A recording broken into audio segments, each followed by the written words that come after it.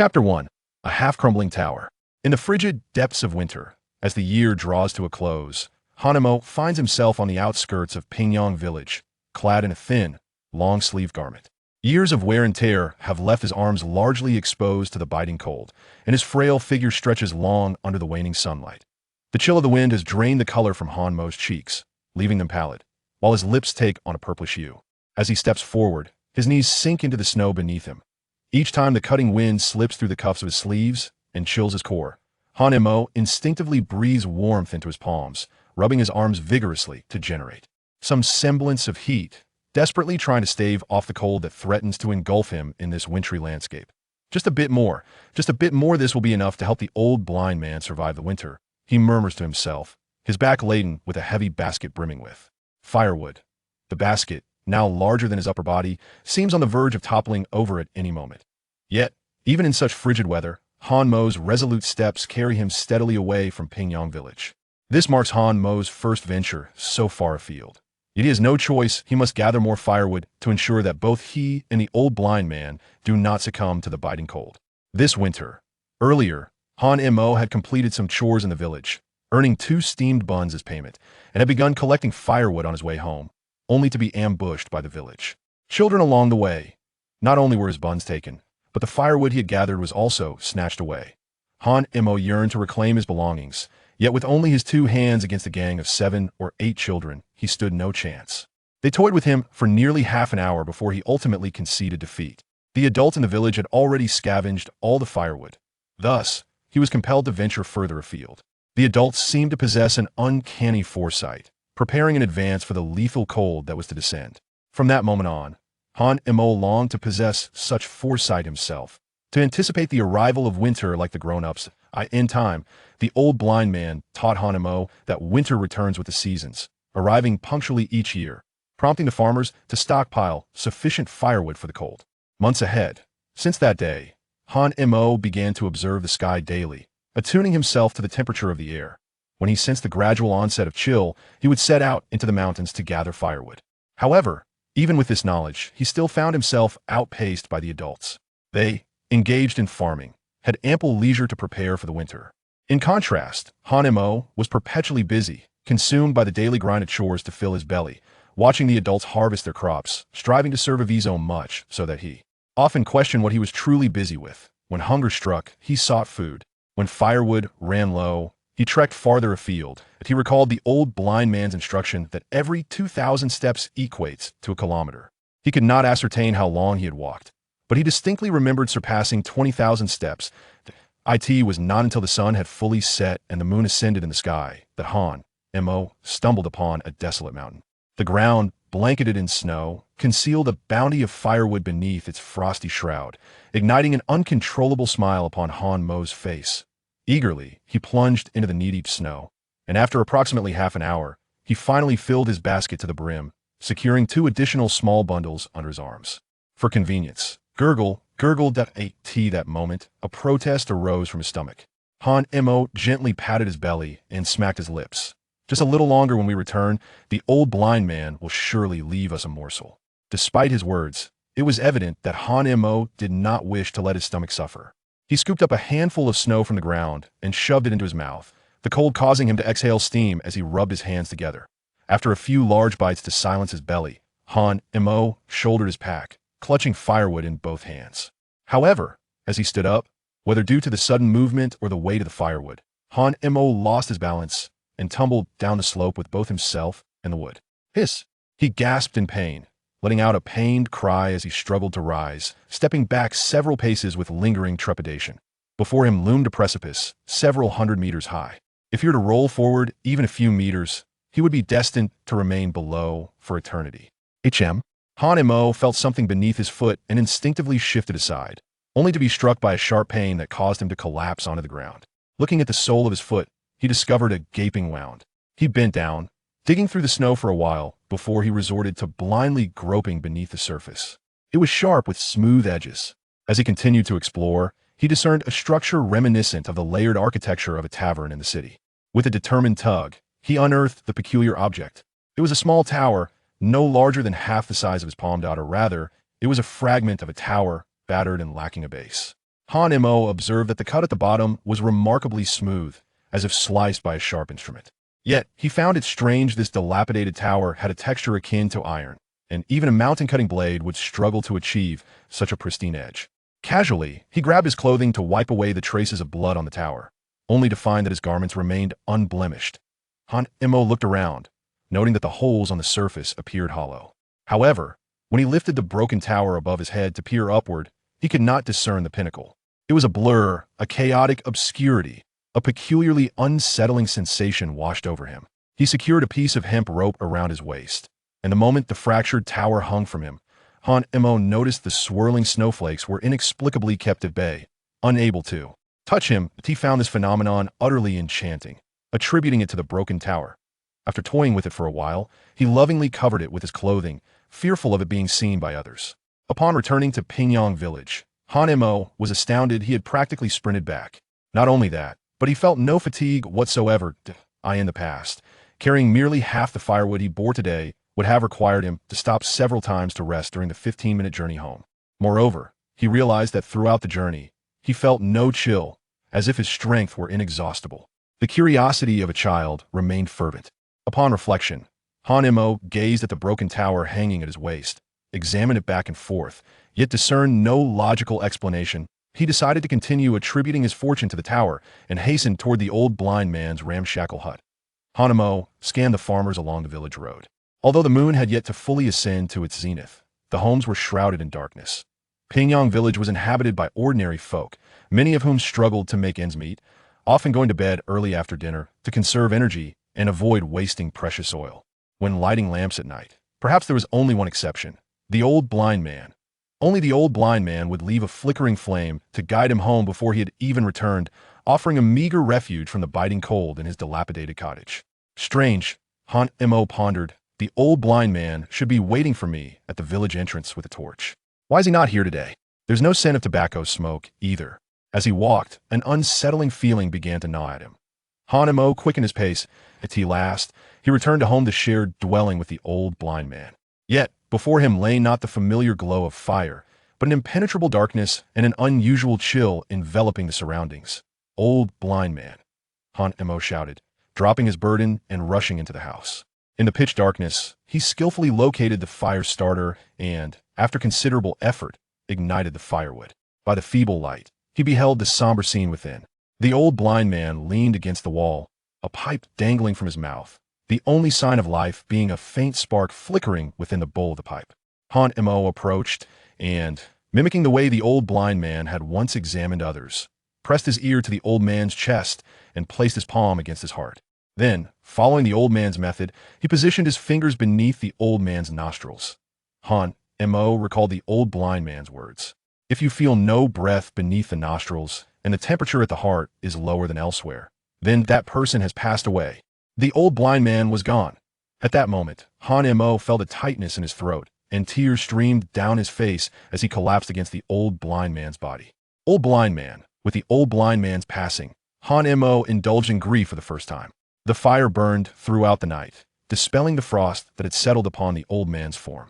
At dawn, Han Mo awoke to the pangs of hunger that he noticed a bowl of cornmeal porridge resting on the half-dilapidated stove, its contents sparse, almost indistinguishable in quantity.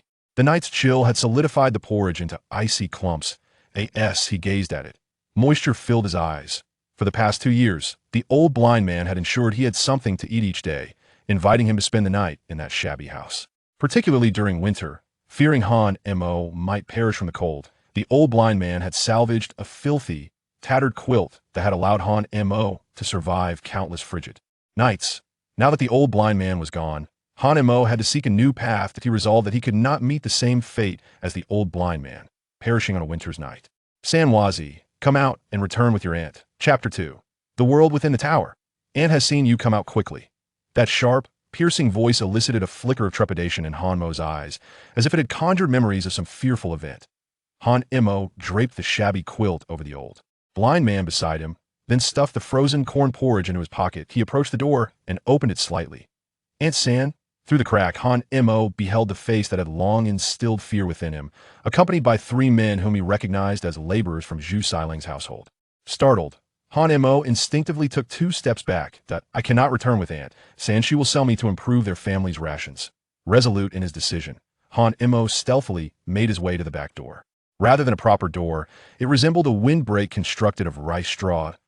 As he pulled aside the straw, a biting wind rushed towards him, prompting him to instinctively shield his face with his arm, only to discover that he felt no sting of the cold.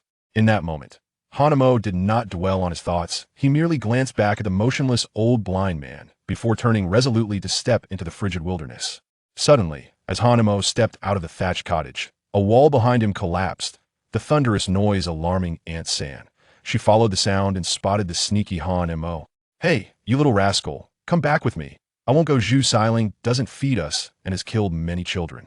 He will surely kill me too." For reasons unknown, Han Mo found the courage to defy Aunt San for the first time, inciting her fury as she cursed and advanced towards him. "What? You refuse? Zhu Xiling has offered 4 taels of silver for you. To work you must go. Catch this little brat." The 3 men who had accompanied her closed in on Han Mo. With tears in his eyes, he evaded their grasp with his frail form, but his malnourished condition caused him to stumble in the snow. Perhaps it was Zhu Xiling's reputation that filled Han Mo with dread. He scrambled to his feet and fled into the snowy expanse. "I cannot go. Zhu Xiling is a devil. The children he purchases always end up dead. If I go, he will certainly kill me." Directionless, Han Mo only knew he must escape. Behind him, the 3 men relentlessly pursued, determined to drag him back. "Damn, how can this little brat run so fast? Don't let him escape. The master has ordered us to bring this little imp back, or we'll have our rations cut for 2 days. Ahead, Han Mo summoned all his strength to sprint, stumbling multiple times along the way. But the fear of capture propelled him to rise and continue running. He dared not look back, terrified that one glance would seal his fate at Zhu Xiling's household. "Little brat, come back with us." A sudden shout from behind startled Han Mo, and as he attempted to increase the distance, he realized he could no longer manage it. After all, he was still a child. How could he outrun grown men? He had already dashed out of the village, and before him lay an endless expanse of white snow, with no visible path. Starving and seeking to evade 3 middle-aged men in this frigid wilderness was clearly impossible. "I asked this to be my fate. I've got you." As one man excitedly extended his hand to seize Han Mo by the collar, his grasp unexpectedly faltered, failing to even brush against Han Mo's attire. "What's happening? Why can't I catch him?" The man was bewildered at this distance. He had been supremely confident in his ability to capture Han Mo, yet, at the very moment of contact, it felt as though an unseen force repelled his hand. The 3 adult men were less than a meter away from Han Mo, yet despite their fervent efforts, they could not touch so much as the fabric of his clothing. Before long, Han Mo spotted a narrow path leading to a forest a few hundred meters ahead. Within the forest, not a single snowflake lay upon the ground. Even in broad daylight, it appeared dark and foreboding from distance. 3 wonder halt. "We cannot go any further." Suddenly, one of the adult men shouted in alarm, stopping in his tracks and blocking the path of his 2 companions. However, to Han Mo's ears, this warning sounded like a ruse, an attempt to deceive him into stopping so they could capture him and take him to Zhu Xiling's home. He was still reveling in his successful evasion of the 3 adult men. "I don't have to endure hard labor at Zhu Xiling's anymore, nor fear being beaten to death by him," Han Mo thought joyfully. "Alas, this 3 wonder has ventured into the Wind Ridge. What shall we do?" Upon hearing those words, a flicker of terror appeared in the eyes of the 3 men. "If we do not enter, we may suffer hunger for a couple of days, but at least we can devise another plan to survive. If we venture inside, however, we may not return alive." Ultimately, their fear and desire to preserve their lives led the 3 men to choose starvation over the dangers of the Wind Ridge. They were too frightened to enter, having heard tales of creatures more perilous than wolves or leopards dwelling within. In all of Pingyang village, only the wealthy Li had dared to enter, and when he emerged, he had lost an arm. According to villagers, Li had trained in martial arts. If a martial artist barely escaped, what chance did mere tenants like them have to survive? Thus, they dared not proceed. The 3 adult men could only watch helplessly as Han Mo dashed into the Wind Ridge. "This 3 wonder is unlikely to survive. Let us return." One man expressed concern, his heart heavy with sympathy, yet tinged with regret. Han Mo halted at the forest's edge, observing the 3 retreating figures with a bright smile. "I have survived. I shall not be sold into servitude by my aunt." Yet, as he grinned, a wave of despondency washed over him. "The old blind man is gone. I can no longer find a place in Pingyang village. The moment I return, my aunt will surely come with others to capture me again." Recalling the old blind man, Hanemo felt his eyes welling with tears. I am sorry, old blind man. Please wait for me. A few days I will return quietly to bury you. Farewell, old blind man. Thank you for your care over these past 3 years. In Pingyang village, you were the only one who treated me kindly. As he spoke, warm tears cascaded down his cheeks. Suddenly, Hanemo knelt on the ground, bowing towards the direction of Pingyang village. This place is still perilous. If my aunt brings more people, I shall be captured again. I must find a place to spend the night. Upon rising, Hanemo wiped away the traces of tears from his face and turned back thrice as he ventured into the ominous windy ridge. Unbeknownst to him, Hanemo wandered through the forest for an extended period, yet he failed to locate a suitable spot for the night.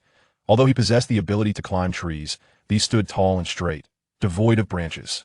He ascended the slope, and just before dusk enveloped the land, he reached the summit and successfully discovered a cave. Gurgle, gurgle. His stomach protested once more, reminding him that he had not consumed anything since yesterday. And alas, there was nothing edible in sight. Outside, there was at least some snow to stave off hunger. But I still have my porridge. With excitement, Hanemo retrieved a chunk of icy gruel from his pocket and took a hearty bite. It was hard and rather bland. He held it in his mouth, allowing it to slowly dissolve, and at last he savored the cornmeal within the porridge.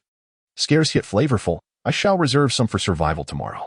After a modest repast, Hanemo gathered some leaves to lay a layer in the cave, then ventured out to seek dry twigs nearby. Hanemo took out a fire starter, and after blowing for a while, a small flame finally ignited, kindling the dry twigs. He brought his hands closer to the source of warmth, feeling that today's fire was more comforting than usual. Luckily, he had kept the fire starter with him. Otherwise, he would have succumbed to the bitter cold of the night. Once he felt a semblance of warmth in his body, Hanemo added more twigs to the fire and laid down on the leaves, contemplating how to spend the following day. Gradually, he drifted into a peaceful slumber. In his dreams, Hanemo beheld the dilapidated tower he carried with him towering hundreds of meters high, resembling a grand palace. As he approached the palace, he noticed a vast expanse of ground stretching wide before him. Hanemo exuberantly jumped up and down on the flat ground. If only I had a piece of land like this, I could cultivate some crops and thus never have to endure hunger. As he spoke, Hanemo realized he was overthinking. To grow crops, one needs seeds. At present, he possessed nothing. Indeed, seeds are essential. Only then could I sow the land with grains. Years of habit had conditioned Hanemo to awaken just before his stomach would protest. Hanmo's first instinct was to venture out in search of sustenance. But upon stepping out of the cave, he was struck with astonishment. The area that had been entirely rocky just the day before now revealed a clearing, spanning several dozen feet in width. Furthermore, this newfound expanse was adorned with tender shoots of fresh growth. Hanemo recalled the common knowledge imparted by the old blind man, confirming that this was indeed the tender shoot of corn. Chapter 3. Old Blind Man. I shall lay you to rest. Is this a dream? Hanmo's initial thought was that he had experienced a dream he had never dared to indulge in. The pain. Hanemo pinched his arm fiercely, the excruciating pain finally instilling in him a semblance of belief in the land and the corn seedlings before his eyes. To further affirm his observations, Hanemo even returned to the cave and emerged several times, and in a surge of exhilaration, he leapt into the air. It was not a dream. This was not a dream. He had acquired a piece of land and seeds, and he would no longer have to endure hunger. Hanemo exclaimed excitedly, inadvertently stepping on a tender seedling. Observing the fragile sprout nearly crushed beneath his foot, he felt a pang of compassion and approached it, gently lifting a handful of soil to prop it up. Satisfied, he stepped back a couple of paces. However, how could corn seeds possibly grow in this place? Hanemo, filled with curiosity, cast his gaze upon the dilapidated tower at his waist, and an audacious thought began to blossom in his mind. In my dreams, I beheld the land within this crumbling tower. Could it be that this little tower grants wishes, allowing my desires to materialize? Such fanciful musings led Hanemo to momentarily question his sanity. Even if this were merely a dream, he wished to linger within it a while longer. To perish in a dream would still be worthwhile. Throughout that day, Hanemo dedicated himself to the cornfield, nurturing each tender sprout as if they were cherished treasures. Unable to part with them, it was only at night that he emerged from his reverie, his stomach audibly protesting its hunger. Hanemo reached into his pocket, only to discover that the icy morsel he had been savoring had been consumed unknowingly over the course of the day. Yet, such a meager amount could hardly suffice to satiate his hunger. Just a little more endurance, he thought. I shall venture forth to seek something to eat. Hanemo caressed his emaciated stomach, poised to venture into the forest in search of sustenance, Yet he found himself ensnared in a dilemma, weighed down by concerns for his cherished haven. As his stomach issued a third protest, Hanmo's vision darkened, and he could no longer withstand the pangs of hunger. Reluctantly stepping into the forest while glancing back thrice, the descent was steep, and Hanmo clung to the protruding stones, nearly losing his footing several times amid a dizzying haze. At last, he reached level ground, surrounded by an enveloping darkness. However, this posed no challenge for Hanmo. Before being taken in by the old blind man, he had often scavenged for food in the dead of night, honing his eyesight to navigate through the shadows. The moonlight filtered through, allowing him to discern the ground beneath him. Strangely, tonight, Hanmo's vision in the dark seemed sharper than usual. After walking for some time, he finally arrived at the entrance of the familiar path. Beyond this trail lay the boundaries of Pingyong village, and by this hour, the villagers would likely be asleep, making it an opportune moment to seek food. Corn required a lengthy maturation period, and during this interval, Hanmo needed to devise alternative means of survival. Resolutely, he treaded along the path, braving the heavy snow as he made his way toward the village. As the moon hung high above, he arrived at the place where the farmers discarded their refuse. It was here that he had once managed to survive until he encountered the old blind man, who had taken pity on him and offered refuge. However, now that the old man had passed, Hanmo found himself abandoned, with some even seeking to sell him for a mere 4 taels of silver to the notorious Zhu Sailang for labor. The entire Pingyong village was aware of Zhu Sailang's infamous cruelty. No child had survived long under his roof, and even the longest lived among them scarcely exceeded a decade. Hanmo is now merely 7 years old. No, after last night, he has turned 8. His last night marked the final eve of the year. Given his frail physique, it is a daunting challenge for him to survive to 9 years of age in the household of Zhu Sailang. Thus, upon learning that his aunt intended to sell him to Zhu Sailang, Hanmo's mind was consumed by a singular thought: escape. Anywhere but Zhu Sailang's home would suffice. Under the moonlight, Hanmo rummaged through a heap of refuse and discovered a chicken bone, which filled him with excitement. After a prolonged moment of anticipation, he finally gnawed on it, savoring the morsel before swallowing it. The foul stench of the rubbish assaulted his senses, causing a shiver to run through him. He speculated that it must have been discarded just yesterday. Nevertheless, he relished the opportunity to indulge, for it was sustenance that would satiate his hunger. It was unclear whose household had recently slaughtered a chicken. Hanmo licked his lips, feeling somewhat unsatisfied. During the festive season, it is indeed customary to enhance one's meals. Yet in Pingyong village, most inhabitants are tenant farmers, and very few households raise chickens, ducks, or geese. It is rare for them to be slaughtered. Not only on ordinary days but even during celebrations. They are primarily kept for their eggs. To his surprise, he found himself savoring chicken bones today. Hanmo pondered that there must surely be more bones, so he continued to rummage through the heap of refuse. However, after an extensive search, he could not uncover a second bone. Just then, he heard the faint barking of a dog from the other side of the garbage pile, accompanied by the sound of bones being crushed. Hanmo heard it distinctly. It was the sound of bones being crushed. I wondered why it was missing, only to realize that it had been devoured by you, this wild dog. Hanmo cursed under his breath as he picked up a stick from the ground and struck the wild dog fiercely on its back. The creature yelped in agony a few times before scampering away. Of course, Hanmo had no intention of stealing food from the dog. He simply could not abide the thought of the wild beast snatching away his hard-earned meal. Hanmo discarded his stick and, shrouded in the cloak of night, stealthily departed from the refuse heap. He proceeded to inspect each household, particularly those with substantial poultry farms, nearly all of which experienced his uninvited visit. After considerable effort, he discovered a nest of chicken eggs, a total of 10 nestled within. After shooing away the hen, Hanmo cautiously took 2 eggs and then scaled the wall to escape, only to be met by the irate shouts of the farmer. Though Hanmo was most reluctant to engage in such underhanded activities, his desire to survive prevailed. Moreover, he neither stole chickens nor engaged in any illicit actions. Previously, Hanmo often crouched beneath the classroom window to eavesdrop, where the esteemed teachers proclaimed that the affairs of scholars were not to be deemed theft, but rather borrowing. Having attended a few lessons, he considered himself a scholar of sorts. Thus, after borrowing today, he intended to return it in due course, whether by coincidence or fate. Hanmo found himself inadvertently at the old blind man's thatched hut. After a moment of hesitation, he ultimately stepped inside. A faint odor of decay wafted into his nostrils. Hanmo merely frowned, deducing that the old blind man was beginning to decompose. Fortunately, it was winter, had it been the sweltering heat of summer. The entire Pingyong village would likely be permeated with the stench of decay. Han Emo approached the old blind man, the quilt stiffened by the cold. Old blind man, I shall take you to your final resting place. Han Emo departed, but soon returned, only to find a wooden cart stationed at the entrance. Though it was referred to as a cart, it lacked wheels entirely. This rudimentary hand-drawn vehicle was crafted by Han Emo using 2 long wooden poles and some dry firewood, all bound together with rope.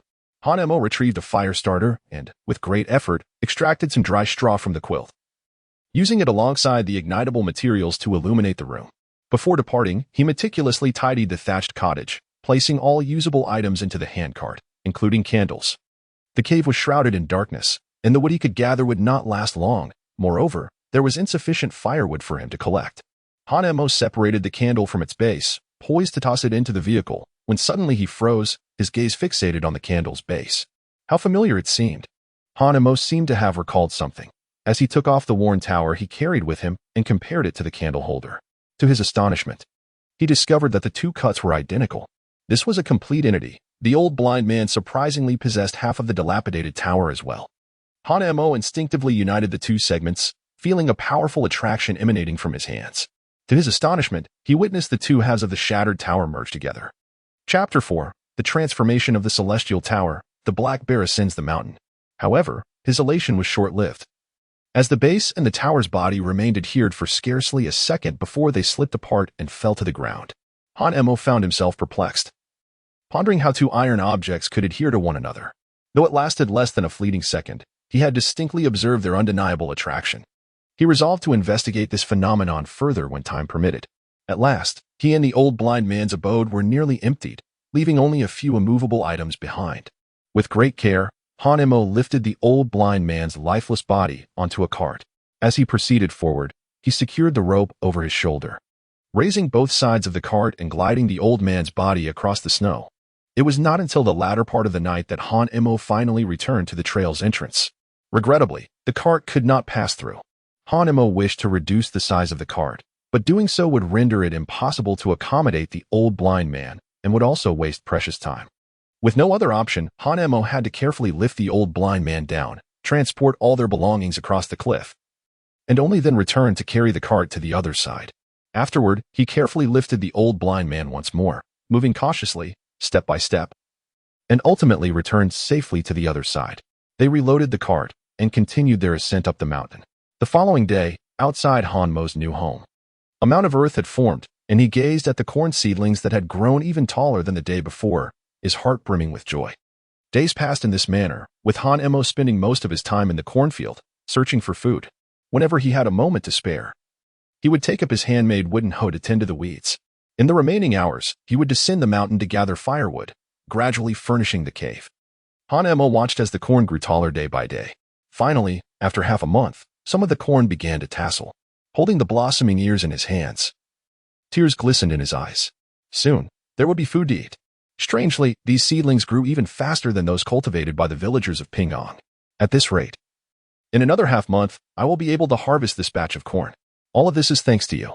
Han Emo lifted the tattered garment at his waist, cradling the celestial tower he held dear in his heart.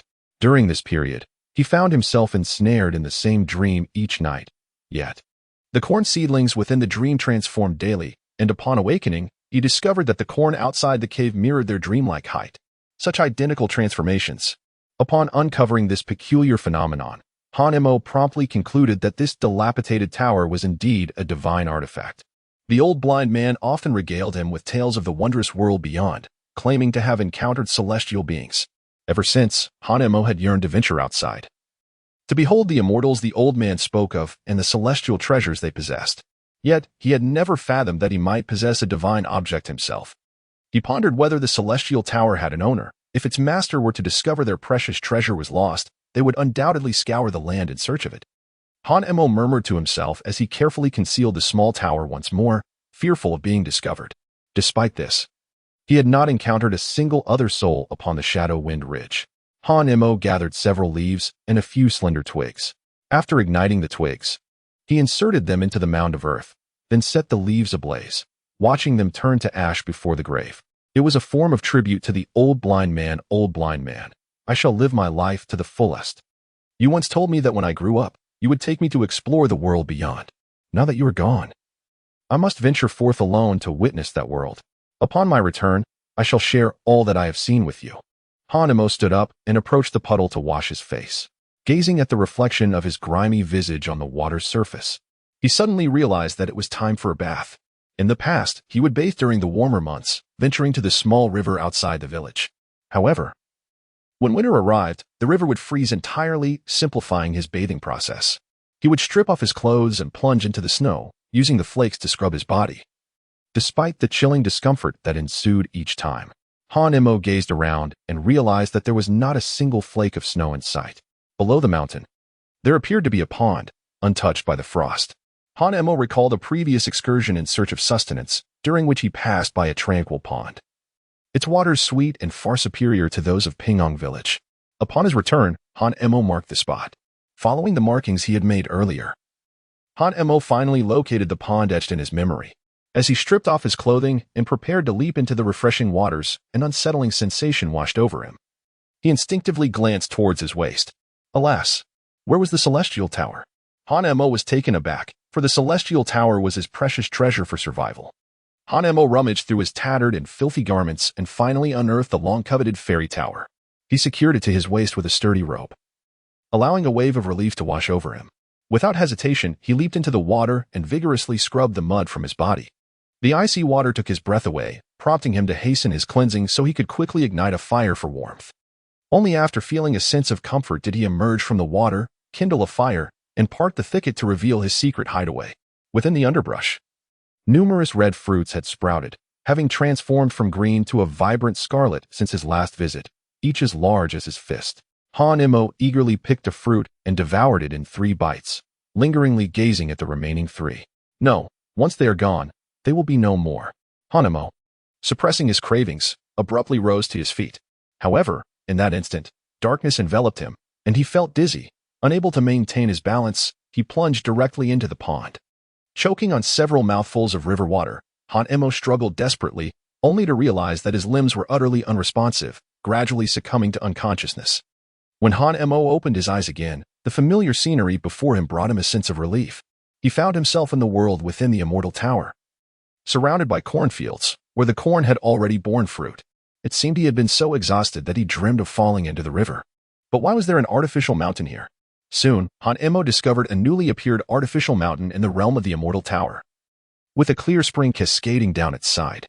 He cupped his hands to gather water, finding it sweet and utterly refreshing, leaving him yearning for more. Moreover, he realized that the spring water flowing from the artificial mountain was abundantly satisfying. Hanemo searched nearby and found a half-broken bucket. He filled it with water and began to irrigate the corn. Once he completed his task, Hanemo was delighted to see that all the corn had borne fruit. At that moment, he felt an itch on his face, but when he reached out, he touched nothing. His vision gradually darkened, and when he opened his eyes again, he was astonished to find a bear's face before him. The bear's tongue was extending out, licking him. Oh, the bear!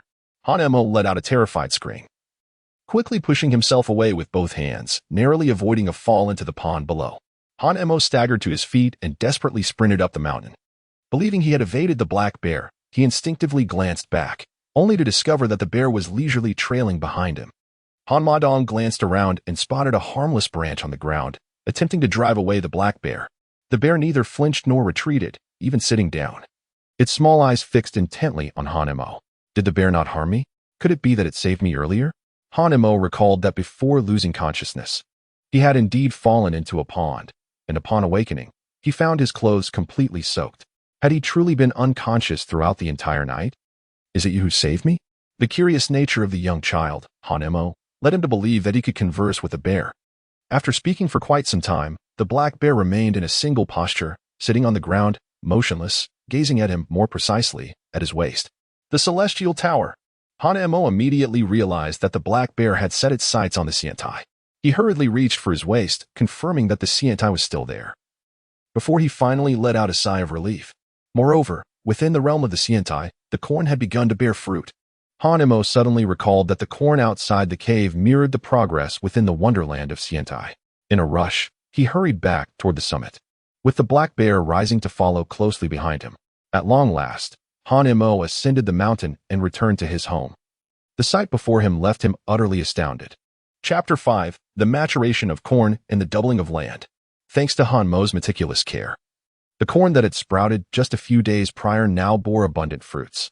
As he peeled back the skin of the kernels, he discovered the juicy grains within, from which water could be squeezed. Hanmo was filled with joy and desired to indulge in a feast. Hanmo swiftly pulled down 2 cobs, igniting a fire, and retrieved the half-broken earthen pot that the old blind man often used to cook porridge. He placed the corn inside, and soon a delicate aroma wafted through the air, causing Hanmo's mouth to water profusely. A few minutes later, unable to withstand his hunger any longer, Hanmo scooped up the scalding corn and took a hefty bite, consuming both the kernels and the husks. At this stage, the corn husks were remarkably tender, and Hanmo could not bear to discard them. After finishing the kernels, he still felt slightly hungry. Gazing at the corn cob, he swallowed hard and proceeded to chew the cob into bits before swallowing it down. After consuming one, he finally felt a semblance of fullness. With 1 cob remaining, Hanmo was reluctant to waste it. He devoured it entirely, even drinking all the water used to boil the corn. Burp. For the first time in his life, Hanmo felt utterly sated. Just then, he heard a distant whimpering sound. Upon closer inspection, he was astonished to see a black bear had followed him to the mountaintop, now gazing at him intently. Was this bear hungry? No, it was my corn. Hanmo immediately realized that the corn was in peril. He picked up a stick from the ground and charged forth. Yet he was but a mere speck compared to the formidable black bear. Should the bear retaliate, he would have no means of escape. The entire harvest stood to be ravaged by the beast. However, having finally found a way to fill his belly in the days to come, Hanmo was unsure from whence his courage stemmed as he found himself in a standoff with the bear. He dared not strike the creature, and the bear showed no inclination to harm him either. The bear's dark, beady eyes remained fixed upon him, and in those depths, Hanmo perceived a glimmer of desperation. After much hesitation, Hanmo finally discarded the stick and ventured into the cornfield. He uprooted a corn stalk, stripped it of its leaves, and cast it before the black bear. The bear lowered its head to sniff, then gingerly picked up a leaf with its paws and began to chew. As it consumed the leaves with increasing ferocity, it soon devoured every last piece on the ground, turning its gaze towards the cornstalk in Hanmo's hand. Hanmo hesitated momentarily. The cornstalk was indeed delectable, and he found it hard to part with it. After severing the stalk, he tossed the upper portion to the black bear and retained the lower half for himself. He skillfully peeled away the outer layer, took a bite, and savored the sweetness as he chewed, extracting every drop of moisture. It was remarkably sweet. Hanmo had never tasted such a sugary cornstalk before. In the past, he had consumed the discarded corn stalks from the farmers in Pingyong village, which were not only lacking in moisture but also devoid of flavor, rendering them quite unpalatable. However, he had also encountered some stalks that possessed a hint of sweetness. In comparison, he preferred the ones he cultivated himself. The black bear, imitating Hanmo, seemed to discover a new delight after its first bite. It gulped down the sweet juice without hesitation. Thus, the man and the bear devoured an entire cornstalk together. Yet, while Hanmo felt satisfied, the bear remained unsated. No, it seemed to think, I must wait a few more days. The remaining stalks will be even more delicious then. Hanmo declined the advances of the black bear, which seemed to comprehend his words, as it stood upright and ambled down the mountain. Thus, Hanmo's corn crisis was remarkably resolved. In the ensuing days, Hanmo vigilantly guarded his cornfield, only harvesting a few ears to satisfy his hunger when desperation struck. To his astonishment, he had anticipated that the black bear would enter hibernation. However, it consistently visited Hanmo's home each day, feasting before descending the mountain. The peculiar understanding between man and beast blossomed. For the next several days, Hanmo traversed the mountain up and down, with the bear faithfully trailing behind him. Although this unnerved Hanmo, he was relieved that the bear posed no threat. Having departed from Pingyong village nearly a month ago, this period marked the happiest time of his life. He diligently tended to his cornfield, occasionally turning the soil and gathering firewood from the mountainside. Meanwhile, the corn continued to ripen. Finally, on the 25th day, Hanmo confirmed that all the corn was ready for harvest, marking the beginning of his first yield.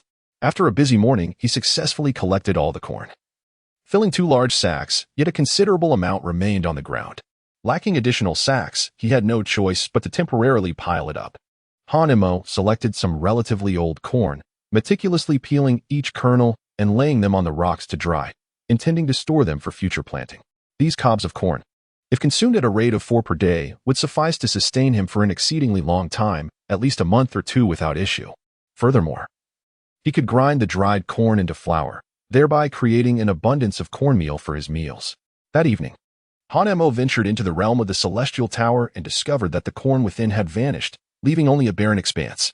To his astonishment, he also noticed that this wasteland seemed to have doubled in size. This revelation filled Hanemo with exhilaration for quite some time. He pondered whether, upon awakening the next day, the land outside would have similarly expanded, allowing him to plant even more corn.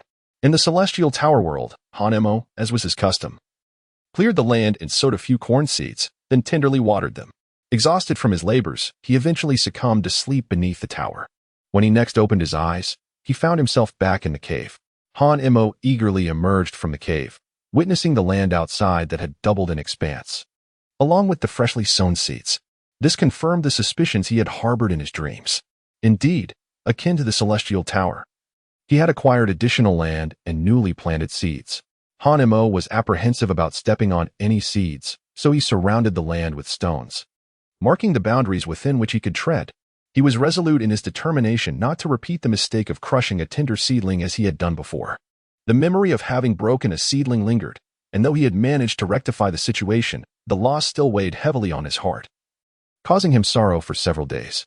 On this day, however, Hanmo's spirits were elevated, prompting him to prepare 2 extra cobs of corn.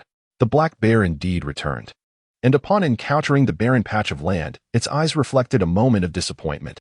Yet, when Hanemo presented a steaming ear of corn before it, the bear eagerly seized the offering with its paws, devouring it with delight. "Great Bear," Hanemo cautioned, "the food I have prepared for you is over there. You must not tread upon my land, for if you do, we shall both face starvation. Do you understand?" Hanemo employed a myriad of gestures, striving to convey his intentions to the black bear. The bear appeared to grasp the essence, albeit vaguely, and nonetheless ambled to the spot indicated by Hanemo, picking up 2 corn stalks before descending the mountain.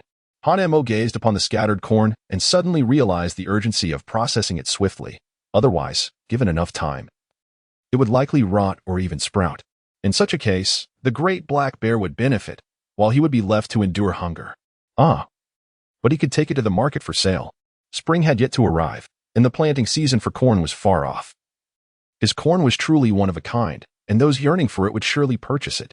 Once he sold it, he could acquire other seeds and improve his living conditions. Resolute in his decision, Hanemo retrieved the handcart he had used a month prior to transport the old blind man up the mountain. He reinforced it and added a railing. Moreover, he had found a wooden wheel during a previous stealthy venture into the village, which was perfectly suited for installation. This would allow him to traverse the small path down the mountain with greater ease, now that the snow had melted. Relying solely on brute strength was inadequate compared to dragging it through the snow.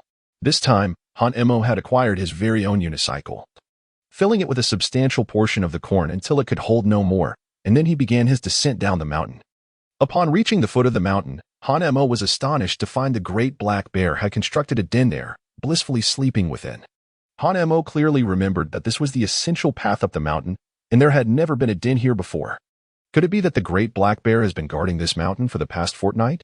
Hanemo felt a flicker of affection for the great black bear for the first time. At times, animals exhibit a greater sense of humanity than people do. Yet, the majority of individuals in Pingyong village, particularly Aunt San, seem only to contemplate selling themselves to Zhu Silang for a mere 4 taels of silver. Reflecting on this, one realizes that these individuals are even less admirable than a black bear. "Oh, the great black bear!" Hanemo called out twice before the black bear finally opened its eyes. Just as it was about to express its anger, it recognized Hanemo and immediately calmed down. Hanemo took out 3 ears of corn from his unicycle and tossed them in front of the black bear. "Great black bear, keep a watchful eye on the mountain and prevent anyone from ascending. If you grow hungry, you may feast upon the corn stalks I have prepared for you. But you must not venture into my cornfield. Do you understand?" Hanemo attempted to convey his intentions to the black bear through gestures. He was uncertain whether the bear comprehended his message. He only noted that after finishing its meal, the bear shifted its body and then lay down to continue its slumber. Let us presume that the great black bear understood. Hanemo descended the mountain and arrived at the familiar path he once ascended. This time, equipped with a wheelbarrow, he effortlessly navigated the trail with ease and safety. Concerned about being discovered by the villagers of Pingyong and potentially reported to Aunt San, Hanemo took a wide detour. After an hour and a half, he finally reached the bustling marketplace. As he arrived later than usual, the market was now teeming with throngs of people. Hanemo, disheveled and clad in tattered garments, quickly drew the attention of those around him, with some even keeping their distance. At last, Hanemo found a suitable corner to place his wheelbarrow and meticulously arranged the corn on the ground. Hanemo, blushing, called out shyly. Amidst the cacophony of the bustling street, his voice was barely audible. Yet, whether out of habit or some instinct, Hanmo's voice suddenly grew louder. Fresh corn for sale. Sweet and fragrant corn. Indeed, his voice swiftly captured the attention of passers-by, and a middle-aged woman paused beside his unicycle cart. Young man, how much for your corn? Chapter 6. Purchasing Grain Seeds. Hanemo looked up and beheld the weathered visage of the woman before him. Dressed in simple attire, her garments bore numerous patches, suggesting she was in her 30s, yet strands of gray already adorned her hair. With calloused hands, she picked up an ear of corn and inquired of Hanemo. Hanemo gazed at his first customer, a sense of bewilderment washing over him as he stammered, struggling to articulate a price. He was apprehensive, afraid that if he quoted too high, she would not make a purchase, yet if he quoted too low, it would belittle the value of the corn, which he had painstakingly cultivated as sustenance for his survival. Moreover, Hanemo rarely had the opportunity to visit the market. His sole experience was before he was abandoned, when his aunt brought him to the market, not to buy him food or clothing, but to have him toil. At that time, he was merely 4 years old, laboriously trailing behind his aunt with a burden that was larger than himself.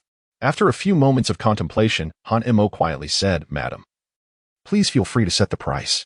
Rest assured, my corn is exceptionally tender and fragrant. Consuming it will invigorate you, leaving you craving more." Terrified of rejection, he hurriedly extolled the virtues of his corn. The woman smiled faintly, then peeled back the husk of the corn, pinching it slightly.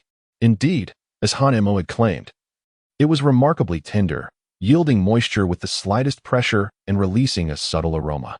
"Young man, the corn is worth 3 coins each, remember that," she declared, handing Hanemo 6 copper coins. He gingerly accepted them with both hands, trembling as he placed them into the prepared cloth bag, then bent down to pick 2 larger ears of corn for her.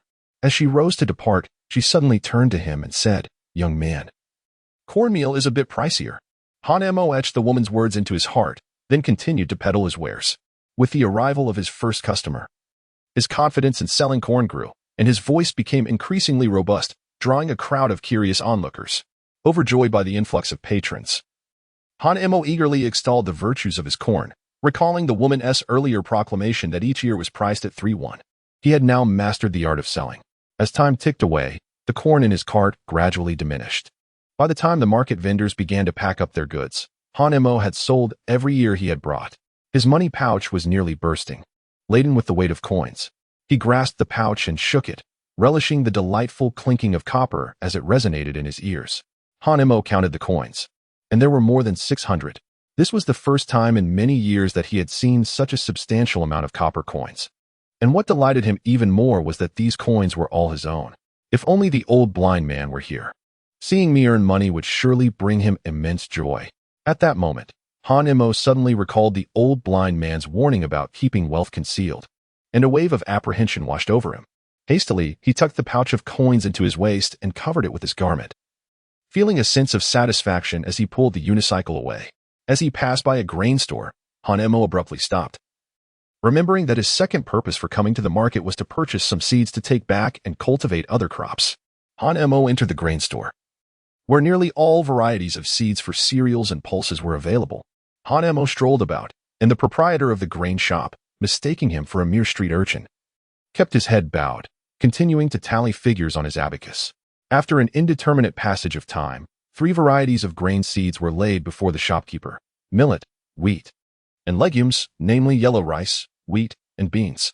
Hanemo initially intended to purchase a selection of grain seeds. However, upon reflecting on the limited arable land available on the mountain, he abandoned the notion. He resolved to defer this endeavor until he could cultivate some barren land in the future. The shopkeeper, observing the seeds, wore a puzzled expression and remarked that the young man appeared to be a beggar, dressed in tattered clothing, yet he had neither stolen nor robbed anything. The shopkeeper inquired about the price of the seeds. Hesitant, he considered that his clientele typically comprised wealthy landowners who would usually purchase in bulk, often a stone at a time. With the young man presenting such a small quantity, he found it challenging to determine a fair price. After a brief calculation on his abacus, he extended 5 fingers. Hanemo was taken aback. 50 won? How exorbitant! How many ears of corn must he sell to recoup such an amount? The shopkeeper chuckled, quickly clarifying, 51? Young man, do you possess such wealth? This is worth at least 6 won. I'll offer you a discount. Let us settle on 5 won. Upon hearing it was reduced to 5 won. Hanemo sighed with relief, yet still felt a twinge of regret. It was nearly equivalent to 2 ears of corn. Hanemo turned his back, retrieved 5 coins from his pouch, placed them on the table, and swiftly seized the seeds before making a hasty escape. This left the shopkeeper in a state of bewilderment for some time, after which he placed the 5 coins into a nearby wooden box. An hour later, as dusk began to settle, Hanemo finally returned to Pingyong village. However, he took a circuitous route, wary of being spotted by the villagers. Despite having escaped for a month, he remained anxious that Aunt San might come up the mountain in search of him. He had seen individuals lurking at the trailhead on several occasions, including during his recent trip to the market, which made him exceedingly cautious. At last, Hanemo reached the familiar intersection, feeling a sense of relief wash over him. Fortunately, Aunt San was nowhere to be found. Strangely enough, since half a month ago, very few people had come this way. Visits had become increasingly infrequent. Yet, even so, Hanemo did not dare to let his guard down. Before his days of wandering, Aunt San had frequently beaten and bullied him. Even after he became a drifter, every time she spotted him, she would hurl a few insults and deliver a few kicks before leaving, as if it had become a customary practice to vent her frustrations on him. Hanemo cast aside the tumult of thoughts swirling in his mind and swiftly traversed the narrow path, erasing the imprints of his footsteps along the way. Upon reaching the mountainside, he discovered the great black bear still slumbering, albeit in a different position. At the sound of approaching footsteps, the bear abruptly opened its eyes, baring its teeth. However, upon recognizing Hanemo, its menacing demeanor dissipated, and it rose leisurely. As Hanemo took a step forward, the black bear followed closely behind. Upon reaching the mountain summit, Hanemo observed the corn seedlings, which had grown over half a foot high. With meticulous attention, Hanemo noted that this batch of corn seemed to be growing even faster than the last. Taking out the celestial tower, a pure and innocent smile graced Hanmo's face. You truly are my lifesaver.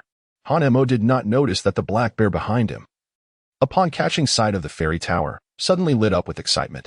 Its eyes sparkled as it leaned closer, its nose nearly brushing against the tower. Just as Hanemo swiftly retracted the fairy tower, Hanemo glanced at the barren land on the other side, immediately overcome by an impulse to plant the grain seeds. However, a sense of disappointment soon washed over his face. Previously, he had attempted to sow corn seeds outside, yet he had never witnessed them sprout. When he finally unearthed them, he discovered that the seeds had rotted. It was then that Hanemo realized only the seeds sown in the realm of the celestial tower during his dreams could germinate and mature swiftly. It seemed he would have to wait until nightfall. Approaching the pile of corn stalks, Hanemo noted that it had not diminished at all. He then turned to the black bear that had come closer, its nose inquisitively twitching. Big black bear, have you not eaten anything all day? The bear, unable to comprehend, simply nodded slowly upon seeing the bear stalks in Hanmo's hand. Hanemo helplessly shook his head and stepped forward, gathering a bundle of corn stalks to present before the black bear. Together, the man and the bear efficiently cleared the ground of the corn stalks. The black bear gazed at Hanemo with lingering interest, yet Hanemo remained oblivious to the bear's attention, fixated instead on the celestial tower concealed beneath his garment at his waist. Let us be off. I must retire for the night. Ultimately, Hanemo could not suppress the urge to plant the newly acquired seeds. The black bear rose to its feet and ambled leisurely down the mountain. Hanemo returned to the cave, ignited a fire, and gathered some corn stalks from outside to place beneath the leaves, thus preventing the uneven ground from jabbing into his back. Hanemo embraced the seeds of grain he had purchased, a smile gracing his lips as he closed his eyes in contentment. Soon, his consciousness began to blur. Chapter 7. Zhu Sailang enters the Ian Windrich. Upon reopening his eyes, Hanemo beheld the magnificent celestial tower he had longed to see. He hastily extended his hand, and once again, the sensation that he possessed otherworldly powers washed over him. In an instant, the 3 types of seeds he had acquired that day materialized in his grasp. Hanemo approached the entrance of the celestial tower, removed the hoe hanging on the door, and then made his way to the barren land. Commencing the task of digging holes, he placed the seeds within, covering them with soil, and continued this process repetitively. After 2 hours of diligent effort, Han Mo finally succeeded in planting all the seeds he had purchased. Subsequently, he picked up the leaky wooden bucket and proceeded to the foot of the celestial tower to fetch water. This particular bucket, though flawed, proved advantageous. A single stroll around allowed him to water an entire row. Han Mo carried a wooden bucket, traversing back and forth numerous times before finally watering all the seeds he had sown. Upon returning to the foot of the mountain, he stripped off his clothing and filled a bucket with water to cleanse himself, washing away the fatigue that clung to his body. However, he remained oblivious to the fact that the mountain before him seemed to have risen considerably in height. After his bath, a grumble emanated from his stomach. It was awakening. Han Mo was well acquainted with this phenomenon. Whenever his belly began to emit sounds of hunger, it signaled that he was about to rouse from slumber. He returned his farming tools to their rightful place and stood at the periphery of the barren land, gazing at the fruits of his labor from the previous night, which had now sprouted new shoots. Suddenly, he felt his eyelids grow heavy and hastily lay down on the ground, closing his eyes in deep slumber. Upon opening them once more, Han Mo found himself back in the cave, his consciousness gradually returning. The fire beside him had extinguished, leaving only a few embers that still radiated a faint warmth. As usual, Han Mo selected 2 ears of tender corn and 1 older one, stepping out of the cave. He gazed at the newly cultivated wasteland, now sprouting fresh shoots, and an innocent smile unwittingly blossomed on his face. He retrieved a half-earthen pot, commonly used for boiling corn, and scooped water from a nearby puddle, placing it beside a makeshift pit to ignite a fire. With the entire unpeeled ear of corn nestled inside, Han Mo commenced his wait. Naturally, he would not squander this time. Today he planned to visit the market, hoping to sell more corn and earn extra money to enhance his living conditions. Observing the pair of corn on the ground, Han Mo approached and meticulously selected the tender one, making a distinction. He could not sell everything. The corn in the field required a month to mature, and he needed to rely on these corn to survive during this period. The corn that was neither too tender nor too old would be set aside for his own consumption, while the remainder would be taken to the market for sale. After making his decision, Han Mo reserved enough provisions for a month, then ventured outside to fetch his unicycle, beginning to load it up. In less than 15 minutes, Han Mo had once again filled his cart with corn and also gathered his back basket used for carrying firewood, adding some more corn to it. Today, he aimed to sell a greater quantity. Once he earned more money, he could acquire additional supplies. At that moment, Han Mo heard the earthen pot on the fire emitting a bubbling sound, the aroma of the cooked corn wafting towards him. Greedily inhaling 2 deep breaths, he swiftly made his way to the fire pit outside. The corn was ready. Han Mo eagerly seized a steaming ear of corn, only to find himself wincing from the heat. He switched it between his left and right hands, puffing his cheeks in an attempt to cool it down. Once he acclimatized to the temperature, he devoured the corn as though he hadn't eaten in days, forgoing the peeling and taking a hearty bite. The sweet juice burst in his mouth, eliciting pleasurable sighs as he rapidly chewed and swallowed. Even the tougher kernels were consumed, providing a satisfying fullness that he relished. With scarce corn at hand, he was determined not to waste a single morsel. After finishing the first ear, he quickly took up a second, now only slightly hot, and polished it off with remarkable speed, finally satiating his hunger. Patting his stomach in contentment, Han Mo approached the pile of corn stalks. He selected one, tore off its tough outer layer, and savored the sweet sap within. After thoroughly enjoying it, he burped and drained the remaining water from the earthen jar. Finally standing up with satisfaction, he tucked the cooked corn into his pocket, slung his backpack over his shoulders, and loaded a few stalks onto his unicycle before making his way down the mountain. As he reached the mid-slope, he noticed the black bear still in slumber. Han Mo placed the corn stalk before the black bear, and then positioned the corn beside its nose. The fragrant corn quickly roused the black bear from its slumber. "Great black bear, this is your reward for today. Guard this place well, and do not allow anyone to ascend the mountain. Do you understand?" Han Mo, as he had done the day before, cautioned the great black bear once more before setting off again. At last, Han Mo beheld the familiar path, cautiously maneuvering his unicycle across to the other side. Suddenly, he halted, noticing several footprints in the snow beneath him. "This is bad. Aunt Sin must have brought people here to ambush me again." Han Mo swiftly realized that the people from Pingyong village had come again. Feeling as though their presence lingered like restless spirits, he hurriedly erased any traces he had left behind, then returned to the opposite bank, shouldered his burden, and quickened his pace by pulling the unicycle. He even opted for an alternative route, continuing to take a longer way to distance himself from Pingyong village. Han Mo was unaware that after he departed, nearly half an hour later, 3 individuals arrived beside the narrow path. The man in the center, adorned in splendid garments, with a plump face and large ears, clearly hailed from a prosperous household. In stark contrast, the 2 flanking him bore sallow complexions, their bodies gaunt, unmistakably representing the impoverished families of Pingyong Village. Had Han Mo been present, he would have immediately recognized these 2 as the individuals sent a month prior by his aunt to capture him. While the rotund man in the middle was none other than Zhu Xilang, notorious for his brutal treatment of children, a landlord of Pingyong Village, possessing both land and property. Master Zhu, shall we refrain from entering the Yin Windridge? One of the men suggested hesitantly. Indeed, Master Zhu, another echoed. Li the Wealthy once ventured in and lost an arm, despite having martial training. Zhu Xilang clutched his belly, the flesh on his face quivering. I brought you both here to intimidate me? Should danger arise, you are to protect me first. Rest assured, should you perish, I shall not neglect your families. I will look after your wives and raise your sons. Upon hearing this, the 2 tenants were so frightened that they knelt before Zhu Xilang, fervently bowing and pleading for mercy. Please, Master Zhu, my son is only 5 years old. I beg you, spare him. Zhu Xilang's jovial expression darkened ominously. Crack. The whip lashed mercilessly against the 2 tenants, and in a fit of rage, Zhu Xilang commanded, lead the way ahead. We cannot afford to waste time. If the red-skin fruit used for healing is gone, I shall take your lives and ensure your families are left without heirs. After this round of threats, the tenants dared not resist any longer, obediently leading the way.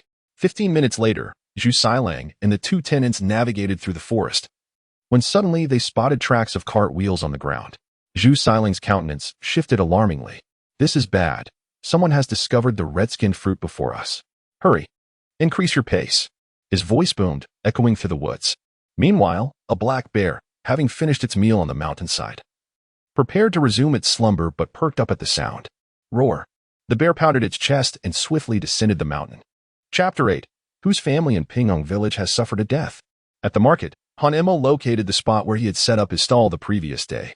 Although he had squandered more time on the road than the day before, he arrived early enough today. The streets bustled with people, yet there remained ample space to set down baskets and carts. Han Mo stood firmly between the carrying basket and the unicycle, guarding his possessions. Today, he had brought more corn than yesterday, and surely he would earn more than he did the day before. Han Mo eagerly anticipated, observing the ebb and flow of passers-by, awaiting the arrival of his first customer of the day. Fresh corn for sale. Tender, fragrant, and sweet corn.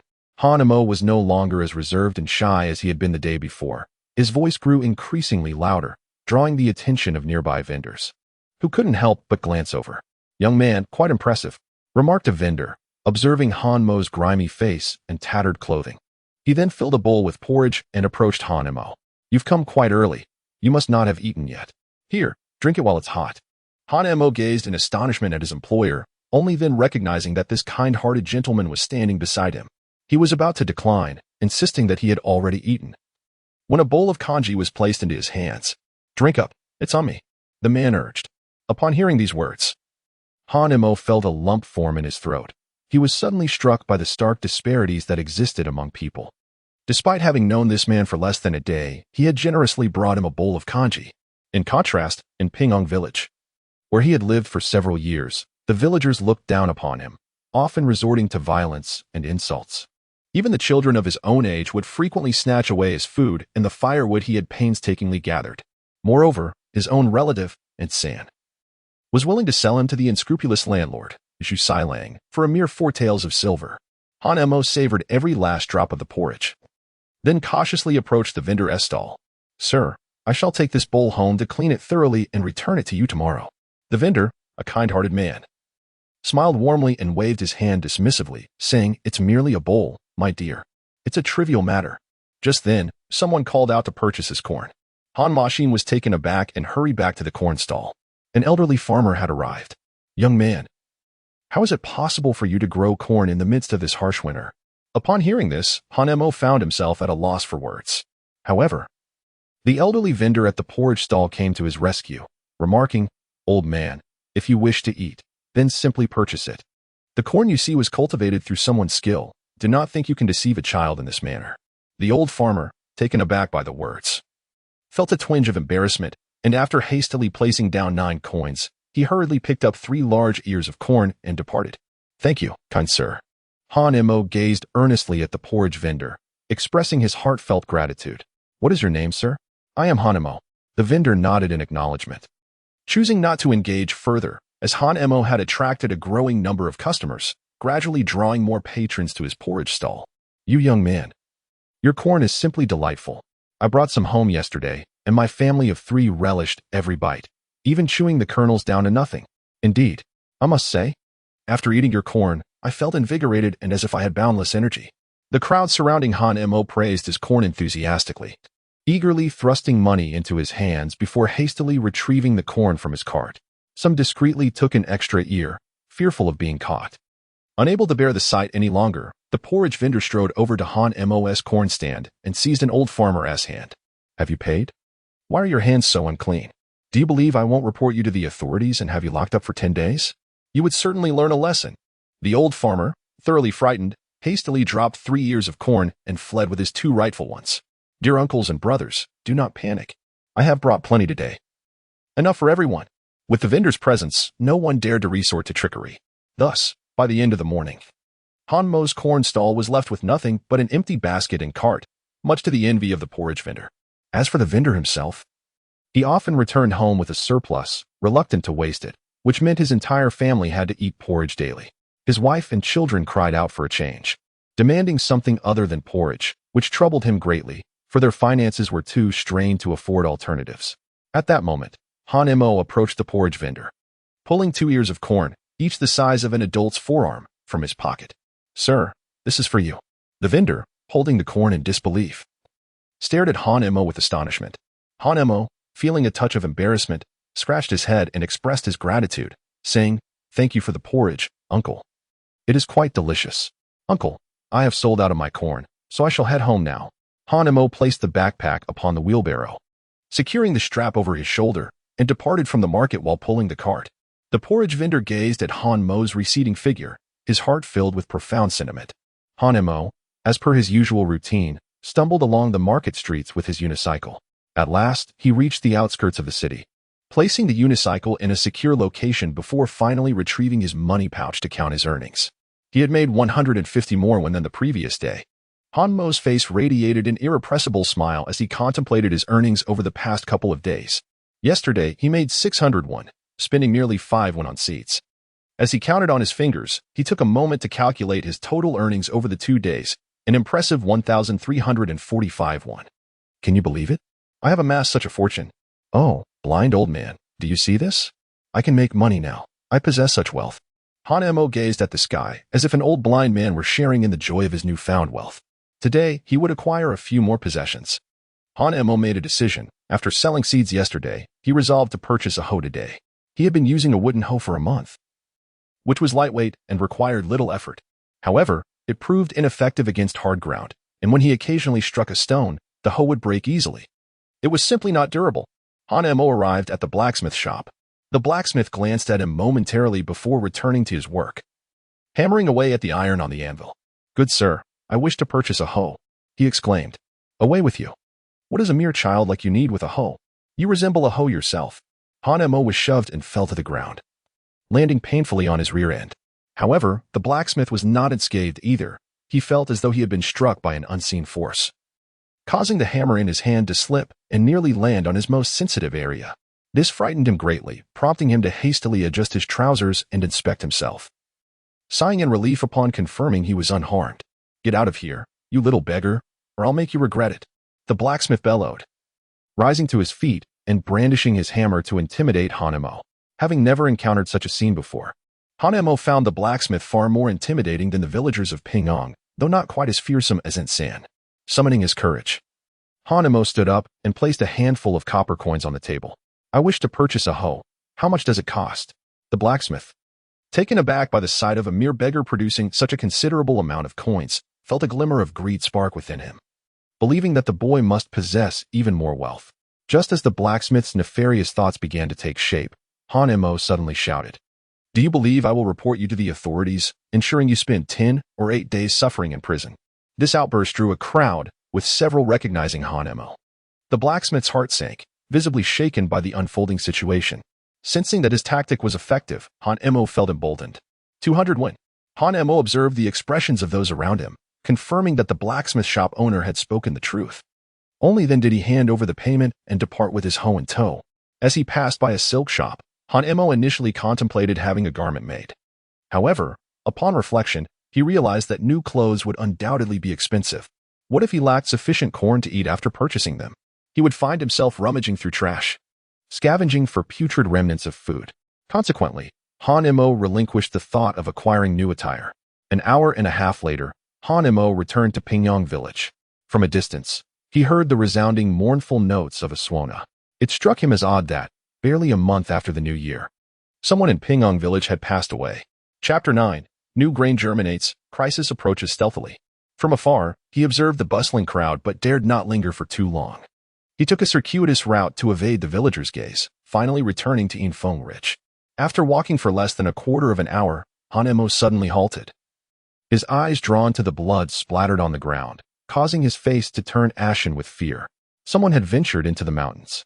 A thought sprang to Han Mo's mind, prompting him to hastily pull the unicycle up the mountain.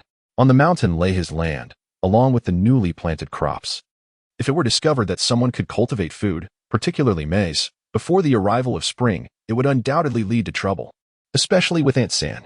Indeed, could it be that Aunt San had brought others up the mountain? Han Mo was filled with an increasing sense of dread. He harbored a deep-seated fear of his third aunt. If discovered, he would be forcibly taken back. Yet, if he chose not to go, what would become of the newly sprouted seedlings should she wreak havoc upon them?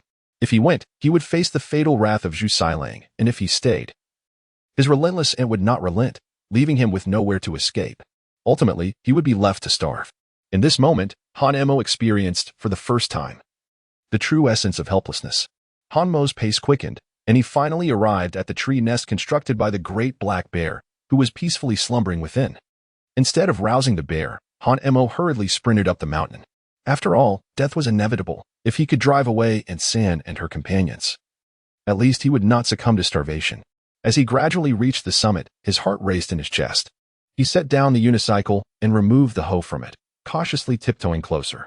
At last, Han Mo beheld the cave, the stacks of corn stalks, the makeshift pit where corn was often boiled, and the intact cornfield. Han Mo finally breathed a sigh of relief. His aunt had not arrived, and he had preserved the sanctuary upon which he depended for survival. Han Mo returned the unicycle to the cave and, armed with a hoe, ventured into the cornfield to clear away the encroaching weeds. He then refurbished the earthen pit used for boiling corn, reinforcing it to prevent any soil from contaminating the corn during cooking. Having completed these tasks, evening descended, casting a grayish hue across the sky. It was then that Han Mo remembered he ought to reward his hunger, so he returned to the cave to gather 2 ears of corn. Eating just one would suffice for dinner, allowing him to sleep. Otherwise, he would be compelled to consume both if hunger struck again. The remaining corn should sustain him until the next harvest ripens. After a prolonged wait, the corn in the clay pot emitted a fragrant aroma. Han Mo hurriedly extracted it, blowing away the scorching steam before ascending to the highest point, where he savored his dinner while admiring the sky beyond the forest. From this vantage, he could glimpse Pingyang village, albeit from a great distance, resembling nothing more than a tiny palm-sized speck. However, this evening, Pingyang village was not shrouded in darkness. It flickered with the glow of firelight, leading Han Mo to surmise that a death had occurred there. Yet, deaths were a commonplace occurrence in Pingyang village, where tenants were often destitute. When a death occurred, it was customary to gather straw to weave a simple mat, upon which the deceased would be placed and then disposed of in a mass grave without ceremony. Today, however, the household mourning the deceased was illuminated and even had hired a swana player. If not for the fear of being reported to Aunt San by the villagers, Han Mo would have eagerly scavenged through the refuse in search of food. After all, families capable of hosting a funeral feast were not particularly impoverished, if circumstances allowed. They might even slaughter a few chickens or procure a piglet from a farmer to enhance their offerings. At such a gathering, one could expect the bones to be stripped of meat, boiled into a rich broth before being discarded, before being taken in by the old blind man. Han Mo had fortuitously discovered a warm marrow bone in the refuse during a wedding at the Li family estate, which had provided him with a rare moment of satisfaction. However, such thoughts were mere musings. He dared not return, for even in the dead of night, a careless misstep could lead to discovery, and Aunt San would undoubtedly summon the workers from Zhu Sailang's household to drag him back. Hanemo is not yet inclined to meet his demise, especially when he is well fed at present. However, as he gazes upon his meal, he cannot help but swallow hard, envisioning that what he holds in his hand is a succulent pork bone, which he would delightfully crush and swallow along with the corn cob. Once I accumulate more wealth, I shall indulge in purchasing meat, particularly fatty cuts, savoring such luxuries once or twice a month. It would undoubtedly be a delightful experience. Hanemo found himself startled by his own thoughts. How extravagant! Even the wealthy Li family from the East would not indulge in such excess. Not even once or twice a month. Here he was, a mere impoverished youth, yet he dared to aspire for a life surpassing that of the wealthy. Casting aside this notion, Hanemo descended the rocks, arriving at the mouth of the cave. As usual, Hanemo kindled a fire in the cave, and then placed some hay beneath his bed to ensure a more comfortable slumber. He then embraced his cherished fairy tower and drifted into a deep sleep. Once again, he found himself in the realm of the fairy tower. Hanemo shouldered his newly acquired hoe and proceeded forward, tenderly nurturing each corn seedling until not a single weed remained in the soil. Satisfied, he hung the hoe on the door of the fairy tower.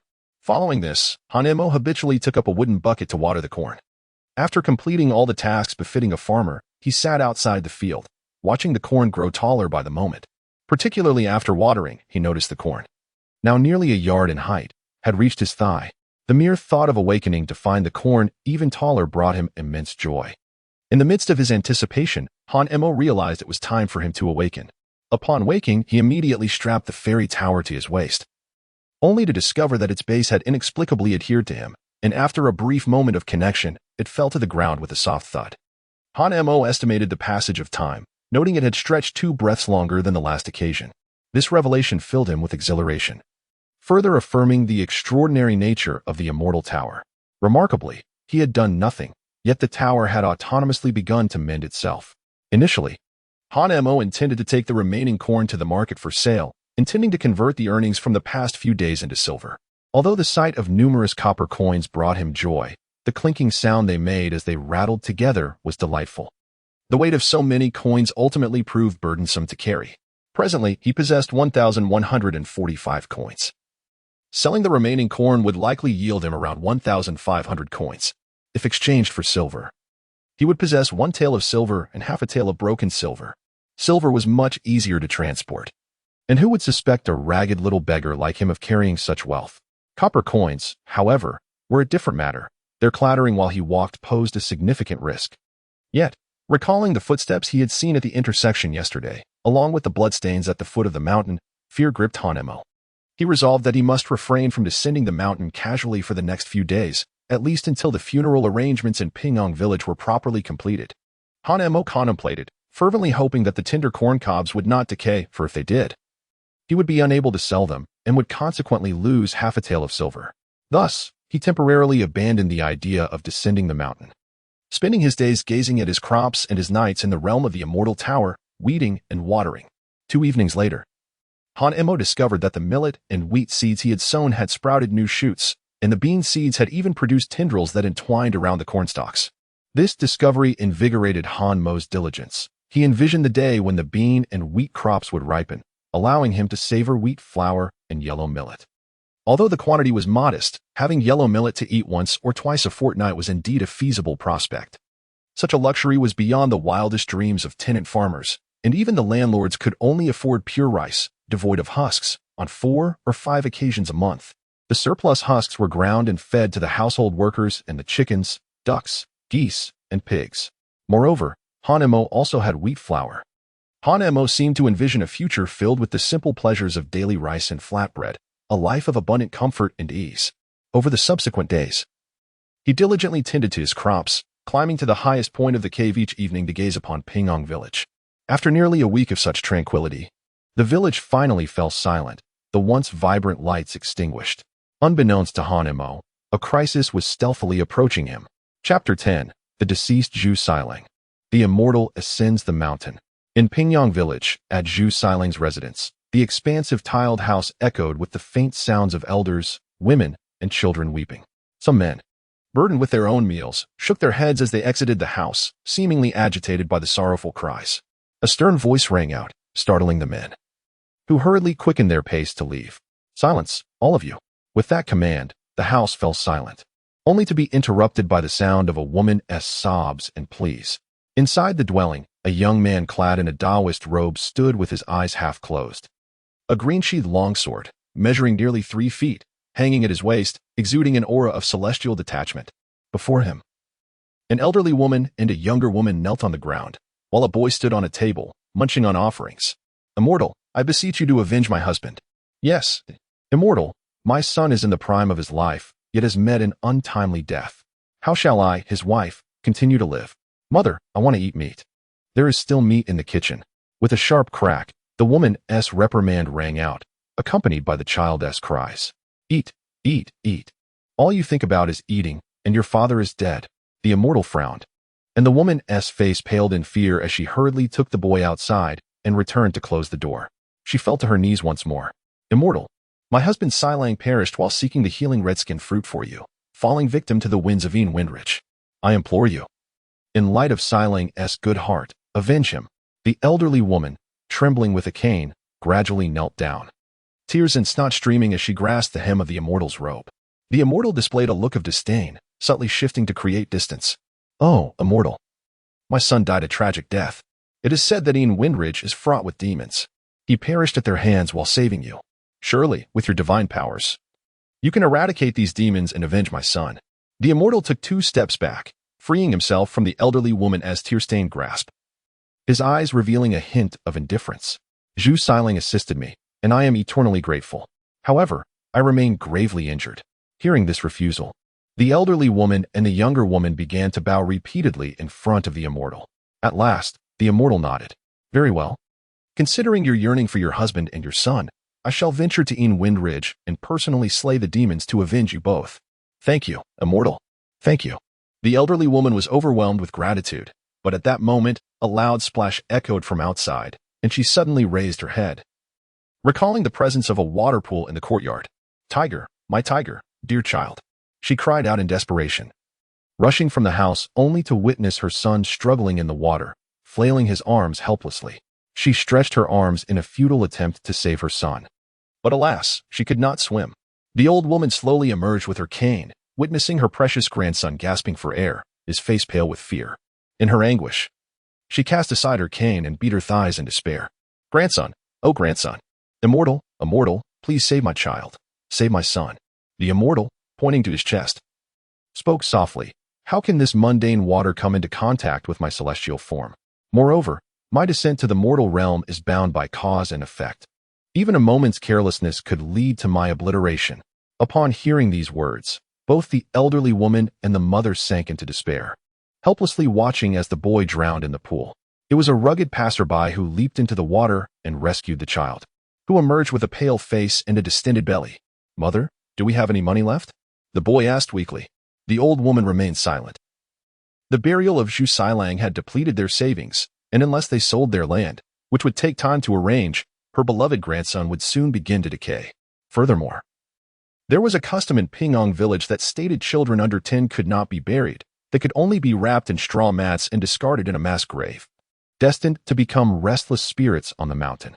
Ultimately, the mother covered her face in sorrow, preparing a straw mat to wrap the boy and cast him away. You may handle the aftermath. I shall journey to Mount Wind. The Immortal stepped out of the thatched house, forming a spell with one hand, and a 3-foot-long sword flew from his waist, carrying him away from that place. At the summit of Wind Mountain, Han Mo wheeled a cart to the area where the corn was piled, intending to take the remaining tender corn to the market. He had initially feared that the corn would spoil after so many days. However, to his astonishment, even in the dim and somewhat damp cave, the corn remained as fresh as if it had just been harvested from the stalks.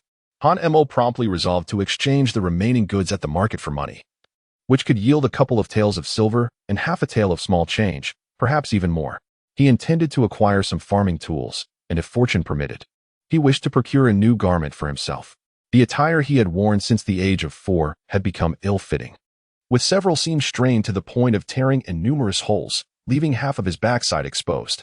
It was barely holding together. Additionally, Han Mo was consumed by cravings, planning to purchase some fatty meat, yet he was uncertain of the prices, having never ventured to buy meat himself, nor daring to approach the butchers. These butchers, Having slaughtered countless pigs, bore fierce expressions that instilled a sense of dread. Big Black Bear, I shall descend the mountain today to convert the money into silver. Guard the mountain well, and upon my return, I shall prepare a meal for you. If you grow thirsty, there are corn stalks and a small puddle outside. Be cautious when drinking from the puddle near the grain field. Take care not to trample the crops, understand? Han Mo tossed a kernel of corn to the Black Bear, then proceeded to load the remaining corn onto the cart, all the while offering gentle reminders. Han Mo observed that during this period, the Black Bear seemed to comprehend his words, requiring little in the way of gestures. The bear instinctively knew what to do, even without his presence in the grain field. This realization brought him considerable relief. After finishing loading the vehicle, Han Mo approached, attempting to touch the bear. The Black Bear, engrossed in devouring corn, displayed no signs of resistance, allowing Han Mo to finally feel its fur. It was coarse, an unexpected sensation. He had assumed that animal fur would be soft and pleasant. Yet the Black Bear's hair resembled that of a pig, stiff and bristly. At that moment, the bear suddenly stood upright, and Han Mo, caught off guard, was knocked aside, nearly losing his balance. Just as he was about to express his irritation, the Black Bear let out a fierce roar and bolted down the mountainside. On the ground lay half a cob of corn. This was peculiar. A Black Bear would never waste food so casually. Even the corn stalks would be chewed and swallowed. Yet today, the bear had resisted and discarded its beloved corn. Such an unusual occurrence must signal some underlying mystery. Could it be that someone had ventured up the mountain? Han Mo was acutely aware of the remarkable sensitivity of animals' sense of smell. Thus, he immediately realized that someone might be ascending the mountain. He cautiously picked up a half-eaten ear of corn from the ground and followed suit. Following the footprints on the ground, Han Mo discerned that the direction of the great Black Bear was not down the mountain, but rather towards another path. He recalled that there was a pond in that vicinity, a place he often frequented for bathing.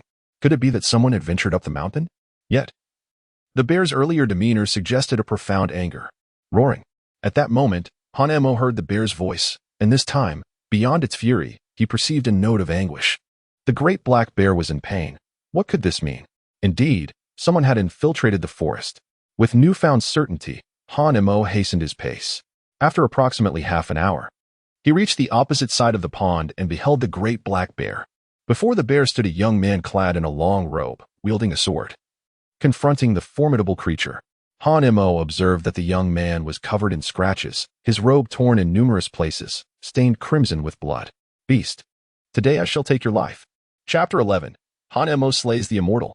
The young man, wielding a 3-foot-long sword, leaped into the air, soaring several dozen feet.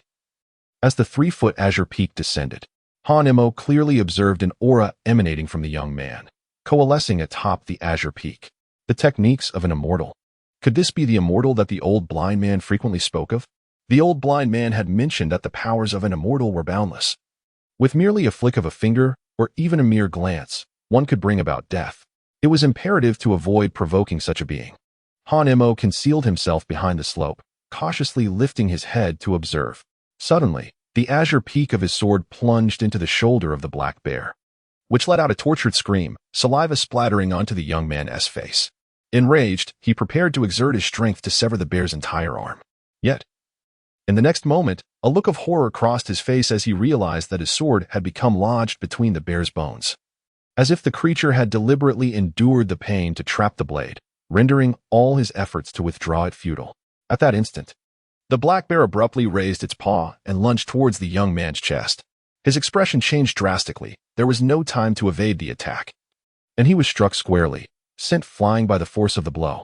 His shirt was torn open, revealing gruesome claw marks as blood poured forth uncontrollably. Damn it! You beast! How could you be so tenacious?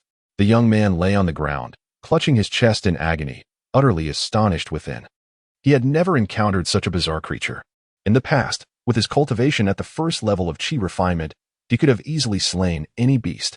Yet, this Black Bear, though merely a mundane animal, exhibited an astonishing vitality that rivaled that of mystical beasts.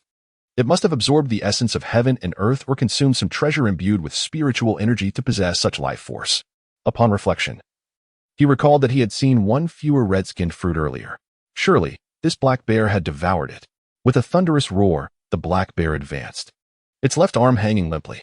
The young man seized the moment to draw his sword and slash at the bear's chest, channeling all his strength into the strike. With a sickening sound, The bear's chest was torn open, exposing its stark white bones. However, the bear seized its opportunity, suddenly lifting its foot. The young man, anticipating the move, positioned his sword before him. With a sharp thrust, the sword pierced through the bear's paw, causing it to howl in pain as its massive frame collapsed to the ground, unable to rise. Yet, the young man was not unscathed. That attack had exhausted the spiritual energy he had stored within, making it exceedingly difficult for him to rise, let alone inflict further harm on the beast. Then he remembered the red-skinned fruit. Realizing its healing properties, he hastily struggled to crawl towards a nearby thicket, parting the bushes to discover 3 remaining red-skinned fruits. Just as he plucked one and was about to swallow it, a shadow suddenly loomed over the thicket. Initially, he thought the black bear had risen again. But upon closer inspection, he discerned that the shadow was too slender to belong to the bear. It was a person. Shock coursed through him as he quickly turned. Lying on the ground to see a figure less than a meter away, his pupils dilated in disbelief. A child, an ordinary child, drenched and seemingly harmless. What could he possibly want? The child stared at the young man for a moment before turning away. The young man sighed in relief, thinking that a mere child, with such simple thoughts, posed no real threat to him. Consequently, he turned his attention back to the red-skinned fruit, reaching out to touch its skin. Feeling a long-forgotten sense of comfort radiate from his fingertips, filling him with joy. Suddenly, a loud bang echoed through the air. At that moment, a sharp stone struck the back of his hand, shattering his palm completely. "Do not touch my food," the young man shrieked, realizing that the child who had just walked away had returned, cradling a stone as large as his head. "Impudent child, I am a celestial being. Do not impede my harvest of the crimson fruit," he bellowed. To his astonishment, the child raised the stone once more and brought it crashing down upon the young man's head. With a piercing cry, the young man's hand fell limp to the ground, motionless. Oh no! At that moment, the child heard the bear emit a sorrowful sound and, discarding the stone, hastened over. "Great black bear, do not die, great black bear." The bear struggled to lift its head, its nose brushing against the child's hand as if to comfort him, its tiny eyes reflecting the presence of the one who had accompanied it throughout the past month. Indeed, the child was Hanemo.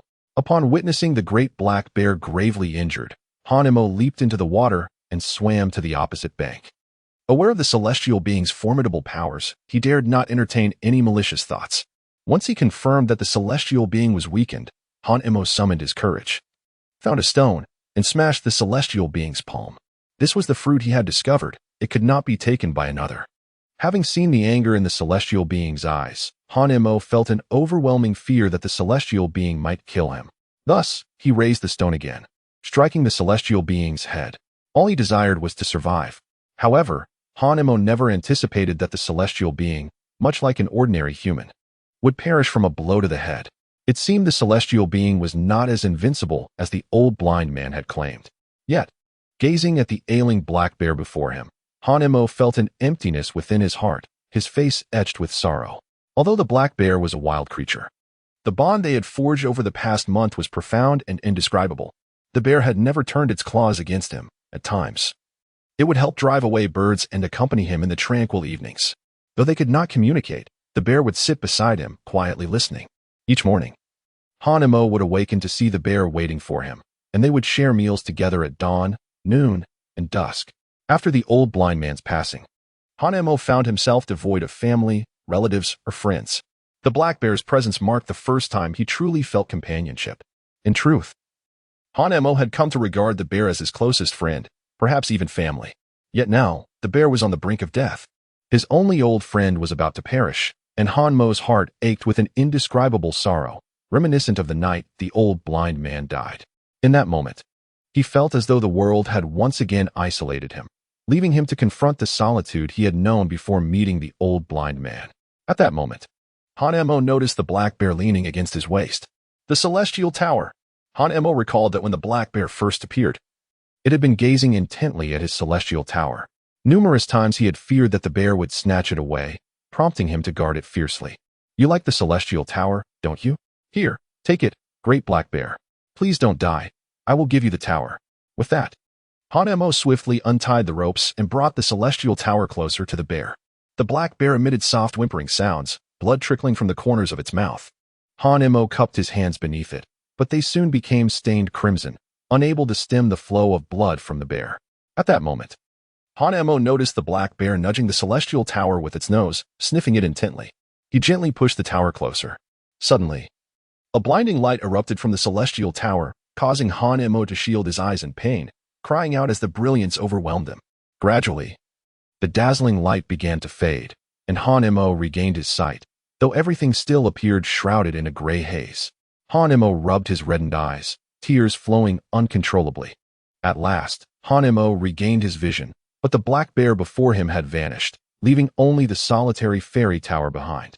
Hanemo was instantly taken aback, carefully surveying his surroundings, yet he still could not spot the ailing black bear.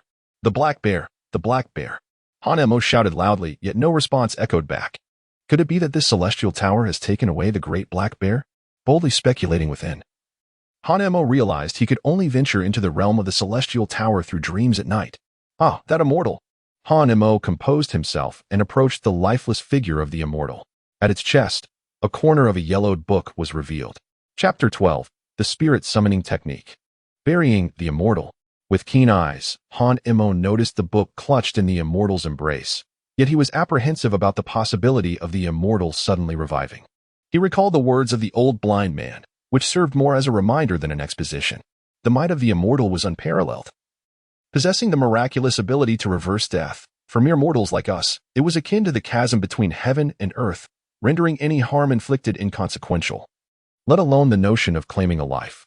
However, Hanemo then pondered that the immortal had already suffered grievous wounds from the great black bear, and his head was brutally smashed, leaving it in a state of disarray, blood and flesh intertwined. With such devastation, surely he must be dead? Hanemo pondered. A sudden wave of lingering dread surged within him, causing his hands to tremble uncontrollably. I have taken a life. Hanmo's first thought was that he had taken a life. If discovered, the authorities would undoubtedly return to apprehend him and cast him into a dark cell, subjecting him to untold suffering. Moreover, as he gazed upon the white, fluffy substance oozing from the celestial being's head, a tumultuous wave of nausea surged through his very core, compelling him to lean over the edge of the basin and retch violently. After what felt like an eternity of heaving, Hanmo's complexion turned ashen, and strands of saliva hung from the corners of his mouth. Noticing the floating remnants of the corn he had ingested, his initial revulsion began to dissipate, replaced instead by a profound sense of regret etched upon his countenance. Had he known better, he would not have consumed so much. Now, alas, it was all expelled. This was Hanmo's immediate contemplation, as he felt that the guilt of wasting food weighed heavier upon him than the crime of taking a life. Hanemo crawled back to the side of the immortal's body, waiting for a long while without witnessing the immortal's revival. Gathering his courage, he cautiously approached and carefully extracted the tome from the immortal's embrace, fearful of disturbing the being. At last, Hanemo succeeded in grasping the book in his hands. Its pages were entirely yellowed, as if it had been preserved for countless years. Then, Hanemo beheld the three captivating characters emblazoned on the cover. Spirit Summoning Technique. Hanemo could not comprehend the meaning of these three characters, yet his curiosity led him to open the first page of the book. On this page, there was a humanoid figure depicted, seated in a meditative posture, with eyes gently closed, hands in a mudra, the left hand supporting the right, which rested upon the chest. Beneath this figure, a multitude of texts sprawled across the page. Qianquan Dingyuan, Qi Chun Dantian, Bafang Jiju, In Ling Ru Ti. Fortunately, Hanemo had spent some time clandestinely studying in the corners of the classroom, allowing him to recognize several characters. After some effort, he managed to decipher the entire text. Although he recognized each character individually, the collective meaning eluded him. However, upon reflection, he considered that the items associated with immortals were certainly not ordinary possessions. Much like the Immortal Tower, which initially appeared unremarkable, yet subsequently yielded unexpected rewards. With the Immortal Tower, he had acquired a piece of land, as well as corn. And in the future, he would have rice, wheat, and an abundance of grains. All these blessings stemmed from the Immortal Tower. Yet, he remained uncertain about the identity of the tower's master. Deep down, Hanemo hoped that the owner would not seek him out, for that would jeopardize his source of sustenance and lead to his demise. After finishing the first page, Hanemo continued to delve deeper into the book. However, the further he progressed, the more profound and obscure the content became, making it quite challenging for him to articulate. Although he was uncertain of the book's purpose, Hanemo believed it would yield unexpected rewards akin to those he had experienced with the Immortal Tower. Thus, he tucked the book into his waistband, Subsequently, Han-mo bent down, mimicking the posture of an immortal, yet his gaze remained fixed on the immortal S-embrace, filled with anticipation, hoping to discover more celestial treasures within. Han-mo procured a branch and persistently probed the hermit S-embrace, yet unearthed naught. Disheartened, he rose to depart, but after a few steps, he abruptly halted and cast a glance back at the hermit. No, if the officials were to discover a corpse here, I would undoubtedly be apprehended. The old blind man had once remarked that hermits, like the mundane nobility, belong to their respective sections, just as the county office oversees the affairs of the common folk. Should the county office of the Hermit S sect uncover their absence, the celestial beings would not remain idle. They would certainly dispatch searches that traverse to the ends of the earth. Should the unfortunate fate of the hermit be revealed, with their remains laid bare in the wilderness, the ensuing turmoil would be beyond the comprehension of mere mortals. In this world, where causality intertwines and the divine and mortal paths diverge, even the celestial beings are not impervious to the snares of destiny. The repercussions could be unimaginably dire. Han-mo was instantly struck with terror, his face turning pale as he dashed away in a frenzy. In less than half an hour, he returned, this time accompanied by his unicycle. He positioned the unicycle beside the immortal and, summoning all his strength, he finally managed to lift the immortal onto the vehicle after exhausting himself in the process. Subsequently, he utilized his clothing to absorb some water and cleanse the bloodstains from the ground, finally covering it with dry twigs and fallen leaves before taking a moment to rest. After feeling nauseous and expelling his meal, Han-mo, now weary, realized he was ravenously hungry, yet he had neither corn nor any other food with him. Oh, but it seems there are fruits around here. Han-mo suddenly recalled that there were fruits here. Last time he had eaten one, so there should be 3 left, which he had deliberately saved. Moreover, it seemed that the immortal from earlier also intended to pick this fruit. Han-mo did not wish for his sustenance to be taken by others. Reluctantly, he attempted to thwart the immortal's hand. However, the immortal, incensed, instilled within Han-mo a profound sense of dread, fearing for his life. In a moment of desperation, he struck the immortal's head with a stone, inadvertently causing the immortal's demise. It was not my intention. I only sought to survive. Han-mo continually apologized to himself as he ventured behind the thicket, where he discovered the already ripened, crimson fruits. Overcome with desire, he plucked one and devoured it in 3 bites, regaining some strength. Encouraged, he picked another. However, upon consuming it, he felt a peculiar warmth engulfing his body. Dismissing it as mere fatigue from transporting the celestial being, he pressed on. Yet, upon eating the 3rd fruit, an intense heat surged through his nasal passages, and a torrent of crimson flowed from his nostrils. Alarmed, Han-mo clasped his hands over his nose. His youthful visage contorted in discomfort. It was scorching, so unbearably hot. As the blood continued to pour forth, his body began to blaze, compelling him to scratch incessantly at his skin. With a sudden thud, he collapsed. Han-mo hastily rolled to the edge of the pool, subsequently plunging into the water. The blood that seeped from his nose swiftly stained the surface a deep crimson. He recalled the old blind man's advice when experiencing a nosebleed. One should keep their mouth open for easier breathing, but not tilt their head back, lest the blood flow into the throat, leading to suffocation. However, applying cold water to the bridge of his nose and the area behind his ears could staunch the bleeding quickly. Han-mo promptly followed this guidance, immersing himself completely in the water. As time ticked away, the oppressive heat began to dissipate somewhat, yet it remained unbearable for Han-mo. A wave of drowsiness enveloped him, and he fought to maintain his alertness, even resorting to biting his tongue with fervor. This method proved effective. He had often employed it in the freezing cold when on the brink of hypothermia to keep himself awake. At last, the pervasive heat vanished, and Han-mo surfaced. Swiftly climbing ashore, he stripped off his clothes and wrung out the heavy water before donning them once more. Han-mo, unwilling to squander time, approached the unicycle and, like an ox, hoisted the strap over his shoulder. Gripping the handles on either side of the unicycle, he began to ascend the mountain with the weight of the celestial being. Indeed, a hearty meal provided him with an abundance of strength. Han-mo felt as though his energy was inexhaustible, prompting him to quicken his pace. Upon reaching the summit, he still sensed no weariness. This left Han-mo profoundly perplexed. He had indulged in hearty meals before, yet never had he experienced such boundless vigor, far surpassing even that of an ox or a horse. Han-mo believed this was due to fear, not daring to waste time. He took up the hoe and began to dig a deep pit beside the old blind man's mound, a hole sufficient to conceal a person. Hanemo pushed the Immortal to the edge of the pit, intending to bury him. However, he was captivated by the Immortal's robe and glanced at his own tattered rags. Thus, Hanemo stepped forward, silently apologizing 3 times in his heart before finally removing the Immortal's long robe and casting it aside. At last, Hanemo filled the pit with soil and firmly compacted it until no trace remained, feeling a sense of relief. He then stepped aside, bowed 3 times before the Immortal, and turned to examine the robe. What could this be? Hanemo spread open his robe and beheld a jade pendant hanging at his waist. Chapter 13. Exchanging silver and tailoring the celestial robe. Hanemo took down the jade for inspection. It was an unremarkable piece, radiating a milky white hue.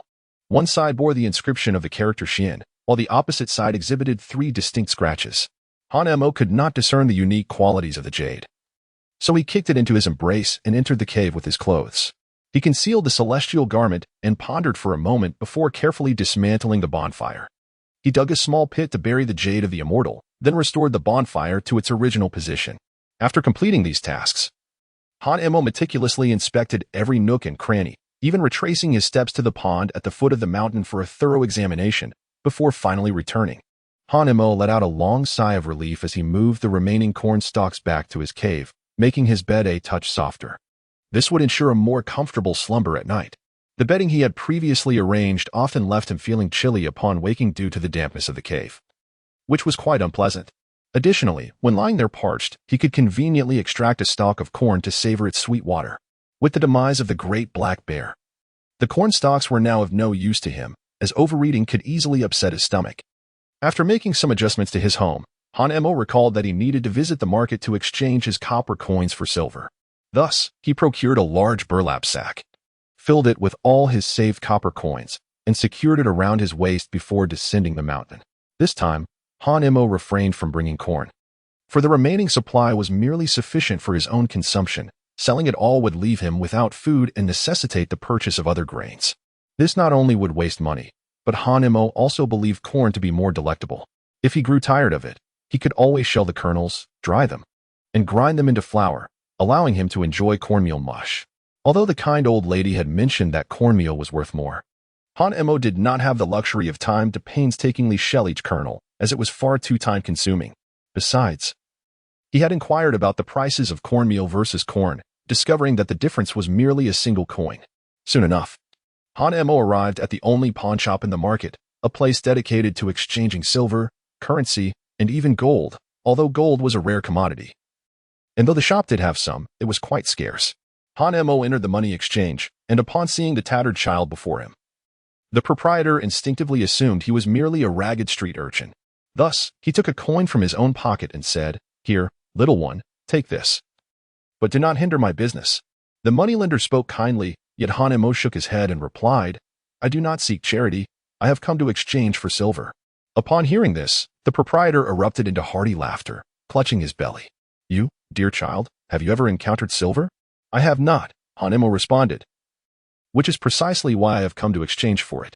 Hanemo candidly responded, and the moneylender, finding the child amusing, engaged in further conversation. "Child, allow me to test your knowledge. How many when can be exchanged for 1 tael of silver?" Hanemo counted meticulously on his fingers, his earnest expression eliciting hearty laughter from the moneylender. Just as the moneylender was about to reveal the answer, Hanemo suddenly extended all 10 fingers. 1,000 coins. The moneylender was momentarily taken aback, but quickly regained his composure. 1,000 coins amounted to precisely 1,000 coins. This child, although his answer was unexpected, was not incorrect. "You see, young one, money needs to be strung together. A full string of coins must total 1,000. Do you understand?" The moneylender explained, then inquired once more, "So, do you possess 1,000 coins?" The child replied confidently, "I do." Hanemo spoke with a resonant tone, while the moneylender regarded the child with skepticism, believing he was merely jesting at his expense. Just as he was about to dismiss him, Hanemo unexpectedly produced a bulging cloth bag from behind his back and placed it on the table. The sound of the bag striking the surface momentarily stunned the moneylender. Could it be copper coins? Doubtful, he cautiously opened the bag, his eyes widening in astonishment. To his surprise, it was indeed filled with copper coins. Yet, how could a mere child, appearing no older than 7 or 8, possess such wealth? "This is all the money I earned from selling corn. It's legitimate currency," Hanemo clarified. The moneylender nodded, For his business revolved around exchanging silver, currency, and gold, he cared little for anything else. Moreover, the child had stated that it was money earned from selling corn. Recently, he had heard of a child selling corn at the market, and it seemed likely that it was this very boy. The moneylender felt a deep admiration for the child. Since Hanemo had not strung the coins together, the moneylender began to count each copper coin individually. 1,145 won. Is there a problem? Upon hearing this, Hanemo began to count using his own method, eventually nodding in affirmation. Indeed, it amounted to 1,145 won. Initially, he could have possessed 1,500 won, but he needed to sell the remaining tinder corn and had consumed a portion of his month's food reserves. However, upon noticing the footprints down the mountain, fear gripped him. Thus, after setting aside 5 won for purchasing seeds and 200 won for a hoe, he was left with only this amount.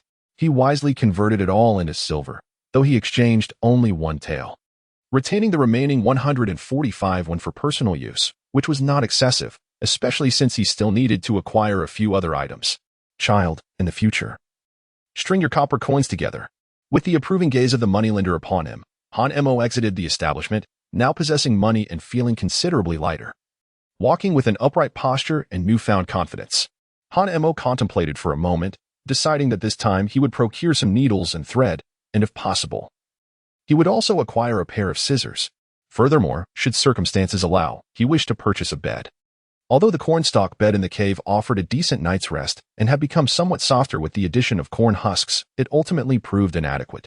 The damp environment could not be endured for long, and prolonged exposure would inflict irreversible harm upon the body. He had witnessed several young individuals from Pingyong village constantly lamenting about knee pain and discomfort in their finger joints. Hanemo does not wish to mature into someone who constantly perceives flaws and issues around him. If only there were a bed that elevated him above the ground, this predicament could be averted. Such wisdom was imparted to him by the old blind man. After a series of inquiries, Hanemo finally discerned the array of goods available in the marketplace. The Eastern market specializes in gold, silver, precious jewels, and spices.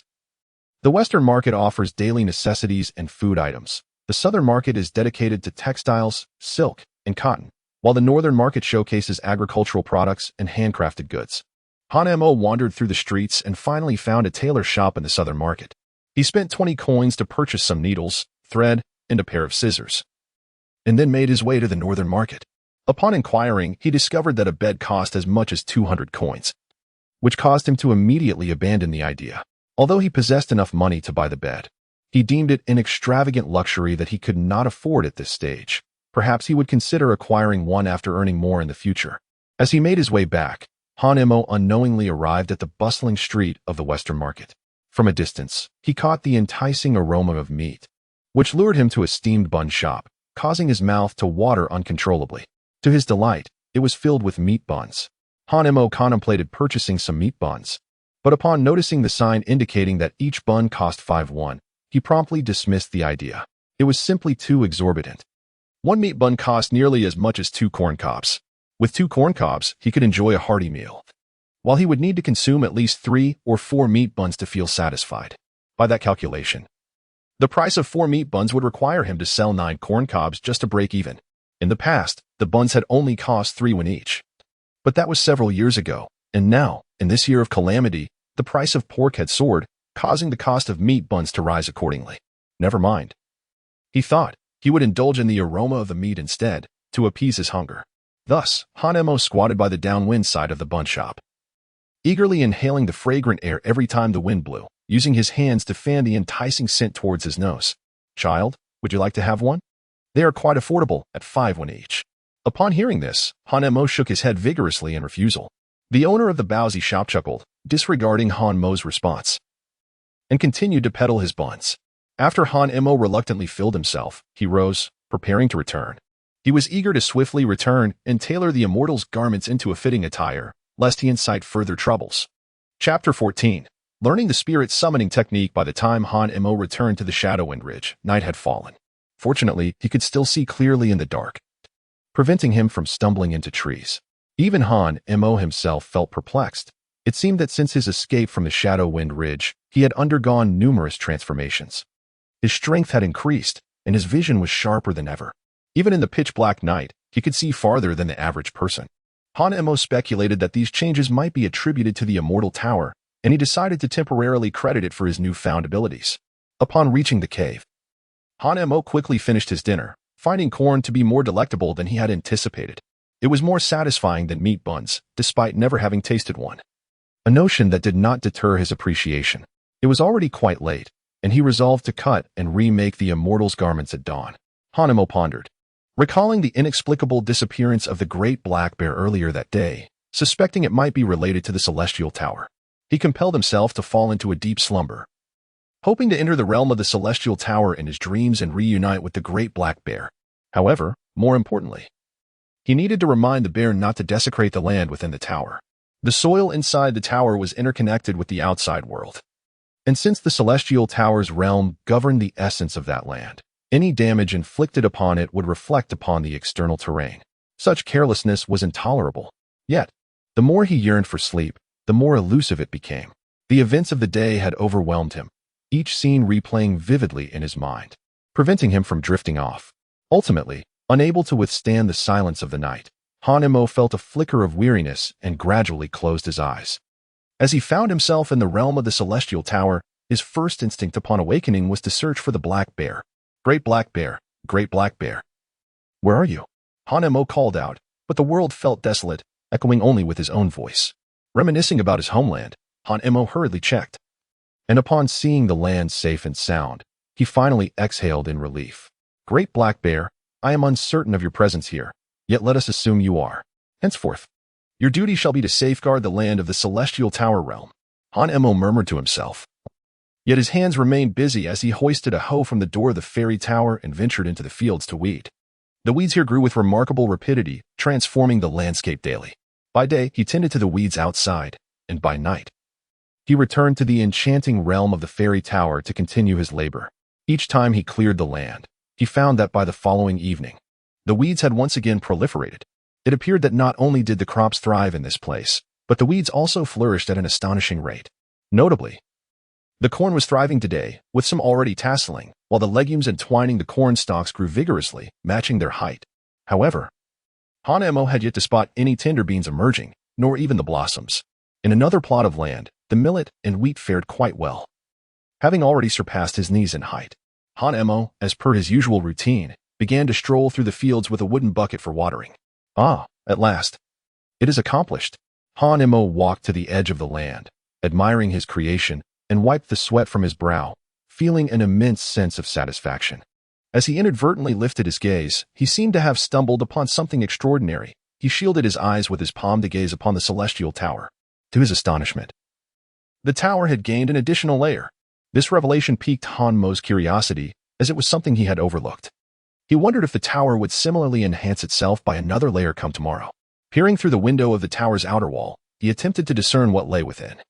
Yet all he could perceive was a realm of chaos, as if a cloth had been draped over his vision. Hanemo yearned to ascend to the pinnacle for a clearer observation. However, the Celestial Tower was devoid of any means for climbing. Left with no choice, Hanemo could only gaze from a distance. After returning the hoe and wooden bucket to their rightful places, he prepared to exit. Although he had been remarkably swift in his tasks today, Hanemo was accustomed to sensing the dawn's arrival, signaling it was time for him to awaken. Indeed, in the next moment, his consciousness gradually returned, and upon opening his eyes, he found himself back in the cave. Hanemo eagerly picked up the Immortal Tower to examine it, and a wave of delight washed over him as he discovered an additional layer, confirming his suspicions. Hanmo's curiosity about the Immortal Tower ascended to new heights. He yearned to enter its realm at any moment, enjoying unrestricted access so he could observe the growth of his crops every single minute. Stepping outside, he noticed that the weeds in the field had begun to sprout once more. In a fit of anger, Hanemo vented his frustration. Alas, weeds are akin to an unquenchable wildfire, flourishing once more with the gentle caress of spring's breeze. Hanemo decided to allow the weeds to grow a little taller before clearing them away thoroughly. Thus, he picked a single ear of corn to cook and eat. Initially, he had intended to prepare two, but recalling that he had nearly vomited the two he consumed yesterday, he opted to punish himself for his wastefulness by limiting today's meal to just one. However, after finishing his solitary meal, Hanemo was suddenly engulfed by a sense of ennui. In the days when the great black bear was still alive, he could frolic and engage in playful banter. even sitting beside the bear and speaking to it in solitude. Although the bear might not have comprehended his words or responded, Han-Emo diligently maintained this routine each day to pass the time. Now, with the great black bear gone, he found himself overwhelmed by loneliness. Even though the first day had yet to officially commence, he already struggled to endure the solitude. If only he had a book, he thought. He could become a true scholar, much like his peers in the village. Han-Emo pondered for a moment and suddenly recalled something. Did he not possess a book of his own? Han-Emo withdrew the book he had discovered on the Immortal from his waist, only then realizing he had slept with it tucked under his arm the entire night. He opened the first page, revealing the same humanoid figure and a series of incomprehensible characters. However, Han-Emo did not feel inclined to give up. Instead, he decided to emulate the figure depicted in the book, finding a clean spot to sit cross-legged, attempting to mimic the posture with some semblance of authenticity. Yet, he felt nothing. On the contrary, an odd sensation washed over him. Sitting idly without any action seemed indistinguishable from squandering time. But were there not words inscribed within the book? Han-Emo abandoned his seated posture and lay on the ground, meticulously reading the characters above. Jinquan Dingyuan, Chichen Dantian. The 8 directions technique, guiding the spirit into the body. Although he could not fully comprehend the text, Han-Emo stammered through it, completing a reading before flipping to the reverse side, where he was astonished to discover even more characters. However, upon closer inspection, he realized that it required more than mere stillness. He needed to follow the instructions provided. In addition to silently reciting the incantations in his mind, he was also tasked with performing basic movements. For instance, he needed to relax his shoulders, slightly close his eyes, press his tongue against the roof of his mouth, breathe naturally through his nose, and allow the inhaled air to circulate gently within his head before swallowing it into his abdomen. While the initial instructions were somewhat comprehensible, the latter ones eluded his understanding. How could one allow qi to flow within the mind? With each breath, the air traveled directly from his mouth to his stomach. At times of hunger, Han-Emo would take deep breaths, attempting to create a sense of fullness in his belly.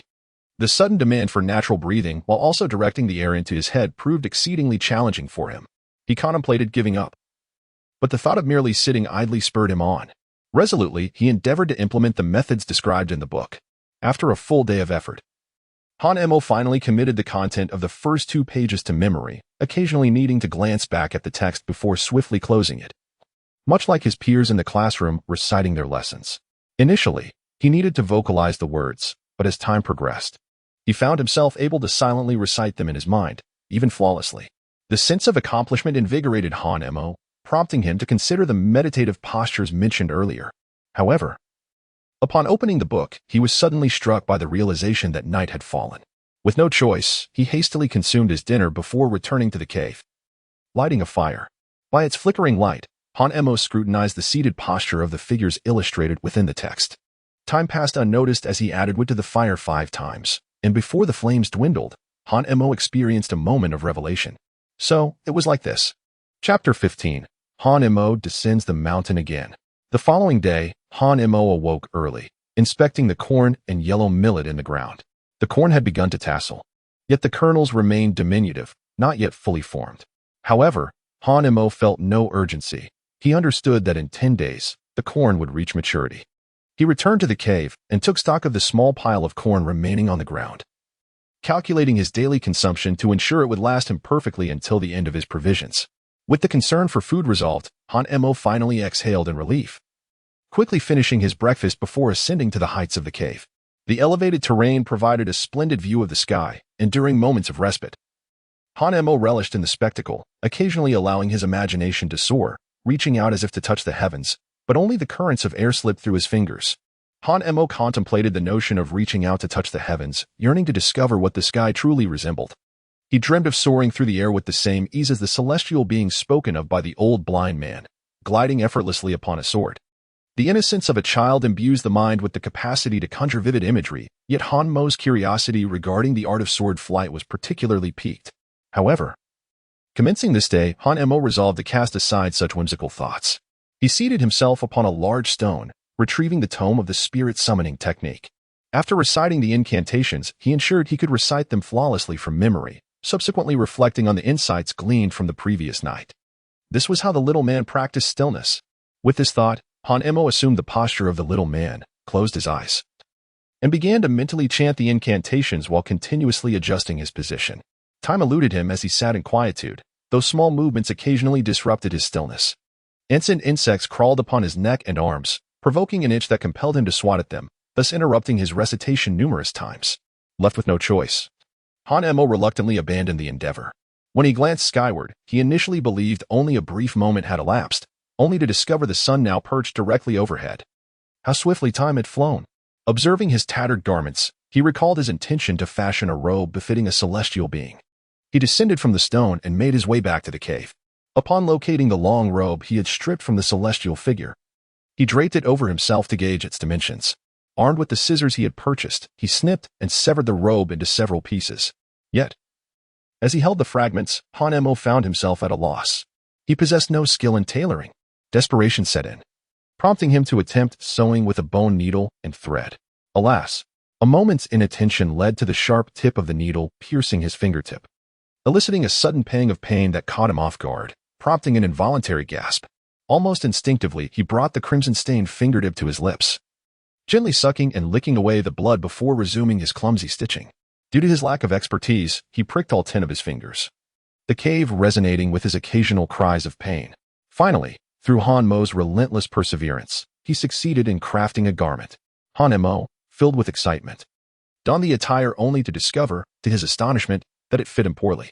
His abdomen was exposed, and the sleeves could scarcely envelop his arms in some areas. The fabric was even unsewn, revealing several unsightly holes. Hanemo removed his clothing and made some adjustments, adding fabric where necessary and mending any holes. At last, it was wearable. The garment was riddled with coarse stitching from top to bottom, yet for Hanemo, it sufficed. This was his very first new piece of attire. Subsequently, Hanemo embarked on the tedious tasks of cutting and sewing, ultimately crafting a pair of trousers. With his newfound experience, he managed to avoid severe injuries. Though his fingertips bore traces of blood, even the garment itself bore the marks of his toil. Hanemo stood up and examined himself, a satisfied smile gracing his face. To dispel any suspicion, he took his old clothes, cut them into pieces, and meticulously stitched numerous patches onto his new attire. Thus, he acquired a newly fashioned garment. Artfully tattered, Hanemo glanced at the time outside. It was not yet dark. He decided to continue his studies, so he took out the spirit summoning technique once more. However, this time Hanemo did not ascend to the summit of the cave, but chose to sit on his bed instead. The stone was too hard, causing discomfort to his posterior. More importantly, the cave was devoid of insects, ensuring that he would not be disturbed. Inhale, breathe, exhale. According to the instructions in the book, Hanemo inhaled naturally through his nose and exhaled through his mouth in a continuous cycle. Gradually, he began to feel a warmth enveloping his body.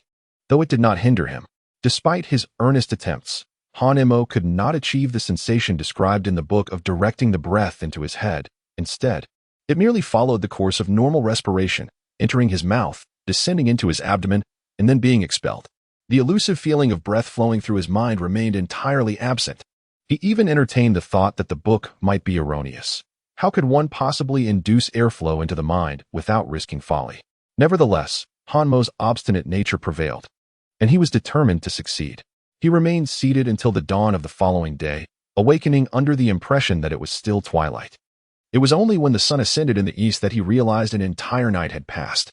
He had sat there for hours, and apart from a tingling in his legs, he felt no other discomfort. After a period of adjustment, Hanemo was finally able to rise and walk. Surprisingly, despite having gone without sleep for an entire night, he felt no overwhelming fatigue. In fact, his spirits seemed even heightened.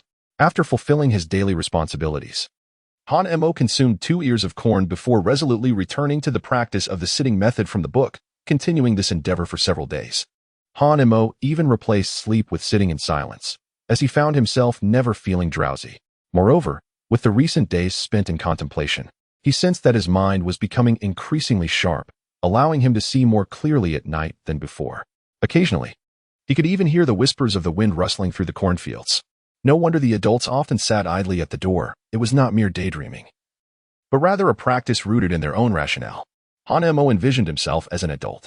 It was not until the 7th day that he hastily concluded his meditation. For the weeds in the cornfield had grown considerably taller. Walking through the field, the weeds could even engulf his calves. Hanemo finally realized that he had not entered the Celestial Tower world for several days. Weeding outside proved futile. It merely gave him the illusion of a tidy landscape, only for the weeds to grow back to their original height the following day. Upon returning to the Celestial Tower world, he found the same weeds still thriving. Thus, Hanemo concluded that the only effective weeding could be done within the Celestial Tower world. That evening, rather than continuing his practice of meditation, he opted for an early slumber. After a few days, Hanemo returned to the Celestial Tower world, and without hesitation, he approached the entrance, hoisting a hoe, and plunged into the soil to commence his weeding. This time, the weeds proved more stubborn than before. Hanemo decided to first manually tear the weeds from the ground, and then, with his hoe, uproot them entirely. After 2 consecutive nights of labor, Hanemo finally restored the land of the Celestial Tower world to its pristine condition. A wave of accomplishment surged through him once more. Hanemo gazed at the corn, which was thicker than his own arm, and he could hardly contain his excitement as he tore open its husk. Within, he discovered plump, succulent kernels. With a gentle pinch of his fingernail, the juice burst forth, and Hanemo eagerly licked the sweet liquid from his fingertips. The tender beans entwined around the cornstalk had also flourished abundantly. Subsequently, Hanemo ventured into the fields where he had sown millet and wheat, only to find that they had merely begun to sprout, with no grains yet in sight. The following day, he could hardly wait to harvest 2 ears of corn and a handful of tender beans to prepare a meal. The corn was delectably sweet, and the beans had a delightful crunch. With each bite, Hanemo felt as though he was indulging in the finest delicacies, surpassing even the taste of meat. Though he had never tasted meat himself, this did not diminish his conviction. The corn still required a few more days to fully ripen before he could take it to market. At last, the day had come when the corn was ready for harvest, and this time he had learned not to pluck it all at once. Instead, he had harvested a cartful a day early. With each passing day, the remaining corn grew sweeter and more glutinous, promising a more profitable sale when the time arrived. Hanemo gazed at the vines entwined around the cornstalks, laden with tender beans, and thus he gathered a basketful of these delicate legumes. With the basket slung over his back and a hand pulling the wheelbarrow, Hanemo descended the mountain once more after an interval of over half a month. Chapter 16. The Yamen Arrests. North Market of the town. Hanemo has come to realize that Bayshire is a marketplace for agricultural products. No wonder he was frequently driven away during his first visit. It turns out he had wandered into the wrong area. Only those humble stalls and vendors selling prepared foods can navigate freely across the 4 corners of the city. The slender figure of Hanemo swiftly captured the attention of the crowd. Unlike the last time, he appeared in tattered clothing, which had deterred people from approaching him. He now donned a new outfit. Although it was still patched and mended, it was at least clean. Passers-by observed a mere child of 7 or 8 years, staggering under the weight of a burden larger than himself, pulling along a cart laden with goods. A sense of sympathy inevitably arose in some hearts. Yet in this society, where everyone was impoverished, no one stepped forward to offer assistance. Heaven bestowed upon them a compassionate heart for all beings, but withheld the power to alleviate their suffering. Despite their own unsatisfactory lives, they could not bear to witness the myriad of afflictions in the world, especially concerning such a child. Women wiped away their tears as they watched Hanemo's solitary figure traverse the streets of Bayshire. At last, Hanemo arrived at the very spot where he once sold corn. "Ah, little Hanemo, you have finally come." Just as he set down his unicycle and burden, he heard a familiar voice. Looking up, he found it belonged to the porridge stall owner. "Uncle, it's you." The two greeted each other as if they were long-lost friends. Hanemo promptly approached and adjusted the position of the porridge vendor's cart. The kindly uncle beamed with a warm smile and ladled a bowl of porridge into Hanemo's hands. Hanemo initially intended to refuse. Yet the uncle at the porridge stall gestured for him to drink, saying, "Go ahead, I cannot finish it all myself. Taking it home and wasting it would be a pity." Upon hearing the word waste, Hanemo immediately objected, tilting his head back to gulp down a bowl of porridge in one go. His voracious demeanor elicited laughter from passers-by, but amidst the chuckles, some women found their eyes glistening with unshed tears. How many days had this child gone without food?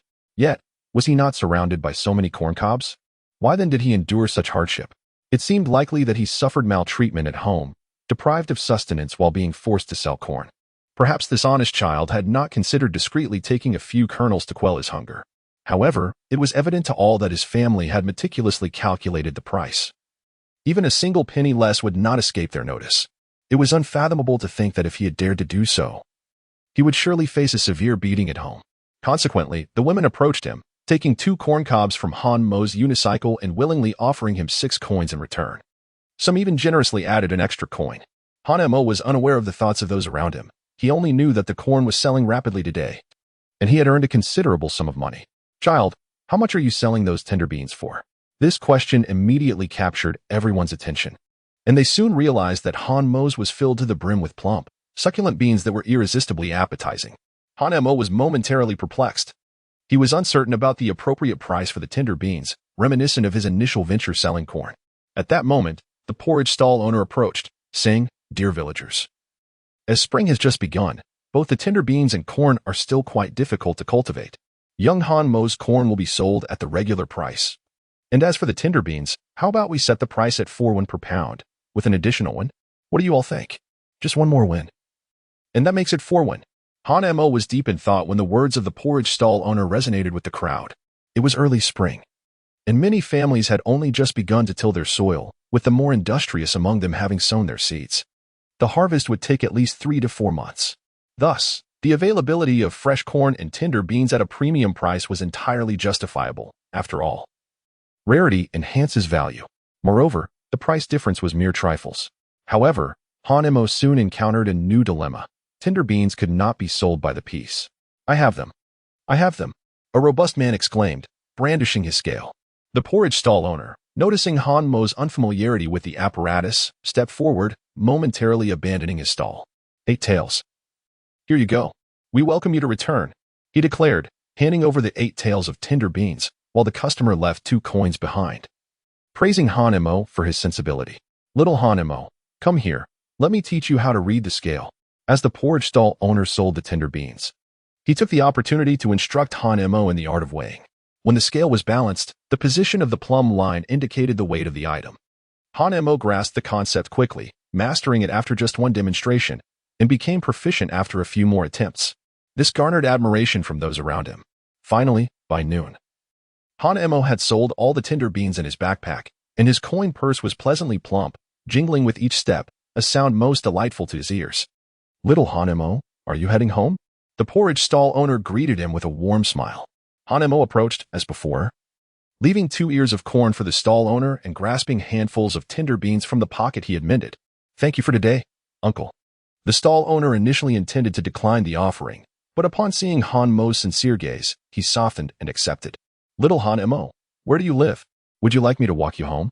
Han Mo contemplated for a moment, nearly revealing that he resided in the mountains, but quickly retracted his statement. "Uncle, I live in Pingyong Village.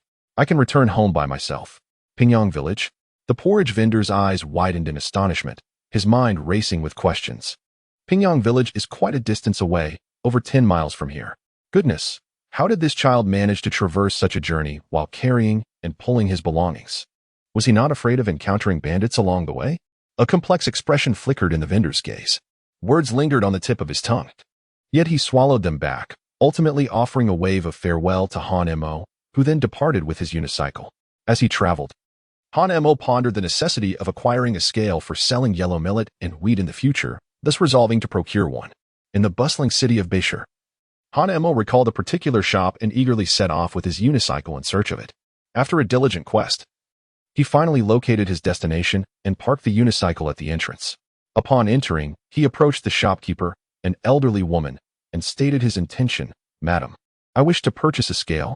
The woman, noticing Han Mo's petite stature, playfully teased him about his ability to read the scale. Yet she nonetheless presented him with 2 options. "Which one would you prefer?" Han Mo discovered that the 2 scales were quite distinct, with one being noticeably smaller. He thought to himself that the smaller scale would be more convenient to carry. However, the woman remarked, "This is a scale meant for weighing gold and other precious items." "Do you wish to weigh gold?" Upon hearing this, Han Mo was taken aback and hurriedly corrected himself, exclaiming, No, I meant to say, I wish to weigh beans. I want another scale, a scale for gold," although he had never laid eyes on gold before. The woman's words reminded him that he had indeed seen such a small scale at the money exchange. After the woman's explanation, Han Mo learned that this small scale was called a dingzi, specifically designed for weighing gold and other precious items. Reflecting on the money exchange, he realized that the earnings he had accumulated today could indeed be exchanged for silver. This time, The amount was even greater than what he had previously taken to exchange. However, Han-mo was deeply concerned, as an 8-year-old child wandering the streets with such a significant sum of money. He was vulnerable to the prying eyes of nefarious individuals who might seize the opportunity to rob him. In the worst-case scenario, should he encounter particularly ruthless criminals, he could find himself bereft of both life and wealth. Furthermore, he had overheard passers-by discussing that the authorities were apprehending fugitives, who frequently lurked in desolate areas, robbing travelers. If they found no money, they might resort to murder. It would be prudent to remain discreet. The money exchange was conveniently located at the center of 4 bustling markets, making it easy to locate. Han-mo entered the money exchange, and the proprietor recognized him at first glance, attributing this familiarity to the indelible impression Han-mo had left during his previous visit. Whenever he recalled the sight of Han-mo calculating with his fingers, a smile inevitably crept upon his face. Upon encountering Han-mo once more, the owner, his belly round and full, greeted him warmly. "Young man, here to exchange silver again?" Chapter 17. The villagers ascend the mountain. Han-mo is discovered. Currency exchanged, and off to the mountain he went. Han-mo unearthed the earthen jar he had buried within the cave. As he shook it, a delightful clinking sound emanated from within. With closed eyes and his ear pressed against the jar, he reveled in the harmonious collision of silver against clay. Satisfied, he gently set the jar aside and retrieved his money pouch, extracting a couple of silver pieces along with a lump of broken silver, which he carefully placed inside. The sound of clinking resonated once more. The learned teacher often spoke of how money could elevate one's spirits. In the past, Han-mo could not grasp this sentiment. Yet now he felt a stirring within him. Indeed, money could bring joy, profound joy. After reburying the jar, Han-mo tenderly covered it with soil, compacting it gently beneath his feet, before relocating his bed to conceal the hiding place of his treasure. Having completed these tasks, he made his way to the cornfield. Observing the current state of the crops, he contemplated rising early the next day to bring them to market. Thus, he ascended to the cave's mouth. This time, he climbed with remarkable ease. In the past, he would have labored breathlessly, yet his strength seemed to grow each day. However, as Han-mo settled down to practice his meditation, his gaze suddenly fixed upon a flickering light rising from Pingyong village. Curiously, why would there be a fire lit in the village at such an hour? Was it another case of bereavement? It had been 2 months since he departed from Pingyong, and during this time, it seemed much had transpired, especially in the last fortnight. Initially, there had been a death, with lights blazing for 7 consecutive days and nights, indicative of a prominent family.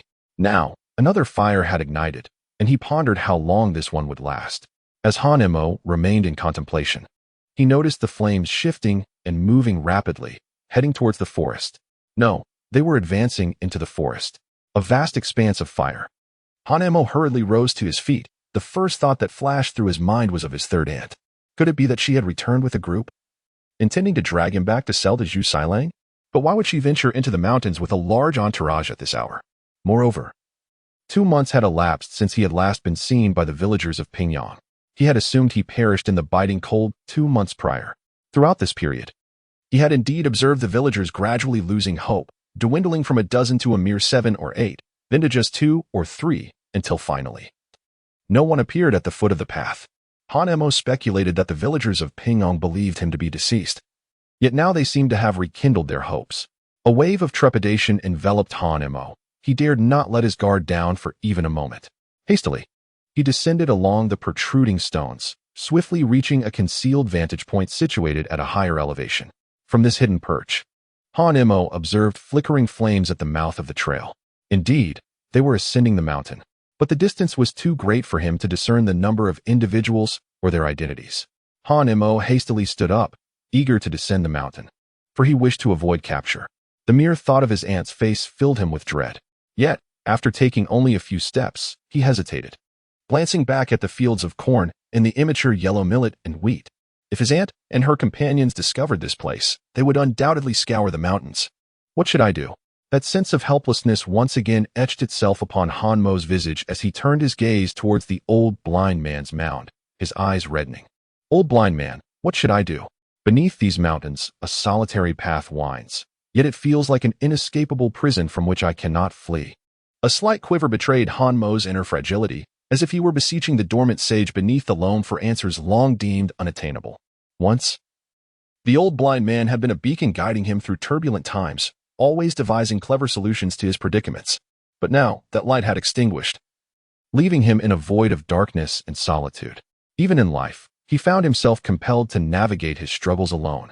After enduring years of hardship, he had finally found refuge with the old blind man and enjoyed a couple of years of companionship. Yet, 2 months prior, he found himself solitary again. Believing that the celestial tower would cultivate a small haven in this desolate land, promising brighter days ahead. But now, all that beauty was on the verge of fading into the night. Those below had already ventured into the mountains, with only 2 or 3 torches remaining at the trailhead. No, he could not allow them to discover him. Hanmo's gaze transformed into one of unwavering determination. This forest was more familiar to him than to anyone else. And given his diminutive stature, it would be effortless for him to conceal himself. All he needed was to find a shadowy, secluded corner, ensuring that he would be difficult to discover. It was a pity for the farmland, and he could only hope it remained undiscovered. With these thoughts in mind, Hanmo resolutely turned to descend the mountain. However, this time he did not take the beaten path. Instead, he ventured into the thicket brimming with thorns. In truth, each descent from the mountain had been along a different route, though previously he had chosen the more navigable paths. Today was different. He needed to remain hidden within the mountain and avoid detection, thus opting for the more arduous and treacherous thorny forest. As he trudged along, he had yet to catch sight of the flames when he suddenly discerned voices gradually approaching. Why don't we just turn back? It's far too dangerous at this hour. Oh, what is there to fear? That's a celestial being. The celestial has been in the Shadowwind Ridge for half a month. With such a lengthy stay, surely the monsters there have been vanquished. Indeed. The monsters of Shadowwind Ridge must have been defeated by the Celestial. Then why hasn't the Celestial returned yet? You fool. The Celestial must be healing. After slaying the monsters, they would have recovered and surely returned. Our remote village is hardly a place for one of such stature to feel comfortable. Amidst snippets of conversation, Hanmo finally grasped some useful information and let out a sigh of relief. It turned out they were not here to capture him. In the dense thicket of thorns, Hanmo's clothing was torn in numerous places, and his hands, feet, and even his face bore many bloodstains from the sharp thorns. However, at this moment, Hanmo had not yet fully relaxed and felt no pain. Although the people from Pingyong village were not there to capture him, Hanmo dared not venture out.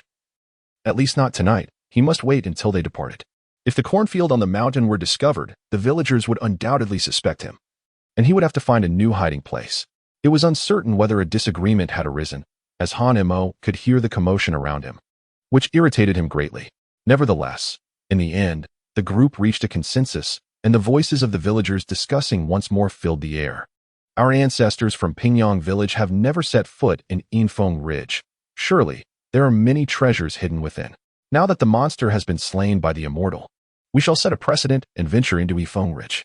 Hanmo heard that the people at the entrance of Inwind Ridge had divided into 4 directions and ascended the mountain together. Hanmo could only pray that everyone would head north, for the north led to the sheltered slope of the mountain, where the summit remained out of sight. Perhaps it was due to the fact that Master Li had once ventured into the ominous Fengling that everyone tacitly followed his lead, resulting in a greater number of followers accompanying him, particularly towards the southern direction. The south. Hanmo's heart leapt to his throat, for the mountain peak faced south. And with so many people ascending towards the south, the cornfield would undoubtedly be discovered. Hanmo felt an overwhelming sense of tension, acutely aware of the rapid thumping of his own heart. Suddenly, a faint voice broke through the stillness. He recognized its owner immediately. It was Master Li. Wait a moment, he cautioned. I encountered that monster in the south years ago. It is perilous there. Are you certain you wish to accompany me? The group fell silent, daunted by his words. Master Li continued, then you should head north while I venture south alone. That way, you can look out for one another.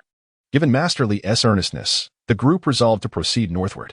After all, there was no danger there, and they might even uncover treasures amidst the mountains. Who would willingly head south to meet their demise? With only Master Li embarking on the treacherous southern path, Hanmo felt a significant sense of relief. After a prolonged wait, he finally spotted a flickering light approaching his direction, swiftly passing over the thicket where he had concealed himself. Hanmo cautiously followed, picking up a stone from the ground along the way. Just then, he noticed that Master Li had altered his course, no longer heading up the mountain. Descending?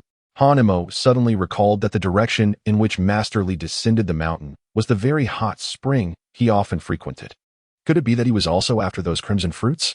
Hanemo contemplated silently as he followed the wealthy Li for approximately half an hour, eventually arriving at the vicinity of the pond. At that moment, Li unexpectedly halted and turned to gaze in his direction. Come out, little ghost. There is no need to shadow me any longer. Hanmo's heart leapt to his throat. Chapter 18. The Wealthy Li of the Eastern Village. Li, the wealthy man, thrust a torch into the branches of a tree and drew a machete from his waist with his remaining right arm. He turned and fixed his gaze intently on the thicket behind him, slowly advancing. In the thicket, Hanemo initially believed that Li was merely trying to intimidate him. But upon witnessing Li's stance, he realized that he had indeed been discovered, with Li wielding a knife and only a stone in his own hand. Hanemo understood that even if their weapons were exchanged, he was no match for Li. It was common knowledge among the villagers of Pingyang that Li had trained in martial arts. With no other option, Hanemo reluctantly pushed through the thicket, gripping the stone tightly in both hands as he stepped out to stand before Li. Is that you, little Hanemo? Hanemo initially anticipated that Master Li would strike him with a knife, but to his astonishment, he instead heard a voice filled with surprise from Master Li. Upon seeing Hanemo, Master Li was momentarily taken aback, quickly followed by an overwhelming sense of astonishment. Is it truly you, little Hanemo? Master Li stepped forward, prompting Hanemo to instinctively retreat a step. This wary demeanor tugged at Master Li's heartstrings. Little Hanemo, it's me, Uncle Li. Don't you remember me? Hanemo continued to retreat, gripping the stone in his hand with greater intensity. I recognize you, Li Kaiju of Pingyang Village. Upon hearing the familiar voice, Li Kaiju became increasingly certain that this was indeed Hanemo, who had fled to Yinfeng Ridge 2 months prior. However, there was an added layer of weariness and a hint of coldness in Hanmo's voice now. Hanemo has undergone a transformation. What could have transpired in these past 2 months? How did Hanemo become this way? The ominous Yinfeng Ridge is fraught with peril, and even he dares not linger for a moment. Yet, how did Hanemo manage to survive alone within the treacherous confines of Yinfeng Ridge for 2 months? Countless questions swirl in Li Caiju's mind, leaving him astounded, with a hint of sorrow etched upon his face. Step back. You are not permitted to advance. Hanemo raised the stone in his hand, causing Li Kaiju to halt abruptly. He quickly stood still, raising his hand in a gesture of reassurance, saying, all right. Uncle Li won't advance any further. Little Hanemo, do not be agitated. I am not here to capture you like the laborers from Zhu Silang's household. Observing Hanmo's persistent vigilance, Li Kaiju discerned a glint of ferocity akin to that of a wild beast in his eyes.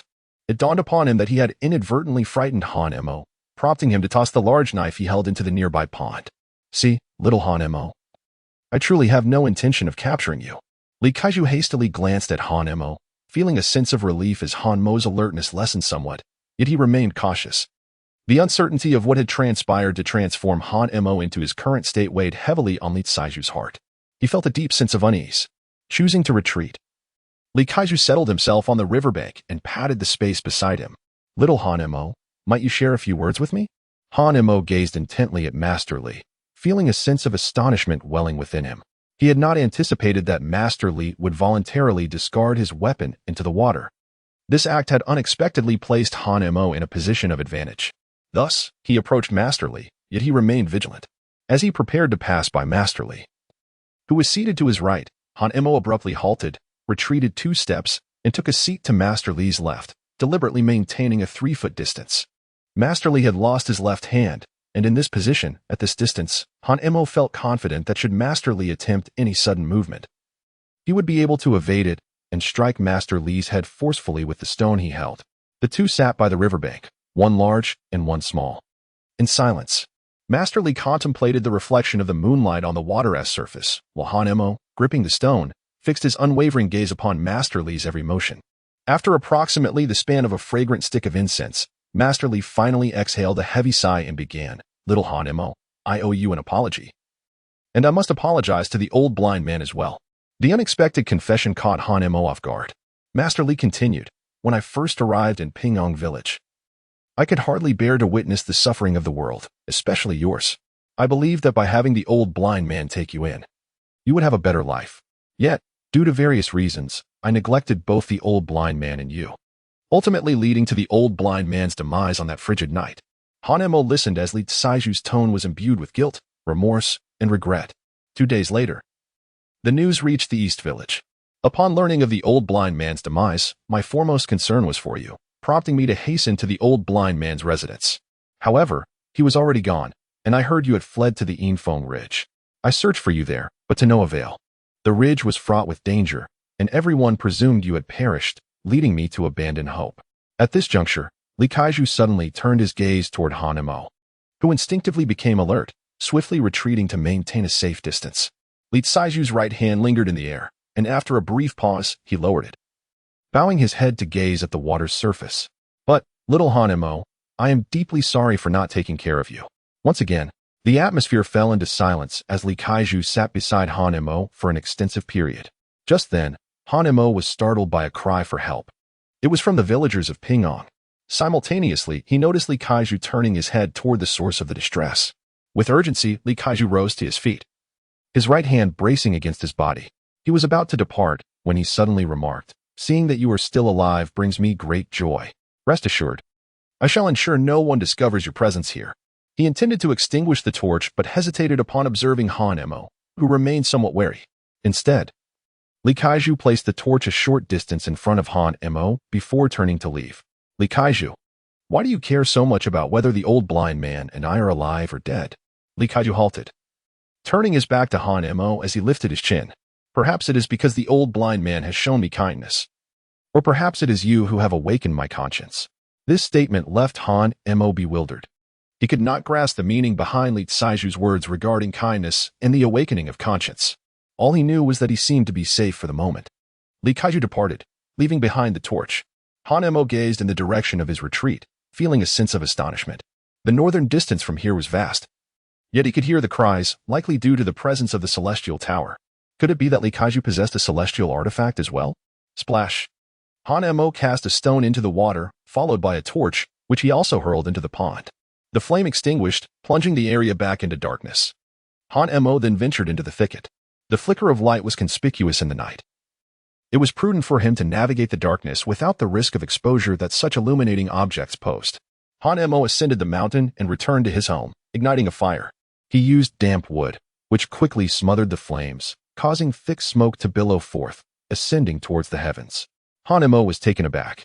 Should anyone catch sight of this plume of smoke, their presence would undoubtedly be revealed. Although visibility was limited at night, the moonlight this evening was rather favorable, making detection quite feasible. Han Mo hurriedly rushed to the small puddle outside, filled a clay pot with water, and extinguished the fire, finally feeling a sense of relief. That night, Han Mo was plagued by countless thoughts, unable to find solace in sleep.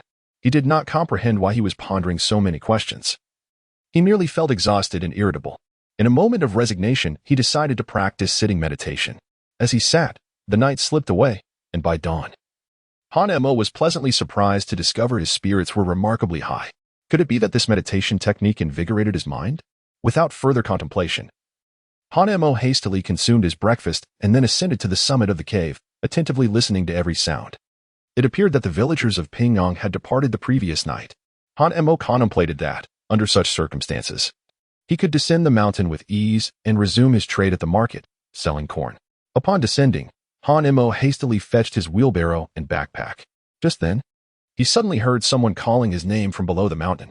"Lee the landowner? What brings him here again?" Chapter 19, The Maturation of Yellow Millet and Wheat.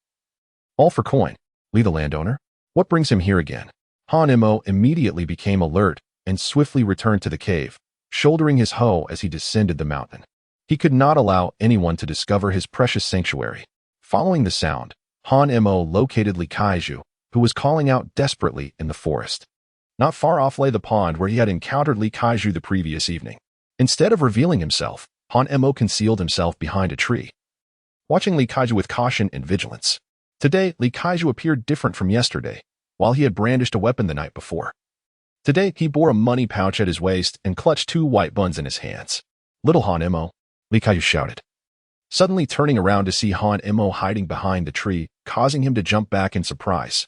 The sight of Han Mo, gripping his hoe and poised like a beast eyeing its prey, was startling. Despite having weathered many storms and taken lives in his youth, Li Kaiju was momentarily taken aback by the intensity in Han Mo's gaze. "Little Han Mo, there you are. I brought you some food. Come here quickly." Despite Li Kaiju's tempting offer, Han Mo swallowed hard, but did not advance, maintaining his distance. White buns. Once my wheat matures, I can enjoy them myself. I can also forage for wild vegetables on the mountain and make dumplings, which would be far superior to your white buns. In his heart, Hanemo reflected that he no longer harbored any desire for the steamed buns in Lee Saiju's possession. This place is inconvenient. Shall we move to the waterside? He suggested. For what purpose? Are you prepared to draw your knife and slay me? This remark momentarily stunned Lee Kaiju, as if a stone had lodged itself in his throat. And he nearly succumbed to tears. Over the past 2 months, what transformation had befallen Hanemo? He recalled that during his frequent visits to his Aunt San's home, the young Hanemo would often venture to the East Village to beg for food, relishing every morsel he received. Yet now, Hanmo's gaze was akin to that of an adversary. How could he utter such words as prepared to kill me? What had he endured? Lee Kaiju silently vowed to uncover the truth behind Hanmo's predicament from 2 months prior. Little Hanemo, I shall place the buns here. You must remember to eat them, Lee Kaiju declared, setting the steamed buns upon the ground. He then gestured and began to retreat, navigating back to the main path. With each step he took, Hanemo mirrored his movement, his eyes fixated upon him. Eventually, they exchanged positions, with Lee Kaiju offering words of comfort as he withdrew, until he vanished from Hanmo's sight. Once he was certain Lee Kaiju had truly departed, Hanemo stepped forward, his gaze locked onto the steaming white buns. He pressed his hand gently against them. They were soft and springy, instantly awakening his taste buds. Hanemo swallowed hard, grasping a white steamed bun, poised to take a bite. However, as it neared his lips, he suddenly halted, a wave of apprehension washing over him as he stared at the bun with lingering trepidation. He placed the bun back down and departed without a backward glance. Upon his return to the mountain, Hanemo keenly discerned that Master Li had vacated the ominous Windy Ridge. He ascended the mountain deliberately, only exhaling in relief once he confirmed Master Li had entered Pingyang Village. Subsequently, Hanemo busied himself loading today's harvest of corn and tender beans, while also inspecting the growth of wheat and millet. The stalks were already adorned with plump grains, and in just a few days, they would reach maturity. Hanmo's mouth watered in anticipation of savoring the white steamed buns he had prepared himself in just a few days. He had refrained from consuming the food sent by Lee Kaiju, fearing it might be poisoned. As was his custom, Hanemo returned home shortly after noon. This time, he brought back 1.5 taels of silver and a handful of broken silver coins, which he carefully deposited into his jar. Saving money. Hanemo is currently focused solely on saving money. Once he fills his jar, he intends to purchase a gravestone for the old blind man. Today, he inquired about the cost, discovering that a gravestone requires at least 20 taels of silver.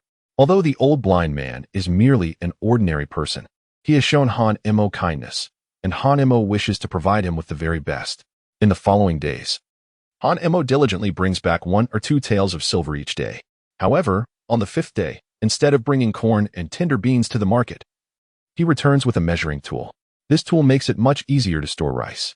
Hanemo recalls the old blind man mentioning that 1 dough of rice weighs approximately 12 jin, and 10 dough equals 1 shur, roughly around 30 kilograms. With this knowledge, he can accurately gauge the harvest of yellow rice and wheat from his land, thus facilitating the selling process. After sending off Lee Kaiju as usual, Hanemo begins to harvest his yellow rice and wheat. He finds it curious that, for the past 2 days, Lee Kaiju has made daily visits to Infeng Ridge, each time bringing along steamed buns. This unexpected gesture leads Hanemo to ponder the possibility that Lee Kaiju might be a good person. Yet, this thought quickly dissipates as he immerses himself in the joy of the harvest.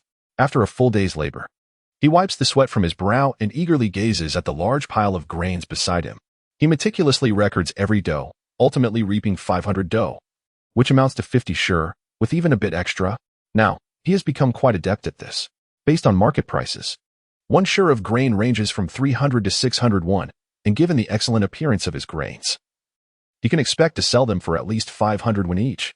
Therefore, he calculates that these grains could fetch him a minimum of 25 taels of silver. Hanemo could scarcely fathom the sudden influx of wealth that had come his way, a prospect he had never dared to envision. In that moment, he recalled the words of the elderly woman who had first introduced him to the sale of corn. Cornmeal will fetch a higher price. It dawned on him that this was indeed the case.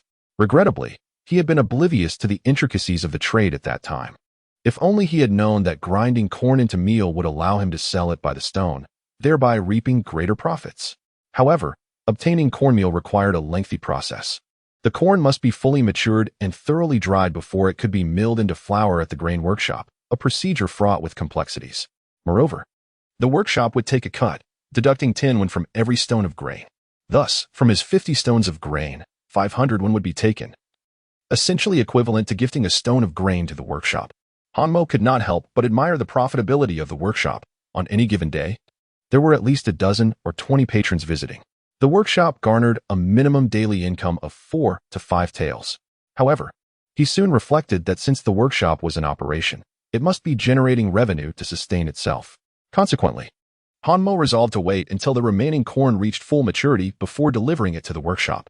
As for the interim, he planned to sell the rice and wheat, thereby acquiring more funds to purchase additional grains for sustenance. It was already late today, so Hanmo decided to wait until tomorrow to sell at the market. Hanmo calculated the time. Master Li should be arriving soon. Master Li visits twice daily, once at noon and once in the evening, always bringing food with him. Indeed, just as Hanmo lifted his hoe, he heard Master Li's call from the foot of the mountain. Hanmo descended the mountain and encountered Master Li. Take it back. Master Li, I shall not consume it, and do not come again. Master Li placed the steamed buns on the ground, a small mountain already forming beside them. He knew that Hanmo had not eaten a single one. All the buns he had delivered over the past few days remained here. However, Master Li was acutely aware that the changes occurring within Hanmo could not be reversed in just a few days. Young Hanmo, I have uncovered the truth about the events that transpired 2 months ago. Chapter 20, Evil Begets Evil.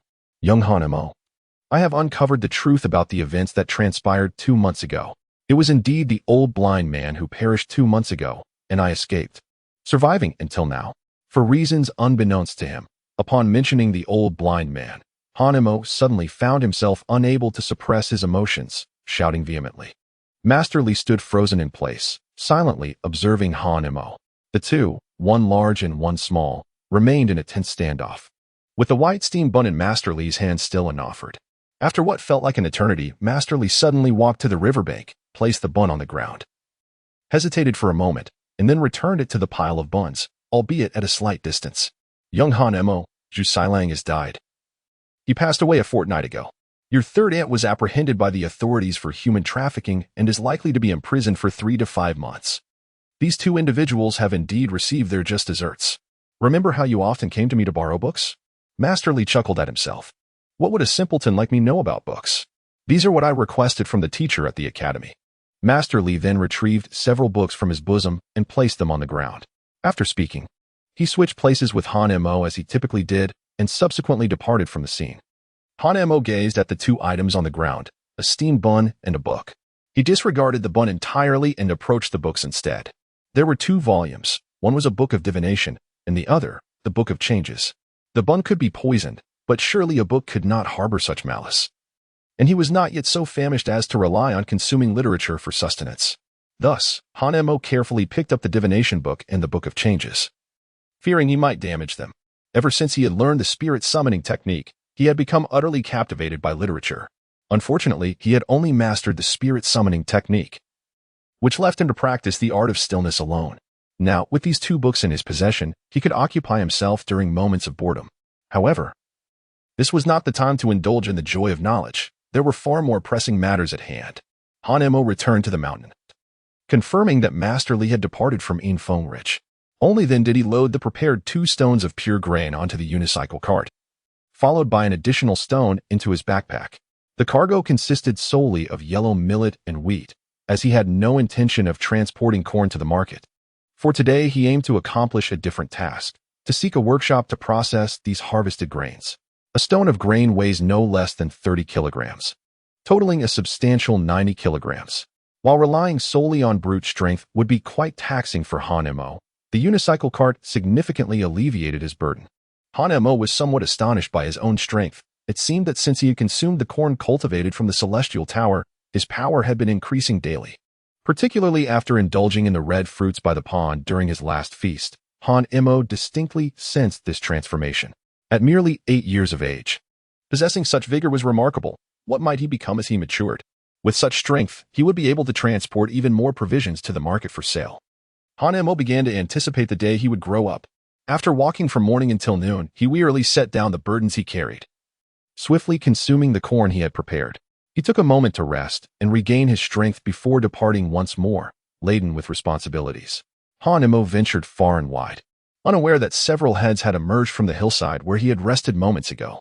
Brother, this little brat is indeed a peculiar one. Even I wouldn't know how to handle 3 stones of grain.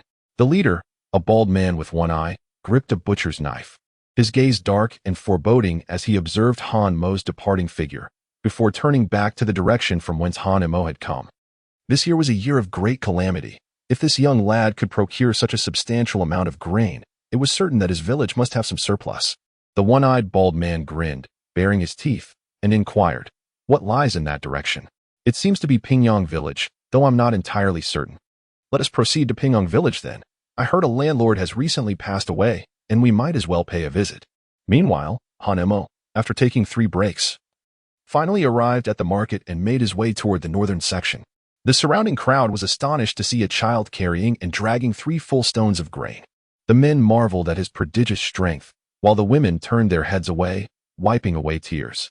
At long last, Han-Mo reached the northern market and encountered many familiar faces, those who often visited his stall to purchase corn. "Oh, little Han-Mo, why are you carrying so much?"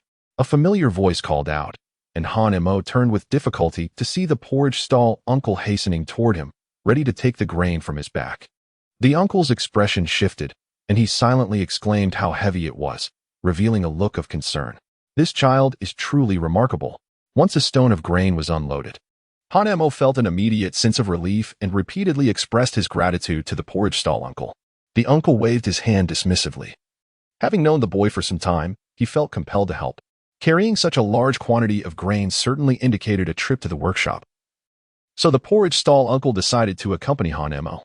Upon reaching the workshop, the burly men greeted the old and the young with broad smiles, practically treating Han-Mo and the porridge stall uncle as honored guests. Business was scarce at this time of year, especially in a year marked by disaster, and the workshop was on the brink of closure. It was unexpected to have customers come knocking at their door. Han-Mo set down the unicycle and observed the implements within the workshop. What a sizable measure! This must be a 100-liter bucket, quite distinct from the ordinary household containers. 2 robust men mistook him for a grandfather and grandson pair, and thus approached the uncle at the porridge stall. "Sir," they inquired, "for every stone of grain, we take a fee of 10 won, as per our usual arrangement. Shall we process all of it?" The uncle replied, "Ask this child, all this grain belongs to him." Upon hearing this, the 2 men exchanged bewildered glances, taken aback. It was Han-Mo who spoke first. "Could we perhaps negotiate a lower price?" The men initially intended to deceive the youth, but upon catching sight of the uncle's fierce demeanor, they hastily clarified, "Of course, we can lower the price. Let us settle on 7 parts for every stone of grain. This is the minimum. We cannot reduce it further." "Very well, 7 parts it is." 7 won for a stone of grain was acceptable to Han-Mo, for every statement made by the uncle seemed to imply agreement. Moreover, there was an abundance on the mountain. A stone could yield a surplus of 3 won, and 50 stones would result in a profit of 150 won. 150 won, how much corn would he need to sell to earn that sum? Thus, this transaction appeared quite advantageous. He then inquired of the 2 men, "I have several dozen stones of yellow millet and wheat remaining at home. Would you be able to assist me in transporting it?" Han-Mo merely inquired symbolically about the remaining 47 stones of grain. With each round trip, he could transport at most 3 stones, leaving him uncertain when he would be able to convey the entire amount to the market for processing. Moreover, Han-Mo had his own plans, should the quantity be substantial. He intended to discuss a profit-sharing arrangement with the 2 brothers. Unexpectedly, the brothers readily agreed, given that the workshop business was struggling. The news that a child possessed surplus grain, and in such considerable quantity, could potentially revitalize their operations. "How much do you have left at home?" they asked. "At least 40 stones. Is it feasible to transport such an amount?" The brothers were momentarily taken aback. A mere child possessing over 40 stones of surplus grain could be considered a small landlord in the village. "Rest assured, we are completely reliable in our endeavors." "Very well. You 2 shall accompany me shortly to fetch the surplus grain." Observing Han-Mo, the porridge stall uncle felt a sense of admiration after 2 months of trials. The child had matured, exhibiting a semblance of adulthood. "Little Han-Mo, I shall lend a hand as well."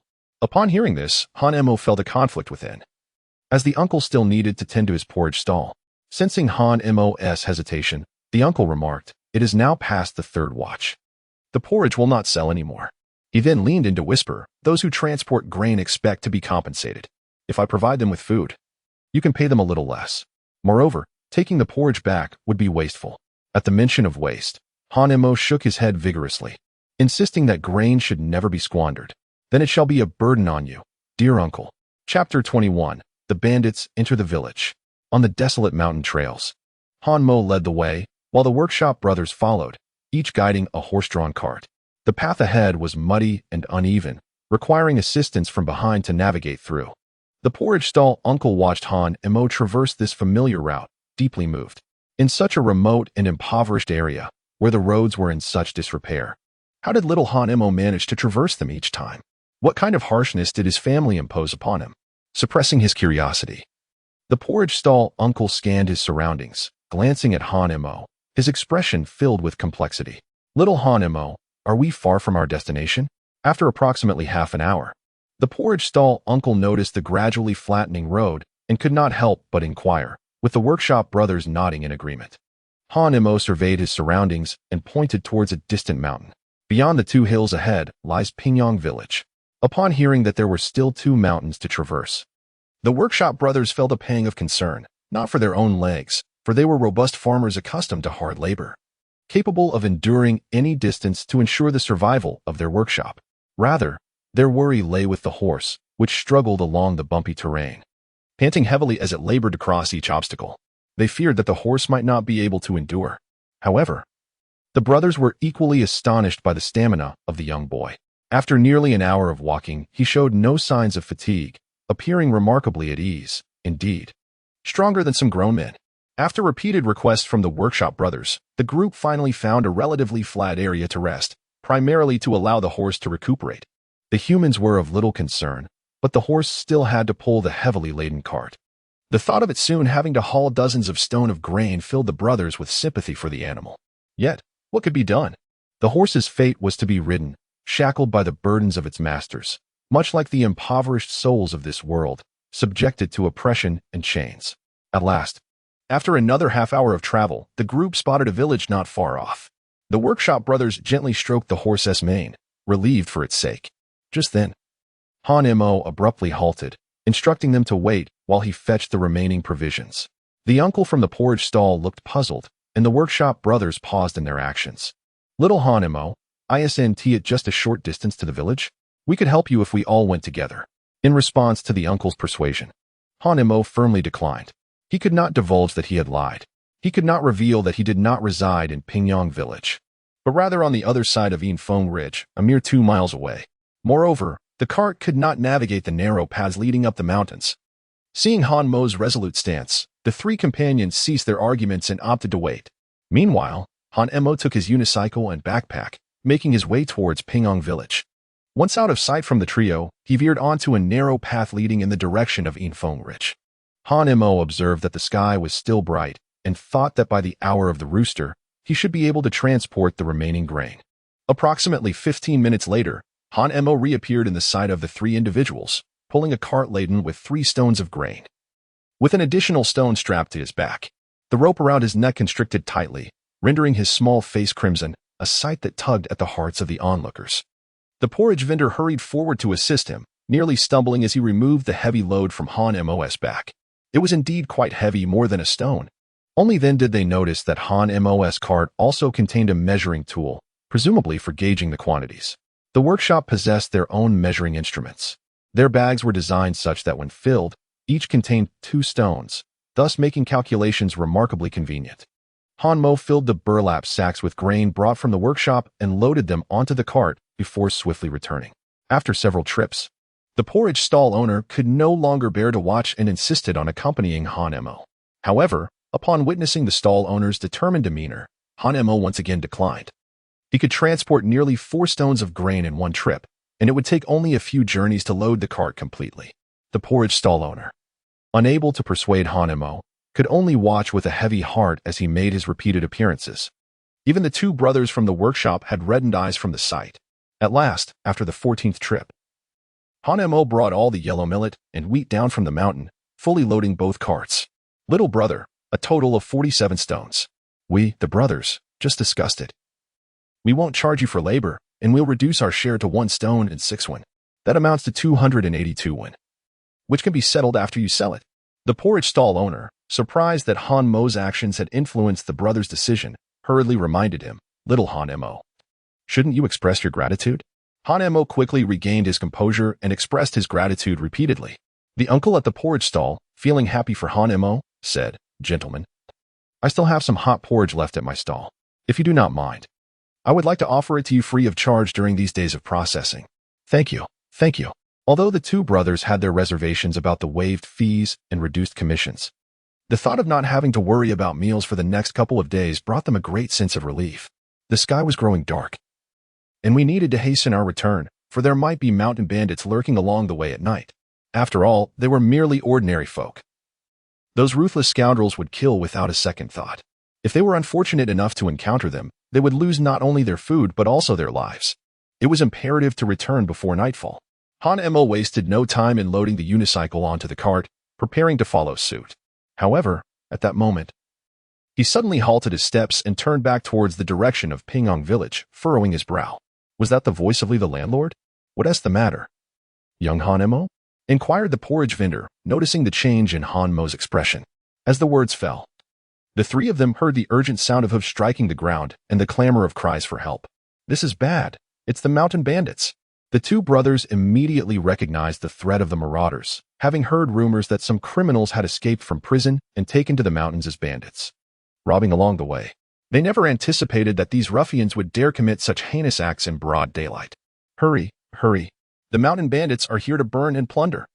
With a sharp crack, the two brothers fiercely slapped the horse's rear, urging it to flee swiftly with their provisions. The porridge vendor swiftly pulled Han Mo onto the cart, and then they caught sight of 3 men on horseback aggressively pursuing a one-armed man ahead. Of course, from such a distance, it was nearly impossible for an ordinary person to discern the details, only able to hear the frantic sound of galloping hoofs. Han Mo suddenly realized that on the very day of his departure, bandits had invaded the village. He felt a sense of relief. The bandits plundering the village would mean the wicked villagers would face the same plight they had inflicted upon others. However, he was also filled with compassion, for there were many infants in Pingyong village. If the bandits seized their food, these innocent lives would be left to beg, likely succumbing to starvation. At that moment, the voices of his companions interrupted Han Mo's thoughts. "We cannot carry this weight. Our speed is insufficient to outrun the bandits. We must discard some provisions." The brothers quickly reached a consensus, but just then, Han Mo unexpectedly leaped from the cart. "I will divert the bandits. You take the small path ahead." "Uncle, I must trouble you to oversee the remaining provisions." "Little Han Mo, what are you doing? Get back here," shouted the porridge vendor. The three were anxious, but there was no time to hesitate. If they paused, the bandits would soon catch up, and they could only watch Han Mo's figure diminish in the distance. The cart quickly approached the fork in the road Han Mo had mentioned, and without hesitation, the brothers veered onto the smaller path. Meanwhile, Han Mo stood his ground, and upon spotting the bandits, he shouted, "I am here. Come chase me." He could not allow the bandits to steal the provisions. Otherwise, all his efforts over the past month would be in vain. He had fought hard to survive until now, and he must live on as the old blind man had advised tenaciously. To live was not merely to exist, it was to protect what one held dear. And what he sought to protect was his food. Just then, a frantic voice broke through the tension. It was Master Li. "Little Han Mo, flee. Flee. I will lead them away." From a distance, Han Mo saw Master Li frantically sprinting ahead of 3 bandits, clearly in distress. The bandits pursued relentlessly. Master Li had originally intended to escape into the depths of the mountains, thinking Infeng Ridge would be an excellent option to elude them. He planned to lure them south, to the site where the monster had once inflicted heavy wounds. However, upon recalling Han Mo's presence at Infeng Ridge, he abandoned that route, fearing the bandits would discover Han Mo. Yet, to his surprise, Han Mo was not at Infeng Ridge. He had left it behind. What was he doing out there? Master Li was now in a state of panic. This was the second time he felt such urgency since arriving in Pingyong village. The first being after the old blind man's death, when he couldn't find Han Mo. Without a moment to spare, Master Li changed his course. He had to draw the 3 bandits away, or else Han Mo would surely fall victim to their blades. However, at that moment, the bandits also caught sight of Han Mo and heard his taunts. "Brother, it's that brat from this morning. He must have hidden the food since we couldn't find it in Pingyong village. Brother, I shall go capture him. Having spoken, a bandit wielded a long whip, striking the horse's flank, causing its hooves to pound urgently as it galloped towards Han Mo. Lee, the wealthy landowner, was struck with alarm. Summoning all his strength to rush toward Han Mo, little Han Mo, come with me. Without hesitation, he attempted to seize Han Mo and flee, only to find that the 8-year-old boy possessed remarkable strength, making it impossible for him to drag him along. In that moment of shock, Lee realized there was no time to turn back. Little Han Mo, he called out, only to see Han Mo leap down the hillside. Without a moment's pause, Lee followed suit. The bandit, witnessing their choice, dismounted and, brandishing a butcher's knife, pursued them. Little Han Mo, what are you doing? In response to Lee's reprimand, Han Mo remained indifferent, offering no reply as he ensured the bandit had not caught up. He could not allow the bandits to reach the workshop brothers, otherwise their food supply would be jeopardized. Familiar with the terrain, he knew that once they entered the forest, they would have a chance to evade the bandits. Thus, he led the way into the woods. Time passed, and suddenly Han Mo halted, having overheard the bandits conversing. Big brother, they've escaped into our mountain, one bandit remarked. Quite clever, but unfortunately, their wits will be their undoing. How foolish to think they could outmaneuver us in our own territory. This is bad. Han Mo was taken aback, and in a state of panic, inadvertently stumbled into the bandit stronghold. What should he do now? He could not venture out, for doing so would surely lead to capture. The forest was dense, making it impossible to discern directions, and the two of them concealed themselves within the mountains. Time passed unnoticed, and soon the sky had completely darkened. Han Mo's heart tightened as he remained alert, straining to listen for any sounds. Suddenly, he perceived a vague silhouette emerging slowly from the shadows of the woods. As it drew nearer, he recognized it was Master Lee, who held a handful of wild fruits. Initially intending to hunt for meat to quell his hunger, Master Lee reconsidered, realizing that lighting a fire at night could attract the attention of the mountain bandits, and instead gathered some wild fruits. You must be hungry, little Han Mo. Let us have some fruit to fill our stomachs. The stomach of Han Mo rumbled, yet upon a mere glance, he turned his head aside. Lee the landlord managed a faint smile, then settled beside Han Mo, taking a bite of the fruit. See, it's not poisonous. Lee the landlord savored the fruit with delight, while Han Mo swallowed hard, choosing to shut his eyes and avert his gaze. Little Han Mo, can you tell me what exactly has transpired?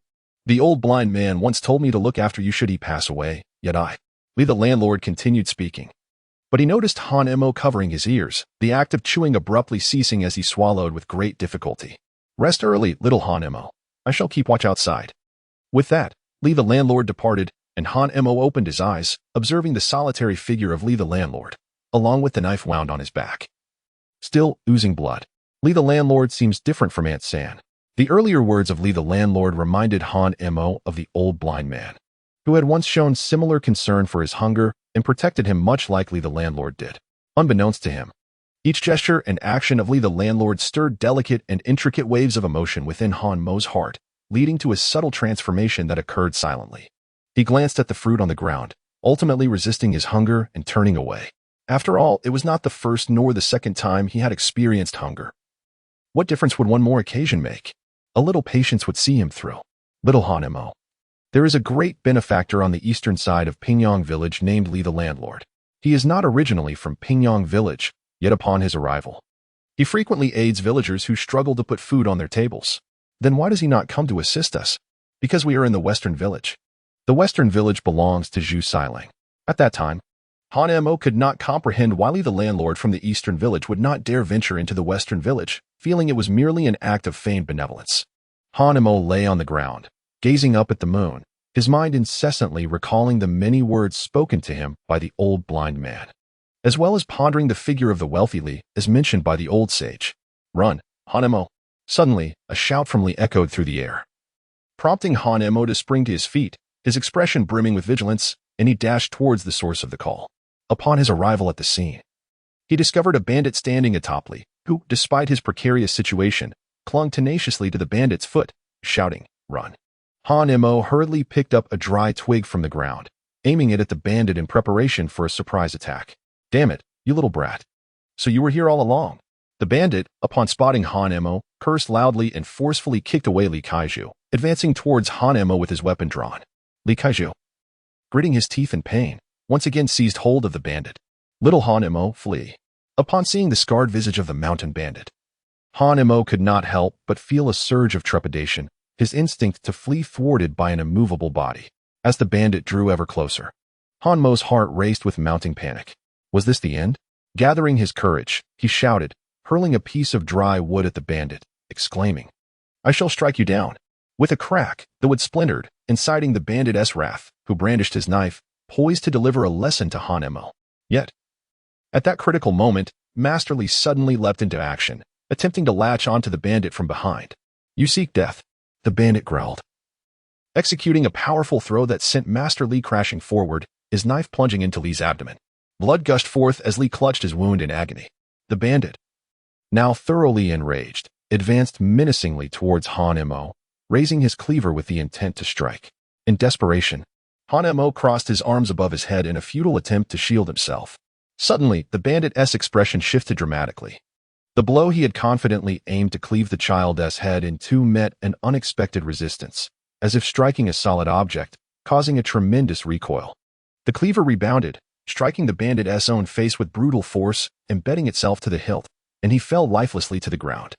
Han-mo swiftly approached to assess Master Li's injuries and discovered that he had succumbed to unconsciousness. Without a moment's hesitation, Han-mo hoisted Master Li onto his back and rapidly departed from the forested area. As he sprinted along, he frequently glanced over his shoulder to check for any pursuing bandits. Fortunately, the journey was uneventful, and he ultimately returned to Windrich. Ascending the mountain and entering the cave, Han-mo emulated the old blind man's previous actions by testing Master Li's breath, followed by a gentle touch on his chest. There was still a pulse, still warmth. Master Li was not yet deceased. Observing the continuous flow of blood from Master Li's abdomen, Han-mo found himself at a loss.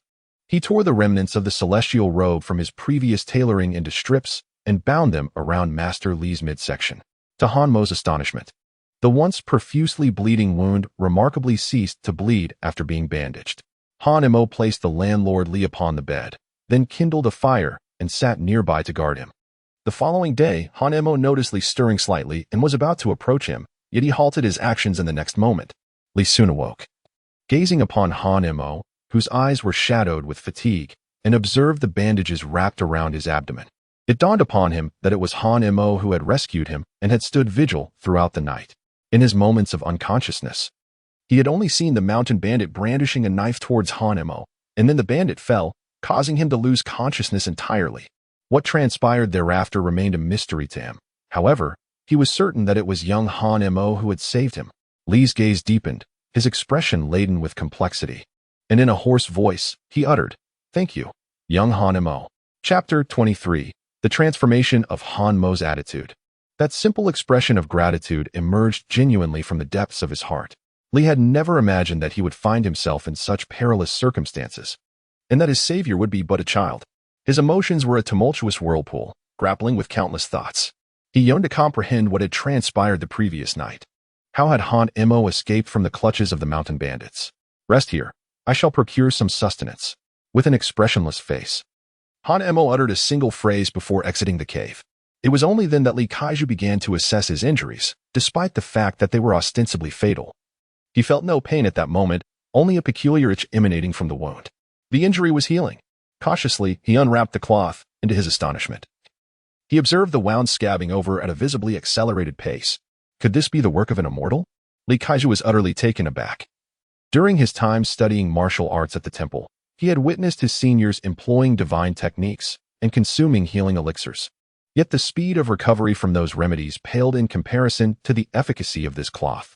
Examining the fabric, he discerned that its texture was far superior to what an ordinary person could afford, surpassing even the garments worn by the affluent families of Tianyong City.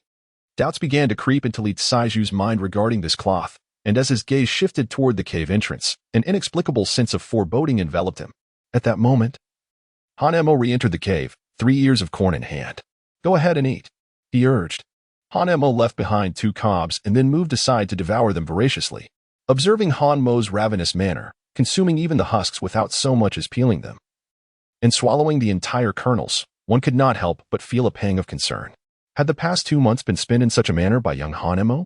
With a heart full of complex emotions, Li Kaiju picked up a cob of corn and mimicked Han-mo's approach to eating, finding it tough and difficult to swallow. However, soon a look of astonishment emerged in Li Xiju's eyes, and his chewing slowed as if he were savoring the flavor with great care. This corn actually possessed spiritual energy. Li Xiju was secretly astounded, realizing he was absorbing spiritual energy from the corn. Ever since he left the monastery after completing his studies, he had not felt such rich spiritual energy again. Young Hanemo, from where did you acquire this corn? Hanemo glanced back at Master Li, swallowed the chewed corn kernel in his mouth, and then turned away. Continue with your corn. His tone remained somewhat indifferent. Yet Master Li detected a hint of concern within it, prompting a subtle smile to grace his lips. He could sense that Hanemo had changed. He was no longer as aloof as when they first met.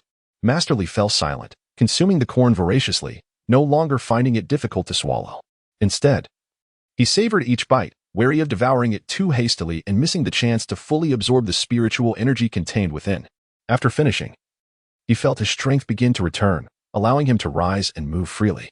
At that moment, Master Li noticed Han Mo shouldering a hoe and departing from the stone wall, and he followed suit. Upon reaching the cave's entrance, he was taken aback by the sight before him, a vast expanse of corn. A wave of astonishment washed over him. Such rich spiritual energy. These corns were imbued with an essence even more potent than that found on the Celestial Mountain. Years ago, he had journeyed to the Celestial Mountain in search of enlightenment, only to find himself without the awakening of spiritual roots. Fortunately, his earnest desire for knowledge led his master to take him in, where he trained in martial arts for over a decade. Though he never awakened his spiritual roots, his years on the Celestial Mountain allowed him to sense the spiritual energy of heaven and earth, even if he could not convert it into primal power. After leaving the Celestial Mountain, he returned to the mundane world, settling in the quaint Pingyong village, where he remained for half a lifetime. With his martial prowess, he believed he could achieve great things. Yet, after years of immersion, he had long since relinquished desire. With no offspring of his own, he merely wished to earn enough to assist those villagers impoverished enough to beg on the streets. However, during that time, the local landlord, Zhu Xilang, frequently obstructed him. His master advised him to avoid unnecessary conflict. Thus, he endured Zhu Xilang's antagonism for decades, which led to a life of suffering for the villagers of East Village. The tragic death of the old blind man in the harsh winter and Han Mo's subsequent expulsion from Pingyong Village, forcing him to flee to Yinfeng Ridge. Yet now, witnessing Han Mo's self-sufficiency and his own crops, Master Li felt a sense of fulfillment. Little Han Mo, is there anything you require of me? In the cornfield, Han Mo lifted his gaze to Master Li for a brief moment before bending down to continue weeding. The corn had matured, and today he intended to harvest it all, saving some tender ears for consumption and sending the rest to the mill to be processed into cornmeal for sale. As for weeding, he could not bear to let it go unattended. He would venture into the world of the Celestial Tower at night to plant new grains. This time, however, Han Mo planned to sow only yellow millet and wheat. Master Li approached the field, effortlessly carrying away the weeds Han Mo had pulled, discarding them beside a mound of earth. Do not leave them there. Han Mo suddenly shouted loudly, startling Li Kaiju, who looked at him in bewilderment. Over there, by the pile of weeds. Li Kaiju nodded repeatedly, placing the weeds in the designated spot, then curiously gazing at the small mound of earth. It seemed that little Han Mo was quite concerned about this mound. Little Han Mo, what is the purpose of this mound? Have you buried treasure within? Li Xiju's words drew Han Mo's gaze. Had he buried treasure? No, what lay beneath was far more precious than money. It contained the most significant person in his life and his past. Inside was the old blind man. That simple statement brought an immediate silence to Li Kaiju, the smile on his face fading into stillness as he slowly approached to clear away the stray weeds atop the mound. No wonder the mound was so tidy, devoid of any weeds. Li Kaiju crouched beside the mound, placing his palm on the earth and letting out a deep sigh. Old blind man, I, Li Shan, am sorry for not fulfilling the promise of our youth. If I had gone to West Village that night, you would not have perished. And little Han Mo would not have been forced by the third brother's wife to flee into the cornfields of Yinfeng Ridge. Han Mo had already pulled out all the corn stalks, meticulously removing the soil from their roots and stripping away the corn leaves, leaving only the sweet parts. Li Xiju's words outside the old blind man's home reached Han Mo's ears. He did not wish to listen, but even with his ears blocked, the words were unmistakably clear. Time passed, and beside the mound, Li Kaiju wiped away his tears with his sleeve, feigning indifference as he walked into the fields. Let me assist you. Though Li Kaiju had only one hand, it posed no challenge for him. He stepped firmly on the soil, exerted force, and with a swift motion of his right hand, easily obtained a corn stalk. He was unaware of Han Mo's intentions for these stalks, but as long as it was something Han Mo wished to do, he would gladly lend his assistance. Han Mo remained silent as he stepped aside, returning the hoe to the cave before emerging after a considerable while. "I am heading to the market. If you have no pressing matters, you may descend the mountain," he stated. Upon hearing Han Mo's intention to venture to the market alone, Master Li's expression shifted dramatically. He hastily disposed of the last cornstalk in his hand and promptly followed Han Mo. "It is perilous outside. I shall accompany you to ensure your safety." Chapter 24, Master Li's perception of Han Mo.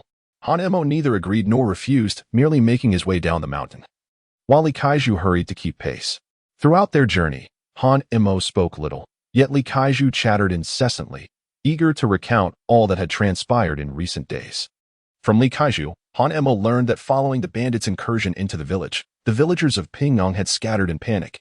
The bandits, numbering only 3, focused solely on plundering grain. One was tasked with transporting the loot, while the other 2 went door to door demanding supplies. After pillaging the village, they had amassed merely a dozen stones of grain. Li Kaiju had prudently hidden his own provisions and arranged for the nearby villagers to take refuge in safety before bravely diverting the bandits, ultimately crossing paths with Han Mo. The subsequent events saw the 2 men pursued by the very bandits they sought to evade. Furthermore, the household of Zhu Sailang, as a landowner, received particular attention from the trio of bandits, leading to the harrowing violation of his 4 young wives and the brutal murder of the vicious old matriarch. Tragically, Zhu Sailang's illegitimate offspring also fell victim to the bandits' cruel taunts, leading to their demise. This, in a sense, was poetic justice. For Zhu Sailang had a history of maltreating the children of ordinary tenants, even to the point of causing their deaths. Strangely, upon hearing of these events, Han Mo felt an unexpected sense of satisfaction. After 2 hours of travel, the pair arrived at the bustling market of Tianyang City. Li Kaiju pondered how to negotiate entry with the guards, only to be surprised when they recognized Han Mo and granted immediate access to the city. As Li Kaiju remained perplexed, he observed Han Mo greeting various vendors in the market with an air of familiarity. "Little Han Mo, how is it that you are acquainted with the guards of Tianyang City, and you know all these vendors?" A passing woman stopped Han Mo, glancing around before inquiring, "Where is the corn you usually sell today, little one?" Han Mo smiled in response, stating that there would be no sales today as everything had been sold out. "I will personally deliver some to the old lady next month." "Sold out? That's wonderful. This means you can enjoy something nice," she remarked. "How are your family members treating you these days?" The woman expressed her delight in Han Mo and did not forget to inquire about his current living situation at home. Han Mo pondered for a moment and remarked, "It's quite wonderful. I am truly living well." The woman smiled as she bid farewell to Han Mo, and soon an increasing number of people approached him to exchange greetings, each inquiring why he was not selling corn that day. Han Mo patiently explained the situation to each one. Meanwhile, behind him, Master Li fell silent, his eyes reddening. At that moment, he finally understood how Han Mo had managed to survive. Comprehending the familiarity he shared with the guards of Tianyang City and the vendors at the market, it turned out that for the past 2 months, Han Mo had been living in this manner. He had assumed that the corn Han Mo cultivated was for personal consumption, unaware that Han Mo had been transporting the corn to sell in Tianyang City, located several miles away, at merely 7 or 8 years of age. What does Han Mo truly understand? The expanse of cornfield stretches over 4 to 5 acres, and he must traverse a distance of several miles. How much must he sell to merely sustain himself? A journey of over 2 hours is a feat that even an average man might struggle to endure daily. Yet, young Han Mo? He bears the burden of life on his shoulders while covering those long miles. This small frame carries a weight far beyond what one of his tender years ought to endure. While children of his age attend school, having their meals served to them, Han Mo must navigate the perilous paths of the Shadowwind Ridge, striving diligently for his daily sustenance. Li, the wealthy landowner, halted in his tracks. Observing the diminutive figure of Han Mo in the distance, it struck him that Han Mo no longer resembled a mere child of 7 or 8, but rather a small adult, toiling for survival. Little Han Mo, little Han Mo. For so long, he had called him by that name. Yet he was oblivious to the moment when Han Mo had matured into an adult. Perhaps it was on the night of the old blind man's death. Or perhaps when his third aunt sought to sell him to Zhu Sailang, or during this arduous struggle for existence at Shadowwind Ridge, finally arriving in the northern city. Lee discovered that more people here recognized Han Mo. Vendors and passers-by alike seemed familiar with him. It became evident to Lee that this was the very place where Han Mo made his living. A butcher, upon spotting Han Mo, jovially raised his cleaver and exclaimed, "Ah, little Han Mo, we've saved a spot for you at the stall. Why haven't you brought any corn today?" Han Mo greeted with a smile, responding to the explanation. Subsequently, Li Kaiju etched this place into his memory, particularly the 3 vacant spaces. As the crowd ebbed and flowed, Li Kaiju envisioned Han Mo standing there each day, hawking his wares. Every shout resonated like a dagger piercing his heart, leaving him clutching at the waves of acute pain. In Pingyang Village, everyone despised Han Mo, quick to scold and strike him. Yet here, everyone recognized Han Mo. They treated him with kindness, embracing his presence and genuinely caring for him. This place seemed to be Han Mo's true home. Han Mo, guided by yesterday's recollections, made his way toward the workshop. After a brief passage of time, he finally beheld the establishment, where the porridge vendor sat at the entrance, his expression one of deep concern. Inside the workshop, 2 brothers, their eyes shadowed with fatigue, diligently processed millet and wheat for him. "Uncle." Han Mo's voice caused the porridge vendor to suddenly look up, and he immediately opened his arms, rushing towards Han Mo and enveloping him in a warm embrace. "Oh, little Han Mo, you are alive. You are alive. You nearly gave me a heart attack." Witnessing this scene, reminiscent of a grandfather and grandson reunion, Li Kaiju was transported back to the night when the old blind man took Han Mo in. A scene strikingly similar to this one, unbeknownst to them, for years had already slipped away. At that moment, the brothers from the workshop also noticed Han Mo standing outside and paused their work to approach him. "Little brother, it's such a relief to see you safe. We were quite worried." The second brother of the workshop pointed inside. "Just wait a moment, little brother. My brother and I will finish everything shortly." Han Mo nodded, then retrieved a string of copper coins from his pouch. "Esteemed brothers, here are 301. I am immensely grateful for the provisions you safeguarded for me last night. Were it not for your assistance, I fear I would have lost all my supplies." Han Mo exhibited no hesitation. He promptly handed over 301. Despite having agreed upon 285, this gesture elicited repeated expressions of gratitude from the workshop brothers. In that moment, Master Li comprehended that Han Mo's refusal to accompany him yesterday, risking his life to divert the mountain bandits, was primarily to protect his grain from being discovered. It dawned on him that Han Mo had been enduring such hardships merely to survive. After a brief interval, the workshop brothers emerged. "Young brother, it's time to inspect. How do you plan to handle this rice bran and wheat chaff?" The elder brother replied, "I intend to sell it all, but I am unsure where to find a buyer for such a large quantity of surplus grain." After a moment's contemplation, the workshop leader suggested, "You can sell it at the Tianyong City Granary. The prices are quite favorable. Additionally, you could sell it to the distillery, as they also procure significant amounts of pure grain. Both places accept such byproducts." The granary and distillery indeed appeared to be promising avenues, and Han Mo silently committed this information to memory. "Young brother, our card has returned, so you may need to devise your own means of transportation." Han Mo nodded, spotting his backpack and unicycle in the workshop, and promptly requested the workshop brothers to retrieve them. Once he had reclaimed the cherished backpack and unicycle, Han Mo eagerly began loading them, placing 3 stones onto the unicycle and an additional stone into the backpack. "Brothers, I will make several trips. I hope you can assist me with the remaining grain," he exclaimed. "It's a trivial matter. Do you require assistance?"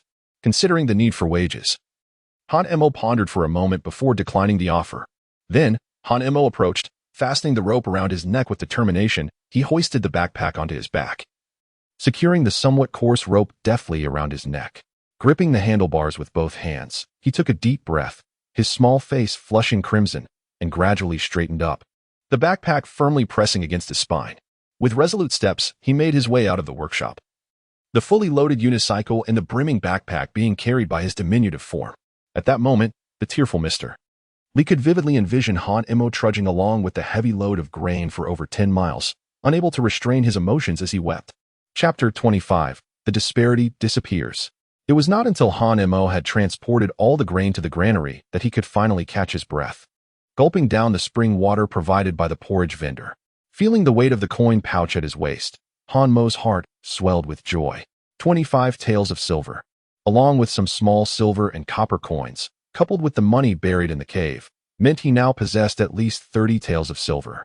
He finally had more money, and every bit of effort had proven worthwhile. "Uncle, I've made money. I finally have money. I want to buy 3. No. 5 meat buns to eat. The porridge vendor beamed with genuine happiness for Han Mo, witnessing the joy radiating from Han Mo's face. Mr. Lee approached him with red eyes and a complex expression. 3 stones of grain weighed a staggering 90 kilograms. Even someone trained in martial arts like him found it taxing. Yet Han Mo had shouldered the burden alone. Mr. Lee knelt down, wrapping one arm around Han Mo, repeatedly uttering apologies. This long-lost warmth and the chorus of apologies stirred memories of the old blind man in Han Mo's mind, causing his eyes to well up with tears. Since the old blind man's passing over 2 months ago, Han Mo had lived in constant fear, terrified of being sold by Aunt San. He had not cried. He hadn't shed a tear, even when hunger twisted his stomach into knots. He had borne the weight of grain several times his own weight over long distances without weeping. Yet, at this moment, hearing Mr. Lee repeatedly mention the old blind man, an overwhelming sense of grievance surged within Han Mo.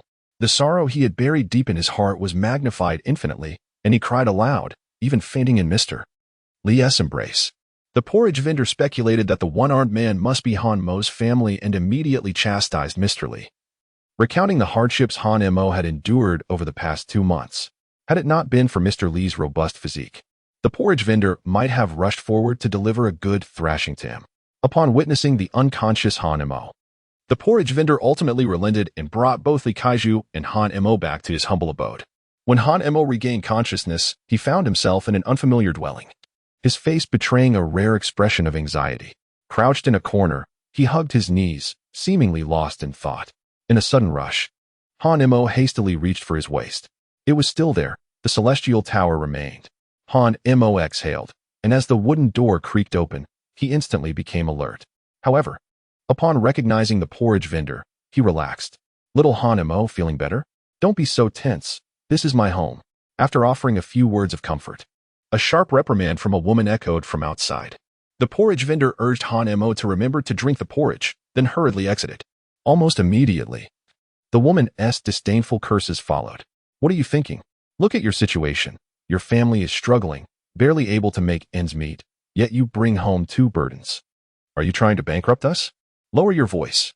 Lower my voice? This is my house. I will speak as loudly as I wish. And that man with one hand, he's just a mute, doing nothing for 3 days except eating. I tell you, those 2 must be thrown out today, or I will take my son back to my mother's house. I will report to the authorities. After all, they are already rounding up bandits. And I'll just claim those 2 are bandits. With a creak, the wooden door swung open again, and the porridge vendor, upon seeing Han Mo, hurriedly urged him to return and rest. We'll leave today. We want to disturb you. And, such sweet words. I heard from my husband that you are the one selling corn on the street. If you wish to show your gratitude, bring us more corn. I also heard you just sold a good amount of quality grain. My husband has helped you so much. And you haven't even thought of sending a couple of bushels as thanks. You. What are you saying to a child? The 2 began to argue in the courtyard. After contemplating for a moment, Han Mo decided to leave the porridge vendor's house, with Lee Kaiju silently following him. Back at the workshop, Han Mo approached his fellow workers. I left a stone of quality grain here yesterday. Have either of you seen it? The workshop leader laughed heartily. The yard was damp the past couple of nights, so I moved it inside the workshop. It's right here. The second worker emerged, carrying a bag of grain. Han Mo took the bag of grain to the porridge vendor's home, placed it at the doorstep, knocked on the door, and swiftly departed. Shortly after, the vendor opened the gate to find a sack of grain, weighing at least 100 caddies. He carried the bag inside, exclaiming, "Look, do you see? This is a gift from that child. Are you satisfied now?" A profound silence enveloped the room. Meanwhile, Han Mo navigated the bustling market with ease, soon locating a stone workshop in the northern city. Upon learning that a stone tablet would cost no less than 20 taels of silver, he did not hesitate to purchase one and instructed the stone carver to inscribe, "Tomb of the Blind Old Man." Beside him, Lee, the wealthy merchant, was puzzled. A child who was reluctant to spend even 5 when on a meat bun would so readily part with 20 taels for a gravestone. It was evident that the blind old man held a significant place in Han Mo's heart. Han Mo carefully placed the stone tablet onto the unicycle and began to pull it away. As he passed by the steam bun shop, he swallowed hard, ultimately deciding against the temptation of purchasing meat buns. Mr. Lee, well aware of Han Mo's long-standing desire for the savory treat, took out a few coins from his pocket and purchased 5 meat buns. Approaching Han Mo from behind, Mr. Li remained silent, instead offering the meat buns to him. Hanemo hesitated for a moment but ultimately accepted the meat bun, taking a bite and softly uttering his thanks. Although Li, the wealthy landowner, did not respond. A faint smile nonetheless crept across his lips. He could hardly contain it. Cradling the meat bun in one hand, he struggled to take a bite while hunched over, exclaiming inwardly, "This is all mine." Suddenly, Hanemo spoke, and as Li the landlord smiled, tears streamed down his face. That smile seemed to signify the gradual dissolution of the barriers that had once separated them. "Very well, it is all thanks to our Hanemo. This time." Li did not refer to him as little Hanemo, for Hanemo had matured. The duo, one large and one small, frolicked away from the Tianong city market. Though they exchanged no words along the way, the nature of their relationship appeared to have transformed. Li could sense that Hanemo no longer harbored any resentment towards him. As they approached Pingyang village, Li suddenly inquired, "Hanemo, now that Zhu Sailang is dead and your third aunt remains imprisoned, do you wish to return to Pingyang village? Do you wish to go back?" Hanemo had indeed contemplated this matter, yet he had never considered returning. The old blind man perished because of the villagers of Pingyang, and he vividly recalled the faces of each and every one of them. Pingyang village was no longer his home. His true abode lay upon Yifeng Ridge. "Li, I shall not return. Wherever the old blind man resides is my home, and I dwell comfortably upon the mountain, free from the scrutiny of others." "Very well. Whatever you wish, I shall support you. For the time being, you should remain on the mountain. Your injuries have yet to heal, and those mountain bandits may return. I am quite familiar with Yifeng Ridge, and should they dare to intrude, I am confident I can ensure they never leave." Li observed that as Han spoke these words, an unprecedented ferocity glinted in his eyes, an unmistakable intent to kill. Li was taken aback. How could an 8-year-old child harbor such murderous intent? Just then, a group of officials appeared in view, 2 of whom were carrying a stretcher draped in white cloth. Curiosity piqued, Li halted the officials. "Excuse me, what is this?" "Oh, we are from Pingyang village."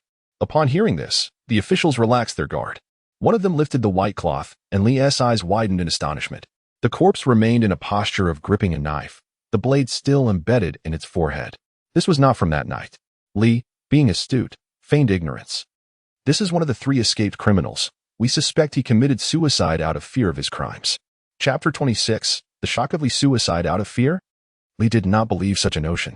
The mountain bandits, who had slaughtered dozens in Pingyang village and looted every household's grain, were such ruthless beings. Would they truly take their own lives in fear? As this thought crossed his mind, Li's gaze inadvertently fell upon Hanemo. His curiosity piqued regarding the events of that night. Esteemed officials, weren't there 3 bandits? What are the other 2? The official suddenly realized and hastily cautioned his companions. "You 2 must be careful. The remaining 2 bandits have disguised themselves and hidden within Pingyang village. We cannot apprehend them immediately, especially with this child in tow." The revelation that they had infiltrated Pingyang village startled Li. It seemed to return to Pingyang was not feasible for the time being. "Thank you, esteemed officials." After parting ways with the officials, the 2 set off in the opposite direction of Pingyang village, ascending Yifeng Ridge. Along the way, Li took care to erase their footprints, allowing him to breathe a sigh of relief. Upon reaching the mountain, Hanemo set down the wheelbarrow, then hoisted the stone tablet down. He dug a hole before the earth mound of the old blind man, inserting the tablet into the pit and firmly packing the soil around it. "Old blind man, once I earn my fortune, I shall build you a better home." Hanemo, uttering a few words, bowed 3 times before the old blind man's grave. Once again, the weeds had sprung up in the fields, a task that had become a daily obligation for Hanemo. He did not perceive any abnormalities in financial matters. He merely believed it was a matter of not having tidied things up sooner. "Is it possible for you to stay on the mountain for a few days?" In consideration of Hanmo's feelings, Li the landlord inquired about his opinion. "That would be fine, but I only have 1 bed." With Hanmo's consent, Li the landlord felt a surge of joy and promptly discarded the weeds in the designated area. Come evening, he gathered some dry leaves and the previously discarded weeds to lay down a makeshift bed. He yearned to experience Hanmo's former life, to better understand him, and to fulfill the old blind man's promise as a means of recompense. To him, both the old blind man and Hanemo had bestowed kindness upon him. When he first arrived in Pingyang village, it was the old blind man who granted him a plot of land, enabling him to establish himself there. Later, meeting Hanemo evoked memories of his mentor's teachings, awakening fragments of recollections from his time on the Celestial Mountain. This act, he considered, was a form of gratitude. That night, Lee the landlord noticed Han Mo had his back turned toward him, and he thought little of it. The mere transformation in Han Mo was sufficient for him. Unbeknownst to Lee, Han Mo had already entered the realm of the Celestial Tower. After several days' absence, the world within the tower had devolved into chaos. With weeds towering over 3 feet high, Han Mo was immediately overwhelmed, unable to spot a single person amidst the rampant overgrowth. Only witnessing rows of weeds sprawled across the ground. Even upon awakening, he found the task far from complete. A sense of melancholy washed over him. A single day was hardly enough to accomplish it all, and he realized he had been rather lazy. Yet, how wonderful it would be if he could enter the Celestial Tower world at any time, allowing him to clear the weeds whenever they sprouted. Han Mo glanced at the empty straw map beside him and realized that Master Lee was no longer in the cave. Stepping outside, he discovered Master Lee laboring in the field. He wished to inform Master Lee that this endeavor was futile, yet he found himself at a loss for words. Regarding the matter of the Celestial Tower, he had no intention of disclosing anything to anyone. The old blind man had once advised him that wealth should not be flaunted. The fewer individuals who were aware of it, the safer he felt. Han Mo casually squatted by the fire pit, igniting a fire to cook corn. Before long, he handed 2 ears of corn to Li Kaiju, who, upon noticing that Han Mo only held 1 ear of corn, candidly remarked that he never partook in breakfast. Han Mo remained silent, and after finishing his meal, he ascended the mountain. Lee the landowner watched in alarm, fearing that a moment's inattention could result in a fatal fall. He hurriedly positioned himself beneath Han Mo for protection. However, it was not long before Lee observed Han Mo seated cross-legged atop a stone, his hands forming peculiar seals before his chest. A wave of astonishment surged within him. He felt a twinge of disbelief and quickly climbed up to join him. Upon witnessing Han Mo's impeccable posture, Lee's pupils widened in shock, transporting him back to his time on the Celestial Mountain. At that time, his senior brothers had engaged in similar practices as instructed by their master, in order to sense the ethereal energies of the universe, transforming them into primordial force for cultivation. Regrettably, he had been but an ordinary mortal, incapable of perceiving the celestial energy, unable even to awaken his spiritual roots. Fortunately, his body had been nourished by the ethereal energies for over a decade, allowing him to sense a faint trace of spiritual energy, though he could not absorb it. Yet now, Han Mo's actions mirrored those of his senior brothers, and he could feel the ethereal energy beginning to coalesce around Han Mo, albeit not yet absorbed. It was evident that Han Mo had commenced his cultivation. The only reason for his inability to absorb the energy was the fact that he had yet to awaken his spiritual roots. Lee was astounded. To attract such a dense concentration of celestial energy without awakened roots was remarkable. What would happen if he were to awaken them? Considering the time, Han Mo was already 8 years old, the prime age for awakening spiritual roots. Lee resolved to return to the Celestial Mountain at the earliest opportunity to request their master to awaken Han Mo's roots. Just then, a thought struck him, and he gazed intently at Han Mo. It could not be. Han Mo had been a mere beggar from Pingyong Village just 2 months prior, an ordinary mortal body. How could he have begun sensing the celestial energies? To draw forth such energy, one must possess celestial techniques. From where had he acquired such techniques? The shock in Lee's heart lingered, prompting him to sit beside Han Mo and wait, reasoning that since Han Mo had only just begun, his meditation would not take too long. Yet, this wait extended into an entire day. Seeing no signs of Han Mo awakening, Lee decided to descend the mountain in search of edible wild fruits. As the moon rose high in the sky, Han Mo awoke to find the night had fallen and, unable to contain himself, hurried back to the cave to lie down and sleep. He needed to clear away the weeds promptly. Emptying his thoughts, Han Mo's consciousness gradually blurred, leading him swiftly into slumber. Meanwhile, upon returning and finding Han Mo already asleep, Lee assumed he was simply exhausted and chose not to rouse him. He then stepped outside the cave to converse with the old blind man in the earthen mound. The following morning, he left a note and descended the mountain. In the ensuing days, Han Mo adhered to a routine of early rising and retiring, diligently practicing his sitting meditation during daylight hours. He discovered that this method invigorated him, enhancing his energy and strength, while at night, he ventured into the world of the Celestial Tower to tend to the weeds. After several days of effort, Han Mo succeeded in thoroughly clearing the Celestial Tower world, and, last night, planted millet and wheat over nearly 10 acres of land. Indeed, it was 10 acres. Han Mo also discovered a remarkable characteristic of the Immortal Tower, With each harvest, the land within the tower's realm would double in size. Initially, he possessed a little over 2 mu, but with the second harvest, it expanded to 5 mu. Now, he has acquired an impressive 10 mu of land. As for the area outside the cave, due to the geographical conditions, the newly added land encircled the mountaintop by half. This vast expanse of land brought Han Mo immense joy. With such an abundance of land, he could cultivate more crops and earn greater profits. Moreover, from his previous observations, he noted that both millet and wheat reached full maturity in merely 1.5 months. Back at home, he had 10 taels of silver, which would suffice to sustain him during this period. On the 10th day, Master Li returned in a state of panic, wielding a machete and an axe. Chapter 27. The bandits enter the mountains. Han Mo's immortal techniques. Master Li discarded his weapons and hurriedly approached Han Mo to check for any injuries. Upon seeing that Han Mo was unharmed, he finally felt relieved. Master Li, what troubles you? The officials sent men into the village to apprehend people. Those 2 bandits received word in advance and fled to the Wind Ridge. I rushed back upon hearing this news. Bandits have entered the mountains? Han Mo was taken aback, feeling a sense of bewilderment. After a period of meditation practice, he had become attuned to the sounds from below the mountain. Typically, any visitors entering the mountain would inevitably reveal their presence. Could it be that they had stealthily entered while he was resting at night? Let us return. Without hesitation, Master Li grasped Han Mo's arm and urged him to ascend the mountain. However, as they ventured further, the sight of an increasing expanse of land left Master Li increasingly astonished. When he had departed 10 days prior, Han Mo's territory consisted solely of a patch outside the cave. Now, it appeared to have encircled almost half of the area.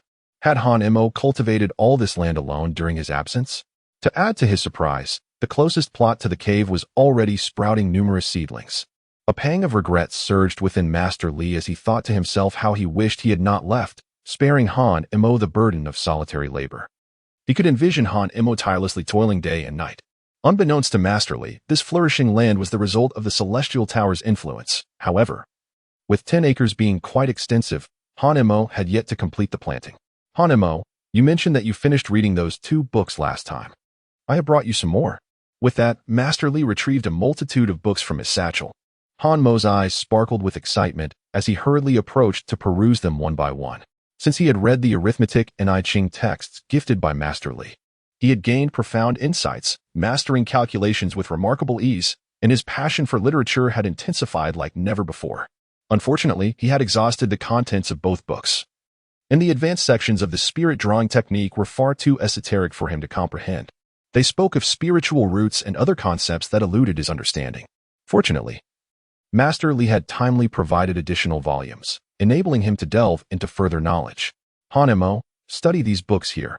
If you encounter anything you do not understand, make a note of it, and I shall explain it to you upon my return. After imparting this advice, Master Li descended the mountain wielding an axe and a knife. Yet he did not leave the vicinity of Wind Ridge. After about the time it takes to burn a stick of incense, Han Mo began to hear the sound of trees being felled below. However, this would not impede his pursuit of knowledge from the texts. By evening, Master Li returned, bearing an assortment of wooden planks and logs of various sizes.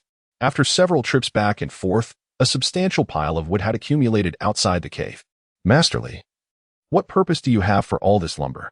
Master Li chuckled heartily, approaching the wood with his short knife.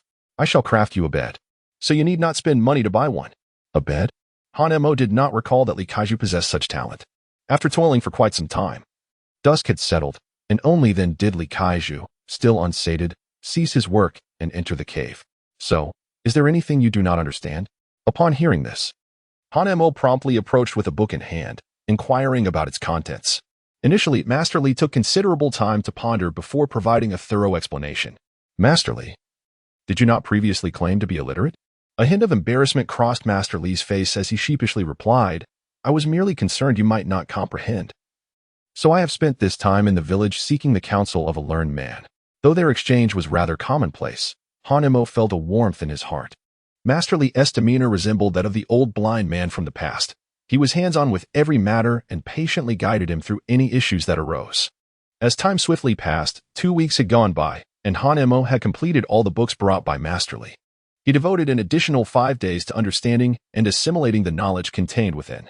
Over the span of 20 days, Han Imo diligently practiced sitting meditation atop the cave's summit each morning, read in the afternoons, and tended to the celestial tower world by watering and weeding at night.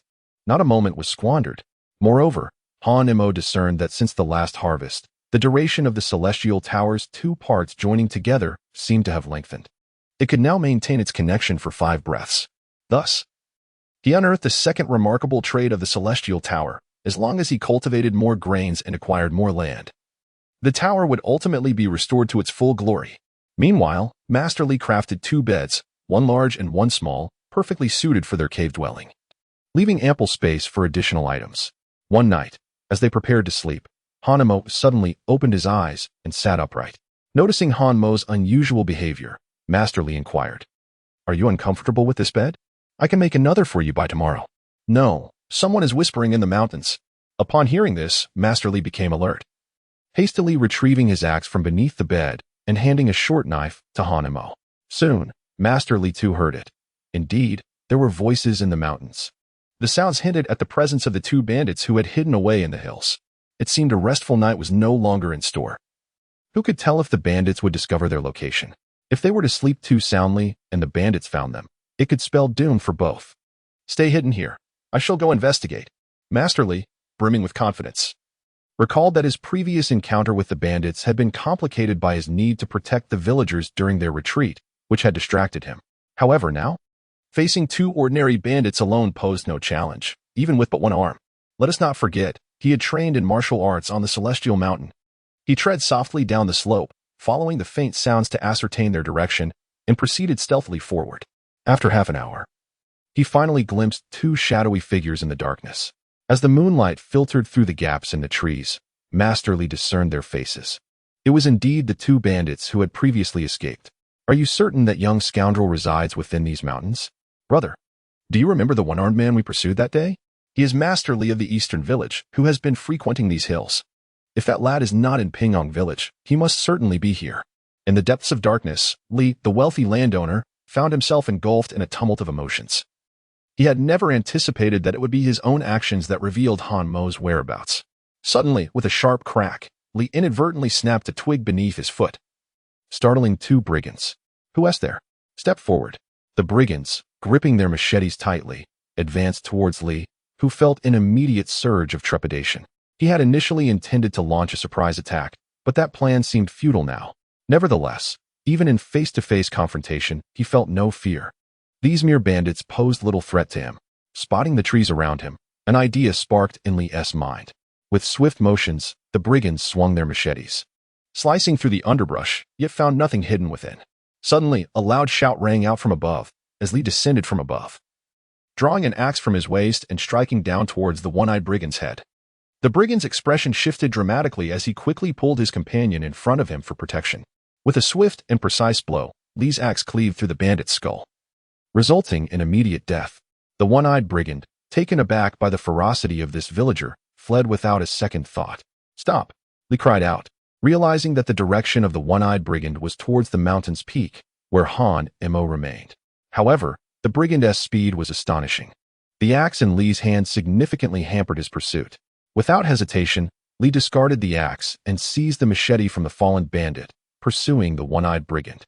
Under the cloak of night, one fled while the other chased, culminating at the summit of the mountain. From a distance, the one-eyed brigand spotted flickering flames ahead, revealing the mouth of a cave where Han Imo stood, surrounded by fields lush with grain. Elation surged within him. Finally, he had discovered the source of the surplus provisions. His confidence swelled, believing the boy must be paralyzed with fear. He advanced, raising his machete with the intent to slay the child, aiming to throw the one-armed villager into disarray, thereby turning the tide in his favor and seizing control of this bountiful land. "Child, perish!" the one-eyed brigand snarled, lunging at Han Imo with a savage strike. But in the next heartbeat, the brigand's countenance shifted in shock as his machete ricocheted back, landing squarely against his neck, resulting in his head rolling onto the ground. Li's eyes widened in astonishment, for this time he witnessed the event with utmost clarity. A layer of milky white barrier unexpectedly enveloped Han Imo, deflecting the strike from the one-eyed mountain bandit and rebounding the mountain-splitting blade. This is immortal magic.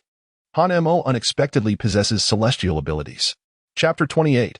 a bountiful harvest, awakening the spiritual root. The one-eyed mountain bandit fell backward, his head rolling down to Han Mo's feet. As Li the landowner approached to offer comfort, he witnessed Han Mo kick the head aside with ease and then, with practiced skill, lift the 200-pound corpse to a nearby location, discarding it down the slope. Upon closer inspection, Li discovered a pit had already been prepared below, large enough to accommodate 2 bodies. I shall retrieve the body from down the mountain for burial. Li immediately grasped Han Mo's intention and promptly turned to descend the mountain. Shortly thereafter, he returned, shouldering a corpse with half a head missing, extracting the remaining half from the clothing and tossing it into the pit. Afterward, Li fetched a hoe and jumped into the pit, filling it in, then brought over logs to compact the earth, covering it with dry twigs and leaves to conceal their actions. The night passed in silence. Having taken a life, the 2 men found no sleep, instead engaging in idle conversation by the fire. From Li, Han Mo learned of the many deaths in Pingyong village, where the bandits had hidden food deep in the mountains, leaving many families without provisions and facing a future of begging, much like Han Mo once did. Li suggested that Han Mo leave Infeng Ridge. For having committed such an act, it was only a matter of time before the authorities would investigate. However, Han Mo declined, responding as he always did, "Where the old blind man is, there is home." This matter remained unresolved for a lengthy period thereafter. Han Mo continued his daily routine of weeding and watering, nurturing the millet and wheat in his fields to flourish. Furthermore, he had memorized all the knowledge from his books and requested Li to bring additional texts. Each time Li ascended the mountain, he marveled at the rapid growth of the millet, transforming day by day, yielding a harvest in a month. The growth surpassed that of the tenants below by a significant margin, prompting Li to exclaim in admiration of Han Mo's methods, perhaps reminiscent of the celestial techniques he had witnessed on the Immortal mountain. Yet, Han Mo was no immortal. He had still not succeeded in absorbing spiritual energy, which began to worry Li. He contemplated a journey to the Immortal mountain to seek the sage's assistance in awakening Han Mo's spiritual root. But concerns for Han Mo's safety caused him to delay this plan. One day, Li arrived at Infeng Ridge to find Han Mo laboring alone in the fields. He proceeded to the cave, retrieving a sickle to assist Han Mo in the harvest. Although their pace was swift, after a day's toil, they had only gathered less than half. Li estimated that they had harvested less than 3 acres, but had reaped 16 stones of grain, more than double the usual yield of the tenants. Over the years, he had cultivated grain himself, noting that an acre typically produced no more than 3 stones. And considering this a year of disaster, 2 stones per acre was already deemed high yield. Yet in Han Mo's fields, the yield was at least 5 stones per acre. In total, this amounted to a minimum of 50 stones from the 10 acres. Certainly, this was merely a rough calculation by Master Li. The actual yield would only be determined after the entire harvest was completed. After 5 days of diligent effort, the 2 individuals finally gathered the grain from 10 acres of land. To Master Li's astonishment, they had amassed a surplus of 100 stones of grain, far exceeding his expectations. This amounted to 10 stones per acre, rivaling the annual harvest of half of Pingyong village. It seems that I, a simpleton, am ill-suited for arithmetic. Master Li felt a sense of embarrassment, realizing his miscalculations and poor eyesight had led him to misjudge the amount gathered on the first day. Han Mo, how do you intend to handle this grain? We shall continue to sell to the winery and granary, however. The winery may not be able to accommodate such a large quantity, so the remainder will be sold to the granary. During this year of calamity, grain is already scarce. In recent days, he had read extensively and learned that Tiannong City originally belonged to the royal family of the Great Zhou. Now, with external threats to the Great Zhou, there was a pressing need to purchase grain and transport it northward to ensure the soldiers' food supply. Thus, the granary would accept as much grain as could be gathered, albeit at a price slightly lower than that of the winery. Han Mo had no intention of continuing to sell grain, for the market price had plummeted below that of the granary. The distillery had specific requirements for grain collection, necessitating processing within the workshop. However, there was a distinct advantage. They also accepted the residues, whereas the granary, aiming to minimize transportation costs, only accepted coarse grains. The front lines had established their own workshops, allowing the residues to be utilized for feeding horses. After devising this plan, Han Mo journeyed to Tianyong City to meet with the workshop brothers, instructing them to prepare 5 horse-drawn carts for grain transport. Upon learning that Han Mo had surplus grain, the workshop brothers eagerly agreed, realizing that more work awaited them. Subsequently, Han Mo visited the distillery, where he discovered that only 30 stones of grain were required. He promptly signed the sales contract and then proceeded to the magistrate's office to obtain the grain sale document. This document was exclusively for granary use. Meticulously recording the amount sold, the granary only acknowledged the document, refusing payment for any excess. This served as a safeguard for himself. The following day, as per Han Mo's instructions, the workshop brothers patiently awaited at the designated location with the horse-drawn carts. It was not long before Han Mo and the wealthy Li appeared on the horizon. Han Mo pushed from behind, while Master Li had fastened a hemp rope to the front of the cart, draping it over his shoulder for ease of exertion, thus alleviating Han's burden as they ascended the slope. Upon witnessing the 5 stones of grain that Han Mo had brought in one haul, the workshop brothers were taken aback, marveling at the boy's extraordinary strength. Little did they know, this was a newly crafted cart by Master Li for Han Mo, offering greater capacity and facilitating the transport of grain with ease. With Master Li's assistance, the task became considerably lighter. After a full 10 trips, 5 carts were entirely loaded, yielding a total of 100 stones of grain. The workshop brothers beamed with joy, just as they had before, knowing they would earn 5 won from each stone. In total, that amounted to 500 won, and with the added transportation fees, it equated to over a tael of silver. Transporting grain was even more costly than processing it, as it involved significant risks. During years of disaster, bandits were plentiful, and one misstep could cost a life. Furthermore, with daily incremental earnings, they could expect an income of 2 to 3 taels of silver a day, which was quite substantial. The workshop brothers settled the accounts, clearly stating that they would return in 3 days to collect the grain. Han Mo paid the fee and subsequently left the workshop with some corn. He had not forgotten his promise to Aunt Ju to deliver some corn specifically for her, having reserved a small plot of land for its cultivation. Upon arriving at Aunt Ju's home, she initially expressed some confusion, but after understanding the situation, she candidly admitted that she had only been joking and was surprised that Han Mo took her seriously. After receiving the corn, Aunt Ju invited Han Mo to stay for lunch before seeing him off. The remaining corn was given to those who had previously aided him. The uncle at the porridge stall received 10 ears of corn and half a bag of grain, expressing his gratitude profusely. After a busy day, the two decided to return. As they departed Tianyong City, Master Li suddenly called out to Han Mo, the Baiyun Temple is quite nearby. Join me in visiting it, and I shall invite a sage to awaken your spiritual root. Upon hearing the mention of awakening the spiritual root, Han Mo's eyes sparkled with excitement, accompanied by a deep sense of yearning. He had come to understand what a spiritual root entailed. In essence, it was a prerequisite for becoming an immortal. Only by awakening a spiritual root could one ascend to immortality.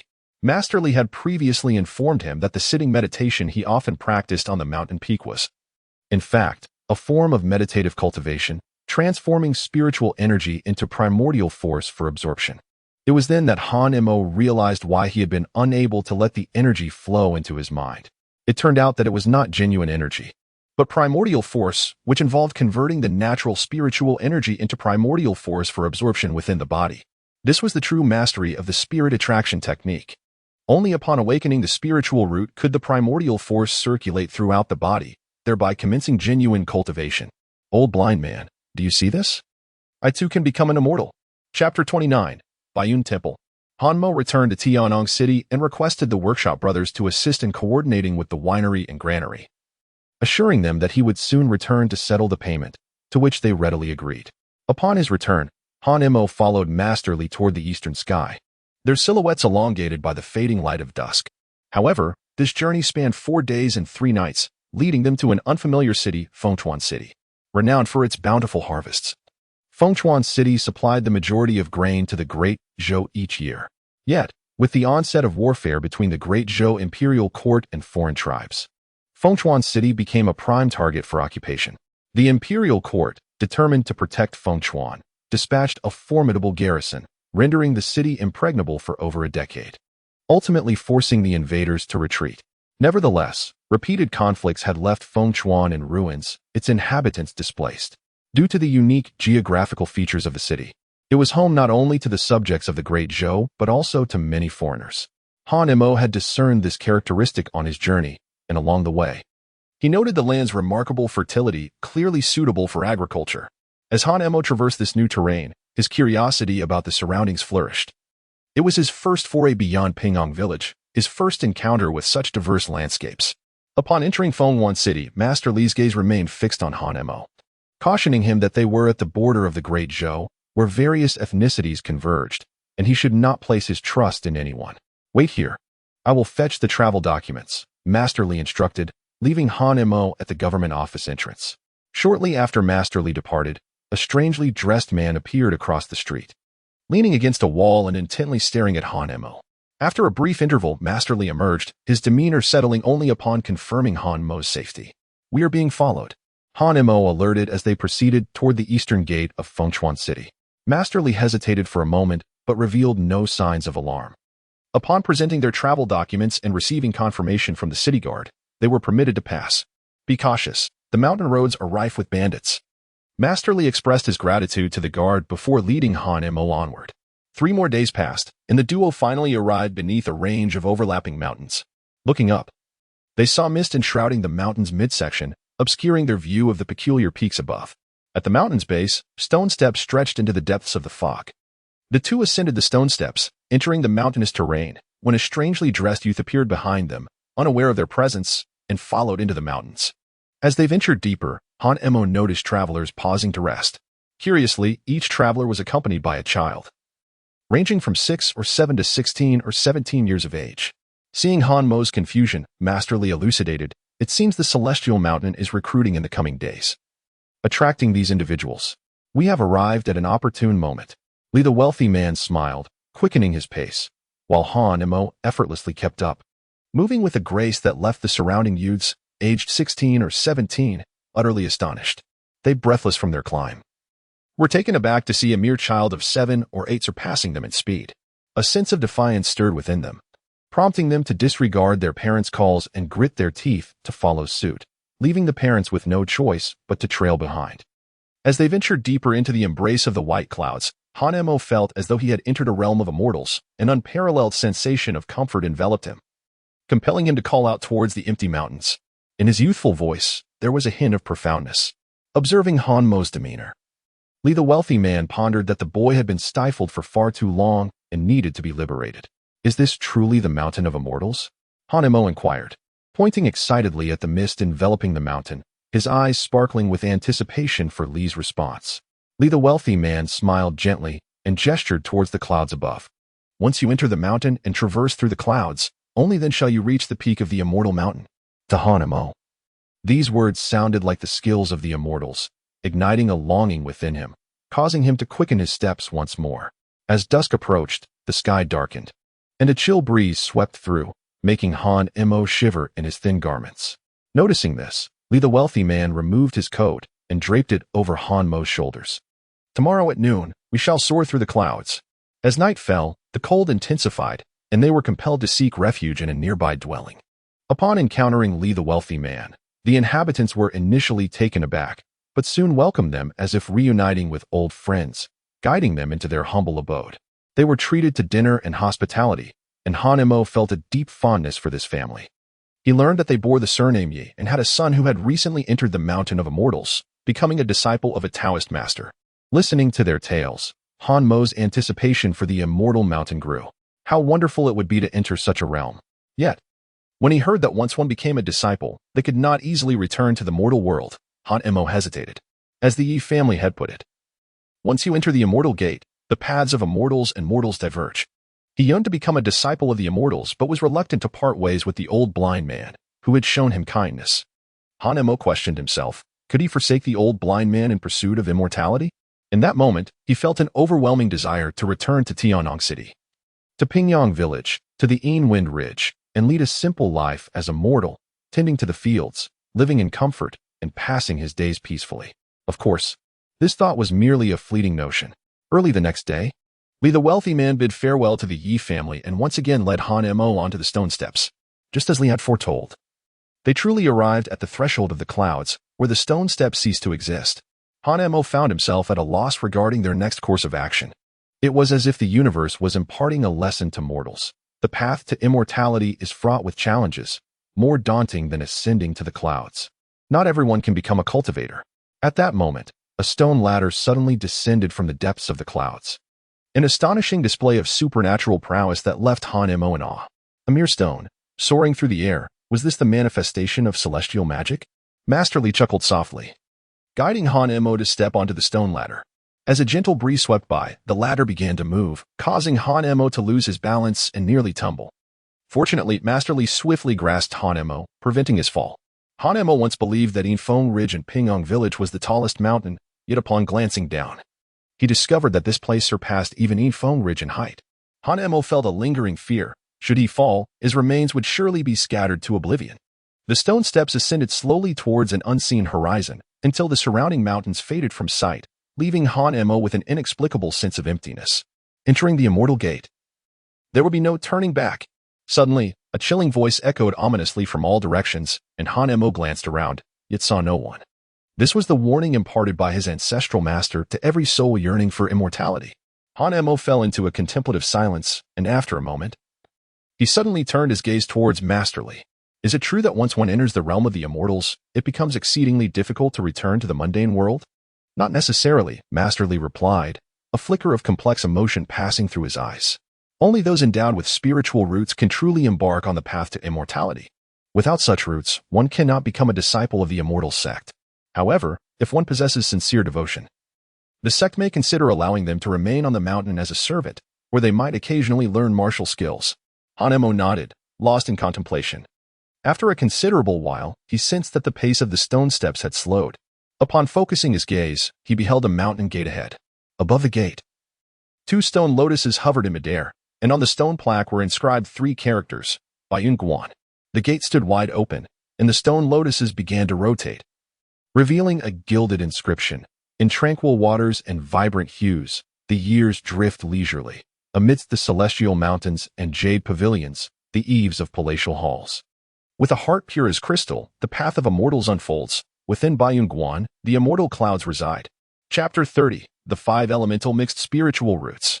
The 4 gilded verses instantly captivated Hanmo's attention, rendering him spellbound. Here, individuals clad in Taoist robes awaited him. Hanemo understood that these must be immortals from the celestial mountains, and he immediately felt a profound sense of reverence, not harboring the slightest trace of disrespect. Hanemo observed that these individuals were adorned in remarkably opulent attire, reminiscent of the luxurious robes he had encountered before. The celestial being he had once slain with a stone had donned such a robe, though there was a significant distinction when compared to the garments of these people. Hanemo recalled that the immortal had also carried a jade pendant, upon which the character Xian was intricately carved. In contrast, these individuals similarly bore jade stones at their waists. Yet the distance rendered it impossible for Hanemo to discern the inscriptions. Upon returning to the stone platform, he finally discerned the truth. The jade at the waists of these individuals bore not the single character Xian, but rather the 2 characters Baiyun. Hanemo observed as Master Li unexpectedly approached and greeted the gathered individuals with a respectful bow. Greetings, esteemed seniors. The crowd responded with clasped fists. Hanemo astutely noted that although Master Li was evidently older than the celestial beings present, he exhibited profound reverence before them. In stark contrast to Pingyong Village, where the younger generation was expected to show utmost respect to their elders, here the dynamics were distinctly different. Junior Brother Li, is this child from the mortal realm your own? Master Li chuckled, explaining to the youngest-looking immortal before him. In response to Brother Zhang, this child is the progeny of an old acquaintance. Upon recognizing his potential for cultivation, I thought to invite the master down the mountain to awaken his spiritual roots. However, due to various trivial matters, I ended up bringing the child myself, only to stumble upon the annual selection event at the temple. Ah, I see. Please wait a moment. Once the other children arrive, I shall have Junior Brother Chin guide you to meet the master. Upon hearing this, Master Li felt an overwhelming sense of gratitude towards the immortal. My sincere thanks, brother. After approximately 4 hours of waiting, more and more individuals congregated at the mountain gate, their curiosity palpable, with even the children's parents expressing their admiration. Now that everyone is here, let us ascend the mountain. With that, the long-robed masters turned and gracefully ascended the stone steps, moving with remarkable agility. While the mortals struggled to keep up, albeit determinedly, Master Li trailed closely behind Hanemo, who was following the immortal known as Brother Zhang, remarkably composed. This child appears to have undergone body refinement. Did you assist him in that endeavor? Master Li pondered, surprised as he regarded Hanemo. Little did he know that Hanemo had indeed completed the body refinement, but was at a loss for how to respond to Brother Zhang's inquiry.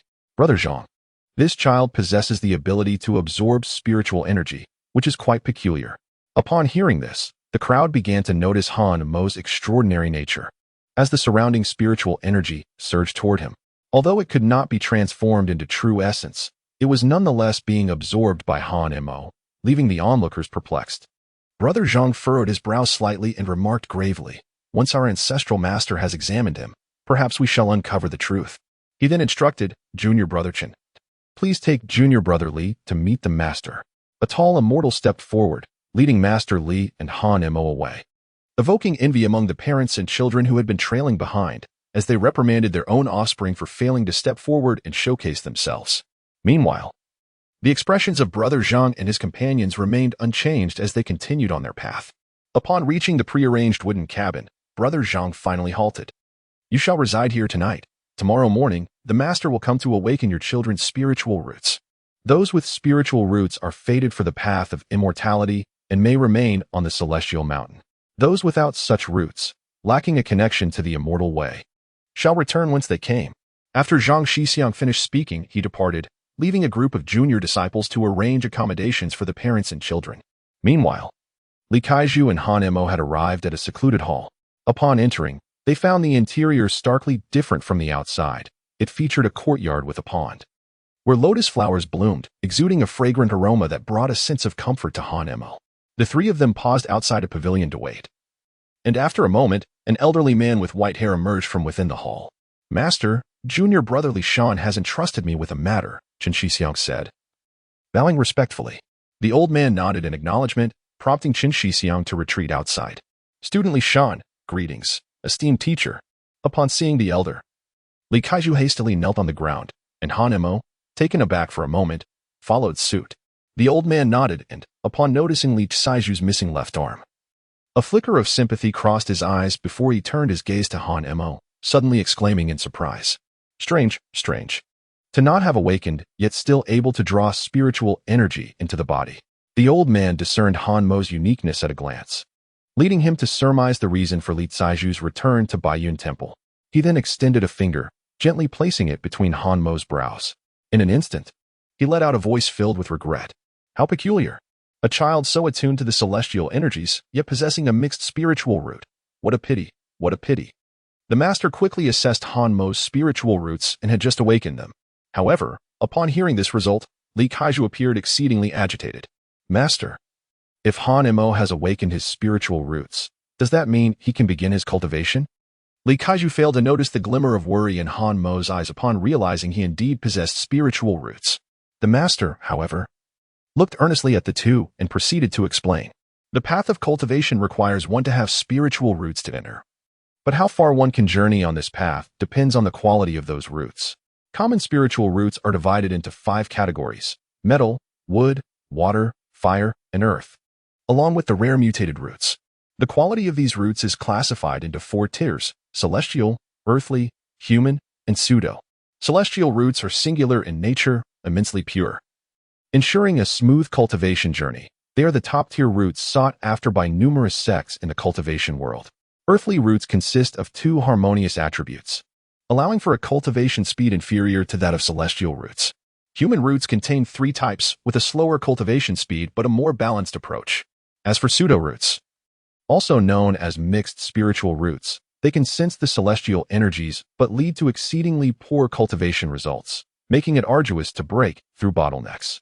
One might spend a lifetime without surpassing the initial stages of chi refinement, particularly in a cultivation realm where celestial energy is scarce. Such a path is fraught with difficulties, rendering one virtually devoid of prospects for ascension, unless one has access to abundant cultivation resources, which, in the mortal world, is a challenge even for royalty to sustain a single mixed spiritual root. The master had never anticipated that Han Mo would be a pseudo-root. Therefore, Li Shan, do you comprehend my meaning? The smile on Master Li's face gradually faded, replaced by a sense of desolation. He had never awakened his spiritual roots, and only now did he realize the intricate classifications that existed.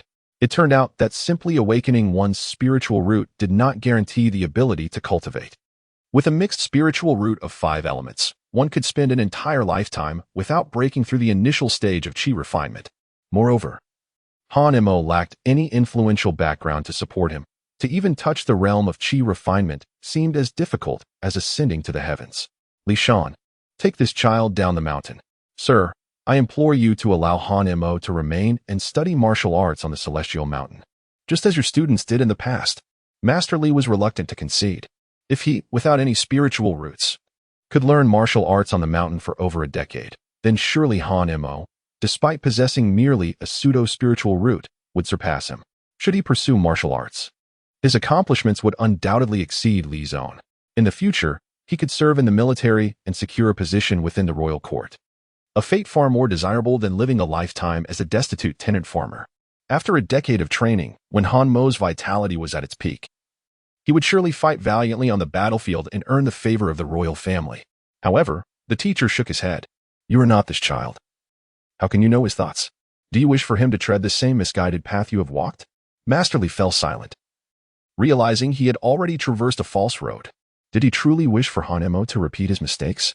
Yet before he could voice his concerns, Han Mo, with unwavering determination and a resolute tone, declared, I will no longer pursue immortality. Chapter 31, Brother Zhang's Gift, the Crushing Mountain Palm. Master Li, I do not wish to cultivate the path of immortality. I want to return to accompany the old blind man, to return to farming, and to live a tranquil life. Old Immortal, I have made up my mind. I am profoundly grateful to you for helping me test my spiritual roots, for it has allowed me to discern what I truly desire. From the very beginning, Han Mo spoke little, consumed by contemplation of his true desires. Stepping onto the path of immortality, he found himself in a realm distinct from the mortal world, a world devoid of the old blind man, whom he wished to forget entirely. Yet, he feared that such a choice would lead him to lose his essence. Though the lifespan of mortals is fleeting, what of it? All he yearned for was stability, to cultivate the land, to have enough to eat each day, and eventually to marry a diligent wife, living out his days alongside the old blind man who had shown him kindness. That, he believed, would suffice. Upon discovering Han Mo's genuine thoughts, Master Li grew anxious, not wishing for Han Mo to stagnate in such a way. He hoped for a better life for him, yet felt powerless to assist. In contrast, the teacher seemed pleased with Han Mo's mindset, leaving Master Li perplexed. Teacher, do you truly consider a life spent toiling in the fields and achieving little to be a commendable choice? The teacher, stroking his white beard, lightly tapped Master Li 3 times. Isn't a life devoid of desires the most admirable attitude? Li Shan, you overthink and complicate matters, which is why you've strayed onto many winding paths. Let me ask you, what is the purpose of life? This question plunged Master Li into silence until, after a moment, he tentatively articulated his answer, to live for the sake of living. This response delighted the teacher, who remarked that realizing such a truth at this moment indicated that he was not entirely foolish. But teacher, Master Li interjected, everyone in this world lives to survive. Whether through violence or hardship, is it not all in pursuit of existence? Regardless of the means, aren't they all striving to endure? The teacher recognized the depth of this child's character, asserting that even a life spent in the dirt could yield significant accomplishments. Master Li furrowed his brow, struggling to comprehend why the teacher would endorse violence and chaos, fearing it would lead others astray. Sensing Master Li's confusion, the teacher continued, you see this as incorrect. Yet this perspective is rooted in your own viewpoint. If you were to adopt another's perspective, your thoughts would shift. The path of immortality is devoid of compassion. You may believe it leads to prosperity and security, yet the journey ahead is fraught with peril, marked by mountains of corpses and seas of blood. Every cultivator exists to survive, albeit through means distinct from those of mortals. Go forth. One day, you may grasp the wisdom in my words today, perhaps even giving rise to a thread of destiny. With that, the teacher turned and vanished into thin air, leaving Master Li and Han Mo in awe. Shortly thereafter, Brother Chen returned, bearing news from the teacher. You are permitted to stay in the temple for 1 day. You may depart after the grand selection concludes tomorrow. Thank you. Brother. Li Kaiju bowed in gratitude and followed Senior Brother Chen as they departed from the side hall. Soon, the two were settled in a wooden cabin at the foot of Baiyun Temple, spending a silent night together. Although Li Kaiju retired early, he found himself unable to sleep, his mind meticulously contemplating the words spoken by the master that day. At dawn, the melodious chirping of birds filled the mountain air, accompanied by the urging voices of his parents outside the cabin, conveying their desire for the master to assess his spiritual route and determine the path ahead. On the observation platform, Li Kaiju gazed at Han Mo with a complex expression, still harboring a sense of reluctance. Parents stood in the square with their children, awaiting the arrival of the venerable master. After approximately the time it takes to burn a stick of incense, a figure clad in white descended from the heavens, igniting immense excitement among the crowd. On the platform, Hanmo's face had long since lost the curiosity he had displayed the day before. After 3 hours of testing, among the 15 families present, only 5 children were found to possess spiritual roots. Notably, 1 child exhibited dual earth spiritual roots, the highest quality among the 3, adorned in luxurious satin garments, starkly contrasting with the coarse attire of the other children, clearly hailing from a wealthy family. 2 children were identified with human spiritual roots, ensuring their continuation on the path of cultivation at Bayun Temple. The remaining 2, like Han Mo, were deemed false spiritual roots. However, their parents seemed to have made prior arrangements to keep them at Bayun Temple. Even if cultivation was unattainable, they insisted on learning martial arts. The children were reluctant, as martial training required them to perform menial tasks. Yet, how could a child's will oppose that of their parents? Thus, the 5 children remained at Bayun Temple. As for those without detected spiritual roots, they were sent down the mountain, destined to become mere tenant farmers, leading a life of mediocrity before ultimately returning to the earth. As the time to depart approached, Li Kaiju grasped Hanmo's arm and asked, "Han Mo, are you certain? If you wish to stay, I can plead with the master once more." "No, Li Kaiju, I wish to accompany the old blind man. Moreover, as the saying goes, one must observe mourning for 3 years upon the death of an elder. I want to spend more time with him. You need not plead with the old immortal on my behalf. He will not acquiesce." Reluctantly, Li Kaiju chose to respect Han Mo's decision. Just as the master had said, each person's life is theirs to determine. Before descending the mountain, senior brother Zhang approached Li Kaiju, gifting him a handwritten tome of celestial spells for Han Mo, signifying his permission, for all celestial arts were now under the control of the sect.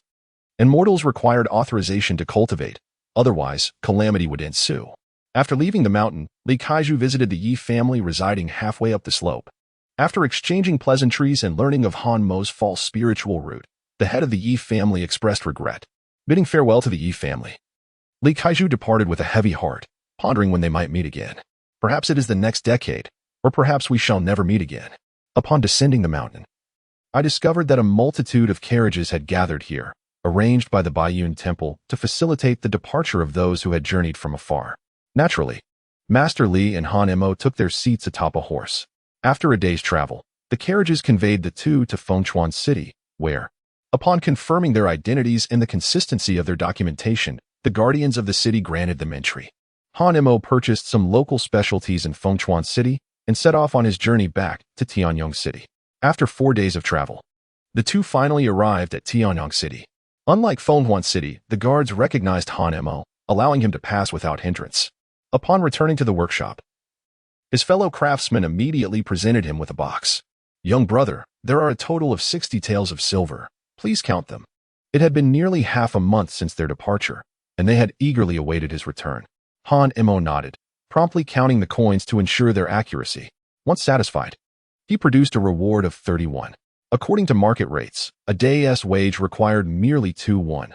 Perceiving the workshop brothers as deserving, he generously offered them half a month's pay, eliciting heartfelt gratitude from the brothers. As he took his leave, they urged Han Mo to consider their workshop for any surplus grain, assuring him that the prices were negotiable. Han Mo readily agreed. Upon returning to Yinfeng Ridge and Pingyang Village, his heart was filled with countless emotions. After venturing out, his mindset had undergone a profound transformation. He had witnessed mountains loftier than Yinfeng Ridge and vistas more magnificent than those of Tianyang City. Ultimately, it was Yinfeng Ridge that bestowed upon him a deeper sense of belonging. Upon his return to the mountaintop, he found the area overgrown with weeds. It took Han Mo and Li the landlord 5 days to clear the entire 10 acres. Of course, the most significant factor was Han Mo's nightly forays into the realm of the Immortal Tower. Otherwise, all their efforts would have been in vain. Now, Han Mo had awakened his spiritual roots. Although they were merely pseudo-spiritual roots, he could still attempt to draw spiritual energy into his body. One day, as Li descended the mountain to procure more books for Han Mo, the latter seized the opportunity to plant yellow millet and wheat across the 10 acres. Overall, yellow millet and wheat proved to be the more lucrative choice. After completing his tasks, Han Mo retrieved a tome gifted to him by senior brother Zhang's, which contained a technique of the Immortals, the crumbling mountain palm. Chapter 32, Cultivating Qi. The method for practicing the crumbling mountain palm was straightforward. Although it did not qualify as a true immortal technique, it surpassed martial arts manuals in sophistication. If mastered completely and integrated effectively, it could effortlessly shatter a boulder 9 feet wide. Such feats were beyond the endurance of mere mortals. After 2 hours, Han-Emo finally grasped the essential principles of the crumbling mountain palm. He could now recognize all the characters and comprehend their meanings, and even if uncertain, he could make educated guesses. Upon realizing the formidable nature of this martial arts manual, Han-Emo was genuinely astonished. The text stipulated that one must strike a stone 1,000 times daily without interruption. Should one falter, the process must begin anew. Initially, one must break a 6-inch stone to progress to the next stage. Han-Emo, adhering to the instructions of the secret manual, procured a boulder the size of a head and commenced the endeavor of channeling the power within his body into his palm, striking down upon the massive stone. Crack! The pain radiating from his palm caused Han-Mo's expression to shift dramatically. How excruciating! Han-Emo nearly succumbed to thoughts of surrender, however. Through the series of events that unfolded during this period, he realized the necessity of possessing a means of self-preservation, with the crumbling mountain palm being the most suitable choice. Thus, Han-Emo gritted his teeth against the pain, resolutely striking the stone with palm after palm. As time swiftly passed to 3/4 past the hour of shun, he approached a puddle, cradling his hands, and immersed his stinging palms in the cool water, feeling a considerable sense of relief, though the piercing pain still lingered. Once he acclimated to the discomfort, Han-Emo proceeded to the fields to drive away birds and beasts, simultaneously uprooting the solitary weeds. By nightfall, he retired early to sleep, entering the realm of the Immortal Tower. In this manner, Han-Mo's life began to flourish, dedicating his mornings to cultivating the spirit summoning technique. Engaging in the crumbling mountain palm at noon, laboring in the fields in the afternoon, and retreating to the Immortal Tower by night. During this time, Master Li would occasionally visit, each time bringing new books for Han-Emo to study during his spare moments, which posed no challenge for him. Furthermore, Han-Emo discovered that since returning from Baiyun Temple, the Immortal Tower had undergone significant transformations. Its once rusted exterior now gleamed, even emitting a faint glow at night. The synchronization time had also improved, extending from the original 5 breaths to at least 1/4 of an incense stick's duration. Days turned into weeks, and before long, 3 months had elapsed. After harvesting all the grains, Han-Mo summoned his workshop brethren to handle the processing, which would then be sold to the granary and the wine distillery. Naturally, Han-Emo still needed to personally oversee the necessary procedures. Nonetheless, he did not neglect his training in the crumbling mountain palm. After a month of diligent practice, Han-Emo found that he no longer felt pain, though the calluses on his palms had increased significantly. One day, upon waking, Han-Emo ascended to the mountaintop to practice the spirit summoning technique as usual, when suddenly, he opened his eyes wide. This sensation, Han-Emo was taken aback. Just moments ago, during his cultivation, he felt a current of energy flowing through his mind, rendering his spirit extraordinarily clear and immensely comfortable. Is this what it means to draw the spirit into one's body? Han-Emo was overwhelmed with excitement. The book stated that in order to allow the airflow to pass through the brain, one must transform spiritual energy into primordial force. Now that he had achieved this, did it mean that he could begin cultivating by converting spiritual energy into primordial force? With this thought, Han-Emo swiftly re-entered a meditative state, attuning himself to the spiritual energy that permeated the world. Indeed, that sensation manifested once more. Han-Emo attempted to increase the speed of his spiritual energy absorption, but the next moment he collapsed to the ground, only regaining consciousness at noon. Han-Emo smiled wryly, realizing that one must not be too hasty. Haste makes waste. He resolved that tomorrow would not be like this. Concluding his practice of the spirit summoning technique, he prepared a pot of porridge from the refined rice he had processed. He consumed an entire pot by himself and still felt unsated. Ever since his training began, his appetite had significantly increased. Han-Emo brewed another pot and gazed at the dwindling grains, pondering the urgency of processing the remaining food supplies. Over the past 3 months, he had harvested thrice, and his land had expanded to nearly 50 acres. Han-Emo observed that with each subsequent harvest, the additional land from the Celestial Tower gradually diminished. Yet, he felt content. This land was sufficient for a lifetime of cultivation, and with the Celestial Tower, he would not face starvation. With an abundance of surplus grains, over 200 stones stored, he realized he needed to enlist a caravanning team to transport some of the food. Naturally, this task fell upon Li, the local landlord, who promptly organized a caravan the following day. They were instructed to wait 3 miles outside the Wind Ridge. On this occasion, Han Mo sold 200 stones of surplus grains, earning a substantial profit of 100 taels of silver. Had Han Mo still resided in Pingyong village, he would undoubtedly be regarded as a landlord, possessing both wealth and land, though the existence of such fertile grounds remained a secret. Li, the landlord, was astute enough to keep this truth hidden, never disclosing it to anyone. The villagers, especially those who had ventured out to beg, remained oblivious, only aware that their meals had improved significantly in the past month, with Li's porridge increasingly filled with rice grains. As long as they could survive, Li was their benefactor. Li's status in Pingyong village continued to rise, particularly after the demise of Zhu Sailang, when the eastern villagers came to recognize Li's benevolence. Consequently, he earned the title of great benefactor among the villagers, who referred to him with reverence. Little did they know that all of this was due to Han Mo's efforts. He was the true benefactor. Observing the flow of wandering refugees, Li felt a complex mix of emotions, seemingly beginning to comprehend the meaning of living as imparted by his mentor. One day, Li rose early, avoiding the gaze of the crowd, and ventured into the Wind Ridge. Upon reaching the summit, he spotted Han Mo seated in meditation, surrounded by the ethereal energies of nature, which gradually transformed into primordial force that Han Mo absorbed. Li chose not to disturb Han Mo and patiently awaited his attention. Yet, unexpectedly, Han Mo's voice echoed, calling out that he should come if needed. Li was mildly startled. His movements had been almost silent. How had Han Mo sensed his presence? Had he begun to tap into the Qi refinement stage? Are you refining Qi now? He inquired. Han Mo shook his head with a smile. All he could currently achieve was the transformation of spiritual energy into primal force. Yet, his body felt like an insatiable abyss, forever unfulfilled. The text clearly stated that once one could absorb primal force, they would be able to cultivate a dantian and master the application of spiritual techniques. However, months had elapsed, and he had only managed to grasp the usage of spiritual techniques. The crushing mountain palm served as the finest testament to his strength. Now capable of lifting stones weighing up to 400 pounds. The 6-inch stone he had initially prepared had been shattered, and he had now upgraded to a 1-foot stone. Yet, he felt no connection to his dantian at all. Instead, the time spent in the celestial tower had extended to half an incense stick, leading Han Mo to ponder whether the tower was siphoning away his transformed primal force.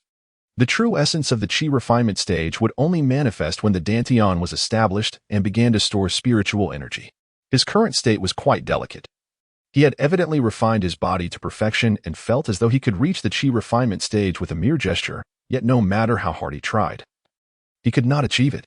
It was no wonder the old Immortal had repeatedly emphasized the arduous nature of cultivating with a pseudo-spiritual root. Han Mo had not anticipated such difficulty. Even reaching the Qi refinement stage proved to be a challenge. Li, the wealthy landowner, conversed with Han Mo at length, offering solace and guidance before taking his leave. When he returned to Wind Ridge, winter had already set in, and the eve of the new year was just days away. In the blink of an eye, Han Mo had been away from Pingyong village for an entire year. Wrapped in thick garments, Li stood at the cave's entrance, where a layer of rubble lay scattered outside. Meanwhile, the spiritual energy enveloping Han Mo began to thicken, and the speed at which it transformed into primal force accelerated severalfold. Bang! With a muffled sound, Li turned sharply to look at Han Mo. He saw Han Mo drawing in his energy, slowly opening his eyes, and a visible joy spread across his face. He had finally reached the Qi refinement stage. Chapter 33. The Holy Edict of the Emperor of the Great Zhou.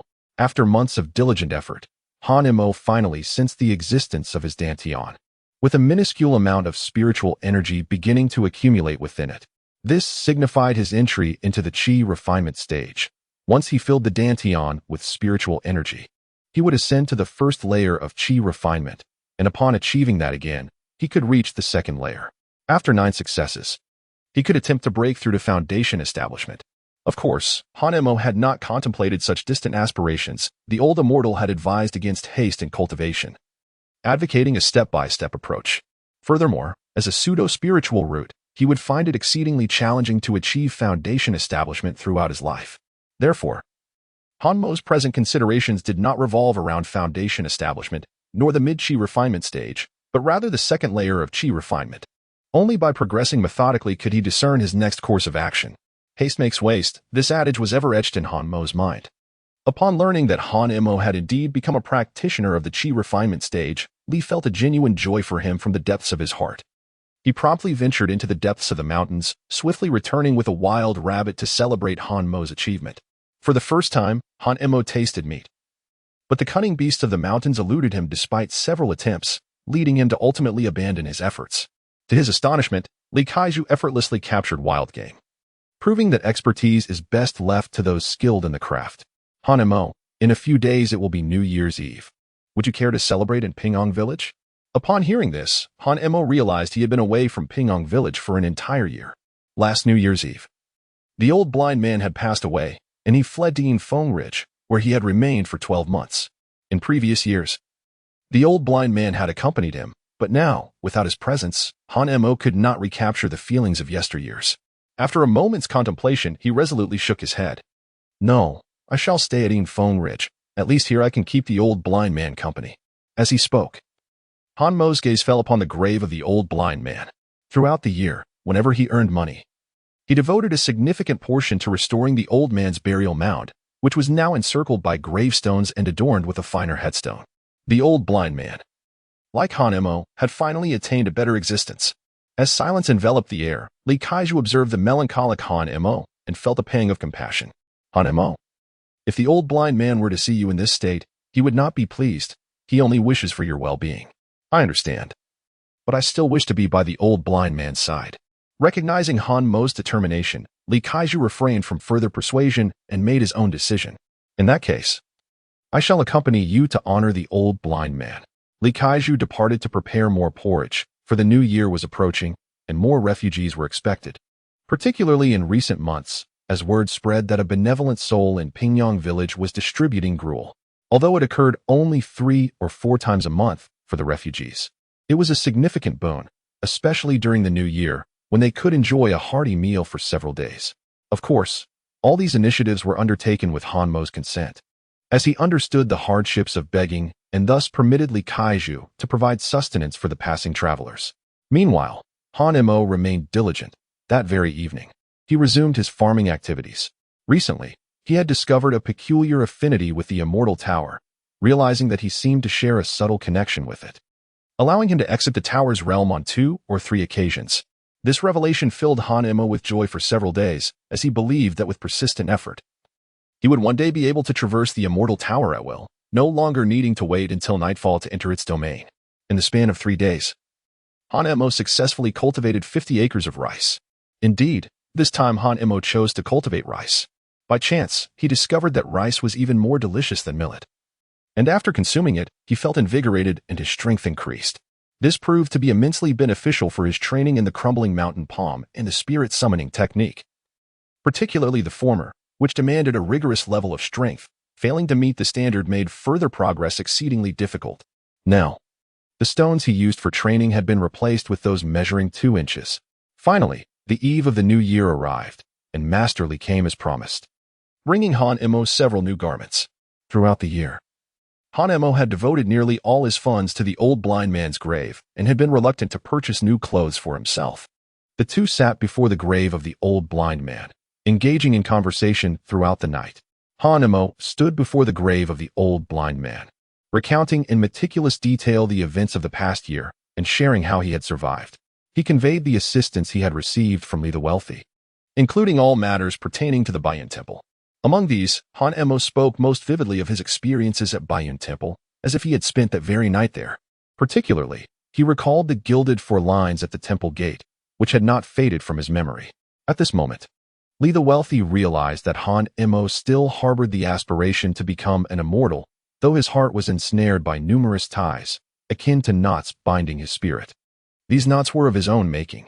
It is said that only the one who tied the knot can untie it. Thus, it was Han Mo who must ultimately free himself.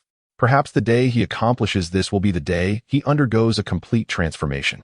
After tonight, Han Mo would turn 9. Life returned to a tranquil rhythm. He rose earlier and retired later than before, yearning for more time to cultivate and toil. Consequently, he often lamented the scarcity of time, berating himself for not exerting enough effort. Throughout this year, the Zhou royal family achieved resounding victories. repelling the northern barbarians and the eastern sea tribes. The year of calamity had passed, and the citizens began to enjoy stable lives, expressing profound gratitude to the heavens. Unbeknownst to Han Mo, within the Zhou royal court, the frontline general reported that their successes were largely due to the continuous supply of provisions. The soldiers and their steeds were well fed, emboldening them in battle. The emperor, however, was perplexed, recalling that the previous year had been a time of great disaster, during which the grain collected by local officials had barely sufficed for the populace. He questioned the general about the source of this abundant supply. The general, equally puzzled, mentioned that the monthly shipments of grain originated from a place called Tianyong City. Intrigued, the emperor dispatched envoys to investigate.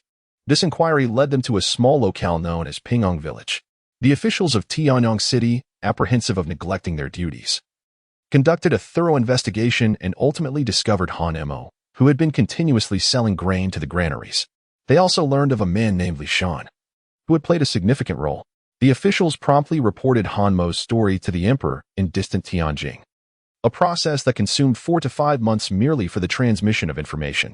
Upon learning of Han Mo's plight, the emperor was profoundly moved, especially upon discovering that this child could cultivate grain even in the harshest of winters and at an astonishing pace. He remarked that this was the work of an immortal and insisted that it should not be taken lightly. He immediately decreed that the officials of Tianyong City should bring gold and silver treasures to reward Han Mo generously. It took nearly a month for the imperial edict to reach the officials of Tianyong City, who swiftly arranged for the road to Pingyong Village to be cleared and prepared lavish gifts for their visit. On that day, the villagers of Pingyong rejoiced, having learned that the official would come to bestow commendations. Everyone unanimously attributed this honor to the benevolent actions of Li the Wealthy, believing it had touched the heart of the emperor in Tianjing. Yet, only Li the Wealthy knew that it was, in fact, all the doing of Han Mo. Li the Wealthy man conveyed this matter to Han Mo, expressing his hope that Han Mo would descend the mountain to receive the imperial decree. Upon hearing it was an edict from the emperor, Han Mo felt compelled to comply. Furthermore, he contemplated the potential consequences of not descending. It was likely that the officials would venture up the mountain, and the capriciousness of human nature was difficult to predict. Han Mo wished to keep his treasured land concealed from prying eyes, thus he acquiesced. On the following day, the entire village of Pingyong lined the path to welcome the official, yet he found no sight of Han Mo and was left to inquire.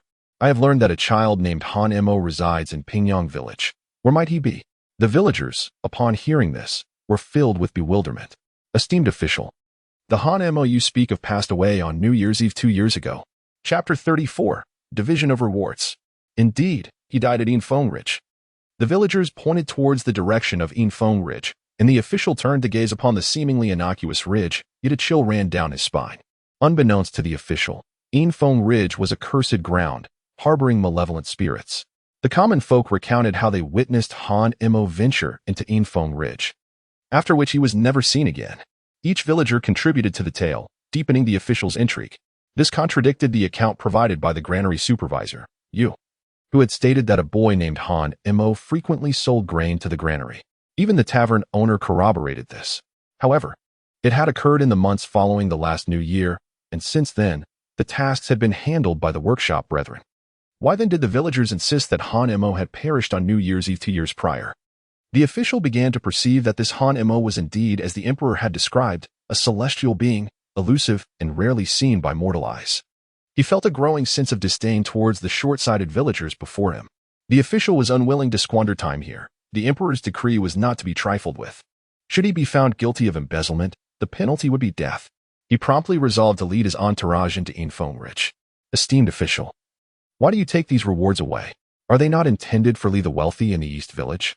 The official curtly replied while lifting the curtain of his palanquin. These rewards belong solely to Han Mo. Li Shan has his merits. His rewards will be delivered in due course. Having said this, he commanded his men to proceed towards Infeng Ridge. The villagers, witnessing this, were overcome with confusion. Han Mo is dead. Why must the official still venture to Infeng Ridge? Is that not a path to his own demise? Consequently, the villagers obstructed the way. Esteemed official, this man has perished. What need is there to carry these rewards? Han Mo is one of us in Pingyong Village. We common folk surely deserve a share of the rewards. Indeed, esteemed official, even if you go to Infeng Ridge, you will only find his skeletal remains. Why not leave the rewards in Pingyong Village for development? It would fulfill Han Mo's wish. The villagers spoke in unison, and the official felt an overwhelming irritation. Yet he hesitated to express it, recognizing that these individuals were neighbors of Han Mo. The official was oblivious to the entirety of the situation and had no understanding of the villagers of Pingyang. He merely received a decree of reward instructing him to locate Han Mo and deliver the bounty. Step aside quickly. Such behavior obstructs the imperial edict. A grave offense punishable by death, the official proclaimed, raising his hands in salute to remind the villagers. Yet, despite his admonitions, the villagers remained steadfast, their eyes fixated on the cart brimming with treasures of gold and jewels. "Sir, you must not venture to Yinfeng Rich," one villager cautioned. "Indeed, sir."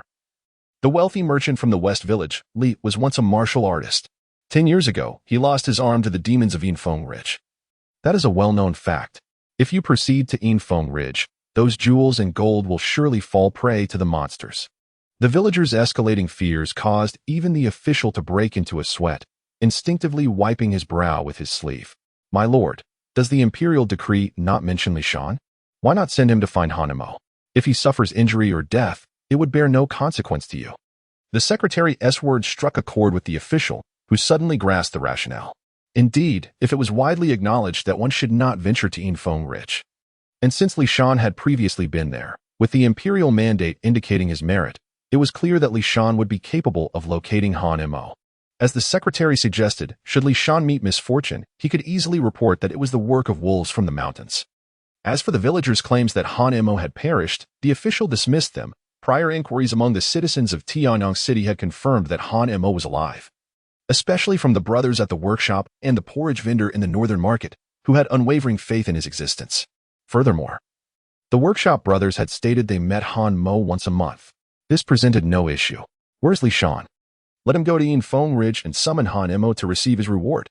Soon after, a soldier rushed in to inform the official that the merchant Li from the West Village was not at home. After some inquiries, it became evident that no one in Pingyang Village knew Li's whereabouts. The official found himself in a quandary, torn between going or not, while the villagers incessantly urged him to distribute the treasures. At that moment, the secretary approached quietly and suggested, "My lord, in that case, let us distribute the treasures among the villagers.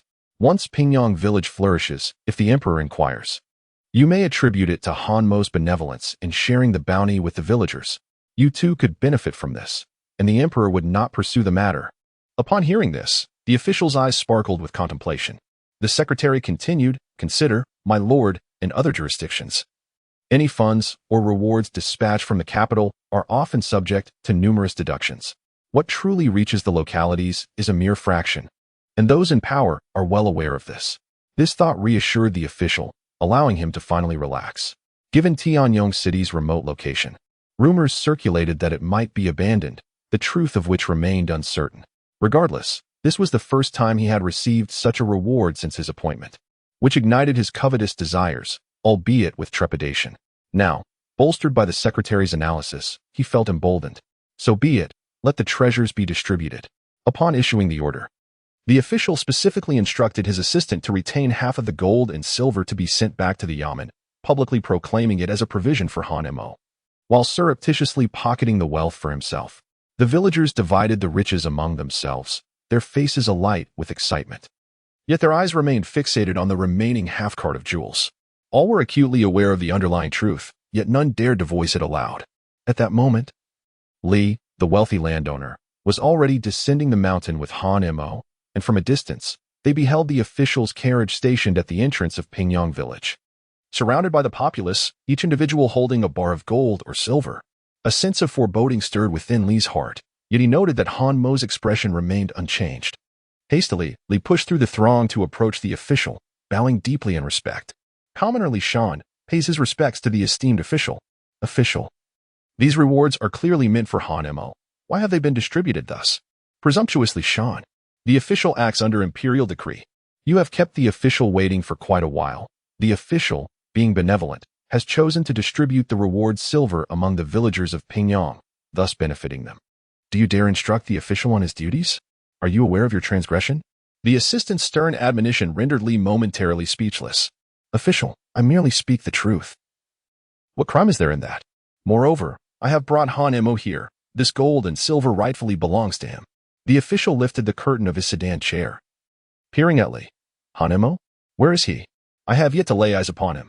Upon hearing this, Lee swiftly parted the crowd, allowing Hanemo to step forward. Are you Hanemo? Hanemo furrowed his brow and merely bent slightly in a gesture of greeting. I am Hanemo. With those words, the villagers turned their gazes towards him, their faces betraying astonishment. What? He is Hanemo? I can't believe it. They murmured. Isn't he supposed to be dead? The transformation over the course of a year had rendered Hanemo unrecognizable to the villagers. Moreover, recalling the disheveled appearance he had in Pingyong village years ago, they found it difficult to ascertain the truth of the matter. Besides, could a child of merely 7 or 8 years survive for an entire year in the ominous Inwind Ridge? Such a notion seemed utterly implausible. Before the official could speak, the steward stepped forward, pointing at Hanemo. Young man, my master, recognizing your tender age, has entrusted your reward to your neighboring elder for safekeeping. Before the steward could finish his sentence, Hanemo interjected, I have no ties to them. Why should I agree to give them anything? Chapter 35. The granary refuses to accept surplus grain. I have no ties to them. Why should I agree to give them anything? A single utterance from Hanemo left the surrounding villagers wide-eyed and indignant, their faces contorted with outrage. What do you mean, Hanemo? We are all neighbors. Should we not assist one another? Indeed, Hanemo, now that everyone's lives have improved and you have received accolades from above, it is your duty to lend a helping hand, so that we may all thrive together. You have performed a great deed, and we shall remember your kindness. Should the day come when we require assistance, we would do so without hesitation, would we not? The villagers clamored in unison, attempting to persuade Hanemo to acquiesce. Yet, upon hearing these so-called noble sentiments, Hanemo felt an overwhelming surge of anger, particularly as thoughts of the old blind man's demise intensified his resentment. Neighbors helping neighbors? How eloquently you speak. When I was bound to the old blind man, if it had not been for masterly evading Zhu Silang's watchful eyes to deliver provisions from the west village to the east, both the old blind man and I would have perished from starvation. And what of you? The powerful bullied me, humiliated me, struck me, and insulted me, while the lesser ones displayed moral decay, stealing my firewood and snatching my food, forcing me to scavenge for sustenance in the refuse you discarded, merely to survive. Where were your calls for neighborly assistance then?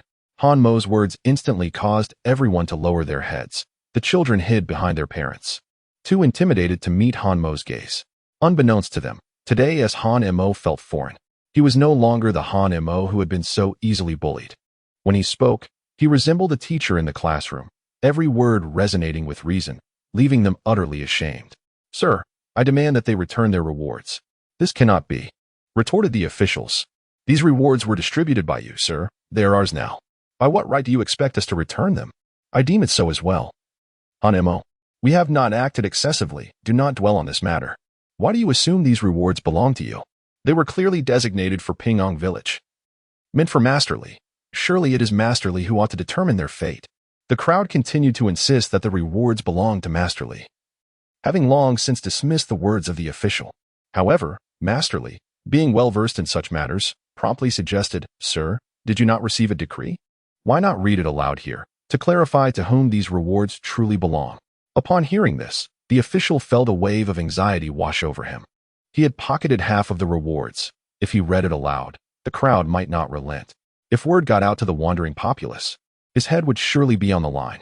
Thus, he hastily turned to his secretary, who, in a moment of inspiration, whispered a plan to him. The official's eyes immediately lit up with realization. Ahem, a decree? What decree? The higher authorities are completely unaware of this matter. These rewards were given solely to Pingyong village by me. The surplus is merely tax revenue for the national treasury. With that, the official dismounted his carriage and tossed 10 taels of silver before Masterly. Considering your charitable acts toward the needy, you deserve this as a reward. Now, return to your homes. The official had no intention of entangling himself with these obstinate villagers and promptly had the remaining gold and silver taken away. This left Masterly incensed, clamoring to seek justice at the yamen. Fortunately, Hanemo restrained Masterly, warning him that such a visit might lead to his arrest. Even if he were innocent, he could easily be falsely accused, though he did not fully understand the official's motives. He recalled a saying from his readings, greed is a bottomless pit. The horse of a greedy official will eventually stumble. Corruption among officials is like water flowing into a channel, impossible to stem. Thus, the matter faded into obscurity. The villagers buried their newfound wealth at the roots of their family trees, their ignorance akin to the foolish hope of planting seeds and expecting a bountiful harvest. Some even hoarded jewels, unsure where to hide them, living in constant fear and sleepless nights, ultimately succumbing to despair. Come morning, they would simply roll up their straw mats, bury their dead, and consider it a final resting. In contrast, Han-mo swiftly adjusted his state, promptly guiding his life back onto the right track. Atop the mountain, he sat cross-legged, meticulously attuning himself to the celestial energies surrounding him. Over the past few months, Han-mo had observed a noticeable depletion in the spiritual aura in his vicinity, with fewer energies perceptible than before. Gazing into his dantian, he was disheartened to find the meager spiritual energy within unchanged compared to a few months prior. The only improvement was the stone used for his cultivation at the cave entrance, which had increased from 1 inch to 2. Each time he replaced the stone, within 3 to 4 months, he could shatter it completely, advancing to the next layer of his crumbling mountain palm technique. Yet, he had only achieved minor progress thus far. Despite the slow pace, the results were strikingly evident. Han-mo's strength had escalated to a terrifying degree, allowing him to lift and move boulders weighing 500 to 600 pounds with considerable effort.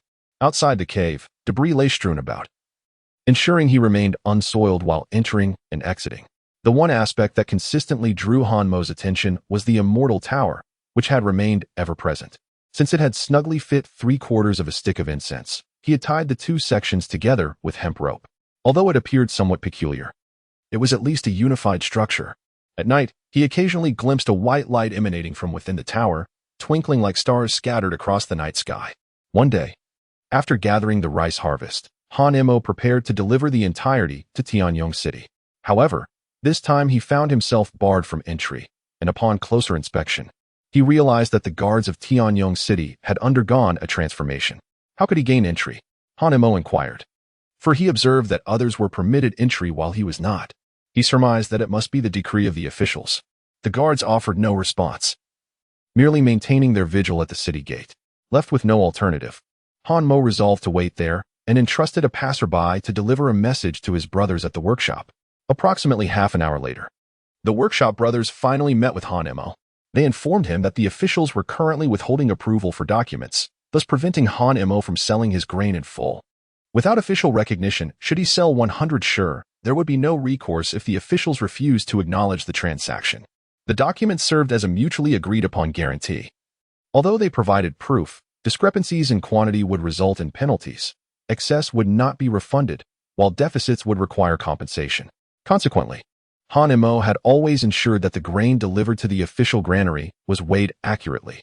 However, the officials in Tianyong City were no longer issuing such documentation, rendering the stockpiled grain at Infeng Ridge a dilemma. Brother Han-mo, one of his companions, said, "If you place your trust in us, we shall assist you in selling your grain." Han-mo immediately agreed. However, when the workshop brothers returned, they indeed held an official document, but it explicitly stated that only 50 sure of surplus grain would be accepted from Han-mo. No more would be taken, and the justification was rather flimsy, claiming that after the victorious campaigns of the Great Zhou dynasty, the famine year had passed, and the granaries were overflowing, thus necessitating a reduced intake. Yet, in this realm, how could any granary truly be overflowing? The officials would be keen to collect all that they could, retaining some for themselves and offering the remainder as tax grain to the Great Zhou. This was clearly an intentional act of obstruction. Furthermore, the workshop customarily only accepted 50 sure at a time, making it their established standard. Over time, this amounted to merely 100 sure, whereas Han-mo indicated that this time, the surplus grain would amount to at least 700 or 800 sure. The workshop brothers felt a sense of injustice on behalf of Han-mo. Brother Han-mo, my companion, and I can assist you with 100 sure. As for the remaining portion, we do have a plan, though the journey is fraught with peril, given the multitude of bandits along the way. We could venture south to Jianzhou City, located 50 miles from Tianyong City. Chapter 36, Journey South to Jianzhou City, Encountering Bandits. In Han-mo's mind, he meticulously pondered the situation. To the east of Tianyong City lies Fengtuan City, a distance of nearly 100 miles. Without an experienced guide, one might inadvertently trespass into the territory of the Sea Clan. To reach Fengtuan City, one must traverse through Tianyong City, a considerable journey that is evidently impractical. Thus, the only viable option remains to head south towards Jianzhou City, which is approximately 50 miles away. Having now mastered the crumbling mountain palm, capable of shattering 2 inches of stone with a single strike, Han Mo considered giving it a try. Upon departing from Tianyong City, the brothers at the workshop had cautioned Han Mo about Jianzhou City, warning him of a particular sect that acted with impunity, often pillaging the surrounding towns. Leaving the populace in dire straits, he was advised to exercise utmost caution. An hour later, Han Mo returned to Windrich, where Master Li, upon not seeing the caravan at the foot of the mountain, was filled with perplexity. After inquiring, he learned of the bureaucratic obstacles imposed by the officials of Tianyong City, expressing a desire to seek justice. However, the moment he discovered Han Mo intended to transport grain south to Jianzhou City, Master Li's concerns deepened.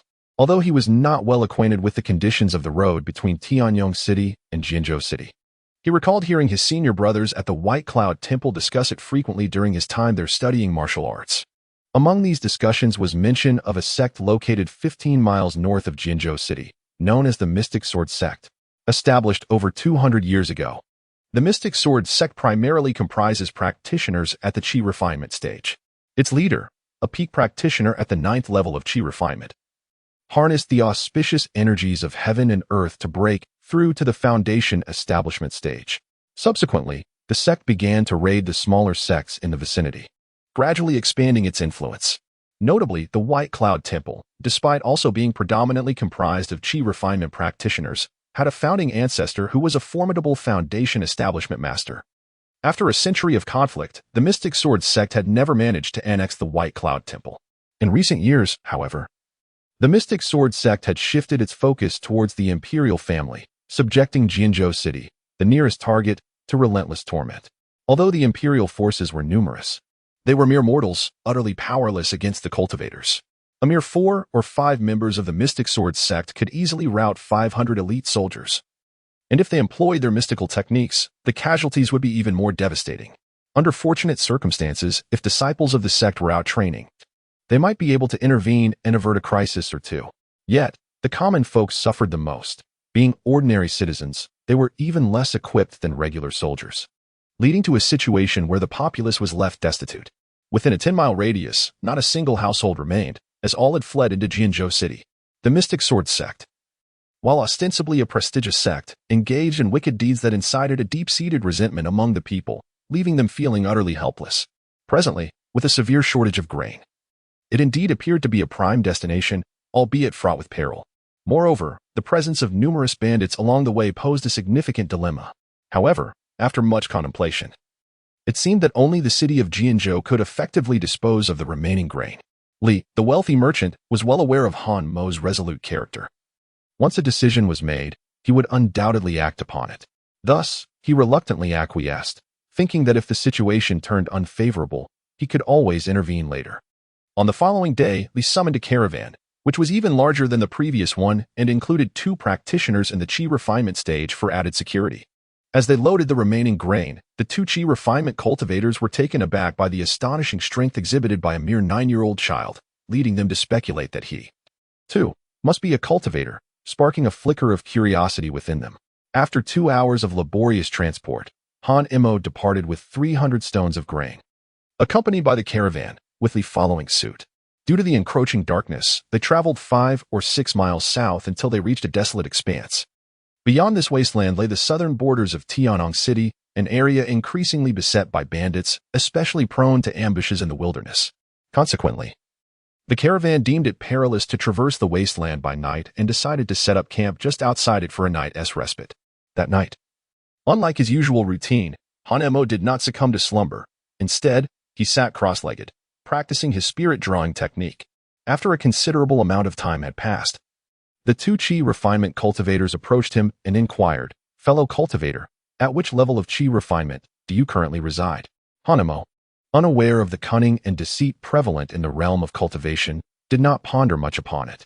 He replied earnestly, stating that he had only recently begun to engage with the Qi refinement stage. Upon hearing this, the 2 cultivators realized that he had yet to even reach the first layer of Qi refinement, prompting them to inquire about his master. Han Mo, fully aware that he had no true master to speak of, recalled only a solitary visit to the Baiyun Temple, where an ancient sage had aided him in awakening his spiritual roots. Otherwise, he feared he would not even have grazed the threshold of the chi refinement stage.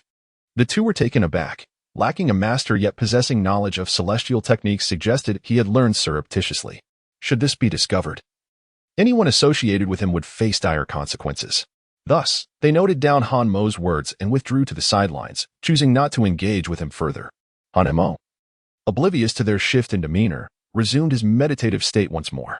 Since he had begun his journey into the chi refinement stage, over 5 months had elapsed.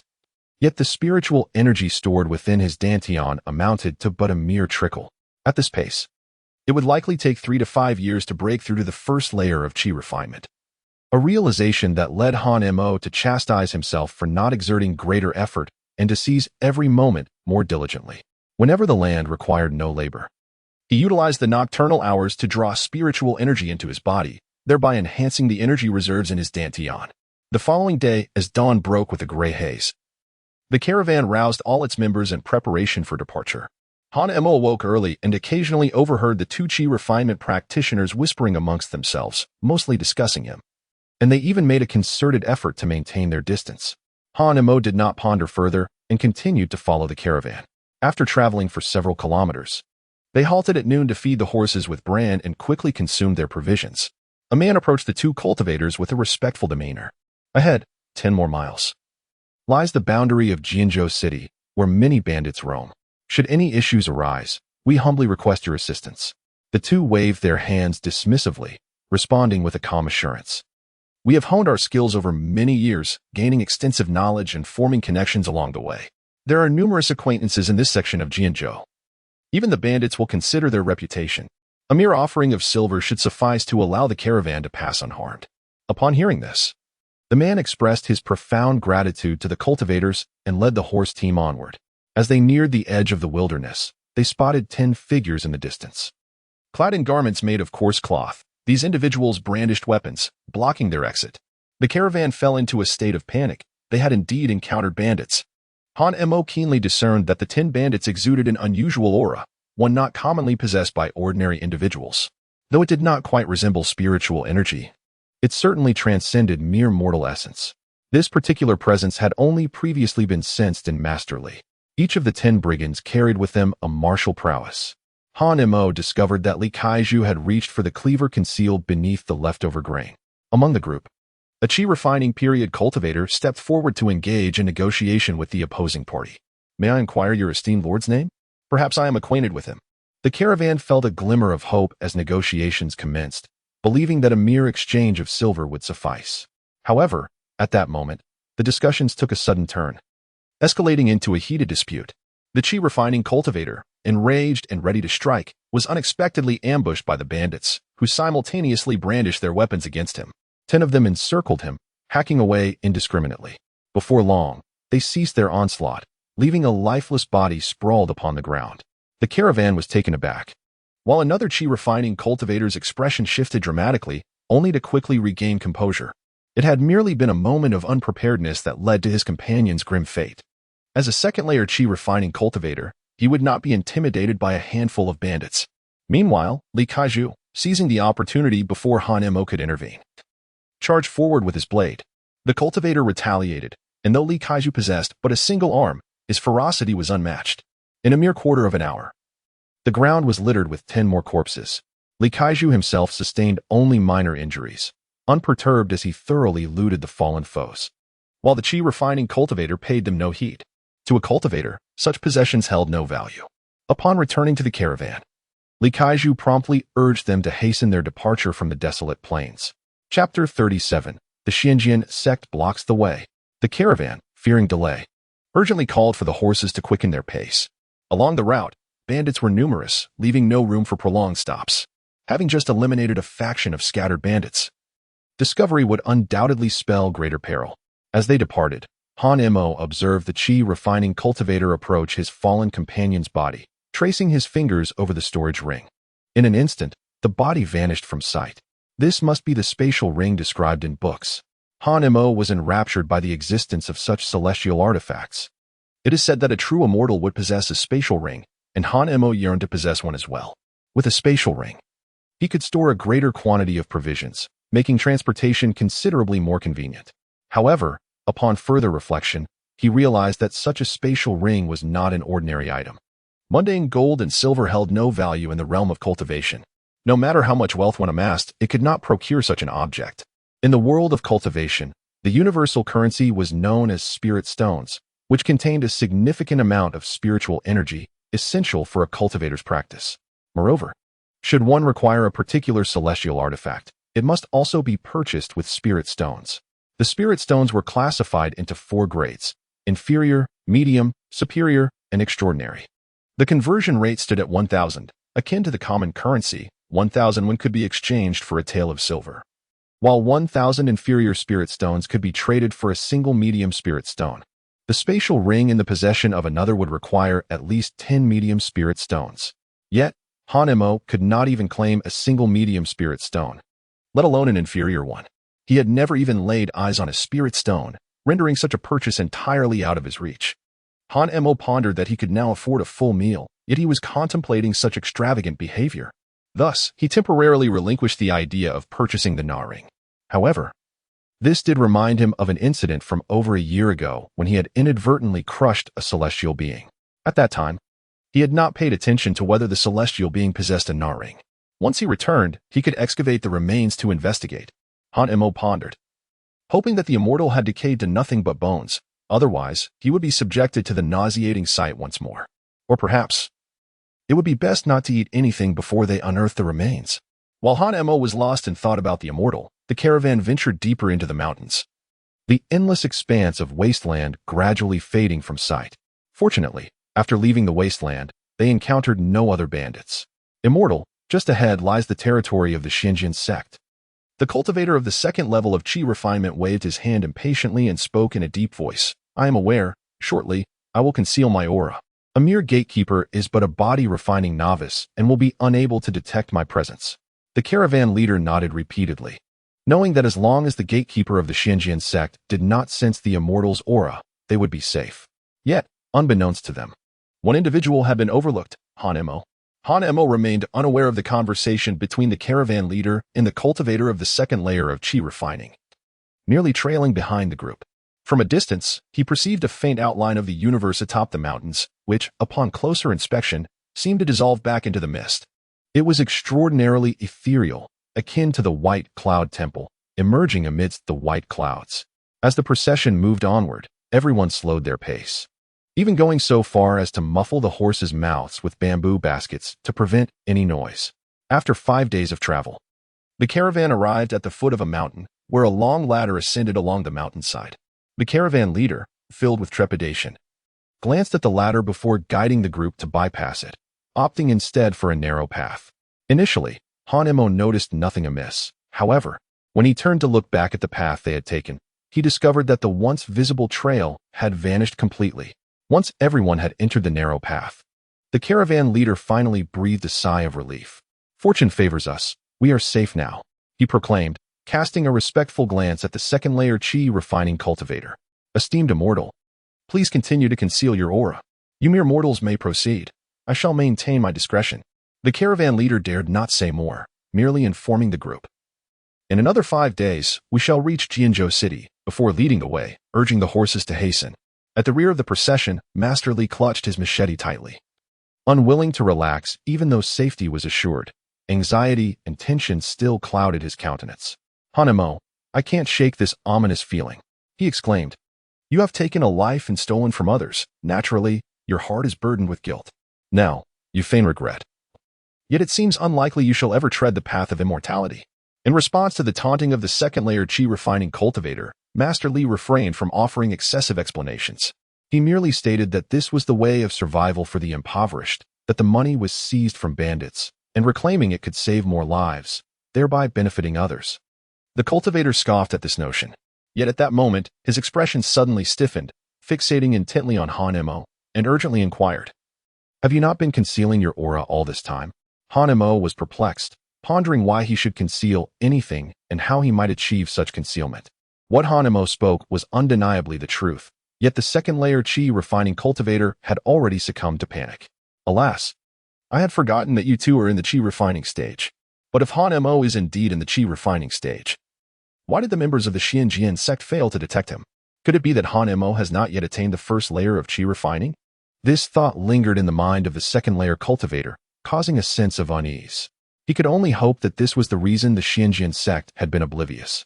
After all, even if Hanemo had not reached the first layer, he was still a chi refining cultivator, which was far superior to mere body tempering. Throughout this journey, he had been apprehensive, and it was only after 3 days of departing from the Xianjian sect's domain that he finally felt at ease. Though a flicker of indignation towards Hanmo's ignorance remained, how could such a reckless individual be worthy of the path of cultivation? To associate with him was a disgrace to oneself. As the number of surrounding villages increased, they appeared to be in a state of utter decay, populated mainly by refugees. Each person emaciated and gaunt. Even more pitiful was a child of 5 or 6 years, cradling a broken bowl in his hands, kneeling on the ground in a plea for alms. With the advance of the caravan, the presence of refugees grew more pronounced, and the scenes of despair grew increasingly harrowing. Upon witnessing the caravan transporting a full 15 carts of grain, the refugees' eyes widened in astonishment. However, upon noticing the weapons wielded by the caravan members, the fear of death ultimately deterred them from approaching. Among them, one refugee, perhaps driven mad by hunger, dared to step forward, extending his hands in supplication without making a move toward the grain. Upon witnessing this, Hanemo grasped a handful of grain and handed it to the other party. This scene prompted the remaining refugees to approach, their faces etched with fear and trepidation. Whenever a refugee would dare to beg, Hanemo would instruct the landlord to provide them with a portion of grain. Having once experienced the agony of begging himself, he understood the torment that accompanied such a life. He knew that a bowl of hard-earned gruel or a chance morsel of leftover food was not merely sustenance. It embodied a belief strong enough to support a person through the depths of despair for 2 or 3 days. He had lived through such hardships himself. This act immediately caused the refugees to kneel behind the caravan in reverence towards Hanemo. The stream of refugees seemed endless, and the grain he offered would be exhausted long before reaching Jinzhou City, an endeavor he could never fully accomplish. Observing Hanmo's actions, the caravan leader perceived a certain naivety in the boy and, with good intentions, offered a gentle reminder. Hanemo, somewhat at a loss, received the leader's sigh as he discreetly quickened the pace. With a handful of grain raised high, Hanemo noticed that the refugees could not keep up with the caravan and were forced to abandon their pleas. After traveling for 3 miles, the caravan suddenly halted, causing agitation within the mind of a second-level chi refinement practitioner. What was the delay? He had a mission that required timely arrival in Jinzhou City. Otherwise, could they afford the losses incurred? It is dire, Immortal. We have been blocked. Upon hearing this, the second-level practitioner was instantly enraged. He stepped forward, spotting 3 individuals, all merely first-level chi refinement, hardly a threat. Presumptuous. How dare you obstruct my path? Do you not know that I am a disciple of the outer sect of the Sunset Valley? He intended to intimidate them, but to his surprise, laughter erupted from the trio. Sunset Valley was vanquished by our Xianjian sect 5 days ago. Haven't you received the news? Chapter 38. The closed-door disciple of Xianqing Dao's Sunset Valley was vanquished by our Xianjian sect 5 days ago. Haven't you received the news? Hearing this, the second-level practitioner was struck with disbelief. Impossible. How could the Xianjian sect possibly annihilate Sunset Valley?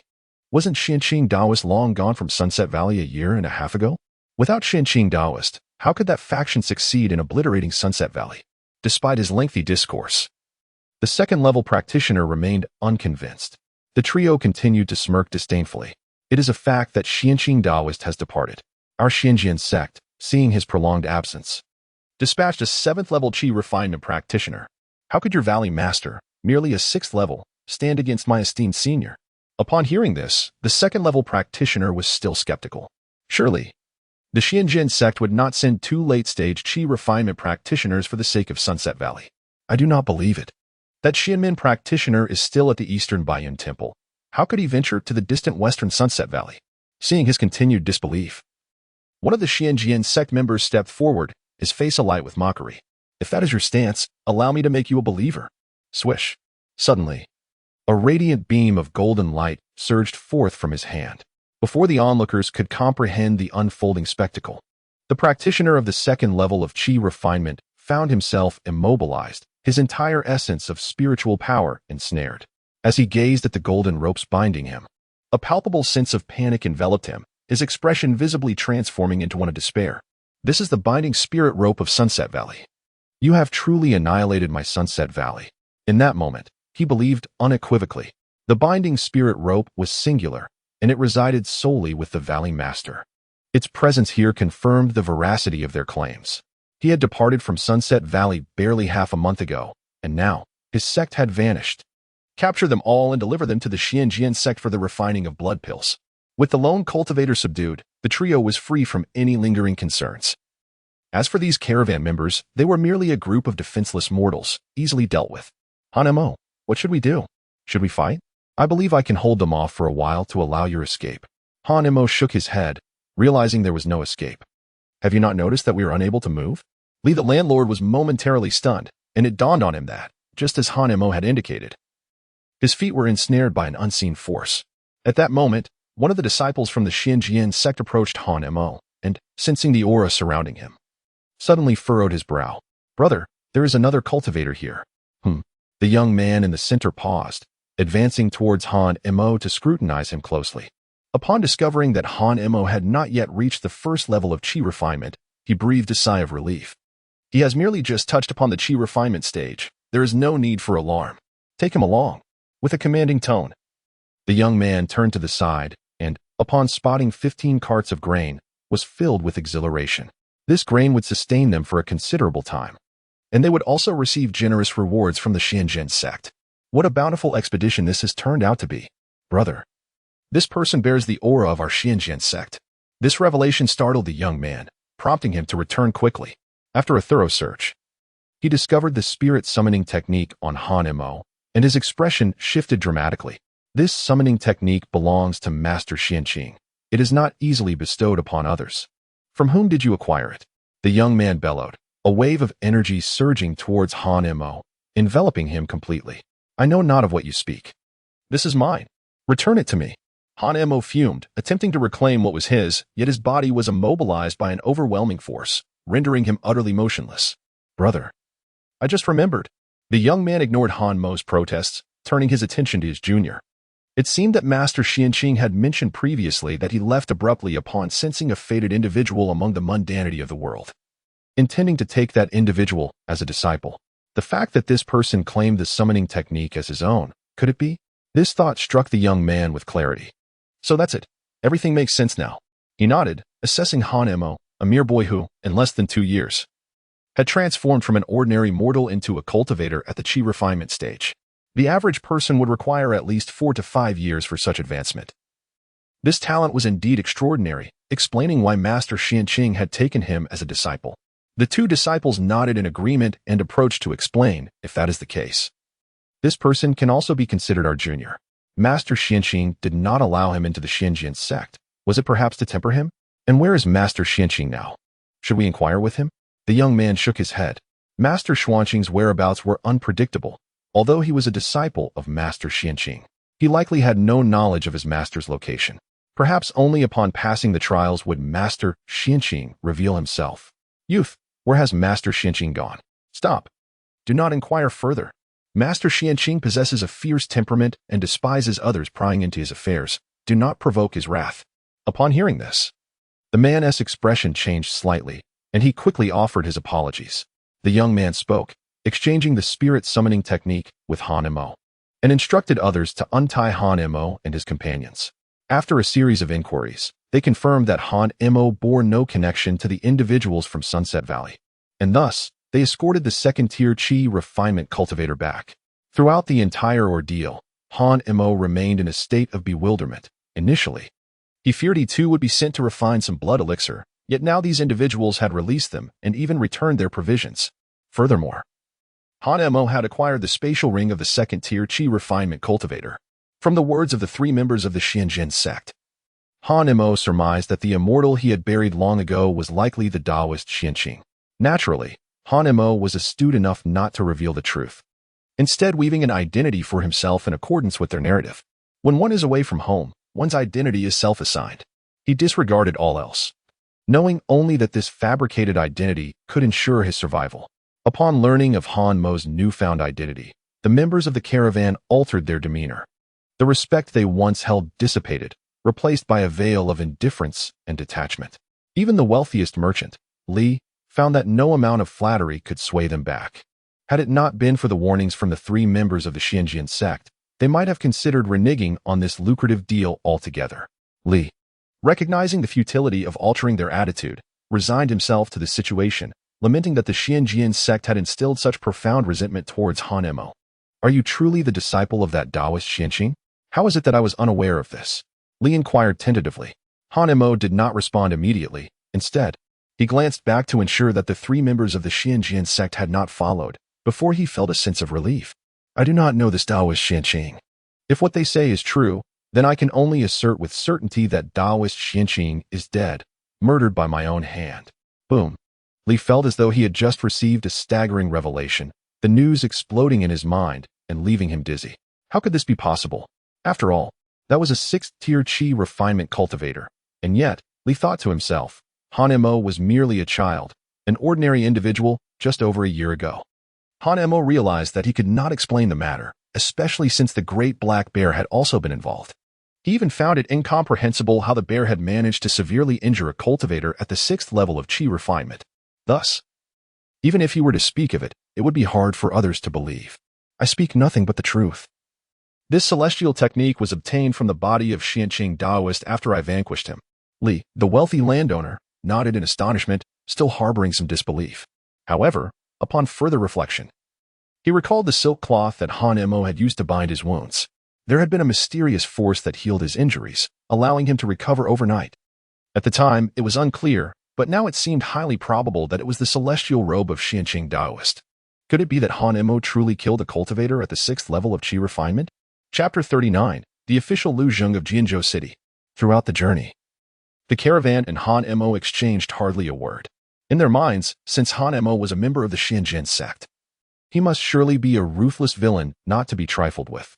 Finally, after 3 days, they arrived at Jinzhou City. The caravan swiftly unloaded all the provisions Han Emo had brought and then departed, neglecting even their initial agreement to find buyers. Left with no choice, Han Emo had to seek out buyers in the marketplace himself. Unlike Tianyong City, the marketplace in Jinzhou was devoid of any merchants, as far as the eye could see. There were only the destitute. The beggars gazed longingly at the sacks of grain behind Han Emo, their eyes gleaming with hope. Such an abundance of food would suffice to fill their bellies and even allow them to save some for later, if only the grain were theirs. Though they harbored these thoughts, none dared to approach. They had all fled from the torment of the Xianjian sect, aware of its brutal methods. The sight of a one-armed adult and a child, both unharmed and instilling fear in the caravan, indicated that they were no ordinary individuals. Yet, a few desperate beggars, driven nearly mad by hunger, rushed forward, reaching for the grain on the ground. Li, the landowner, observed this and gripped his hatchet, slamming it into the earth with a thud. Let us see who dares to move. His fierce reprimand indeed frightened off those attempting to seize the grain, who could only swallow hard as they stared longingly at the food. Hungry. We need food. Please, show us mercy and give us something to eat. An increasing number of beggars surrounded them, their filthy hands reaching towards Han Emo and Li. Yet, with Li occasionally displaying a fierce expression, the beggars dared not advance an inch further. Where is the government office in Jinzhou City? Han Emo inquired as an elderly woman hobbled forward, leaning heavily on a stick made of dry twigs. At that moment, a petite girl, no more than 6 or 7 years old, suddenly squeezed her way to the front. Please, do not harm my grandmother. She is too old to take any of your food. The girl's face was ashen and her lips tinged with purple. Yet her gaze was resolute as her tiny frame stood protectively before the old woman, arms outstretched. A pitiful growl emanated from the girl's stomach, echoing the pangs of hunger. Han Emo observed the child, a flicker of complexity crossing his eyes, just as he was about to act, when Li, the wealthy landlord, abruptly intervened.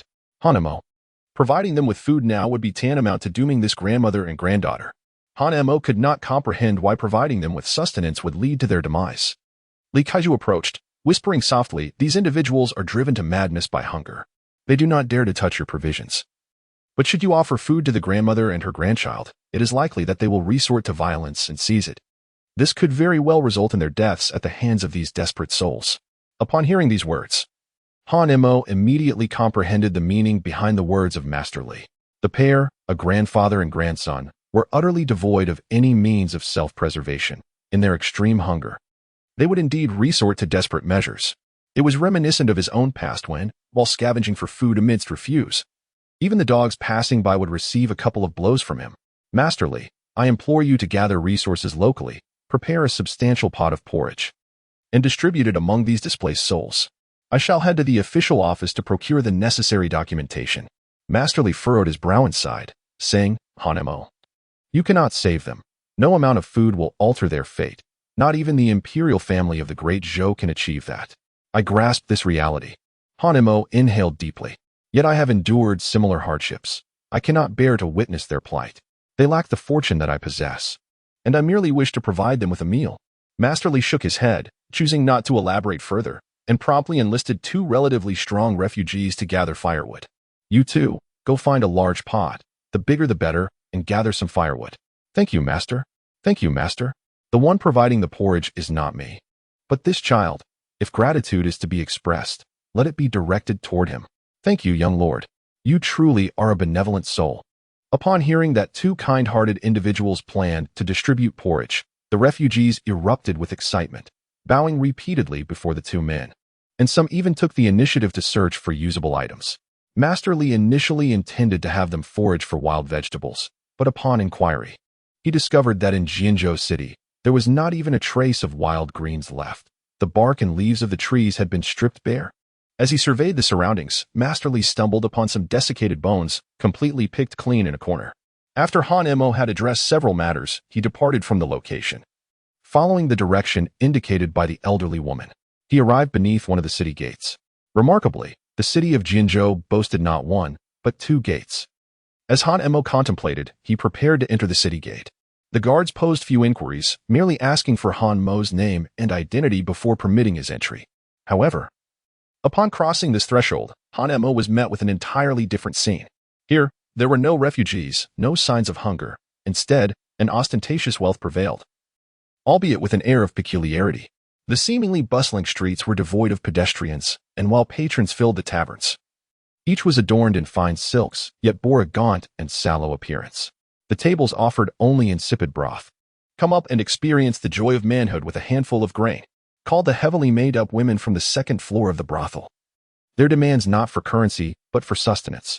Noticing Han Mo's rosy complexion, their years of experience led them to believe he was well provided for, prompting even warmer invitations directed at him.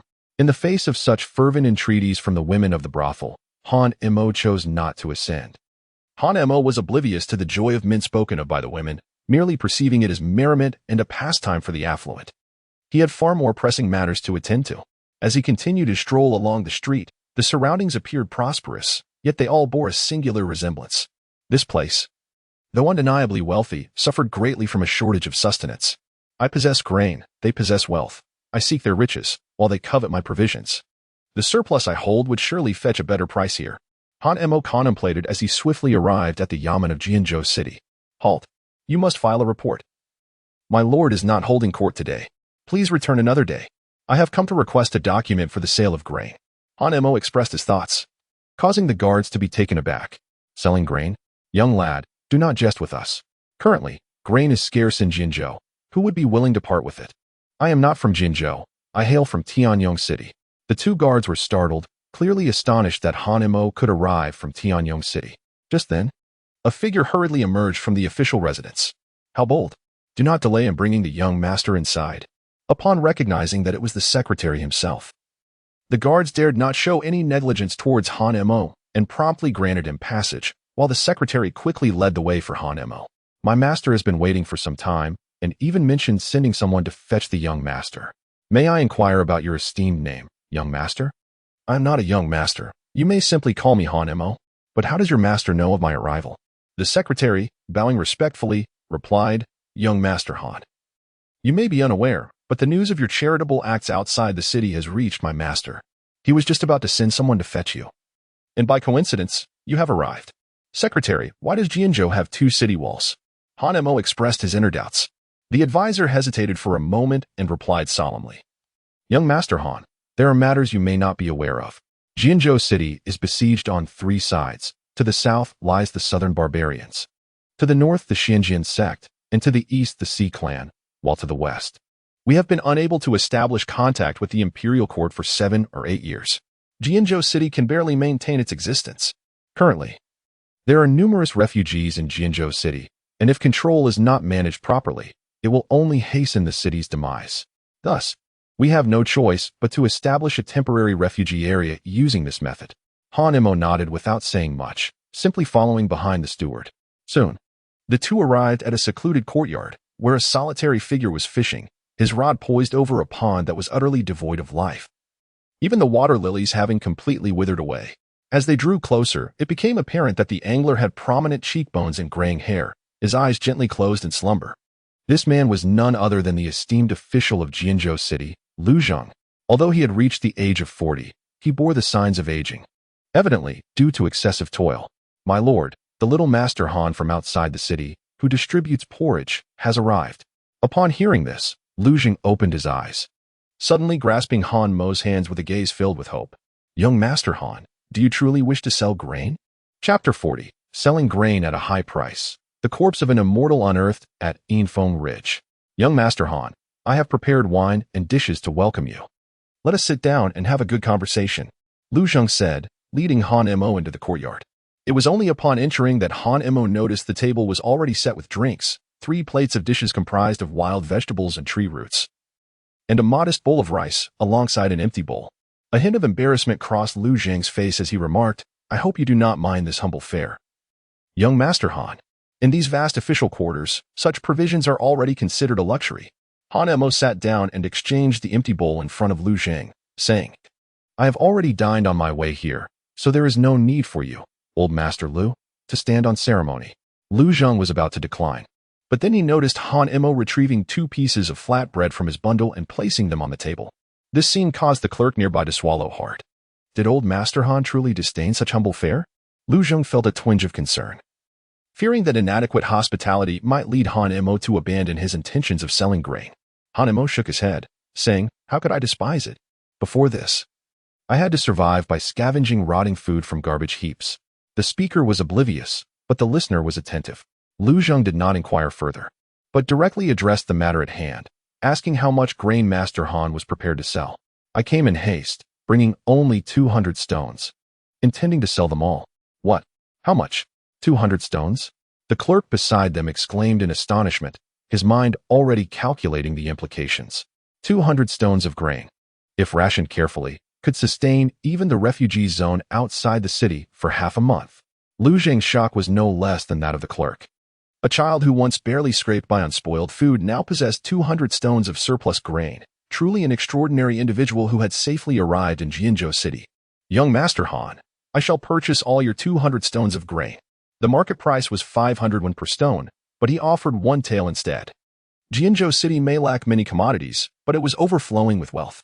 Although the city frequently faced disturbances from the Zuanyijian sect's practitioners, the mundane gold and silver held no value for them. They would simply kill a few for amusement before departing. Meanwhile, the wealthy officials of Jianzhou City had plenty of money but were devoid of grain, making it a lucrative opportunity to sell to them and negotiate further with Han Mo. Upon hearing this price, Han Mo was equally astonished. 1 tael of silver per stone of grain meant he would earn 200 taels from this transaction, an undeniable fortune. The Yinwind Ridge still had at least 600 to 700 stones of surplus grain. If sold entirely to Jianzhou City, that would amount to 1,000 taels. A grand venture indeed.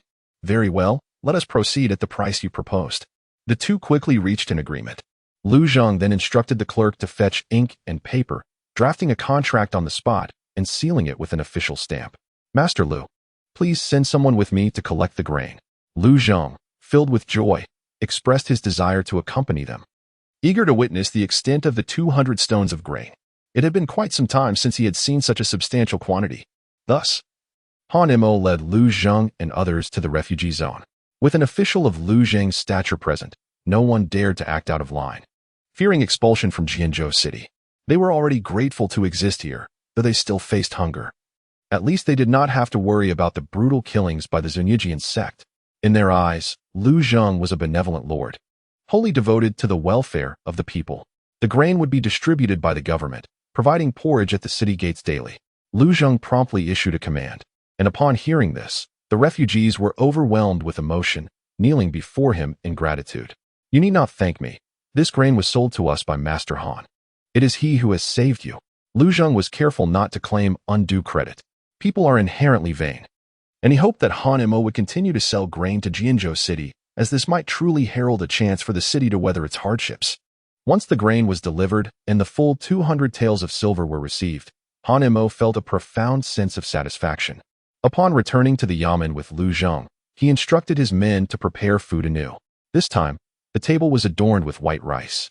While Han Mo and Master Li each had bowls filled with pure grain, whereas the bowl of the esteemed official was mixed with husks. The broth was thin and insipid, yet it represented my utmost sincerity. If Han, my young friend, has any surplus grain, I would gladly purchase it, as price is of no concern. This implies that as long as there is grain, the price may indeed rise.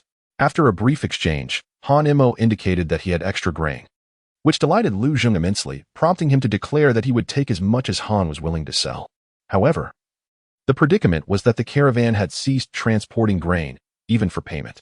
Although Lu Zheng was unaware of the particulars, he tactfully refrained from inquiring further and instead urged his entourage to escort the cart back with Han Mo. Dear Han, I would like to reserve your surplus grain for the next occasion. Should you be willing to sell to Jinzhou, I could raise the price to 2 taels. Lu Zheng's concern about Han Mo selling grain elsewhere lingered. The grain purchased this time, if conserved judiciously, would last for at most a month. Should there be no connection with Han Mo's grain within that period, Jinzhou would face even greater mortality. Thus, Lu Zheng resolved to stabilize Han Mo with a price of 2 taels per stone of grain. This price, he mused, would be unattainable for other cities. Unbeknownst to Lu Zheng, the grain in Han Mo's possession was remarkably unique. For ordinary individuals, it was unnecessary to consume it at every meal. A single serving, even if not wholly filling, could sustain one for over a day. Of course, this was a revelation that Lu Zheng would come to understand later on. During their return journey, Han Mo and his companions encountered members of the Xianjin sect once more. As the officials prepared for a confrontation, they witnessed Han Mo boldly stepping forward to negotiate with the representatives of the sect. The specifics of their discussion were unknown to the onlookers, but soon after, Han Mo returned unscathed. The officials were taken aback, pondering the implications. If even the Xianjin sect yielded to this young noble, what formidable backing could he possess? Surely, not even the royal family of the great Zhou could match such influence. Could it be that he had ties to celestial beings? During the journey back, the presence of the officials deterred any appearance of bandits, allowing for a smooth passage. After 10 days of relentless travel, they finally arrived at Pingyang village in Tianyong City.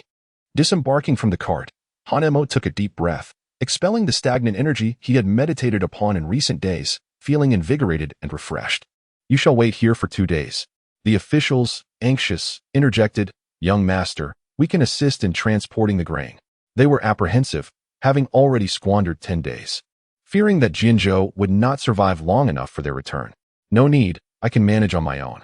That grain is sufficient to sustain them for an entire month. Han Mo immediately declined, regardless of who it was.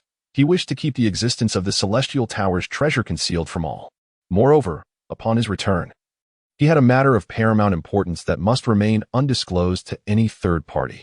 The reason for the mention of a third party is his unwavering trust in Lord Li. Once he ascended the mountain and confirmed that no one had followed him, Han Mo swiftly made his way to the spot where the Immortal was buried. After several confirmations, he finally took up the hoe and began to dig. Han Mo, what are you excavating? Han Mo remained silent, yet continued to wield the hoe with unwavering determination. At last, after a quarter of an hour, a deep pit emerged. Master Li, peering into the depths, beheld a mangled hand. Strangely, this hand possessed only 4 fingers, and the index finger appeared to have been grievously injured, its bones utterly shattered as if struck by a blunt instrument. Han Mo excavated the earth, unearthing the corpse of an immortal, remarkably preserved, devoid of any signs of decay or foul odor. Master Li furrowed his brow and inquired, Han Mo, who is this individual? It appears he has not been deceased for long. If the individuals from the Xianjin sect were not deceiving him, then he must be Xianxing Daoist. Chapter 41. Treasures Within the Ring. The revelation was astounding. Master Li felt as if his heart momentarily skipped a beat. His gaze instinctively shifted to the corpse in the pit, his mind enveloped in greater perplexity. According to the accounts shared by the members of the Xianjin sect just days prior, Xianxing Daoist had likely perished at least a year and a half ago. Yet, The body exhibited no signs of decay whatsoever, with even the skin retaining a hint of color. Was this truly the body of an immortal? However, Master Li soon found it hard to believe. At that time, Han Mo was merely an ordinary individual and facing the Xianqing Taoist, who had reached the 6th level of qi refinement. He would have been destined for death. How did Han Mo manage to slay the Xianqing Taoist? At that moment, Master Li observed Han Mo leaping into the pit and swiftly rummaging through the corpse of the Xianqing Taoist. Han Mo, what are you searching for? A storage ring. Han Mo casually replied, yet after a thorough search, he found no spatial ring on Xianqing Taoist. This seemed illogical. Even ordinary disciples possess such rings. How could a high-ranking member of the sect be without one? Han Mo felt perplexed and inadvertently glanced at the ring on his finger. It was a gift from a few individuals of the Xianjian sect, adorning his index finger. Wait, what about the index finger of Taoist Xianqing? Han Mo's eyes narrowed as he suddenly noticed the missing fingertip of Xianqing Taoist, which abruptly reminded him of the moment he had struck the Taoist hand with a stone. Han Mo hastily crawled out of the deep pit and immediately made his way down the mountain, heading straight for the pond. Master Li quickly followed suit. After approximately 15 minutes, Han Mo arrived at the pond's edge, where he knelt and began to clear away the layers of dead branches and leaves that covered the ground. Subsequently, he also excavated a layer of soil. This was a concealment Han Mo had initially employed for safety, but now he was dismantling it all. Eureka! Han Mo exclaimed with joy. Suddenly, Master Li heard Han Mo's exclamation and rushed forward, only to see Han Mo cradling a severed finger in his hands, upon which rested a radiant ring. Master Li noted that the ring on the severed finger bore an uncanny resemblance to the rings worn by the 3 individuals from the Xianyuan sword sect. It was evident that this belonged to the Taoist Xiuqing. At that moment, Master Li also deduced a significant truth. Han Mo was neither a member of the Xianyuan sword sect nor a disciple of the esteemed Taoist Xiuqing. In Han Mo's world, anyone who had ever shown him kindness, even in the slightest measure, was treated with utmost respect and gratitude, much like the old blind man. Han Mo is so frugal that he even refrains from purchasing meat buns, all in order to save money to provide a better gravestone for the old blind man. As for Xianying Taoist, Han Mo merely dug a shallow pit and hastily buried him. Had he truly been Han Mo's master, Han Mo would never have treated him in such a manner. Han Mo removed the storage ring from his severed finger and immediately employed his spiritual sense to examine the contents within. A chilling long sword lay nestled there, accompanied by several roots emanating a faint cold aura, which presumably belonged to the realm of spiritual herbs. As he had yet to delve into literature pertaining to this subject, Han Mo was unaware of the names of these spiritual herbs. In addition to these, he uncovered a tome of celestial techniques, specifically the ice binding spell, and a glass vial that contained 10 tranquil elixirs. Furthermore, Han Mo noticed several irregularly shaped stones, translucent and radiant. These are spirit stones. Han Mo's heart suddenly trembled. Within this storage ring lay not only spirit stones, but a total of 20, though their quality remained uncertain. Suppressing the excitement within him, Han Mo carefully stored the ring, then shoved the severed finger into his pocket and ascended the mountain. Upon returning to the cave's entrance, he discarded the severed finger into a pit, and once more buried Xianying Taoist beneath the soil. Having completed these tasks, he finally exhaled a breath of relief. Han Mo initially intended to thoroughly examine the treasures within the storage of Xiuqing Taoist, but upon raising his gaze, he realized that time was fleeting, and it was imperative to transport the remaining provisions down the mountain first. Thus, he set to work, procuring his usual backpack and wheelbarrow, filling them to the brim, which amounted to no less than 5 or 6 stones.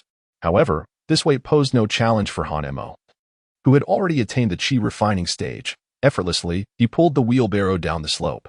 As for Li, the wealthy landowner, he carried 1 stone on his shoulder and another at his waist, following closely behind. Upon reaching the foot of the mountain, the officials sat resting on the ground, casting glances toward the direction where Han Mo and his companion had departed. 2 hours had elapsed, yet where was young Master Han? Could it be that he was deceiving us for amusement? Such a notion seemed improbable, for young Master Han had made a promise to our superior, and he possessed the written order. He would not dare to breach it. As the officials exchanged these thoughts, they suddenly spotted 2 figures approaching under the moonlight. Startled, they quickly rose, eyeing the figures with caution. No, it appeared to be young Master Han. An astute official exclaimed, and as the others focused their gaze, it indeed was their longed-for young Master Han, followed closely by the one-armed Li. Heavens above! The officials gasped in astonishment, for they beheld Han-Mo hauling an entire cartload of provisions, his total burden likely amounting to 5 stones. Only as Han-Mo drew nearer did they fully comprehend the scene before them, their faces a canvas of shock. A few of the officials hurriedly stepped forward to assist in unloading Han-Mo's heavy load. Truly, young Master Han possesses divine strength. One official, wrapping his arms around a stone of grain, stumbled slightly, yet managed to place the provisions onto the cart, showering Han-Mo with praises.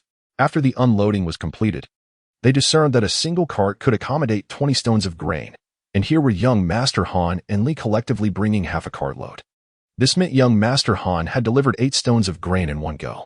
Such strength was beyond even that of many martial practitioners. Could it be that young Master Han was a cultivator? Young Master Han, to fill 10 carts will surely take considerable time. Let us, your brothers, lend a hand, and we shall finish quickly. Just as Han-Mo had begun to pull the wheelbarrow again, he suddenly halted and turned to face the officials. I previously stated that your assistance is unnecessary, and moreover, the provisions in Jianzhou City are ample to sustain them for over a month. If you are concerned, you may leave at once. The document specified 800 stones, yet it did not mandate that they be transported all at once. Let it not be forgotten that I am the seller of these grains. Only I can aid Jianzhou City. I reiterate, without my express permission, none shall depart from this place. Should anyone defy my words, I shall withhold the grains from Jianzhou City. Han-Mo's words were starkly realistic, causing the officials to exchange glances, momentarily at a loss for words. Particularly, the tone of Han-Mo instilled a subtle sense of trepidation within them. The reason for Han-Mo's caution was his fear that some impulsive youth might follow him up the mountain. The secrets of Infeng Ridge were numerous, and even a single revelation could invite unnecessary troubles, which Han-Mo wished to avoid at all costs. Young Master Han, please do not take offense. We shall listen and remain here without venturing forth on our own accord. From now on, we will transport supplies every night. After leaving this statement, Han-Mo finally took hold of the unicycle and departed, primarily for the convenience of night travel, free from the worry of being discovered by the people of Pingyang Village. The villagers were less reasonable than these officials. Moreover, after suffering the ravages of banditry, every household had scant reserves. Should they discover that he possessed such an abundance of grain, they would dare to intrude upon Infeng Ridge without hesitation. After making 3 round trips, Han-Mo finally loaded a cart to capacity, concluding the supply transport for the night. Upon returning to Infeng Ridge, he eagerly retrieved all items from the storage ring of Shanqing Daoist, spirit stones, a cold iron sword, and the freezing technique. Spirit stones served as the universal currency in the realm of cultivation, brimming with potent spiritual energy for training. The cold iron sword could serve as a means of defense in dire circumstances, while the freezing technique was a form of magical art capable of temporarily immobilizing an opponent's movements. Recalling the time he had been physically restrained, Han-Mo had initially intended to employ the mountain crumble palm technique, yet found himself without the opportunity. From that moment on, he realized the necessity of acquiring greater strength. As for the spiritual herbs and elixirs, he was uncertain of their names and dared not use them recklessly. After careful contemplation, Han-Mo determined that the freezing technique was the most suitable for his current needs. Thus, he opened the first page of the freezing technique, and the first line of text astonished him. To cultivate the freezing technique, one must ensure an abundance of heavenly and earthly spiritual energy. Chapter 42, The Freezing Technique. A place rich in spiritual energy. Han-Mo found himself in a quandary. In this realm abundant with spiritual energy, where could he possibly seek it? At that moment, he suddenly recalled the existence of spirit stones, which contained a vast reservoir of spiritual energy. Consequently, Han-Mo retrieved a spirit stone, which was as large as his fist. The instant his palm made contact with the stone, he was overwhelmed by the astonishing spiritual aura emanating from within, far more formidable than what he typically absorbed during his practice. Han-Mo promptly placed the spirit stone before him and began to cultivate the freezing technique. In the next moment, the spirit stone emitted waves of radiant light that coalesced into droplets of water around Han-Mo. Under the influence of spiritual energy, he endeavored to merge the droplets. As time passed, the droplets completely fused, and a curtain of water materialized before him, gradually succumbing to the chill and transforming into a sheet of ice. Soon, the water curtain had transmuted into an ice barrier. With a decisive strike from his palm, Han-Mo shattered the ice barrier, scattering it into a flurry of crystalline shards. Every surface touched by these shards became cloaked in a layer of frost. Success. Hanemo was overjoyed, having not anticipated that mastering the art of freezing would be so effortless. However, the scope of his ability allowed him to control the movements of only a single individual, which could be considered a modest achievement. Nevertheless, Hanemo felt a sense of satisfaction. Upon inspecting the spirit stone, he discovered a considerable amount of spiritual energy remaining within. Adhering to his principle of waste not, he promptly began to absorb the essence of the spirit stone. Time passed, though he was unaware. The spirit stone before him had lost its initial radiance, gradually dimming. With a sharp crack, the spirit stone transformed into an ordinary rock, and a gentle breeze swept it away, scattering it into the ether. Hanemo inwardly focused on his dantian and was immediately taken aback. The spiritual energy within the dantian had surprisingly become abundant. He recalled that 5 months ago, he was unable to store even a trace of it. Unexpectedly, through unintentional efforts, he had reached such a level. It seems that in all endeavors, one must not be overly hasty. Progress must be made step by step. Now, he merely required an opportunity to transcend the first level of chi refinement and attain the true chi refinement stage. Hanemo pondered as a sudden growl emanated from his stomach. At the stage of chi refinement, he could not practice fasting and was compelled to rely on grains to satiate his hunger, though this would lead to an accumulation of impurities within his body.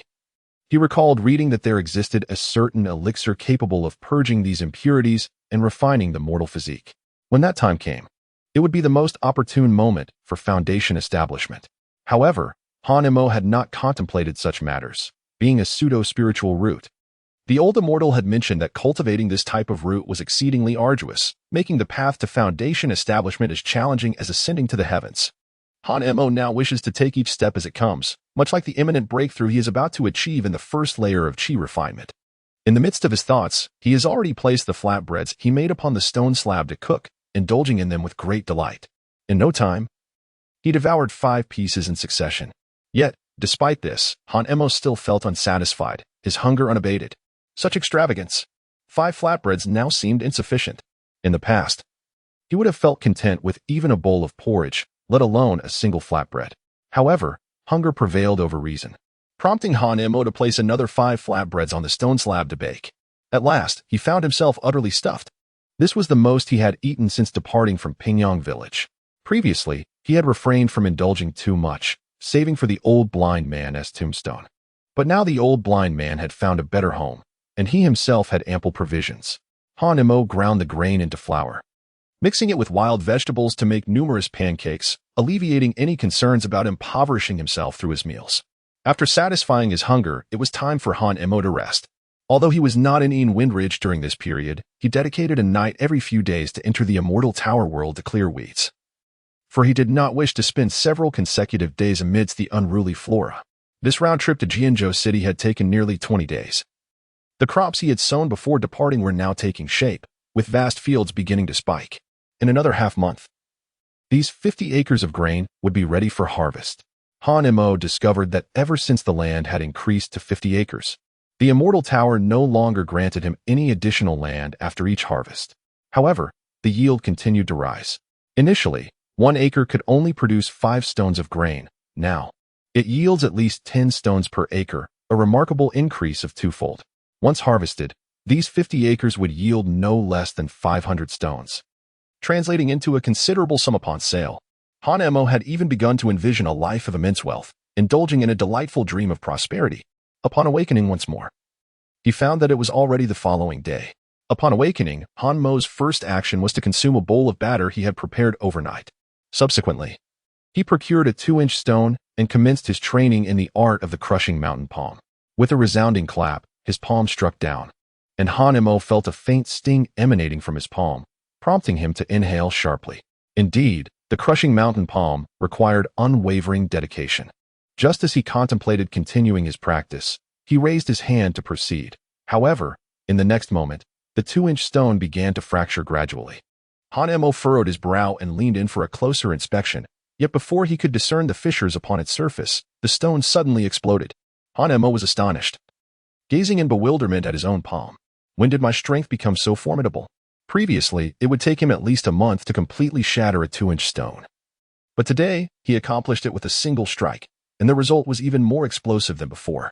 Han Mo immediately retrieved a 2-inch stone, examined it in his palm, and gathered his spiritual energy before striking it with his hand. With a resounding crash, the stone shattered, yet his palm felt no sensation at all. Han Mo, though skeptical, decided to switch to a 4-inch stone, and with a single strike, he shattered it. The text indicated that only after breaking a stone could one progress to the next level. 6 inches, 8 inches, 9 inches. Each required but a single blow, and Han Mo's heart surged with excitement. Could it be that my mountain-shattering palm has reached perfection? However, this conjecture was swiftly dismantled by reality. When Han Mo attempted to break a 1-foot stone, he found himself unable to do so. The teachings of the mountain-shattering palm stated that to attain true mastery, one must shatter a 9-foot giant stone with a single strike. Han Mo shook his head slightly, realizing that he still had a long journey ahead in mastering the mountain-crushing palm. After 1,000 strikes, he shattered 2 1-foot stones, subsequently concluding his training in the mountain-crushing palm. He then ascended to the mountain peak to commence his meditation practice. However, upon introspecting his dantian, he discovered that the abundant spiritual energy from the previous night had now diminished to a mere trickle. Seemingly struck by a thought, Han Mo hurriedly placed the Immortal Tower before him for examination. The tower's body was connected to its base, and after a duration equivalent to half a stick of incense, a sudden crack echoed as the base fell to the ground. The passage of time remained unchanged. What could possibly be the explanation for this?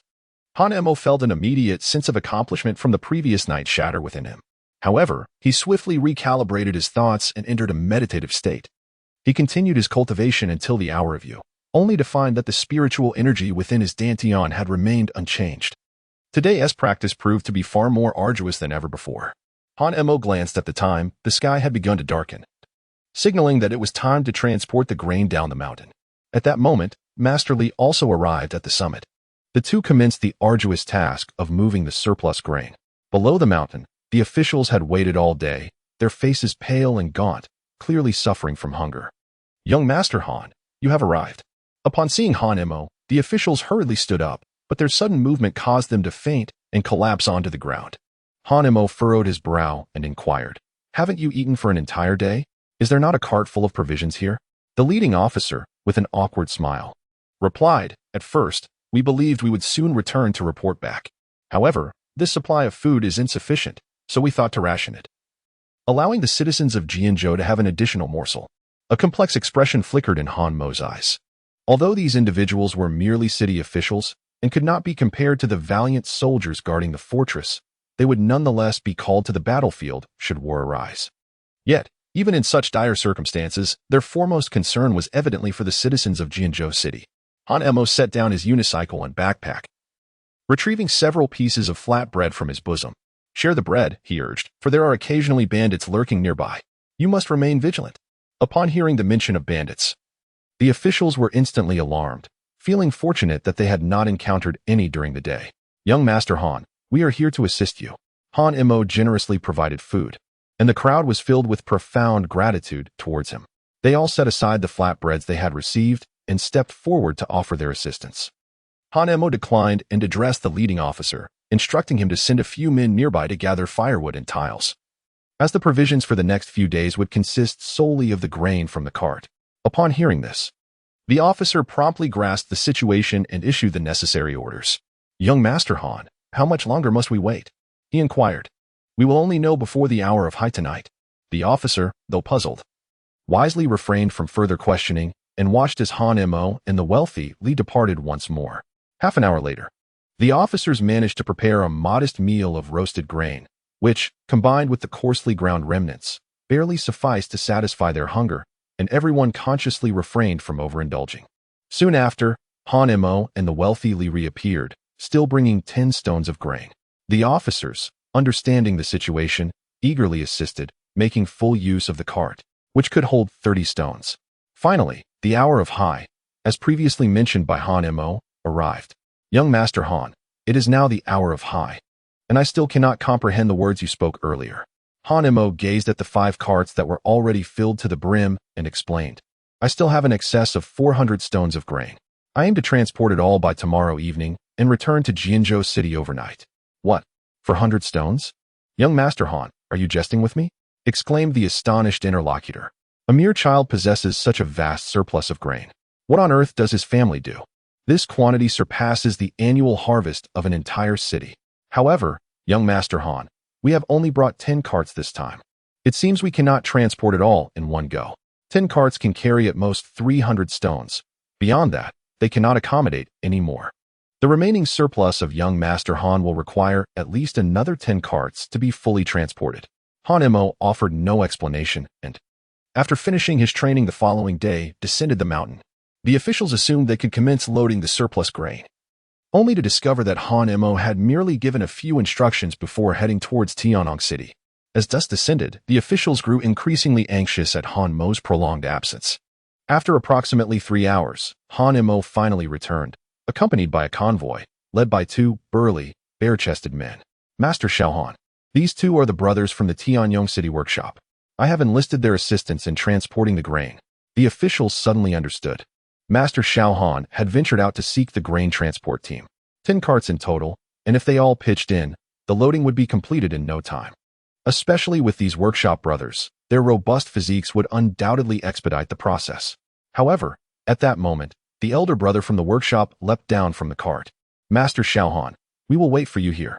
The officials were taken aback, pondering how long they would have to wait for the entire group to be ready. Yet, Master Xiao Han's authority left them no room to act independently. Thus, everyone tethered their carts and remained in place, awaiting further instructions. Above them, the bright moon had risen high in the sky, casting a serene glow in the sparse starlight, even in the depths of night. The surroundings were visible for several dozen paces. The night breeze carried a slight chill, tinged with an odd sensation. The officials, wary of any potential danger, held torches aloft and spread out to vigilantly observe their surroundings, leaving no rustle or whisper unexamined. The final cart is nearly full. Let us persevere a little longer. After a considerable time, the group finally spotted Han Mo re-emerging at the edge of the firelight. However, this time, the wheelbarrow was not filled, and Han Mo bore no burdens. It seemed the lifting had been completed. Hastily, the officials began loading the remaining grain into the carts, not daring to delay for even a moment, as they guided the horse-drawn carts southward under the moonlight. Once they departed, flickering flames unexpectedly appeared atop a distant hill, revealing 30 or so individuals, shackled and clanking as they moved. Let the brothers of the Great Wasteland guard the area. Do not allow them to enter. Master Xiao Han. Once these provisions reach Jianzhou City, you shall be hailed as a benefactor, a great hero who rescues thousands from calamity. Along the journey, the officials gazed at the laden carts, their excitement palpable, yet all remained discreetly silent, refraining from probing further into the matter. Han Mo sat in the carriage, his gaze fixed ahead. He was hardly a grand hero. His desires were simple. I seek wealth, while you seek provisions, a mere matter of mutual necessity. Haha. Young Master Han, Jianzhou City is a splendid place, replete with riches and land. Have you considered developing your prospects there? The constable's inquiry indeed caught Han Mo off guard. Develop in Jianzhou City? Does it possess a place like Inwind Ridge? I have yet to make up my mind. I shall take it one step at a time.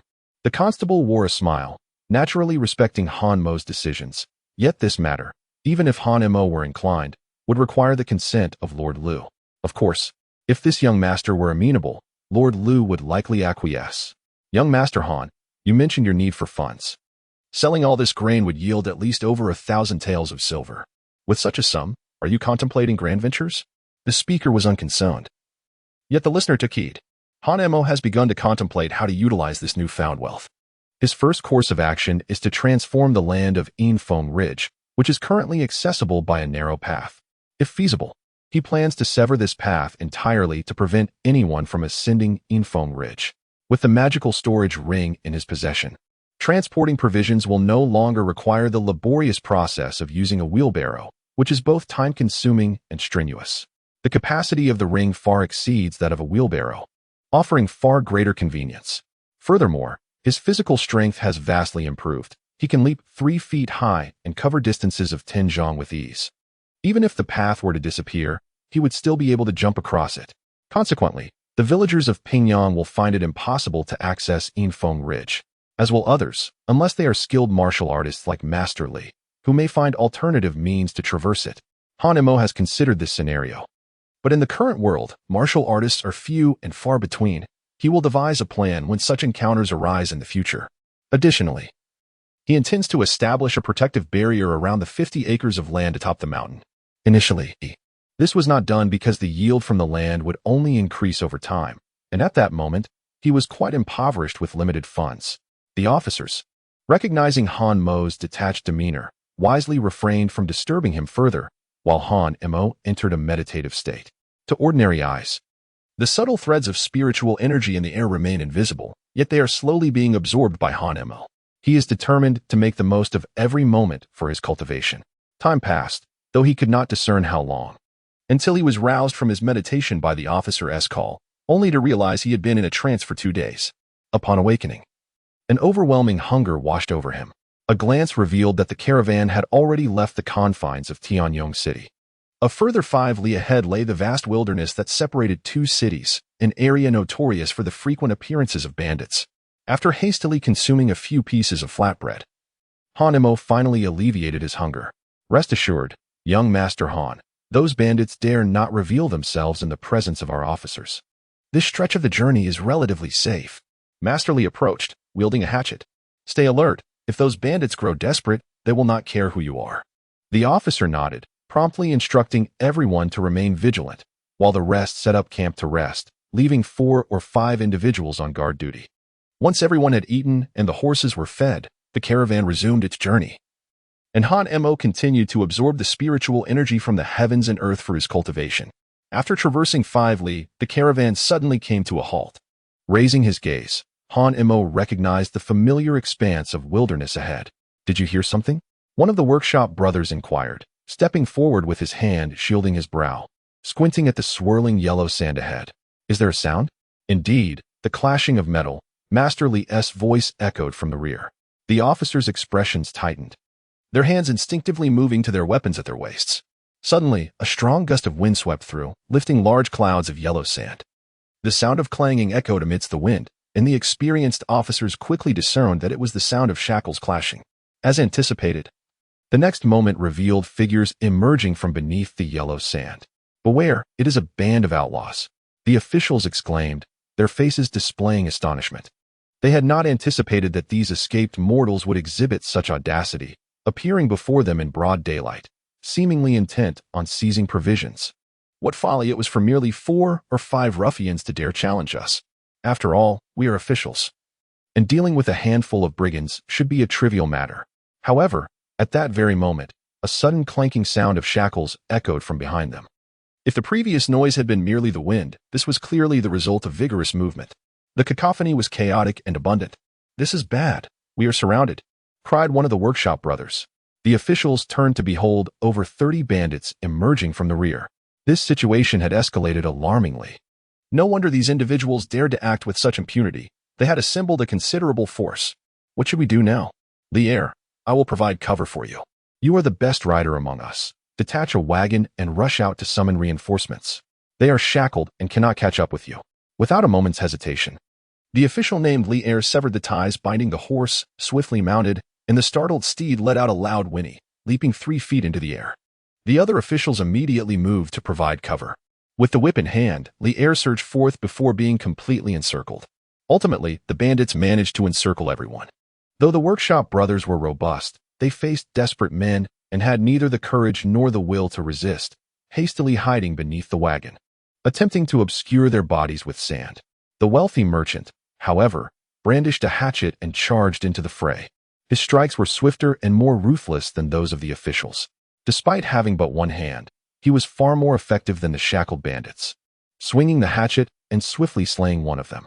The outlaws were momentarily taken aback by the merchant's fierce attack, only to quickly encircle him. The merchant realized the dire predicament he was in, overwhelmed by sheer numbers. The bandits raised their weapons, ready to strike, when suddenly an eerie chill swept across the scorching wasteland. Before anyone could react, the bandits surrounding the merchant found themselves frozen in place. Li Kaiju, finish them off. The voice of Han Mo reached Li Kaiju, who focused his gaze and discovered that Han Mo was able to wield celestial powers. The reason these 5 bandits were immobilized was likely due to Han Mo's influence. With a swift motion, Li Kaiju wielded his knife and swiftly severed 5 heads from their bodies.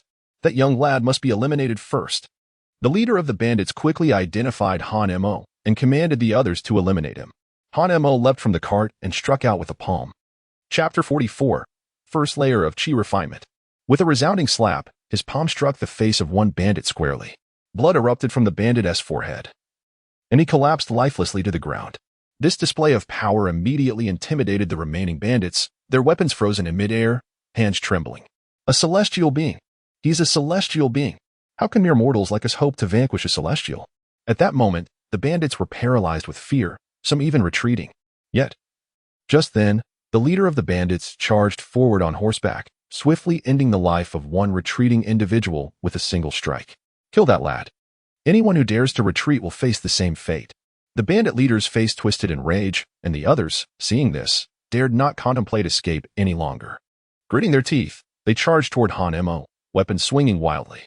Hanemo, be careful. From a distance, Li Kaiju blocked a bandit's weapon and shouted towards Hanemo. Just then, Hanemo unexpectedly took a step back and, with a swift motion, unleashed a palm strike. A beam of golden light shot forth from his palm, striking the foremost bandit in the chest. Crack! The sound of shattered ribs echoed as the bandit was sent flying, blood spewing from his mouth, and he perished instantly. Hanemo, capture the leader first. Li Kaiju, witnessing Hanmo's effortless ability to slay bandits, quickly offered him advice. Hanemo surveyed his surroundings and quickly identified the rider as the so-called king. Without hesitation, he surged forward with remarkable speed, leaving those around him unable to catch a glimpse. However, the bandit was clearly no ordinary foe. He straddled his horse, striking its belly, causing the startled steed to rear its front hooves and kick at Hanemo. Yet, a peculiar scene unfolded. It seemed as if an invisible barrier enveloped Hanemo, absorbing the impact. Though he was jolted back, he retaliated in an instant, delivering a swift strike to his opponent. Hanemo retreated 3 steps, while the horse lay on the ground, convulsing incessantly. 10 paces away, the leader of the bandits sprang to his feet, his face contorted with rage as he charged forward, brandishing his weapon. With each strike, Hanemo, unaware of his unique abilities, could only rely on his petite frame to evade the blows, finding himself in his first fight devoid of any experience and compelled to adopt a defensive stance. You bastard, die? The bandit leader, frustrated by his repeated failures to land a hit on Hanemo, bellowed in fury, raising his weapon high. Now, Hanemo, shouted Li, the wealthy landowner. In an instant, Hanemo reacted, lifting his hand to summon his energy into his palm.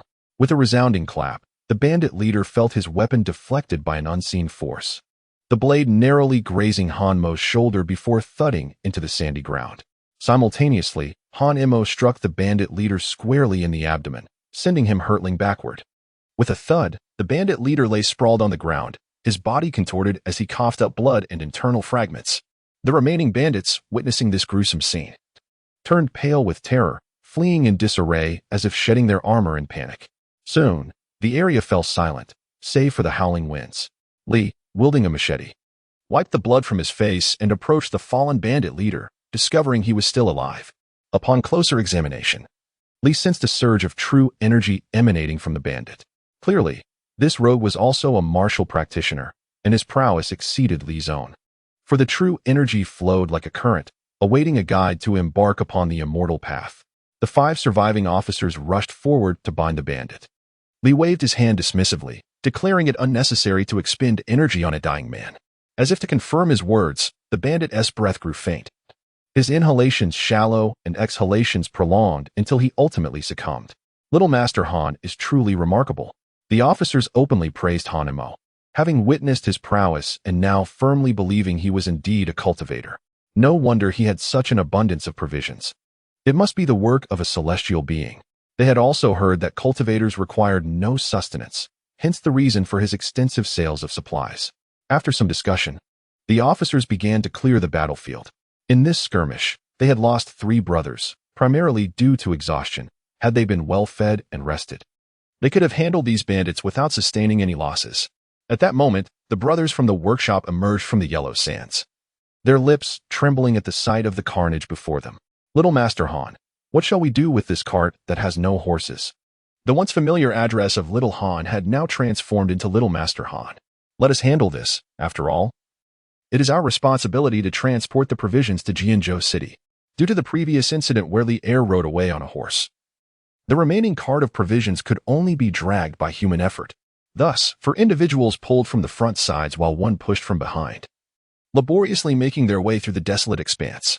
Fortunately, the subsequent journey was fraught with only minor peril, allowing for a relatively smooth passage, albeit with necessary pauses for rest along the way. At last, on the 7th day, the group departed from the wasteland and arrived at the fearsome region of Xuanjiamen. The officials exchanged glances, unsure of how to proceed.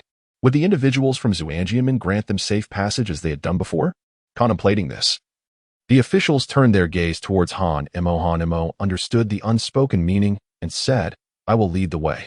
Wait for the return of Master Li before you proceed." Thus, Han Mo and Master Li made their way towards the foot of the Xinjian mountain. "Han Mo, do you have confidence?" asked Master Li. "You stay here and wait for me," Han Mo replied. Hearing this, Master Li gazed at Han Mo, hesitant to speak. Taking a deep breath, Han Mo walked straight towards the disciples of Xinjian Gate who obstructed his path. "Ah, it is you three brothers again today." Han Mo endeavored to maintain his composure. Upon hearing the sound, the three disciples of the Xinjian sect immediately heightened their vigilance. However, upon recognizing Han Mo, they promptly sheathed their long swords. One of them glanced towards the convoy laden with provisions in the rear and furrowed his brow, inquiring, "Junior brother, is that you? Did you not complete your mission last time?" Han Mo smiled and said, "Indeed, we shall often meet in the future. It is essential that we do. Once you arrive at the Xinjian sect, my senior brother will guide you in appreciating the beauty of our esteemed sect." The disciple clutching the long sword waved his hand, urging, "Do not squander time. Hasten to complete the task assigned to you by Master Su and Qing, and return to the sect at the earliest opportunity." A surge of joy welled up in Han Mo's heart as he gestured to Master Li, signaling him to lead the horse convoy through. Soon, the officials approached the three disciples of Xuanjiamen, trembling with trepidation, scarcely daring to breathe or lift their gazes. The tension among them reached a fever pitch, each fearful that their counterparts might suddenly retract their agreement. Should that occur, it would not merely be a matter of seizing grain. Their very lives would be at stake. "Junior brother, why do you hesitate to depart?" one of the three disciples remarked, puzzled by Han Mo's reluctance to join the caravan. Han Mo, observing the trio, felt a flicker of anxiety within him. Gathering his courage, he spread open his palm, revealing a single pill nestled there. "Would you kindly assist me in identifying this elixir?" he inquired. Upon hearing his words, the three disciples fixed their astonished gazes upon the pill held delicately between Han Mo's fingers, their pupils widening in disbelief. "This is the 5-element spirit solidification pill," exclaimed one disciple, characterized by his sword and strikingly sharp eyebrows, as he stepped forward and seized Han Mo's wrist. "This is a 5-element spirit solidification pill bestowed by our esteemed Master Qianqing. It is not given lightly to anyone. How did you come to possess one?" Han Mo was taken aback. He had not anticipated that this individual could recognize at a glance the celestial artifact derived from the storage of the Suqing Taoist. For a moment, he found himself at a loss for words. Uncle Suqing has not returned to the Xinjian sect for quite some time. "Junior brother, do you harbor any knowledge of this matter?" As he faced such pointed inquiries, a sense of unease gripped Han Mo, leading him to ponder whether the other party had begun to harbor suspicions. At that moment, another disciple approached. "Brother Gujing, you are being excessively suspicious. Our junior brother Han possesses remarkable talents. Uncle Suqing surely holds him in high regard and, wishing for his swift advancement, has gifted him one." Han Mo felt a surge of joy in his heart, utterly surprised that someone would provide him with an excuse. He immediately acquiesced to the other party. "Yes, esteemed senior brothers, this is a gift from my teacher. Recently, I have felt my cultivation stagnating, so I resorted to this course of action, hoping to enhance my abilities through elixirs. However, I am uncertain of the efficacy of these pills, which is why I sought your guidance. My teacher instructed me not to disclose this matter to others, but I found myself with no alternative but to consult you three esteemed seniors. See, I told you so. Senior Gu, do not treat our junior brother Han so harshly. It is not easy for our sect to welcome fresh blood. We must not frighten him away." Gu Jing nodded thoughtfully, recognizing that this aligned with the style of action exhibited by Master Qianqing. The 5-element solidifying pill indeed possesses the ability to enhance one's cultivation. You can utilize the spiritual energy of the elixir to practice, achieving twice the result with half the effort. Master Qianqing holds you in high regard. Do not disappoint his expectations. Having said that, Gu Jing turned his gaze to a disciple beside him. "Lu Quan, go to the sect and exchange for a book on elixirs." The next time we meet, present it to junior brother Han as a token of our first meeting." The disciple named Lu Quan did not hesitate and promptly ascended the mountain. At that moment, another disciple suddenly exclaimed, "Senior Gu, junior brother Han has actually reached the first level of Qi refinement." The first level of Qi refinement? Gu Jing's eyes immediately focused on Han Mo. Upon further inspection, he was astonished to discover that Han Mo had indeed made a breakthrough to the first level of Qi refinement. He was even more shocked, as just half a month ago, Han Mo had been at the body refinement stage, positioned below Qi refinement. To think that in such a brief span, he had achieved this advancement. Such rapid progress is unparalleled in the entire Xianjin sect. No wonder Master Xianqing insisted on departing. He must have already recognized the exceptional talent of this junior brother. Everyone had misjudged Master Xianqing. As for junior brother Han, such a rare rate of advancement likely indicates he possesses a heavenly spiritual root. Even if not, he is most probably of Earth's spiritual root. The current sect leader of Xianjin is of Earth's spiritual root, and if junior brother Han truly possesses a heavenly spiritual root, the future of Xianjin sect may very well belong to him. If one fosters a good relationship with junior brother Han now, their status in Xianjin sect will undoubtedly rise in tandem with his ascent. Gu Jing's heart was already in a state of turmoil. "Junior brother Han, should you encounter any difficulties in your cultivation in the future, do not hesitate to reach out to me. I have 3 low-grade spiritual stones here, which I offer as a personal gift from your senior brother." As he spoke, Gu Jing did not hesitate for a moment, retrieving a thumb-sized spiritual stone from his storage ring and placing it in Han Mo's hand. The nearby disciple, astute and perceptive, immediately sensed the significance of Gu Jing's words and promptly gifted 2 additional spiritual stones. Han Mo was utterly bewildered, completely unaware of the events transpiring around him as he was personally escorted away by Gu Jing and his companion. Once Han Mo departed, Gu Jing tightened his fist slightly. "Junior brother Jiang, when junior brother Han arrives at the Xianjin sect in the future, we must befriend him. This may very well be a fortuitous opportunity for the 3 of us." Jiang Chuan, perplexed, inquired about his senior brother's intentions. "Our junior brother Han." Gu Jing inhaled deeply and continued, "His spiritual root is extraordinary. I surmise it must either be a heavenly or earthly spiritual root." Upon hearing this, Jiang Chuan was instantly taken aback, choosing silence as his response. Meanwhile, Han Mo, feeling a gust of wind beneath him, caught up with the waiting Master Li and his companions. Upon seeing Han Mo return safely, they all breathed a sigh of relief. Noticing Han Mo's silence, the group wisely refrained from pressing him with questions and continued on their journey. Conversely, Han Mo sat in the carriage, his expression seemingly calm while his heart was a tempest of anxiety. When he had previously produced the elixir to inquire about it, he had mustered considerable courage, nearly exposing himself. He was prepared for a fierce confrontation, yet unexpectedly, someone had provided him with an excuse. Although he had managed to evade danger, the tension lingered, especially since this was his first instance of deceit. Fortunately, he had only revealed 1 elixir. Otherwise, the consequences could have been dire. "I have actually broken through to the first layer of Qi refinement." Han Mo gazed inwardly at his dantian and discovered that the spiritual energy stored within was scant, merely a few scattered remnants. Initially, he presumed that it had been absorbed by the celestial tower, but he soon realized that it was due to the restoring process following his breakthrough. Han Mo recalled the night when he absorbed the residual spiritual energy from the spirit stones. Perhaps that was indeed the catalyst for his advancement.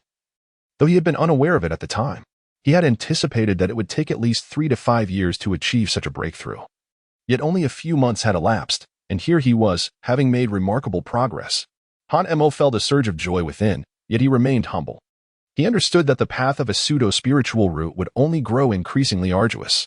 It was imperative to devise every possible means to elevate his cultivation, otherwise, should his false identity be uncovered, the Xianjin sect would not relent easily. Thus, he needed to cultivate self-preservation abilities before his true identity was revealed. With an abundance of spirit stones, his cultivation could ascend. Han Mo contemplated the spiritual stones gifted by the 2 individuals, which were markedly different from those contained within the storage ring of Taoist Xianqing. These 5 thumb-sized spiritual stones, with their rough texture, appeared to be worth less than 1/10 of those in Taoist Xuanqing's possession. Consequently, it became evident that the stones belonging to Taoist Xianqing were of superior quality. While his own collection of spiritual stones was regrettably scant, he was fortunate to possess 5 elemental solidifying elixirs, which were indeed valuable and could similarly expedite his cultivation process. 3 days later, as they emerged from the mountains, the group caught a distant glimpse of a temple at the horizon. They were nearing their destination. The workshop brothers raised their heads in curiosity, wondering if that was indeed Jinzhou City. Indeed, ahead lay Jinzhou City. At that moment, the sound of hoofbeats echoed from afar, and soon they beheld a rider galloping towards them. The horseman dismounted with a leap, revealing himself to be none other than Lier, who had previously departed in search of assistance. Lier gazed upon the group with astonishment. Despite his haste, he had taken a longer route to avoid the Xinjian sect. And now, unexpectedly, he encountered them here while bringing aid. Upon counting, he noticed 3 individuals were missing, and a flicker of disappointment crossed his eyes. After exchanging words, he learned of Han Mo's contributions and immediately knelt before him in gratitude, for among those who had returned alive was his younger brother. With the arrival of horses, their speed increased significantly, and within half a day's journey, they arrived beneath the city walls. There, a welcoming party awaited them. At the forefront stood Lu Zhang, the esteemed official of Jinzhou City. Upon seeing their return, Lu Zhang was filled with joy, especially when he beheld 20 carts laden with grain, clapping his hands in delight. The previous supplies had not yet been exhausted, and now with this abundance, the crisis in Jinzhou City had reached a new phase of resolution. Moreover, Lu Zhang was astonished to discover that the grain brought by Han Mo seemed to possess a miraculous quality. A single meal could sustain one for 2 days without any sense of hunger. A fact that initially went unnoticed until several days later when the refugees began to store the porridge. As the stockpile grew, the unpleasant odor eventually made them aware of the grain's extraordinary nature. Thus, Lu Zhang decided to distribute the porridge every 2 days, ensuring that none would go to waste. As the supply convoy entered the city, the refugees no longer stared hungrily at the food but instead looked towards Han Mo. Fully aware that it was this young boy who had saved them, everyone respectfully lined the streets to welcome him. At that moment, a little girl dashed out from the crowd. Han Mo recognized her as the girl who had once protected her grandmother. "Brother Han, the grain you cultivated is truly delicious. Thank you for saving me and my grandmother." Han Mo gazed at the diminutive girl before him, who stood half a head shorter than himself. He found himself in a quandary, neither crouching nor standing fully upright, so he leaned slightly forward. "Do you know me?" the little girl inquired, playfully prodding Han Mo's nose with her tiny finger. "Of course, I know. The grown-ups say your name is Han Mo, and everyone calls you master. But you don't seem like a master to me. You resemble an older brother." Han Mo seemed to recall something, a fleeting shadow of melancholy crossing his eyes, yet he quickly regained his composure and inquired, "What is your name?" The little girl tilted her head, pondering for a moment. "My grandmother said that my parents were unable to name me before they went off to war. Later, my father died, my mother died. They are all gone, and thus, I have no name. My grandmother also said that I am the sole heir of the family, so everyone calls me Little Sprout." For some reason, upon hearing these words, Han Mo couldn't help but reminisce about his own past. He too had a family, a father, and a mother, but eventually, they all perished, leaving him to wander until he arrived at Pingyang village. Subsequently, the old blind man also passed away, leading him to Inwind Ridge. As Han Mo reflected on this, he noticed that the elderly lady nearby had reddened eyes, her weathered face etched with deep creases, and she was already overwhelmed with tears. Han Mo felt a sense of unease welling up within him, reluctant to meet the innocent gaze of Xiao Miao. "Young friend Han, this elderly woman has wandered for years. Her mind long since dulled. She only remembers that she has a son and a granddaughter, oblivious to their names or surnames. You are the savior of their family. Why not bestow a name upon this child?" Lu Zhang, his eyes misty, approached Han Mo's side. He too yearned to rescue all from peril, yet he felt himself lacking the capacity to do so. The weight of this responsibility was immense, at times. He even hesitated to visit the refugee camp and confront these individuals. "Han Mo, the gentleman once imparted a profound truth to me. The essence of all things in this world revolves around causality, and this applies to the path of immortality as well. Since Xiao Miao calls you brother, perhaps this is a manifestation of fate, a consequence of cause. The relationship is the cause, and you are the effect. Given this connection, one should follow the heart." Li Kaiju's words momentarily stunned Han Mo, as if the inexplicable chaos in his mind had suddenly aligned. He turned his gaze to Xiao Miao, for the first time truly meeting her eyes. In her, he perceived a reflection of his younger self. Xiao Miao looked back at him with eyes full of hope. Han Mo smiled faintly. "From now on, she shall be called Han Miao Miao. What do you think?" "Han Miao Miao. Han Miao Miao." The little sprout incessantly echoed the name, suddenly gleefully circling around Han Mo, exclaiming, "I have a name. I have a name." Han Mo bent down to lift Han Miao Miao and placed her on the cart. Lu Zheng understood the situation and instructed someone to bring the elderly woman into the city shortly. Thus, he led the group through the second city gate. Young friend Han. Not long ago, members of the Xinjian sect visited the city. The Xinjian sect? Have they not always remained at the periphery of Jinzhou City? A look of helplessness crossed Lu Zheng's face as he recounted the events in their entirety. It turned out that the Xinjian sect had recently sensed a spiritually vibrant hill located 30 miles south of Jinzhou City and demanded a response within half a month, or they would resort to slaughtering the city. However, the internal strife within Jinzhou City, compounded by external threats, left them besieged on all sides. The south was occupied by the southern barbarians, making the quest to traverse their territory in search of this so-called spiritual energy exceedingly arduous. The only feasible option was to expel the southern barbarians entirely, yet their formidable strength and peculiar vision, which rendered night as bright as day, posed a significant challenge. A strong offensive would necessitate recalling the soldiers stationed in the east to defend against the Sea Tribe, which would inevitably lead to a massive assault on Jinzhou City by the latter. Furthermore, even if the Sea Tribe did not initiate an attack, gathering all forces would require no less than a month to drive out the southern barbarians. Time was simply insufficient. After careful consideration, Lu Zheng found himself in a state of utter confusion, but he had just heard of Han Mo's remarkable feats during his journey. Han Mo was a cultivator, and even the disciples of the Xinjian sect showed him deference. It was evident that he must have the backing of some celestial influence. With only 10 days remaining, if he could persuade Han Mo to call upon this celestial power for assistance, perhaps the Xinjian sect would relent and grant them a moment to breathe. Meow meow. Why don't you go play in the courtyard while your brother has a chat with Lord Lu? Han Mo gently set Han Meow Meow down, who obediently wandered off to play in the courtyard. Within the pavilion, Lu Zheng had already arranged an array of delicacies and fine wine. Esteemed sir, I beseech you, considering the pitiable plight of the women and children in this city, to employ your celestial powers and deliver Jinzhou from its dire straits. Lu Zheng lowered his official demeanor, offering a respectful bow to Han Mo, even altering his mode of address. In the presence of a celestial being, not only would he, a mere county official, show reverence, but even members of the royal family would be compelled to extend their courtesies. Should this endeavor succeed, Lu Zheng would willingly relinquish Jinzhou into the hands of the esteemed sir. He raised the wine cup, presenting it with both hands before Han Mo. Han Mo pushed aside his wine glass and said, "Lord Lu, I do not partake in alcohol, and I am powerless in this matter. Furthermore, what use is my status as an official in Jinzhou?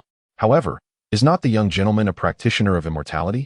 Surely, he must have a celestial background supporting him." A trace of bitterness surfaced on Han Mo's face as he realized that this official must have misinterpreted his identity based on the crude descriptions provided by the guards.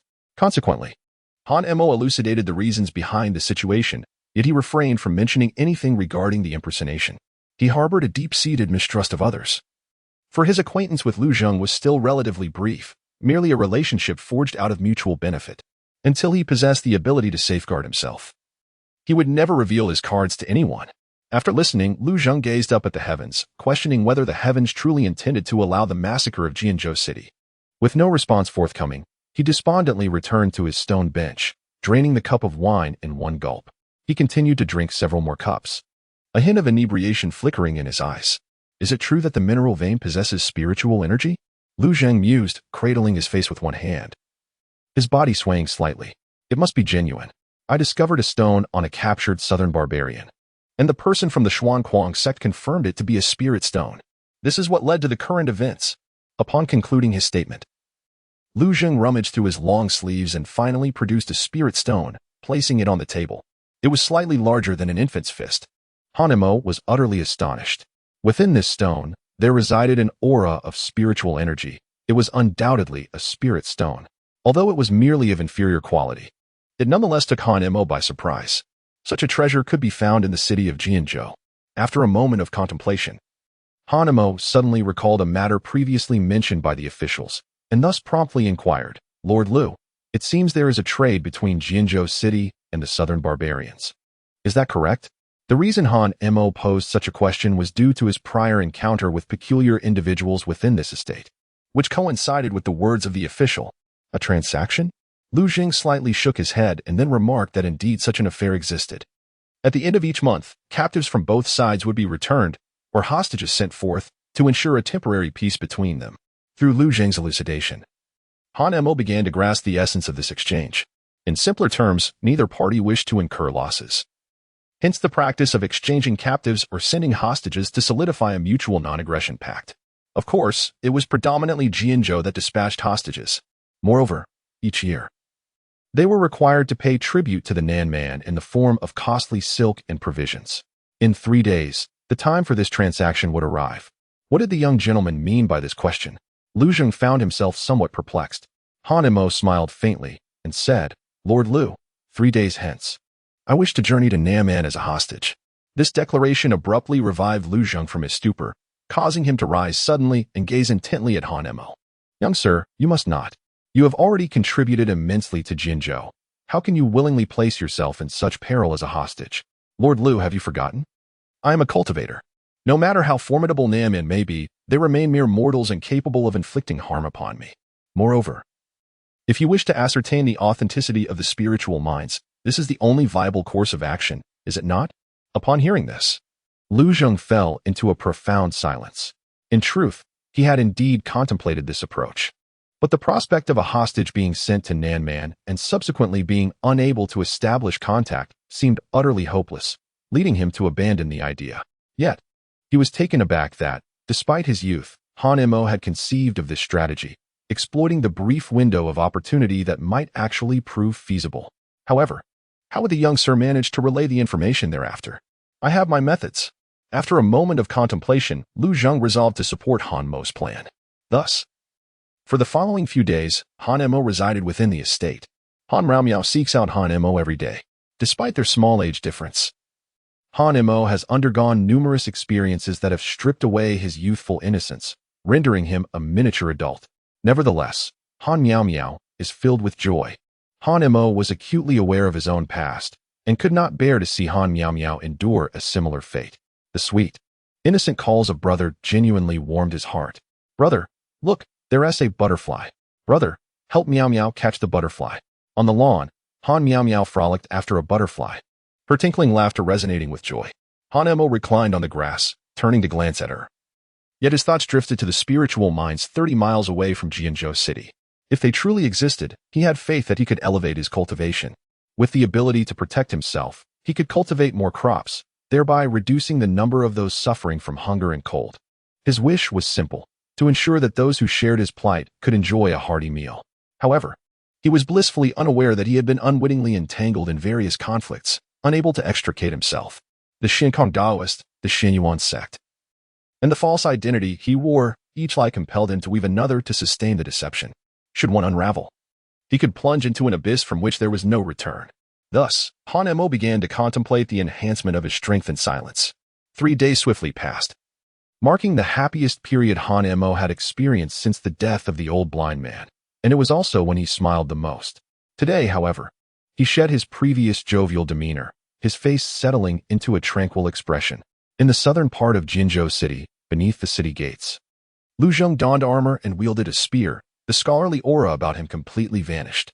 Behind him stood a regiment of soldiers, each brimming with fearless resolve. Before the army, a group of bare-chested, bronze-skinned barbarians swayed with an assortment of bizarre weapons, babbling in an unintelligible tongue. Before long, a man wearing a mask with green skin and sharp fangs approached, barefoot and accompanied by a white tiger. The barbarians fell silent, all eyes fixed on him. Lord Lu, you, a civil official, now clad in armor, resemble a general. Lu Jing slung his spear over his shoulder, as his warhorse shifted slightly. General Tiger, I have prepared what you requested. Now return my men. A chilling laughter emanated from beneath the mask of the tiger general, followed by a hoarse voice. Lord Lu, this time it is not 50 stones of grain I seek, but 100. What do you mean by that, General Tiger? Are you intending to tear up our agreement? Lu Jing felt a surge of dissatisfaction within.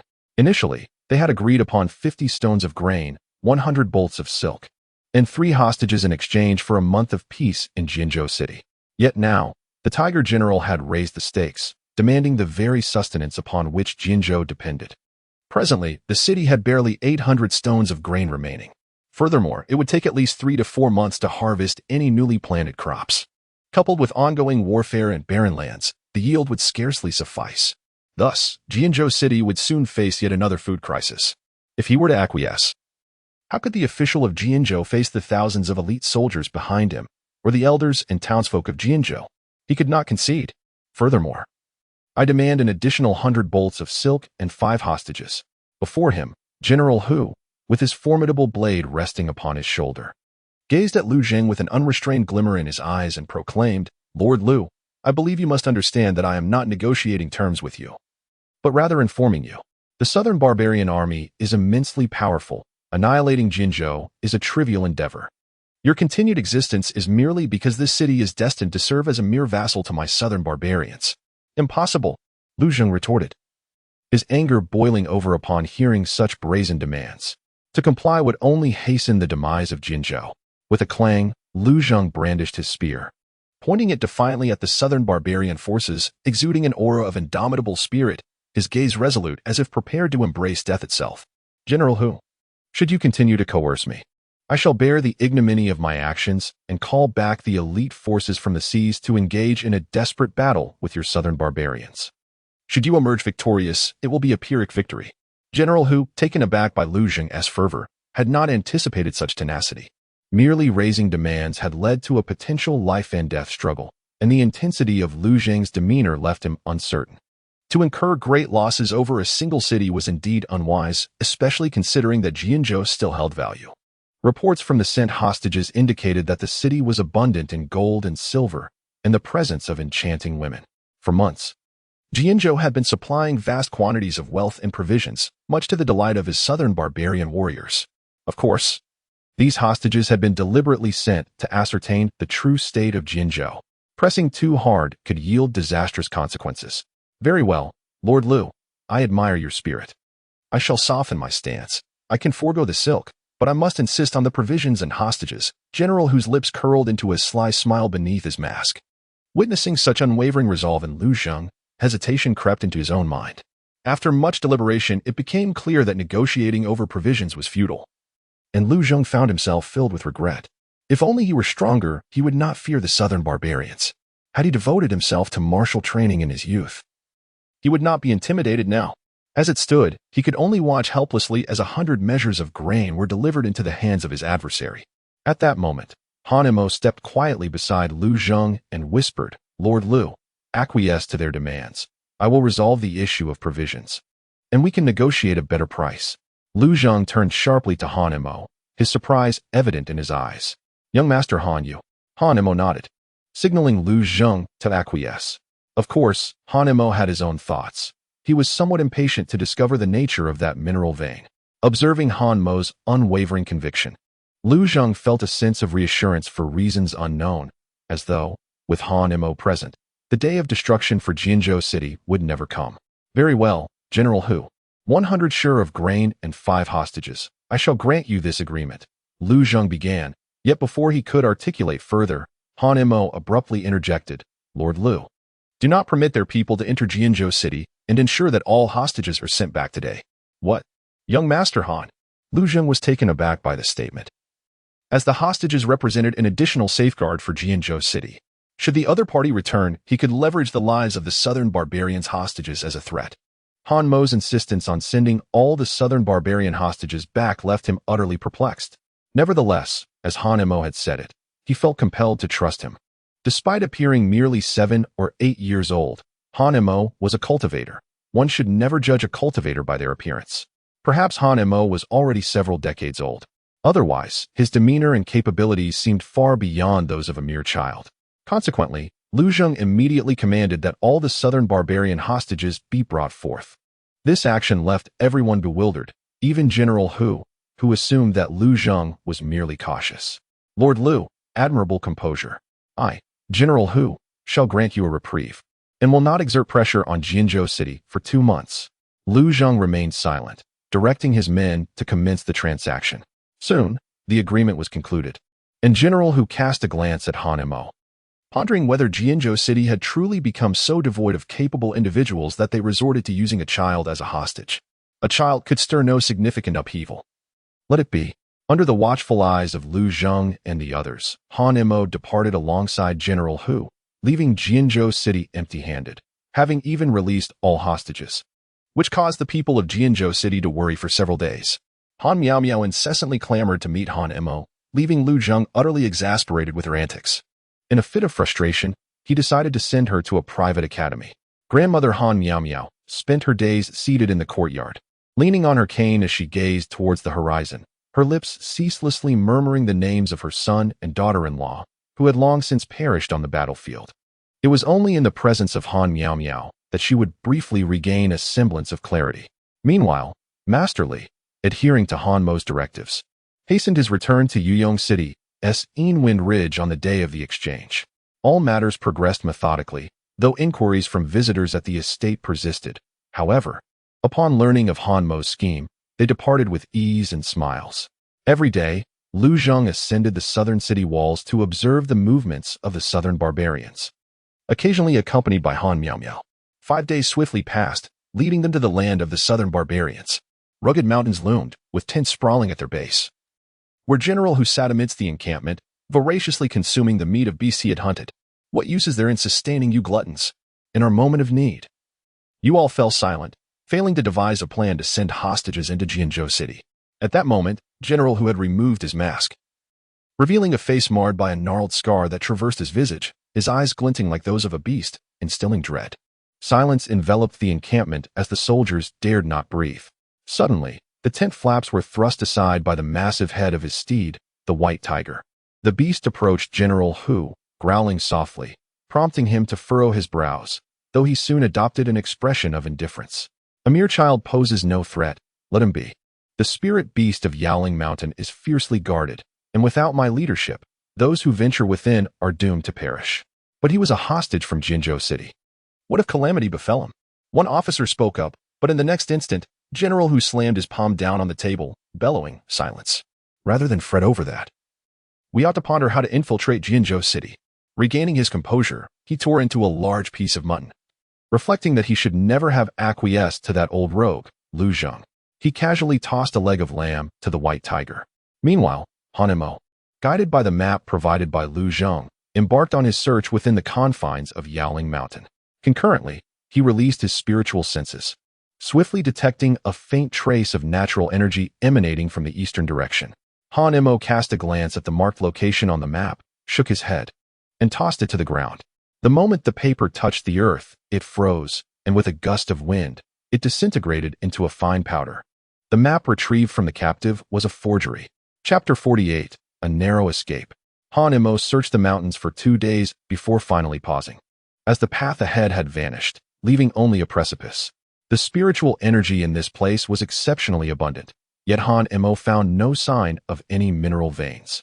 Could it be beneath his feet? Han Mo lowered his gaze towards the precipice below, relinquishing the notion of leaping into the abyss. The height was a challenge he dared not confront. Survival would be a mere stroke of luck, and a fall could leave him severely incapacitated. As for General Hu, Han Mo felt little concern. In the days that had passed since his arrival, General Hu had seemingly overlooked his presence, allowing him to roam freely within the southern barbarians' encampment, never once inquiring about his whereabouts. Han Mo searched around the cliff, and after half an hour, he finally discovered a steep path. This posed no challenge for Han Mo, as he often climbed the sheer stone walls to meditate at the summit during his time at Inwind Ridge.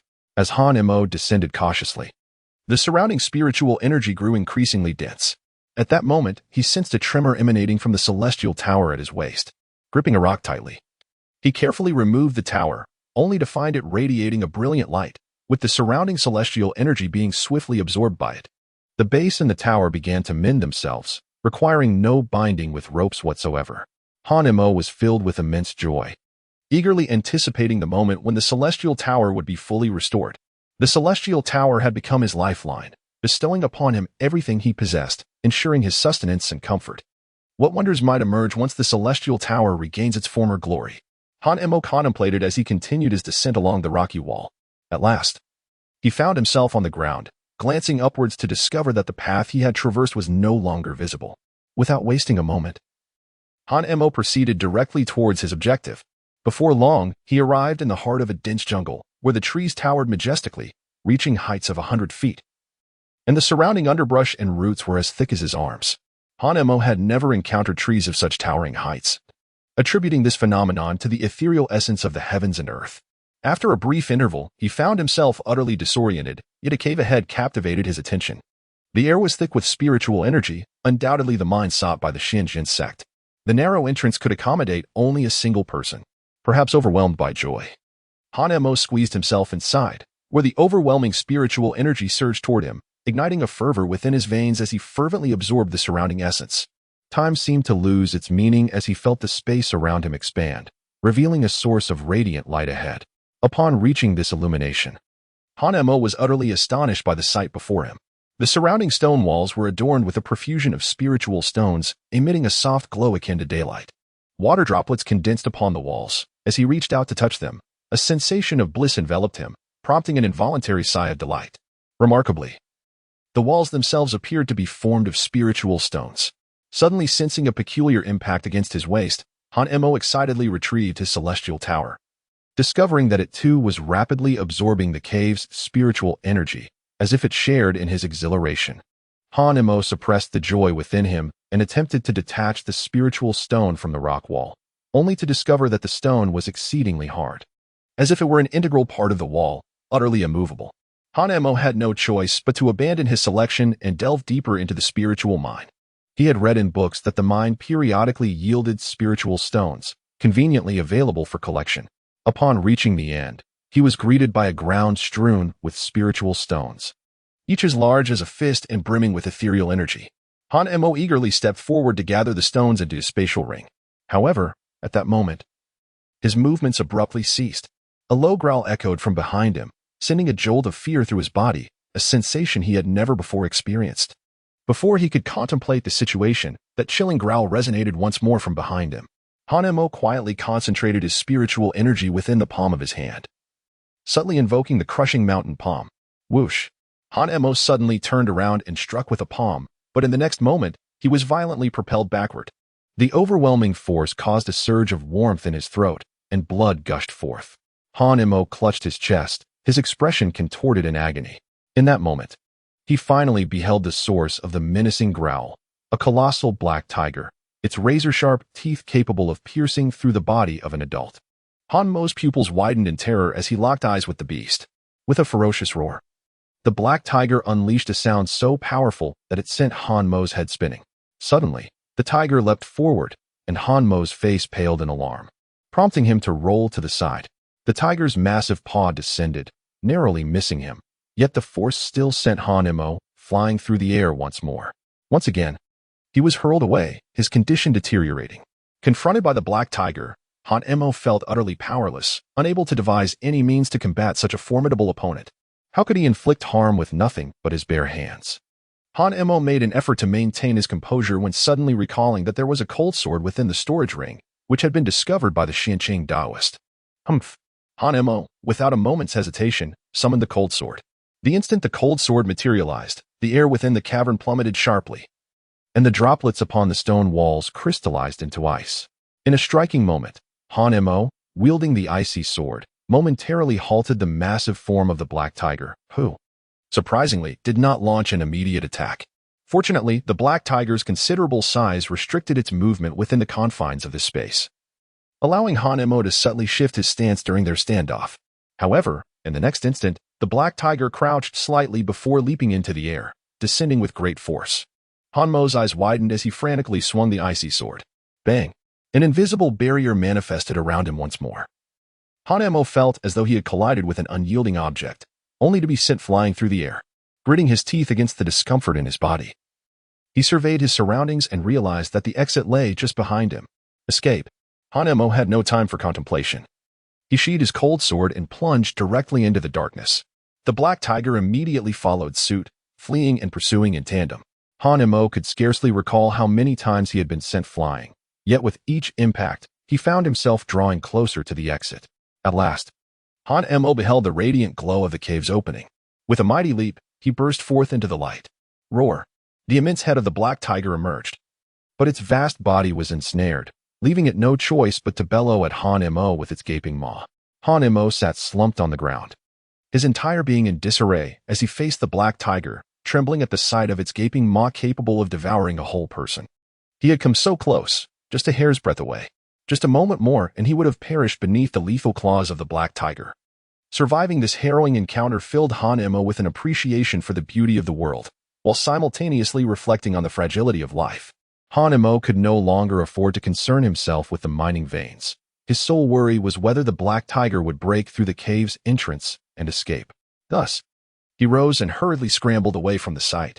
At last, having fled the dense forest, Han Mo stood at the edge and caught sight of the southern barbarians' encampment. An inexplicable sense of relief washing over him. In that moment, it seemed that the southern barbarians were not so terrible in his heart after all.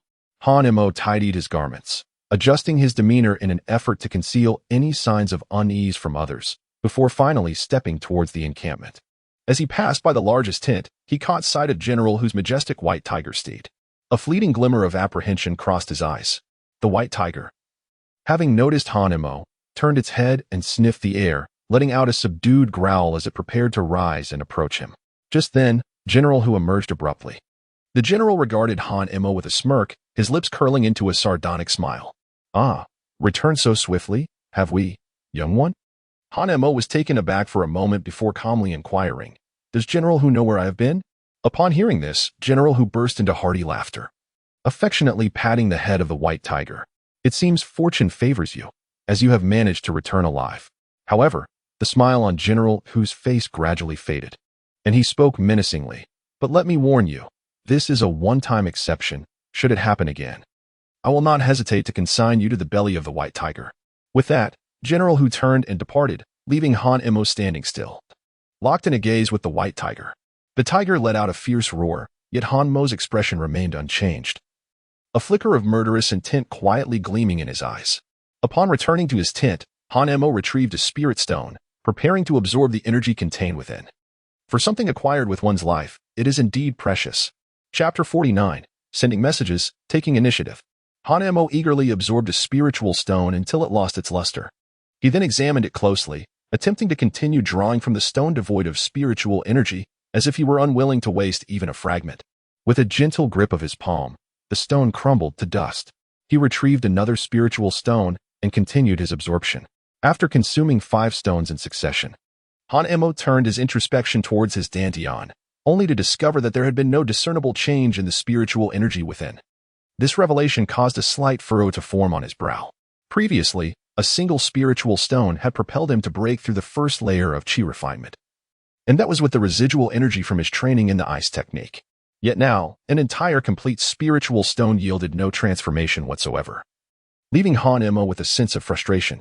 Unbeknownst to him, his earlier breakthrough, facilitated by residual energy, was the result of nearly a year of diligent accumulation, compounded by the fact that it had been a mid-grade spiritual stone, thus providing the opportunity for advancement. It had been less than half a month since his last breakthrough. How could he expect another so soon? Moreover, the spiritual stones he had acquired at the cost of his life were of the lowest quality and merely inferior grade. Han Mo let out a long sigh, his expression one of defeat.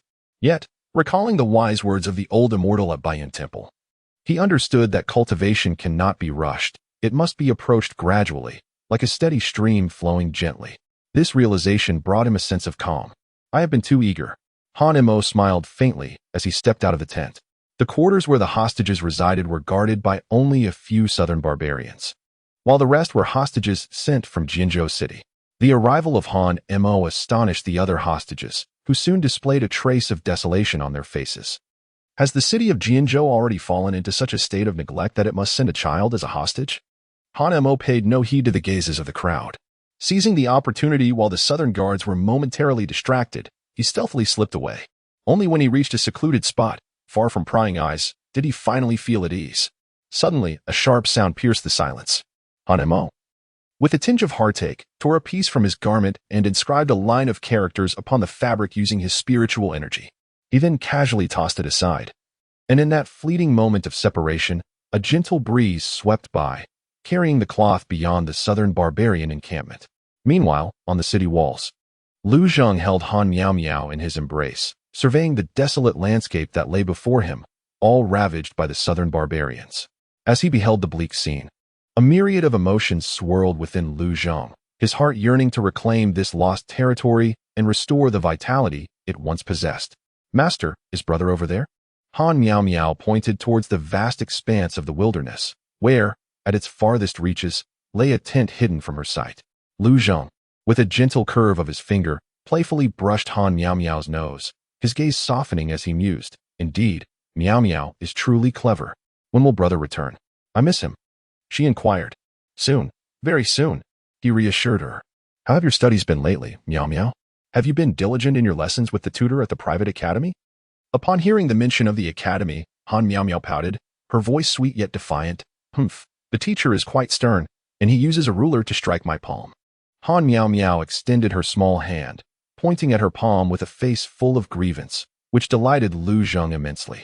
Over the past few days of interaction, his fondness for Han Miao Miao had only deepened. How he wished she were his own child. However, Miao Miao was already the sister of Han Mo, a celestial being. How could a mere mortal dare to contend with an immortal? Lu Zhang's gaze shifted towards the southern wilderness, anxiety brewing within him. It had already been the 9th day. Yet there was still no news. The southern barbarians were known for their brutish nature. They were capable of any heinous act. Could it be that Han Mo had encountered some misfortune? At that moment, Han Miao Miao and his arms suddenly became agitated, nearly causing Lu Zhang to lose his grip. "Master! Master! A little bird is flying over here, a little bird." Lu Zhang furrowed his brow. The city of Jinzhou had long suffered from famine. Its desolation so profound that even birds and beasts steered clear of it, let alone the hearts of men. Were it not for a lack of escape routes, many would have fled this barren land. However, recent events tied to Han Mo had brought about a change. Yet, if there was not enough food for the people, how could there be sustenance for passing birds and beasts? Nevertheless, when Lu Zhang turned to look at the creature Han Miao Miao was excited about, he was taken aback. What he saw was not a bird, but rather a piece of tattered cloth. Yet this rag, seemingly akin to a bird, was undeterred by the fierce winds, soaring directly towards them and landing steadily at his feet. Upon closer examination, Lu Zhang's pupils constricted in surprise. "Master, master, this is brother's clothing. It's brother. It's brother." Suppressing his astonishment, Lu Zhang instantly recognized the rag as a fragment of Han Mo's attire. Realizing Han Mo was a practitioner of the celestial arts, Lu Zhang felt a sudden clarity and hurried to pick up the cloth. Upon unfolding it, he discovered there were inscriptions. "The mountains harbor spiritual veins. Hasten 10 miles north of the city." This was a message from Han Mo indicating that he had discovered a vein of ore. Elated, Lu Zhang carefully tucked the rag away in his bosom, cradling Han Miao Miao as he descended the city walls and returned to the Lord's mansion. Shortly thereafter, he personally mounted his warhorse and charged out of Jinzhou. When Lu Zhang returned once more, his face radiated with uncontainable joy, leaving everyone in the mansion perplexed. The steward approached with a teacup filled with clear water. "What has made the master so jubilant?" Lu Zhang gulped down the water, quenching his parched throat, and immediately ordered the gathering of the city's forces. Hearing this, the steward's expression changed. "Gathering the army? Master, could it be?" With a decisive slap upon the table, Lu Zhang seized a spear, declaring with resolute conviction, "Tomorrow at dawn, march with me into the southern wilderness, repel the barbarians, and reclaim the lost territories of the great Zhou dynasty." His tone was firm, his gaze unwavering. Seeing the determination in his demeanor, the steward dared not delay and promptly exited. In no time, the entire city of Jinzhou was abuzz with activity. Within the Lord's mansion, Lu Zhang finally comprehended the entirety of Han Mo's prior schemes. It turned out that everything had already been meticulously planned by Han Mo. Grains and silks. The hostages were first negotiated with before being fully agreed upon. This was merely a delaying tactic to allow the southern barbarians to lower their guard, leading them to believe that their adversaries were afraid. The release of all the southern barbarians' hostages was intended for this moment, to prepare for the gathering of a formidable army. Mr. Han truly deserves the title of sage, with such foresight that I, Lu, cannot hope to match. That night, the city of Jinzhou was aglow with lights. Lu Zhang donned his battle attire early and stood atop the city walls, surveying the assembled troops. Furthermore, he noticed that among the army, there were even individuals from the refugee camps who had come of their own accord. Those with farming tools carried hoes and wielded sickles, while those without found sturdy sticks, all standing in neat rows behind the main force. They had all received assistance from Han Mo, and now, in gratitude for a meal, they were willing to stake their lives. "Soldiers, heed my command. Follow me. We shall exit the gates. The wind howled fiercely as the grand army marched out of Jianzhou, stepping into the territory of the southern barbarians. Even though it was their first venture into this perilous land, every face among the civilians radiated a resolve to face death unflinchingly. With such a mighty force, what fear could there be of defeat? The army traversed the desolate plains, and soon, mountains began to rise around them. Even amidst the night, the echoes of beasts could be heard in the mountains, yet this did not deter anyone from advancing. Before dawn, the camp of the southern barbarians came into view. My lord, observe, the mountains flank us on both sides, creating a pincer movement. I believe we should strike from the sides to catch the southern barbarians off guard. Lu Zheng surveyed the surroundings, and indeed, the suggestion was astute. However, today, a tactical alteration was in order. Jianzhou had engaged in numerous skirmishes with the southern barbarians, and their strategies were well known to the enemy. It was likely that the southern barbarians had already devised countermeasures, waiting for them to advance into the mountains, thus alarming the enemy. Therefore, this strategy was inadvisable. In this battle, we have reinforcements. Reinforcements? The advisor was taken aback. Jianzhou was isolated and unsupported. Where could such aid come from amidst this assembly of common folk? The advisor inquired, but Lu Zheng remained silent. The army continued to advance until they were less than 2 miles apart from the enemy, at which point Lu Zheng halted and ordered the extinguishing of torches. My lord, where are the reinforcements you mentioned? They have arrived. Just as Lu Zheng's words fell, a radiant light suddenly illuminated above their heads. Looking up, 3 figures descended gracefully. It was none other than the 3 from the Xianjin sect. How dare the mere southern barbarians make such bold moves? Chapter 50. Spiritual Stones, Abundant Spiritual Stones. Upon recognizing the visitors, the advisor was struck with astonishment. The Xianjin sect, known for their enmity towards Jianzhou, had unexpectedly chosen to assist them in resisting the southern barbarians. Had my lord hurriedly sought aid from the Xianjin sect? But what could Jianzhou, a mere mortal city, offer to a sect of immortals that would persuade them to aid so readily? At this moment, the advisor harbored a multitude of unanswered questions, yet dared not voice them. The 3 members of the Su in GNM exuded an air of superiority, scarcely casting a glance at the mortals behind them, as they summoned the winds beneath their feet and transformed into 3 streaks of light, soaring towards the southern barbarian encampment. In that fleeting instant, Lu Zheng brandished his spear, pointing it towards the southern barbarian forces. Soldiers, heed my command. Charge forth.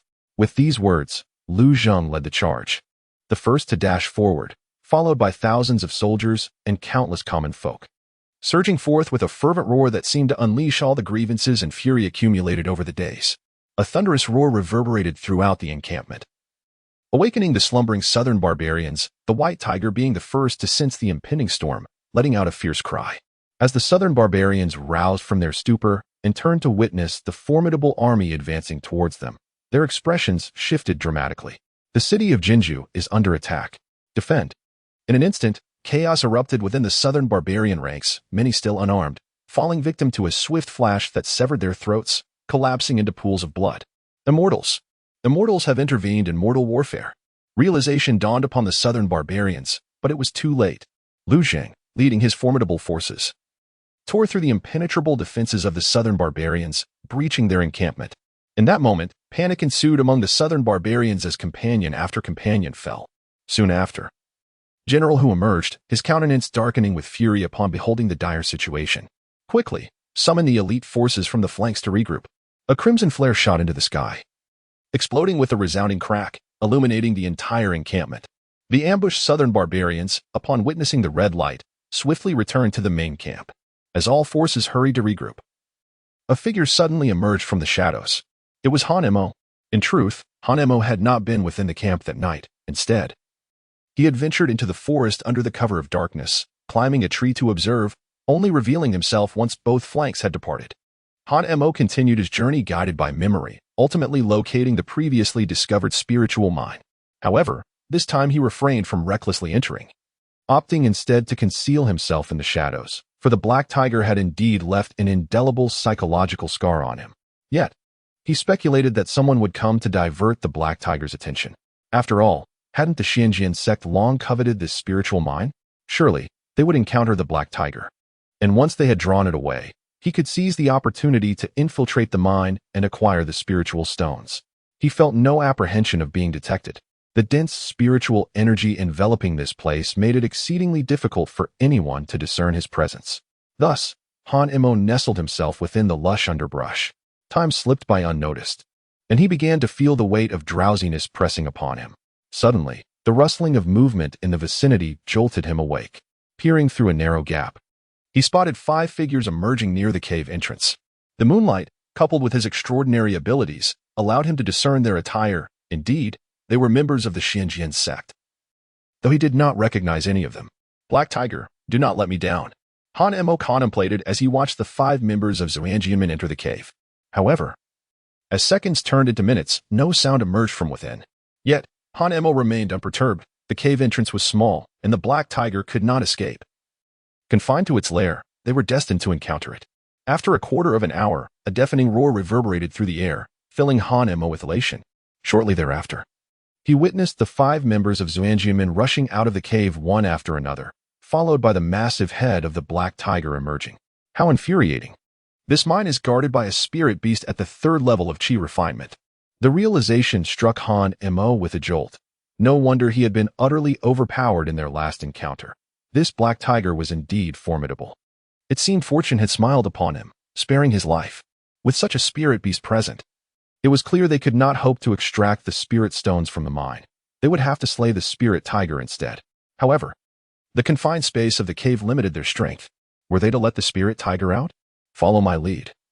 We shall break open the cave entrance and lure the spirit tiger into a more spacious area, where we can join forces to vanquish it. As his words echoed, the 5 united their strength, and in an instant, radiant light burst forth, illuminating the space as if it were day. Han Imo hastily concealed himself in the shadows. With a resounding crash, Han Imo distinctly saw the Black Tiger charge out of the cave, launching an attack on the 5. They, wary of the threat, swiftly utilized their agility to evade. The Black Tiger, now thoroughly enraged, pursued them relentlessly. After a brief moment, Han Imo emerged from the underbrush, anxious that they might swiftly slay the Black Tiger. He dared not linger, hastily making his way into the cave. Han Imo moved with remarkable speed, swiftly reaching the depths of the cave. The sight before him was dazzling, with spirit stones scattered all over the ground. At a cursory glance, there seemed to be even more than last time. Han Imo hastily began to collect the spirit stones. Suddenly, he felt a jolt at his waist. He realized that the Immortal Tower was overly excited. For the first time, he removed the tower from his waist and placed it on the ground, where it eagerly absorbed the surrounding spiritual energy. After half an hour, Han Imo had filled 2 storage rings to the brim, yet numerous stones still lay upon the ground. Fearing that the 5 members of the Xianjian sect might suddenly change their minds, Han Imo quickly picked up several of the largest spirit stones and stuffed them into his clothing, seizing the Immortal Tower and hastily exiting the cave. Although he could not carry everything away, Han Imo felt a sense of satisfaction. He also harbored concerns. If he were to take everything, and the Xianjian sect discovered the cave had been emptied, it would surely lead back to him. He had learned from books that one must always leave a path of retreat in any endeavor. It was a pity he could not detach the stones from the walls to take with him. Unbeknownst to Han Imo, after the Immortal Tower departed, the spirit mine quickly lost its luster. Shortly thereafter, 5 bloodied figures emerged at the site, each bearing varying degrees of injury. The formidable spirit beast had inflicted significant harm on the 5 of them. Despite their cultivation at the 2nd layer of Qi refinement, they had nearly lost their lives, but fortunately managed to slay the beast. With the spirit mine, the Xianjian sect's strength would undoubtedly increase, and the Baiyan temple would eventually be consumed by them. The group rejoiced and immediately began collecting the spirit stones from the ground, even severing pieces from the surrounding stone walls with their immortal swords to take along. Although these stones were not as valuable as the spirit stones, they still contained spiritual energy. Senior brother, why are there so few spirit stones in this mine? Aren't spirit mines supposed to have spiritual veins? Why does the spiritual energy here seem so sparse, as if there were no spiritual vein at all? Upon hearing this, the others expressed their confusion. The mine was not small, yet the output of spirit stones was lamentably low. At that moment, one of them furrowed his brow and remarked, I have read in ancient texts that some spirit beasts serve as veins, nurturing spirit mines. Surely, that spirit tiger must be the spiritual vein of this mine. What? A spirit beast as a spiritual vein? If we take the spirit tiger's corpse back, won't the Xianjian sect then possess a spiritual vein? Don't be foolish. Once a spirit beast dies, The spiritual vein dissipates. What a pity. If we had known, we would have spared the spirit tiger. Despite this, they all understood clearly that they had employed their life-preserving techniques to defeat the spirit tiger. Had they held back, they would have had no chance of victory and would not be here collecting spirit stones. This expedition has not been entirely fruitless. Let us hurry back to report, lest we keep our master waiting. They urged the three from Gujing to depart as well. Those who cultivate the way of immortality should not meddle in the affairs of mortals. The deaths of these common folk are inconsequential. If they draw the attention of other powerful sects, the Xianjian sect might find itself in peril. Chapter 51. Dual cultivation of talismans and beast taming in the beast taming sect. On the battlefield, General Hu found himself encircled by 4 adversaries. Trapped with no means of retreat, his body was marred by numerous wounds, with a gruesome hole pierced through his left shoulder, blood gushing forth with his every movement. Beneath him lay the mask, punctured, while the white tiger lay beside him, barely clinging to life. Lord Liu, how grand your display of power, resorting to such despicable tactics. If you possess the courage, let us duel one-on-one. You fight without honor. From a distance of 10 paces, Lu Zheng brandished a long spear, its tip stained with flesh, blood dripping steadily to the ground. Fight without honor? General Hu, had you treated the crown prince of Dezhou with kindness, you would not have met such a fate today. Do you comprehend that those women, upon returning, live in perpetual despair, ultimately choosing to end their lives? Suddenly, General Hu erupted into wild laughter. Lord Liu, how noble you claim to be. Is it not you who has orchestrated all this? Their tragic fates stem from your cowardice. You lack the strength to protect those women. Here, they find solace under the care of my southern barbarians, and they are grateful beyond measure. With a clang, before General Hu could finish his words, Lu Zheng lunged forward with his spear, Hu parried with his blade but staggered back, stabilizing himself with the sword embedded in the ground. Lu Zheng, do you believe you have triumphed? You needed the aid of an immortal to defeat me. Do you think I lack my own hidden cards? Upon hearing this, Lu Zheng's brow furrowed slightly, a sense of foreboding creeping into his mind. At that moment, General Hu produced a talisman inscribed with beastly script, swiftly wrapping it around a spirit stone. In the next instant, the talisman ignited, sending a beam of light soaring into the sky. You have an immortal, but do I not? General Hu cackled maniacally, his visage twisted with rage. Come, immortal, save me. Suddenly, a tempest arose, and a blazing sun emerged on the horizon, illuminating the entire battlefield. Had dawn arrived? The combatants paused, their gazes drawn to the sun, which rapidly approached, swelling in size. At last, they discerned its true nature, not a sun, but a peacock radiating flames. Gu Jing's expression shifted dramatically upon recognizing it. The solar flame sparrow, a dual practitioner of talisman and beast mastery. Finally, the solar flame sparrow descended onto the battlefield. Its colossal form akin to a pavilion, and upon its back stood a young man clad in azure ropes. Forgive my intrusion upon the immortal's domain. It is my fault. The youth surveyed his surroundings, his gaze settling on the ailing white tiger. With a flourish, he cast a talisman that landed between the white tiger's brows, igniting in flames. The great beast slowly rose, bending its forepaws in a gesture of submission. At that moment, the youth seemed to sense something amiss, his countenance shifting to one of fury. Who dares to slay my black tiger? It was you. His gaze fixated on Gu Jing and his companions, an oppressive aura descending upon them, causing their expressions to pale. Such formidable pressure.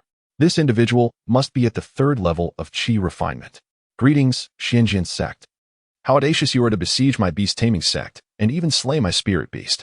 Yet, with your mere 1st level Qi cultivation, you shall perish. As the young man prepared to strike, 5 streaks of light soared from the forest. How dare you disrespect a member of Xianjian sect in such a manner? Before his words could fade, 5 figures descended into the arena, and the 3 from Gu Jing instantly felt as if they had grasped a lifeline.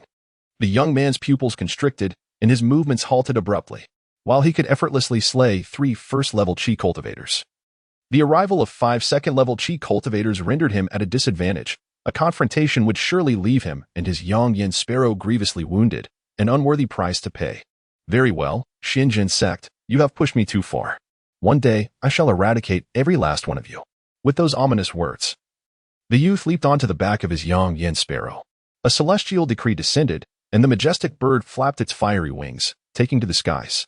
The general, Tiger, felt a pang of dread and hastily knelt. Celestial being, please take me with you.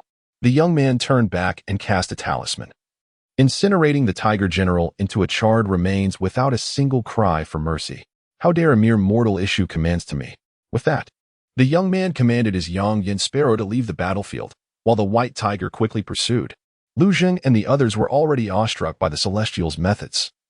Their faces pale as the scene lingered hauntingly in their minds. A single casual toss of a talisman had claimed the tiger general's life.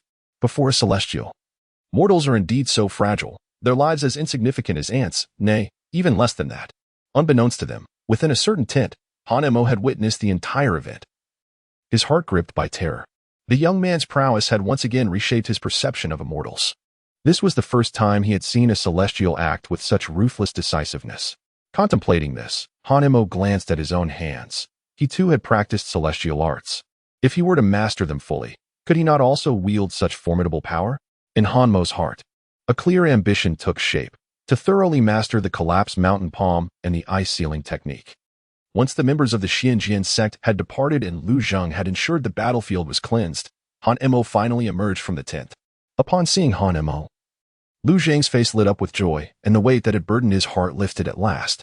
Approaching Han Mo, Lu Zheng performed a deep bow, expressing his gratitude. Thank you, young Master Han, for your intervention, which has saved the people of Jianzhou from peril. As Lu Zheng bowed, all the soldiers behind him knelt before Han Mo, and the citizens too expressed their boundless gratitude. The captured southern barbarians, witnessing this spectacle, wore expressions of disdain. They scoffed at the sight of the people of the Great Zhou, who so humbly knelt before a mere child, were it not for the presence of an immortal. They believed the southern barbarians would be invincible in battle and unconquerable. Despite their thoughts, they were nonetheless imprisoned by Lu Zheng's orders, destined to be sent to Tianjing for the great Zhou Emperor's judgment. Amid the throngs of admirers, Han Mo returned to Jinzhou. As he stepped through the city gates, the entire populace surged forward, kneeling along the sides of the road. Some even lifted their heads, gazing closely at this small immortal who had rescued Jianzhou from flames and flood. At last, Han Mo reached the city lord's mansion, where his younger sister, Miao Miao, joyfully dashed towards him, leaping into his embrace. Brother, Miao Miao missed you so much. As she spoke, tears welled in her eyes, stirring a profound ache within Han Mo. He could not comprehend why, but since naming her, an inexplicable bond seemed to influence him deeply. Brother, Grandma is better now. She says she wants to see you. Without waiting for Han Mo's response, Miao Miao pulled him along, leading him toward the dwelling of the elderly matriarch. Shortly thereafter, Miao Miao guided Han Mo and Lu Zheng to a modest side room. From a distance, Han Mo spotted an old woman seated beneath a tree, clutching a withered branch in her hand, murmuring incantations that rendered her semblance more akin to a state of delirium than lucidity. Driven by curiosity, he approached the elderly figure. Grandmother, Miao Miao has brought her brother, he exclaimed, as Miao Miao waved her tiny hand before the old woman. After a brief moment, the old woman seemed to regain her senses, her murky gaze settling upon Han Mo. In that obscured stare, he perceived an elusive sensation, one he had encountered countless times before, yet could not quite identify. Child, I feel as though I have seen you before, she continued, interrupting Han Mo before he could utter a word. Miao Miao will only suffer under my care. She knows nothing, for her parents departed too early. The old woman spoke at length. Yet Han Mo gleaned no significant information from her ramblings, which seemed disjointed and nonsensical. This left him feeling quite helpless, as he remained uncertain of the elderly lady's intended message. Grandmother, what is the surname of Miao Miao's father? Han Mo tentatively inquired. Yet the old woman turned her back to the pond, uttering not a single word. Han Mo and Lu Zheng exchanged glances, both feeling a sense of exasperation. Reluctantly, they decided to take their leave, intending to return when the old matron had truly regained her senses. Han Miao Miao did not leave. Instead, she crouched beside the old woman, lifting stones to observe the ants transporting remnants of grain beneath them.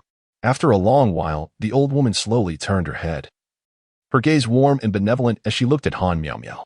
The surname no longer mattered. What was paramount was Miao Miao's happiness. Miao Miao, why don't you go and play with your brother? Han Miao Miao raised her head, her watery eyes fixated on the old woman for a moment, before she skipped away from the side room. Once Han Miao Miao departed, a thud echoed from within the room. Chapter 52 concluded, and they returned. The following day, in the grand hall of the city lord's residence, Lu Zheng personally approached to pour tea for Han Mo, though what was poured was merely plain water.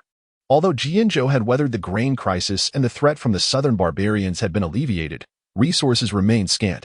Even tea leaves were a luxury they could not afford. However, there was a most gratifying piece of news. Just the night before, upon learning that Jianzhou had allied with the celestial sects to repel the southern marauders, the eastern sea tribes had sent a peace treaty post-haste. The document proclaimed that they would not initiate any aggression against Jianzhou for 30 years. This delighted Lu Jing so much that he could not sleep the entire night. Young sir, we owe much to young Mr. Han's intervention, otherwise, who knows when Jianzhou would have resolved its crisis. Lu Zheng bowed respectfully, which took Han Mo by surprise, prompting him to rise and support Lu Zheng's arm. Sir Lu, you flatter me. I am unworthy of such praise. Indeed, indeed. Young sir, your noble status is something we mere mortals can only aspire to. Your compassion for the suffering of the world and your willingness to assist those in need has saved countless lives. This bow is on behalf of the people of Jianzhou. This time, Lu Zheng prevented Han Mo from speaking further, bowing deeply before him, then rising to approach the door. Bring it in, he commanded. Moments later, the servants entered, carrying 2 large chests. With Lu Zheng's consent, they opened the chests to reveal them brimming with glistening silver coins. Han Mo's eyes widened in astonishment. These 2 boxes likely contained over 1,000 taels of silver, a sum he had never before encountered. He swallowed hard. Young master, this is the payment for the grain you sold to Jianzhou City. Due to various matters, I was unable to deliver it sooner. But now I present the full amount to you. 600 stones of grain, with the agreed price of 2 taels of silver per stone. Totals 1,200 taels of silver, all of it is here. Upon hearing this figure, even though Han Mo had mentally prepared himself, he was still taken aback. He had merely made 2 round trips to Jianzhou City, yet he had earned over 1,000 taels of silver, and with his savings, he now possessed no less than 2,000 taels. His wealth had surpassed that of Zhu Xilang, the richest man in Pingyang village. Zhu Xilang's family had been landlords for generations, accumulating assets of merely around 1,000 taels, which, due to various misfortunes, ultimately led to their downfall. Now, with this wealth of silver, Han Mo found himself the richest individual in Pingyang village. As he began to count, Han Mo suddenly furrowed his brow. There were not 1,200 taels of silver, but in excess of 600. Lord Lu, why is there an extra 600 taels of silver? Lord Lu, not daring to delay, promptly explained, Young master, you initially sold grain to help Jianzhou City through its most challenging times, and you personally entered the fray to save the city from peril. Therefore, this 600 taels is a token of gratitude from the citizens of Jianzhou. Consider it a gesture of appreciation. Please do not decline it, for otherwise, I would be unable to provide an explanation to the people of Jianzhou. Han Mo initially intended to decline, but upon witnessing Lu Zheng's troubled expression, he found himself at a loss for how to refuse. If the landlord were present, he would undoubtedly know how to navigate such a predicament. Thus, he expressed his gratitude to Lord Lu and the citizens of Jianzhou. Han Mo agreed, which elicited another wave of gratitude from Lu Zheng, causing Han Mo to feel somewhat awkward.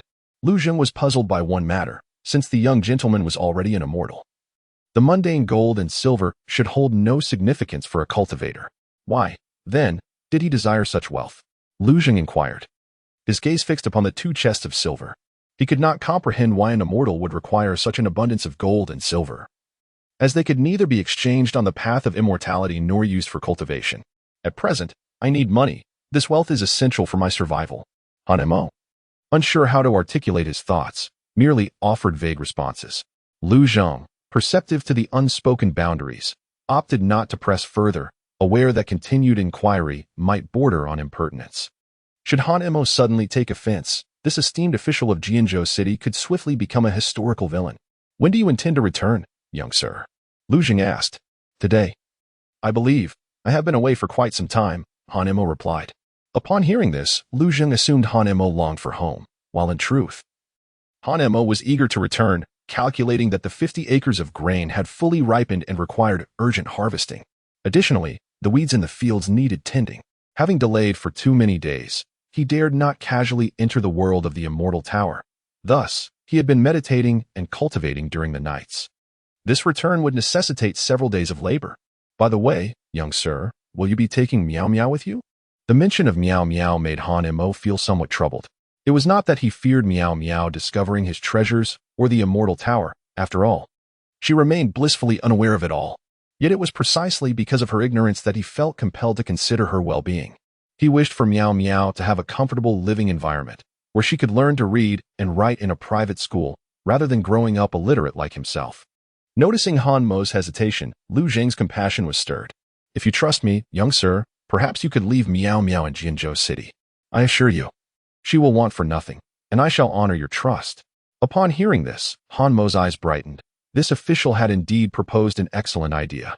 Although Tianyang City had its own schools, and even Pingyang Village boasted a makeshift classroom, the distance to Tianyang City was considerable, and Pingyang Village was currently overrun with refugees. If Miao Miao were to live in such an environment, her future would undoubtedly be bleak. The city of Jianzhou boasts exceptional conditions, and with the backing of the local officials, no one would dare to bully Miao Miao. Last night, Miao Miao mentioned that the kind-hearted Lord Lu has been particularly protective of her, making him a commendable choice. Thus, Han Mo consented to Lord Lu's proposal, which filled Lu Zheng with gratitude. Initially, Lu Zheng feared that his selfish intentions might be uncovered, provoking Han Mo's ire. Yet to his surprise, Han Mo indeed acquiesced, bringing him immense joy. To speak candidly, he genuinely cherishes the child Miao Miao. Her sweet, tender voice is incredibly soothing, and her obedient nature ensures she never causes trouble. However, upon learning that Han Mo intended to depart, Miao Miao clung desperately to his pant leg, refusing to let him go. With repeated pleas of brother, don't leave, Han Mo found himself resolute. Miao Miao, your brother will come to see you often. But Miao Miao would not heed these words, unwilling to release her grip. Ultimately, Han Mo instructed Lu Zheng to take Miao Miao away while he set forth on the path to leave Jinzhou. Upon arriving in the refugee district, the citizens, upon seeing Han Mo, knelt before him. Though he initially intended to dissuade them, Lu Zheng urged him to accept their reverence. Thus, under the watchful eyes of the populace, Han Mo completely departed from Jianzhou. Following the main road, he traversed to the western side of the city, an essential route. Gazing upon the formidable mountains ahead, he noted only a concealed path leading through to the territory of Zhuangjianmen. This brought to mind the words of his mentor, who had spoken of the southern incursions from the southern barbarians, the eastern threats posed by the sea tribes, and the western mountains that isolate them. With Zhuangjianmen standing as a barrier, effectively severing contact with the distant imperial court of the Great Zhou in Tianjing, one cannot help but wonder when this isolation will finally be broken. Han Mo shook his head and plunged into the concealed path. Half an hour later, he emerged from the trail, having traversed the mountain, and beheld the stone staircase leading directly to the Xianjian sect. However, Han Mo was not bold enough to approach the sect directly, although he had promised Gu Qing and the others to reach the Xianjian sect swiftly. It was merely a verbal commitment. Ascending the Xianjian sect was akin to courting death. After barely escaping with his life from the Demon Spirit Mountain, Han Mo had grown exceedingly cautious and more valuing of his own life. That black tiger, after all, was merely at the third level of Qi refinement. Yet it had been swiftly slain by 5 disciples of the Xianjian sect. Surely, within the sect, there were even more formidable experts. If he were to be discovered as the one who had killed Daoist Xianqing, he would not have enough lives to pay the price.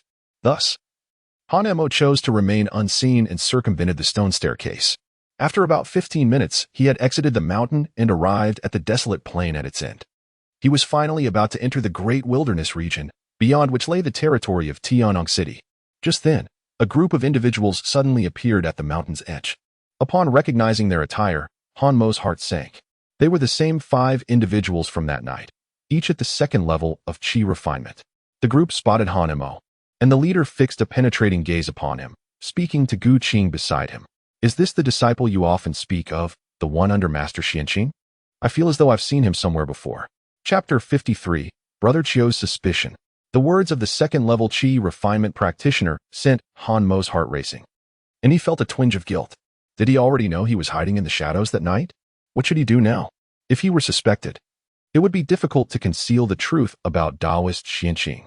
Should a confrontation arise, Han Mo was acutely aware that he was no match for these individuals. Even a single second-level practitioner could easily suppress him. As he pondered this, he discreetly gathered his spiritual energy, thinking that even if he could not win, he ought to attempt something. But just then, Lu Quan unexpectedly stepped forward, positioning himself perfectly between the second-level practitioner and Han Mo, providing him with a modicum of confidence. Brother Qiu, have you forgotten? It was precisely because our junior brother took the risk and willingly went to the southern barbarians as a hostage that we found that vein of ore. Lu Quan quickly chimed in. When those beast-taming sect individuals sought to eliminate the three of us, several senior brothers appeared just in time. Perhaps you noticed our junior brother then, but did not pay much attention. Is that so? However, I must remind you three that vigilance is paramount while guarding this essential route. Do you understand? Upon hearing their explanation, Brother Chio finally relaxed, but then warned the trio, who dared not defy him, and quickly nodded in agreement.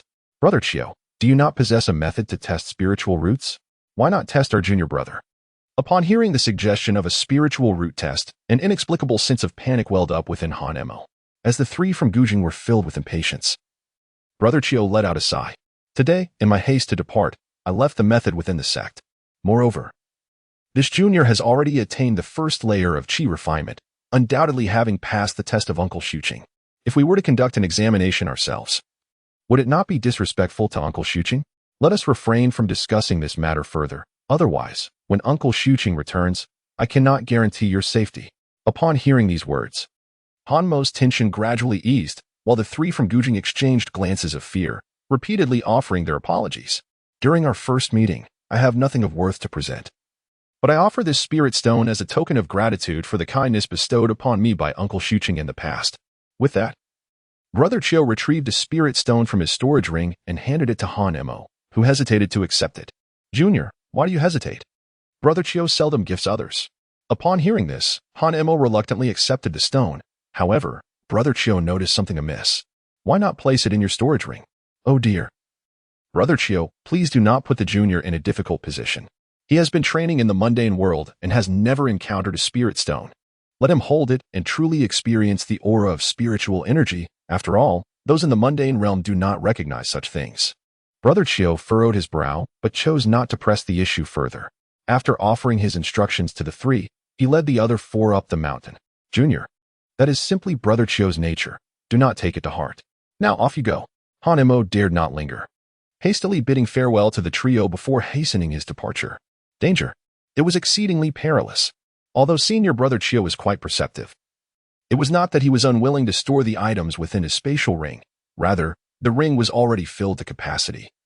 With even the 2 boxes of silver crammed in with great difficulty, there was absolutely no room left. However, the trio from Gujing had repeatedly provided him with excuses, leaving Han Emo in a state of bemusement, though fortunately the crisis had been averted. Unburdened and alone, Han Emo moved swiftly, managing to traverse the vast wasteland in merely 3 days. After another day, he returned to Yinfeng Ridge before nightfall. Yet, upon witnessing the fields that had been harvested time and again, his expression shifted dramatically as he raced towards the summit. It wasn't long before he spotted a figure approaching. Han Emo, is that you? I thought someone had intruded into Yinfeng Ridge. It was Master Li. Han Emo finally felt a sense of relief. He had feared that this precious land had been discovered by others.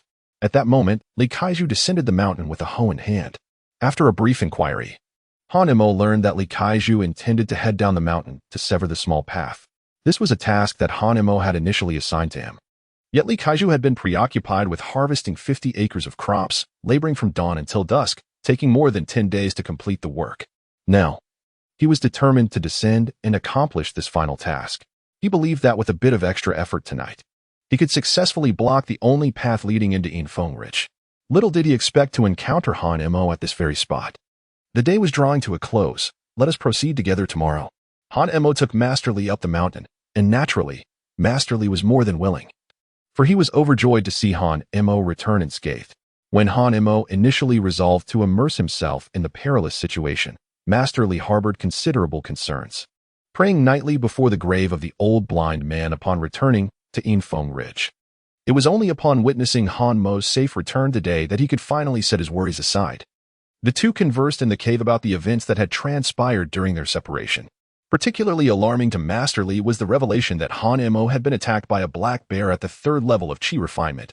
This news startled him greatly, prompting him to examine Han Emo's body closely to confirm he was unharmed before allowing Han Emo to continue recounting his tale.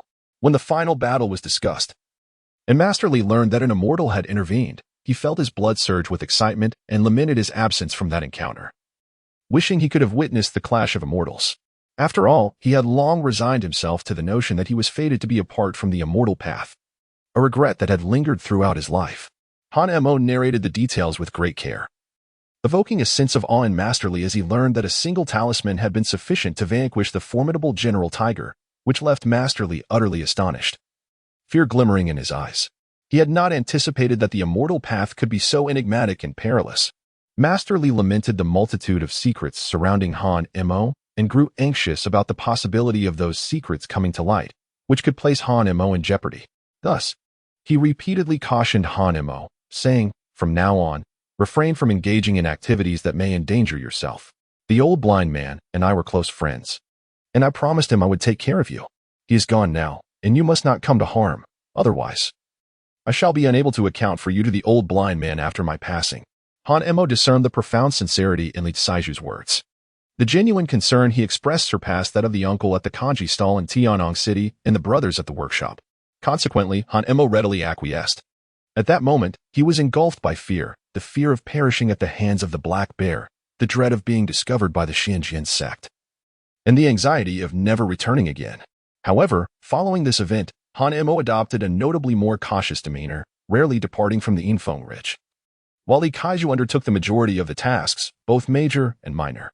The following morning, Han Mo and Li Kaiju devoted 3 hours to severing the only path leading into the Infeng Ridge, rendering it utterly impassable for ordinary individuals. In the ensuing days, Han Mo dedicated his daylight hours to training, reserving the nights for clearing the weeds within the world of the Immortal Tower. After a week of relentless toil, Han Mo finally reclaimed a pristine patch of land to sow his seeds. He contemplated whether he could employ the freezing technique to irrigate the soil, akin to the way rain falls. Without hesitation, he harnessed his spiritual energy, and the immense Immortal Tower erupted with a tremendous roar. Subsequently, the crystal-clear water cascading down the mountainside was lifted into the air by Han Mo, swiftly freezing in mid-flight. The mere accomplishment of this feat left Han Mo utterly exhausted, more so than enduring 3 or 5 days of unceasing labor. With a resounding crash, the ice shattered, melting into droplets before reaching the ground, where they scattered upon the sown earth. Han Mo, however, succumbed to unconsciousness, only to awaken later, unaware of the time. With Li Kaiju anxiously tending to him by his side, Han Mo shook his still heavy head and inquired, "Li Kaiju, how many days have I been unconscious?" Upon noticing Han Mo had regained consciousness, Li Kaiju hurriedly approached him. "It has already been 7 days. What transpired? How could you suddenly faint like this?" Han Mo shook his head, merely attributing his condition to overexertion in his cultivation. He had not anticipated that a single spell of frost would leave him in such a state. It seemed that he could no longer cast such extensive freezing techniques. At the very least, he needed to wait until his abilities had improved and he had mastered the freezing spell before attempting it again. Fortunately, with the care of Li the Wealthy, he had not succumbed to starvation during his 7-day slumber in this desolate wilderness. Chapter 54, Breakthrough in Cultivation. After 2 days of rest, Han Mo finally felt completely revitalized. He prepared a simple porridge from wheat flour and promptly began to tackle his daily cultivation objectives. Upon completing his training in the mountain-crushing palm, Han Mo ascended to the mountain summit and took out a spirit stone to aid in his cultivation. He continued this practice until dusk, at which point he commenced his training in the freezing spell. He also allocated time to acquire further knowledge from books, and he did not neglect the medicinal texts previously gifted to him by Lu Quan, diligently studying them as well. During the night, aside from the moments when he entered the realm of the Celestial Tower in his dreams, Han Mo devoted nearly all his time to meditation and cultivation. Days turned into weeks, and Han Mo discovered that a single spirit stone could sustain him in training for 3 days. As for the 5 elemental solidifying elixirs, he was reluctant to use them. With only 10 remaining, each use diminished his supply. He wished to thoroughly comprehend the medicinal texts before consuming any elixirs, which would also serve to mitigate unforeseen occurrences. Half a month passed in this manner, and throughout this time, Han Mo had diligently rested, except for mealtimes. He had scarcely squandered a moment.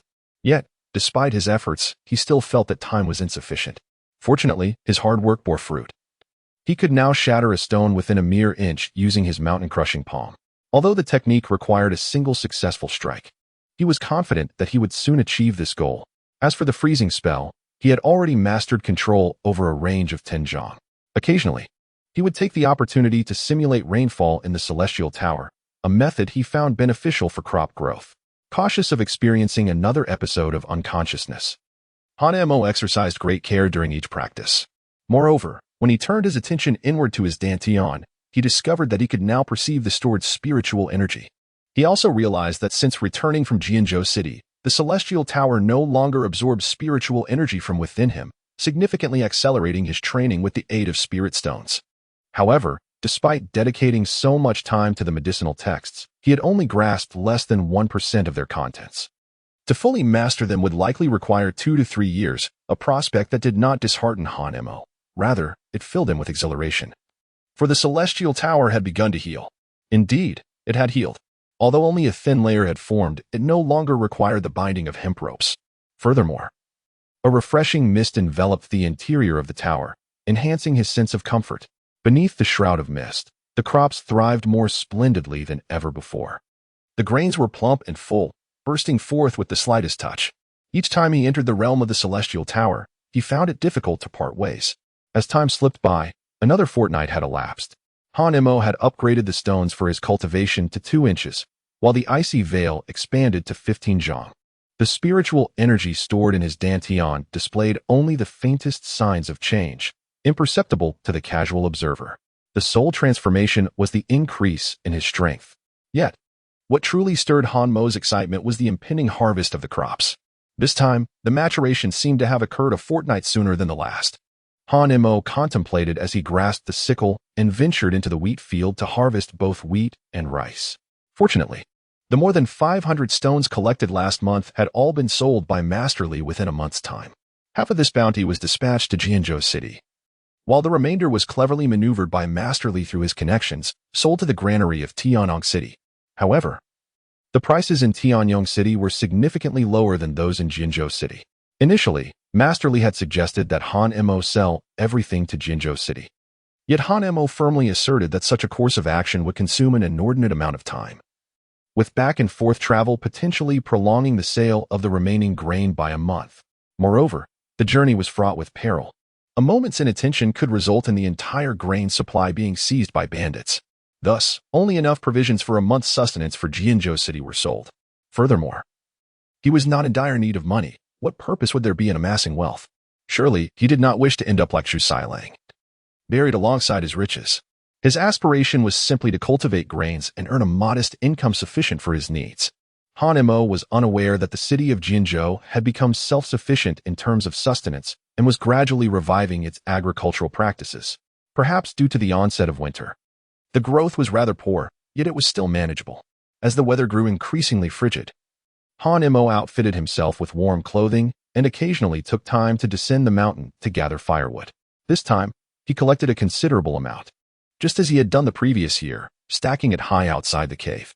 Of course, Han Mo had not forgotten about Han Miao Miao. They exchanged letters frequently. Initially, Han Miao Miao could not write, so Lu Zheng penned the letters on her behalf, filled with tender words of concern, albeit expressed in a juvenile manner. A few months later, Han Miao Miao had learned to write, her characters crooked but decipherable. Consequently, Han Mo commissioned several sets of clothing for her and entrusted them to the wealthy Li to deliver to Jinzhou. Upon his return, he brought back a letter informing him that Han Miao Miao was thriving in Lu Zheng's household, lacking for nothing, and that her teachers in the school seldom reprimanded her. Reassured by the knowledge of Han Miao Miao's happiness, Han Mo felt a sense of relief, yet he had already begun to plan a visit to her. After all, each of her letters contained a heartfelt plea for him to come see her. It had been 5 months since he had departed from Yinfeng Ridge. Han Mo had intended to accompany Han Miao Miao to Jinzhou City on New Year's Eve this year. However, due to his promise to keep vigil for the old blind man for 3 years, he ultimately refrained from going. Once New Year's Eve had passed, Han Mo grew a year older, marking his 10th year of life. As winter faded and New Year's Eve was behind them, spring arrived once more. Han Mo has embarked on another year of bustling activity. On this day, Li the wealthy landowner brought another letter from Han Miao Miao, and this time, the handwriting was notably neater. In every letter, Han Miao Miao conveys a myriad of thoughts, yet the one constant remains her fervent desire to meet Han Mo. Just a little longer. Once she finishes her current tasks, she will go. Han Mo contemplated, yet if he were to wait a little longer, it would amount to 4 long years. On this day, Han Mo awoke early, exhaling the stagnant air accumulated over the night. After enduring the trials of 4 years, his gaze had grown even more resolute. The spiritual energy stored in his dantian was nearing its full capacity. Han Mo murmured softly, his gaze drifting towards the tattered alchemical tome beside him. In truth, he had thoroughly perused the entire volume 2 years prior. Yet he had spent the subsequent years revisiting its pages countless times. Ultimately, he had memorized the entirety of the elixirs and their respective ingredients.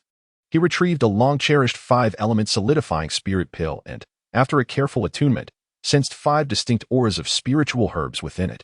Should the opportunity arise, he could seek out the materials for this potion. With only 20 pills in his possession, each consumed would diminish his stock. But Han Mo resolved to replicate some based on the ingredients he had discerned. The expenditure of spirit stones during cultivation was exorbitant. 5 years ago, he had acquired fewer than 1,000 spirit stones from the mines in the southern barbarian lands, yet half had been consumed in just 5 years. Despite this, he had yet to achieve a breakthrough, illustrating the immense toll this endeavor exacted. The remaining 500 stones might not suffice for his advancement. Thus, Han Mo formulated this plan. Fortunately, his relentless efforts over the past 5 years had once again filled his dantian, and he could sense that in just a month, he would attain the second layer of chi refinement. However, impatience gnawed at him. He yearned to utilize this elixir for an immediate breakthrough. Consequently, Han Mo ascended to the mountain peak, settling into a meditative posture. After harmonizing his breath, he placed a spirit stone before him and subsequently swallowed a 5-element solidifying spirit pill. The instant the pill descended his throat, it transformed into a refreshing stream of energy, coursing through his entire being, prompting an involuntary moan of pleasure. With the aid of the spirit stone and the elixir, Han Mo felt the energy within his dantian begin to swell. Soon, spiritual energy began to overflow from his body, shocking him into immediate action as he commenced the circulation of his chi. After half an hour and 10 small circulations later, the overflow of energy finally ceased, securely sealed within his dantian. Suddenly, a dull thud resonated, and Han Mo emitted a muffled groan, swiftly followed by a peculiar wave of comfort enveloping him. He then turned his inner gaze to his dantian, only to discover a droplet of liquid had materialized within. Han Mo was overjoyed. He had successfully reached the second level of chi refinement. Chapter 55, Departing from the Ian Windrich. At last, he had attained the second level of chi refinement. Han Mo murmured to himself, gazing at his hands, yet his face revealed not a trace of joy. It seemed that this breakthrough was destined to happen. Perhaps the exhilaration of such a triumph had already been savored throughout the countless anticipations of these 4 years. Han Mo held his breath, striving to suppress the chaotic energy that had erupted within him due to his recent breakthrough. He withdrew the celestial tower, gazing at the still prominent cracks adorning its surface, and let out a sigh. It had yet to fully recover. Over the years, Han Mo had cultivated a daily ritual of observation, with the first task each day being to assess the healing progress of the celestial tower. Yet, 5 years had elapsed, and the tower remained unchanged. The only transformations lay within the realm of the celestial tower itself. The mountains had risen, the rivers had widened, and the ethereal mist had thickened. Moreover, each time he sowed seeds, the speed of their maturation had significantly accelerated. Han Mo took a deep breath, leaped forward, and landed before the cave, striking the 3-foot boulder with a powerful palm. With a thunderous crash, the boulder shattered explosively, scattering debris across the ground. Han Mo smiled faintly, increasing his strength by another foot. The 4-foot boulder shattered effortlessly beneath his palm, yet when it came to the 5-foot stone, the result was merely a chipped fragment. Nevertheless, this achievement filled Han Mo with satisfaction, as he drew ever closer to his goal of shattering a 9-foot boulder. The day he could accomplish this would mark the culmination of his mastery of the mountain-crushing palm. Without hesitation, Han Mo opened his palm, summoning a 30-zhang mass of dark clouds above the ground. With a mere gesture, droplets of water began to coalesce within the clouds. Under Han Mo's deft manipulation of spiritual energy, the droplets formed and fell rhythmically upon the earth. In an instant, the surrounding weeds were encased in ice. With a swift clench of his palm, the weeds shattered into icy fragments. Weeding would henceforth become a considerably easier task. At this moment, he had attained the ability to summon clouds and rain with a mere flip of his hand, a true celestial technique. However, the freezing spell did not specify when it would reach its pinnacle. Could it be that this celestial art possesses no limits, expanding its influence in accordance with the wielder's strength? In Han Mo's heart, speculation arose, and he promptly dispelled the ominous clouds within a 30-zhang radius.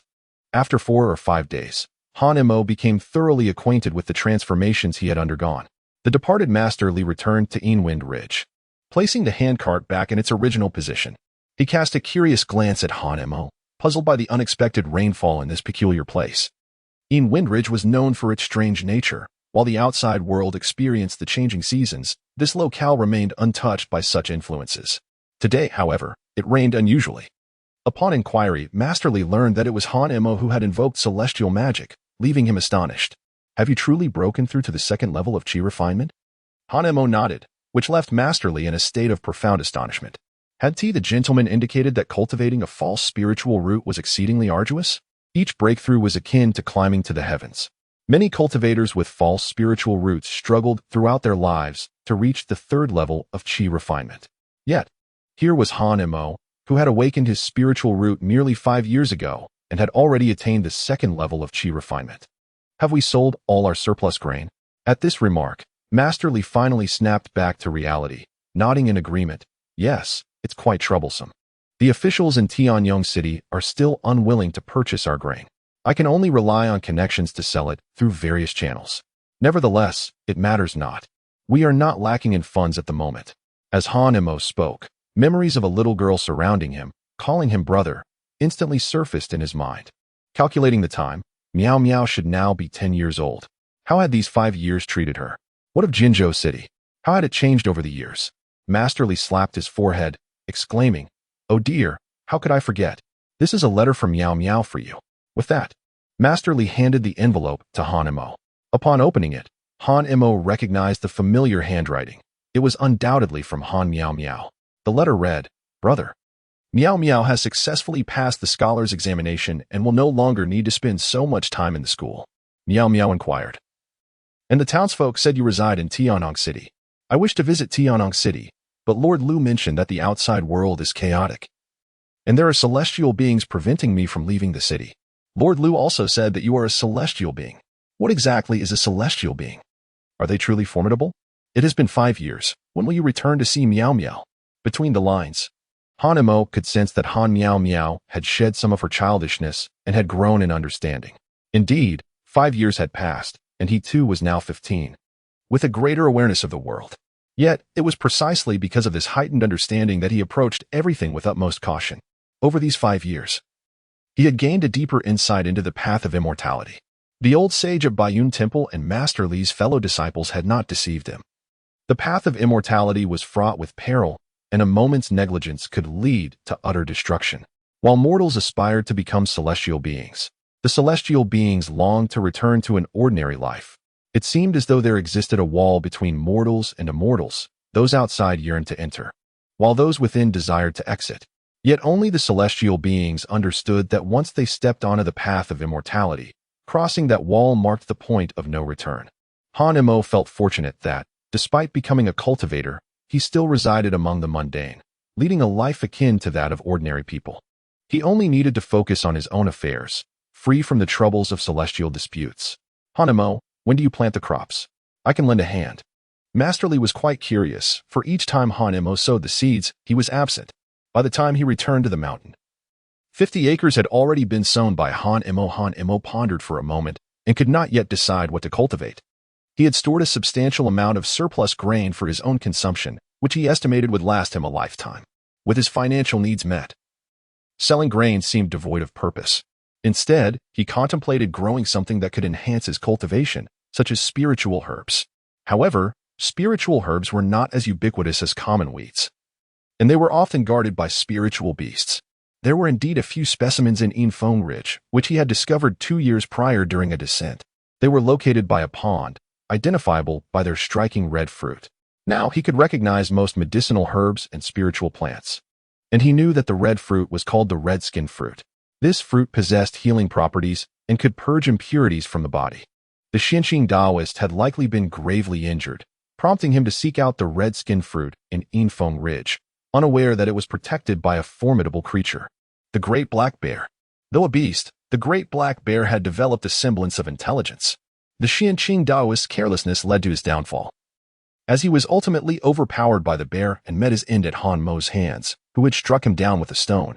Now, Han Mo no longer regarded his survival as mere fortune. Rather, he acknowledged that he had been favored by the convergence of time, place, and circumstance. Otherwise, he would have perished at the hands of the Xianxing Taoist. It was time to seek out more spiritual herbs. He needed to consider his own advancement. These lands could be set aside for the moment, and he resolved to pay a visit to Jinzhou City. Li, the wealthy landowner, naturally supported Han Mo's decision and offered to guard Yinfeng Ridge in his absence. Thus, Han Mo descended the mountain, marking his first departure from Yinfeng Ridge in 5 years. The surrounding environment had become unfamiliar, and the once familiar paths had transformed into sheer cliffs. For an ordinary person to traverse a Tinjiang precipice to enter Yinfeng Ridge was utterly impossible. Yet, for Han Mo, this distance posed no challenge. He took a few steps back, gathered his strength, and with a powerful leap, soared into the air, effortlessly crossing the Tinjiang Chasm and landing steadily on the opposite side. Han Mo did not waste any time, but instead headed towards the direction of Jinzhou City. Along the journey, he observed that the number of refugees appeared to have diminished compared to 5 years ago, indicating that a monumental transformation had occurred in the lives of all people and things during this period. 3 days later, Han Mo emerged from the Great Wasteland and entered the territory governed by the Xianjian sect. As he gazed around, 3 familiar faces came into view. It was none other than the 3 from Gujing. Just moments ago, they had sensed an approaching aura and hastily descended the mountain, only to be greeted by an old acquaintance. "Junior brother, have you successfully completed the trial set by Master Xianqing? In Chapter 56, do you not recognize me?" The 3 from Gujing approached Han Mo, each inquiring eagerly, convinced that he had passed the trial of Master Xianqing and thus gained entry into the Xianjian sect. Yet, only Han Mo understood that there was no Master Xianqing and no trial to speak of. However, he was also aware that given his current level of cultivation, it was not the time to reveal the truth. Moreover, time was of the essence. After all, Master Xianqing had passed away 6 or 7 years ago. Such a prolonged absence from the Xianjian sect would certainly raise suspicions, and if they caught wind of any anomalies, it would spell disaster for him. "It has been 5 years since we last met. Considering junior brother's temperament, you must have completed the trial, right?" One of the senior brothers jested. "Surely. The master's trial is not something that can be accomplished so easily?" A trace of bitterness surfaced on Han Mo's face, a reflection of genuine sincerity that left the 3 companions feeling somewhat disheartened. However, upon further contemplation, they recalled that Master Xianqing was renowned throughout the Xianjian sect for his strictness. It was likely that his trials were among the most arduous within the sect. The young junior brother, being all alone in this mundane world, would need considerable time to meet Master Xuanqing's expectations. What a pity. The 3 of us had been deliberating on when to bring you into the sect, but it seems we may have to wait another 4 or 5 years. How has Master Xianqing been in recent years, Han junior brother? When he departed from the Sunset Valley, he bore injuries. Han Mo pondered for a moment before speaking. "It has indeed been a long time since I last saw my master. After he left the 5-element solidification pill and the spirit summoning technique behind, he departed." As he uttered these words, Han Mo's composure remained intact, almost convincing even himself. Alas, Elder Su Qing has his own mission. It would take him no less than several decades of experience before returning. Sighing, he reflected that once the 3 of us reach the 3rd level of Qi refinement, we too shall embark on our own journeys. Upon hearing their conversation, Han Mo silently noted this timeline in his heart. "Junior brother Han, what is your current cultivation level?" "I am at the 2nd level of Qi refinement," Han Mo replied, perhaps the only truthful statement he had shared with the trio thus far. Instantly, astonishment flickered in the eyes of the 3. 5 years ago, junior brother Han had only just broken through to the 1st level of Qi refinement. Who would have thought he would achieve another breakthrough in such a short span, truly deserving of his exceptional spiritual roots? Remarkably, he had already reached the 2nd level, matching our cultivation levels. It seems that in 3 years, we shall have to address him as our senior. The trio chuckled wryly. In the realm of cultivation, power determined status. The notion of addressing a teenager like Han Mo as a senior felt somewhat disconcerting, yet they could not deny his extraordinary talent. Moreover, in the future, Han Mo was likely to ascend to a high-ranking position within the Xianjian sect, perhaps even becoming its leader. They felt a sense of equilibrium restored. Cultivating a good relationship with the future leader of the Xianjian sect seemed far more advantageous than exhausting themselves in relentless training. "Junior brother Han, when you achieve great success in the future, do not forget about us, your 3 brothers. Indeed, junior brother Han will undoubtedly rise to a senior position within our Xianjian sect, at the very least an elder." The trio lavished him with flattery, eager to curry favor with Han Mo, even offering him the spiritual stones they had saved over 5 years. Han Mo was perplexed by the profound respect the three individuals showed him, yet he had no desire to squander any further time in their company. Thus he took his leave. As he vanished from their sight, Gu Jing let out a deep sigh. The talent of this junior brother Han is indeed extraordinary. It took us a decade to progress from body refinement to chi refinement, and an additional 20 years to advance from the first to the second layer of chi refinement. Now, having been stuck at this layer for 2 decades, I wonder if I shall ever break through to the third layer within my lifetime? How fortunate is junior brother Han, for from the very beginning, Master Xianqing permitted him to cultivate in the mortal realm. Gu Jing gently patted the shoulders of his companions, offering words of comfort, urging them not to rush. Once the three of us have spent sufficient time honing our skills in the world below, we shall surely break through to the third layer of chi refinement. The trio consoled one another, their hearts filled with envy for Han Mo's remarkable gift. Meanwhile, Han Mo swiftly traversed the hidden path, and after half an hour, he crossed the great mountain, finally catching a glimpse of a corner of the celestial palace in the distance. At long last, he had arrived. Han Mo quickened his pace, noting the significant changes surrounding Jianzhou City. The once barren tree trunks now sprouted fresh buds, and tender grass emerged from beneath the yellow sands along the roadside. Everything was progressing in a positive direction. At this moment, within Jianzhou City, a lady donned in a pale pink dress with a light blue hem stood atop the city wall, her lively eyes gazing towards the north, brimming with anticipation. On the outer side of the wall, hundreds of clay figurines stood in rows, while below the wall lay the refugee area, no longer a place of wandering souls. The refugee district had transformed, with individuals constructing their own earthen homes and vendors conducting business along the streets. The young lady must feel a sense of longing. Standing daily on the city wall, gazing towards the north, surely she misses young Master Han. It has been 5 years, though young Master Han has never appeared. He has never ceased to supply our Jianzhou City with provisions. The mere mention of young Master Han instilled a sense of reverence among all present. 5 years ago, the arrival of a child changed the fate of Jianzhou City, rescuing it from the clutches of the southern barbarians and ensuring the survival of countless citizens. Consequently, in the 3rd year after Jianzhou's restoration, the townsfolk erected a shrine at the end of the refugee district, housing a statue of Han Mo within. Daily, people visited to pay their respects. After a brief moment, Han Miao placed the clay figurine upon the city wall and then descended. As she traversed the long street cutting through the refugee area, passers-by respectfully nodded in greeting, while Han Miao concealed her disappointment behind a smile, graciously responding to everyone. The young lady indeed looked beautiful today. In Han Miao's eyes sparkled a sense of pride, for it was her brother who had bestowed this upon her. Has the young master prepared a gift for Mr. Han? Perhaps Mr. Han shall visit our Jianzhou City today? Han Miao smiled faintly, harboring a hope that her brother might truly appear in Jianzhou City, though she recognized the impossibility of such a reunion. Uncle Li had mentioned that her brother was preoccupied with significant matters, rendering him unable to break free. Glancing at her attire, a wave of self-reproach washed over Han Miao. Uncle Li had remarked that her brother, reluctant to indulge himself, spent several taels of silver to commission this exquisite gown for her. Consequently, Han Miao ventured into the inner city, scouring the streets for a tailor's shop. After a considerable time, Han Mo had already entered the city, yet no one recognized him. After all, 5 years had wrought considerable changes in both his stature and appearance, leading the onlookers to assume that Han Mo hailed from another locale. Han Mo stood at the end of the street, witnessing the once desolate refugee area now flourishing with vitality, and a satisfied smile graced his lips. However, as he lifted his gaze, a slight frown creased his brow. Upon the city wall, he beheld a row of neatly arranged clay figures, from which an overwhelming sense of nostalgia washed over him. In an instant, a wave of melancholy surged within his heart. At that moment, a nearby vendor selling steamed buns noticed Han Mo and cheerfully remarked, "These are left here daily by our young master from Jinzhou. If you wish, feel free to take one. The young master will not mind. We have plenty." The vendor picked up a clay figure to showcase it. As Han Mo entered the city, a merchant caught sight of his silhouette and suddenly furrowed his brow, feeling an uncanny familiarity with the figure before him. He instinctively glanced at the clay figurine in his hand. There was a striking resemblance. Could it be that young Mr. Han has returned? No, that can't be right.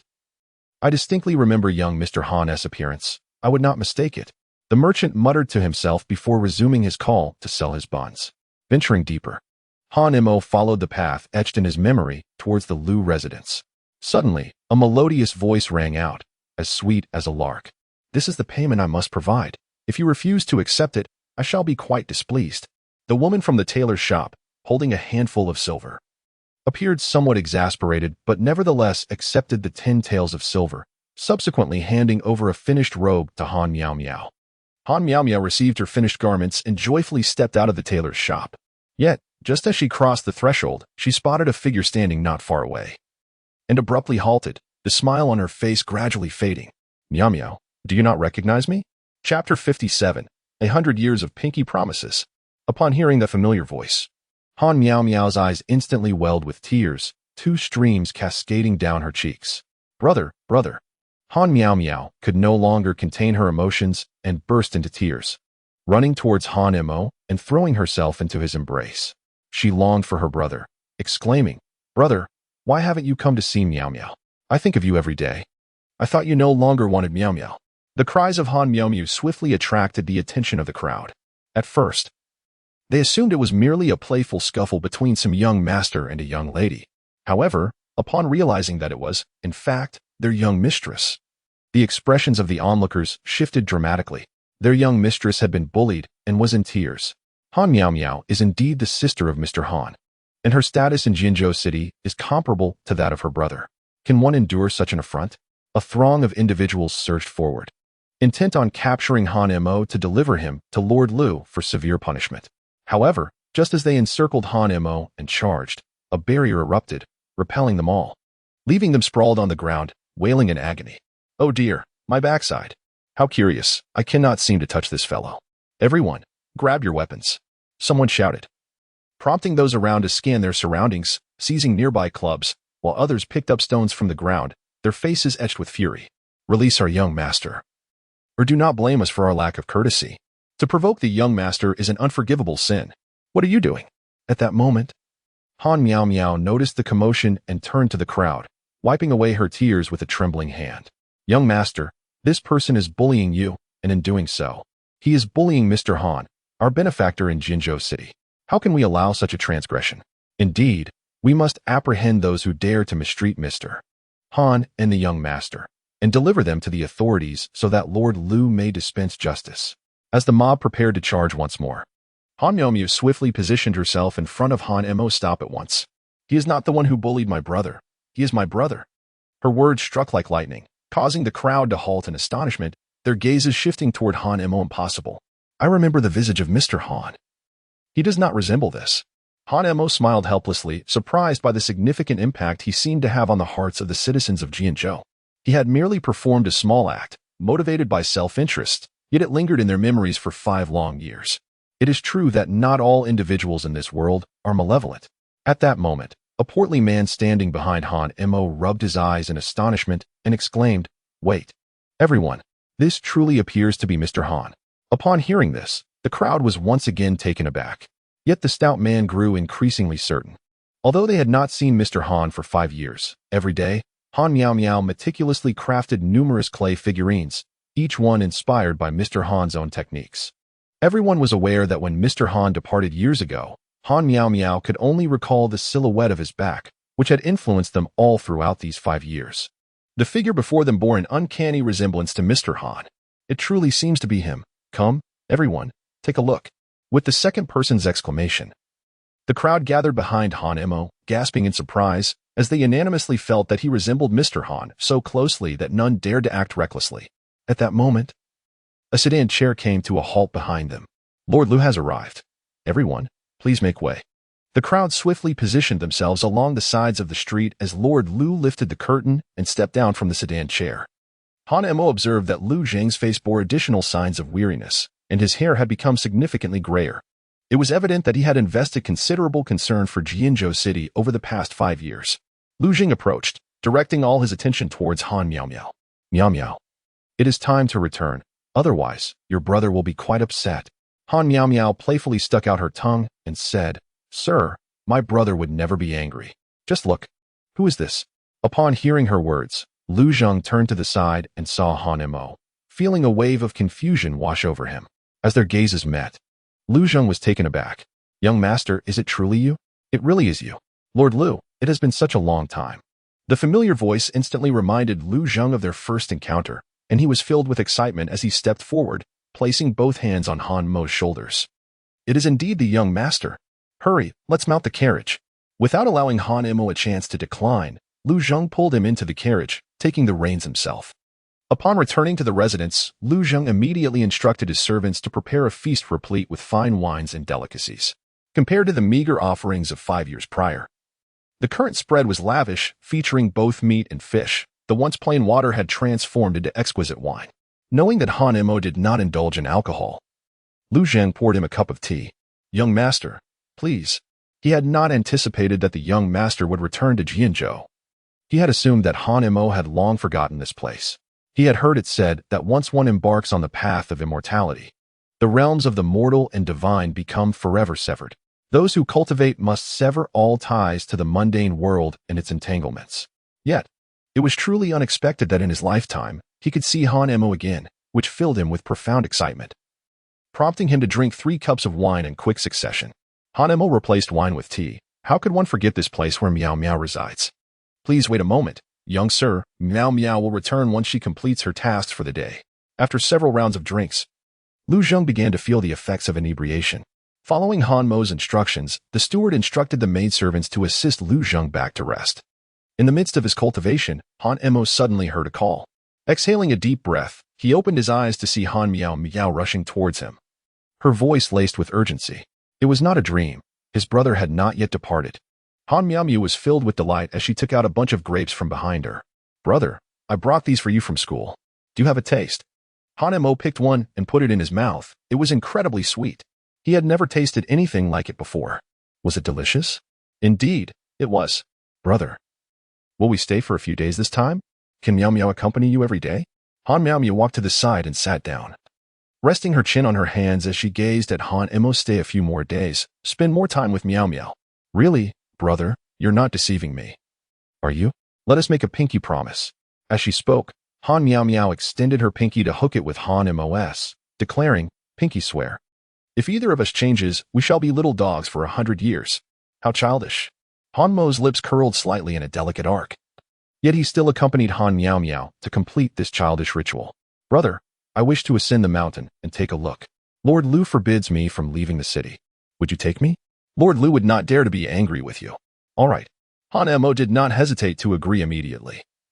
He sensed a significant transformation in Han Miao Miao, who had become exceedingly clingy, almost dependent on him. Over the years, he had promised her many times, yet never once fulfilled those promises. This time, Han Mo was determined not to disappoint her. The two departed from Jianzhou City and ascended the mountain path until they reached the summit, where a verdant lawn awaited them. From this vantage point, the entirety of Jianzhou City lay before them, an awe-inspiring sight. Brother, Lord Lu said you are an immortal. Do immortals truly possess the ability to fly? I wish to fly too. To fly?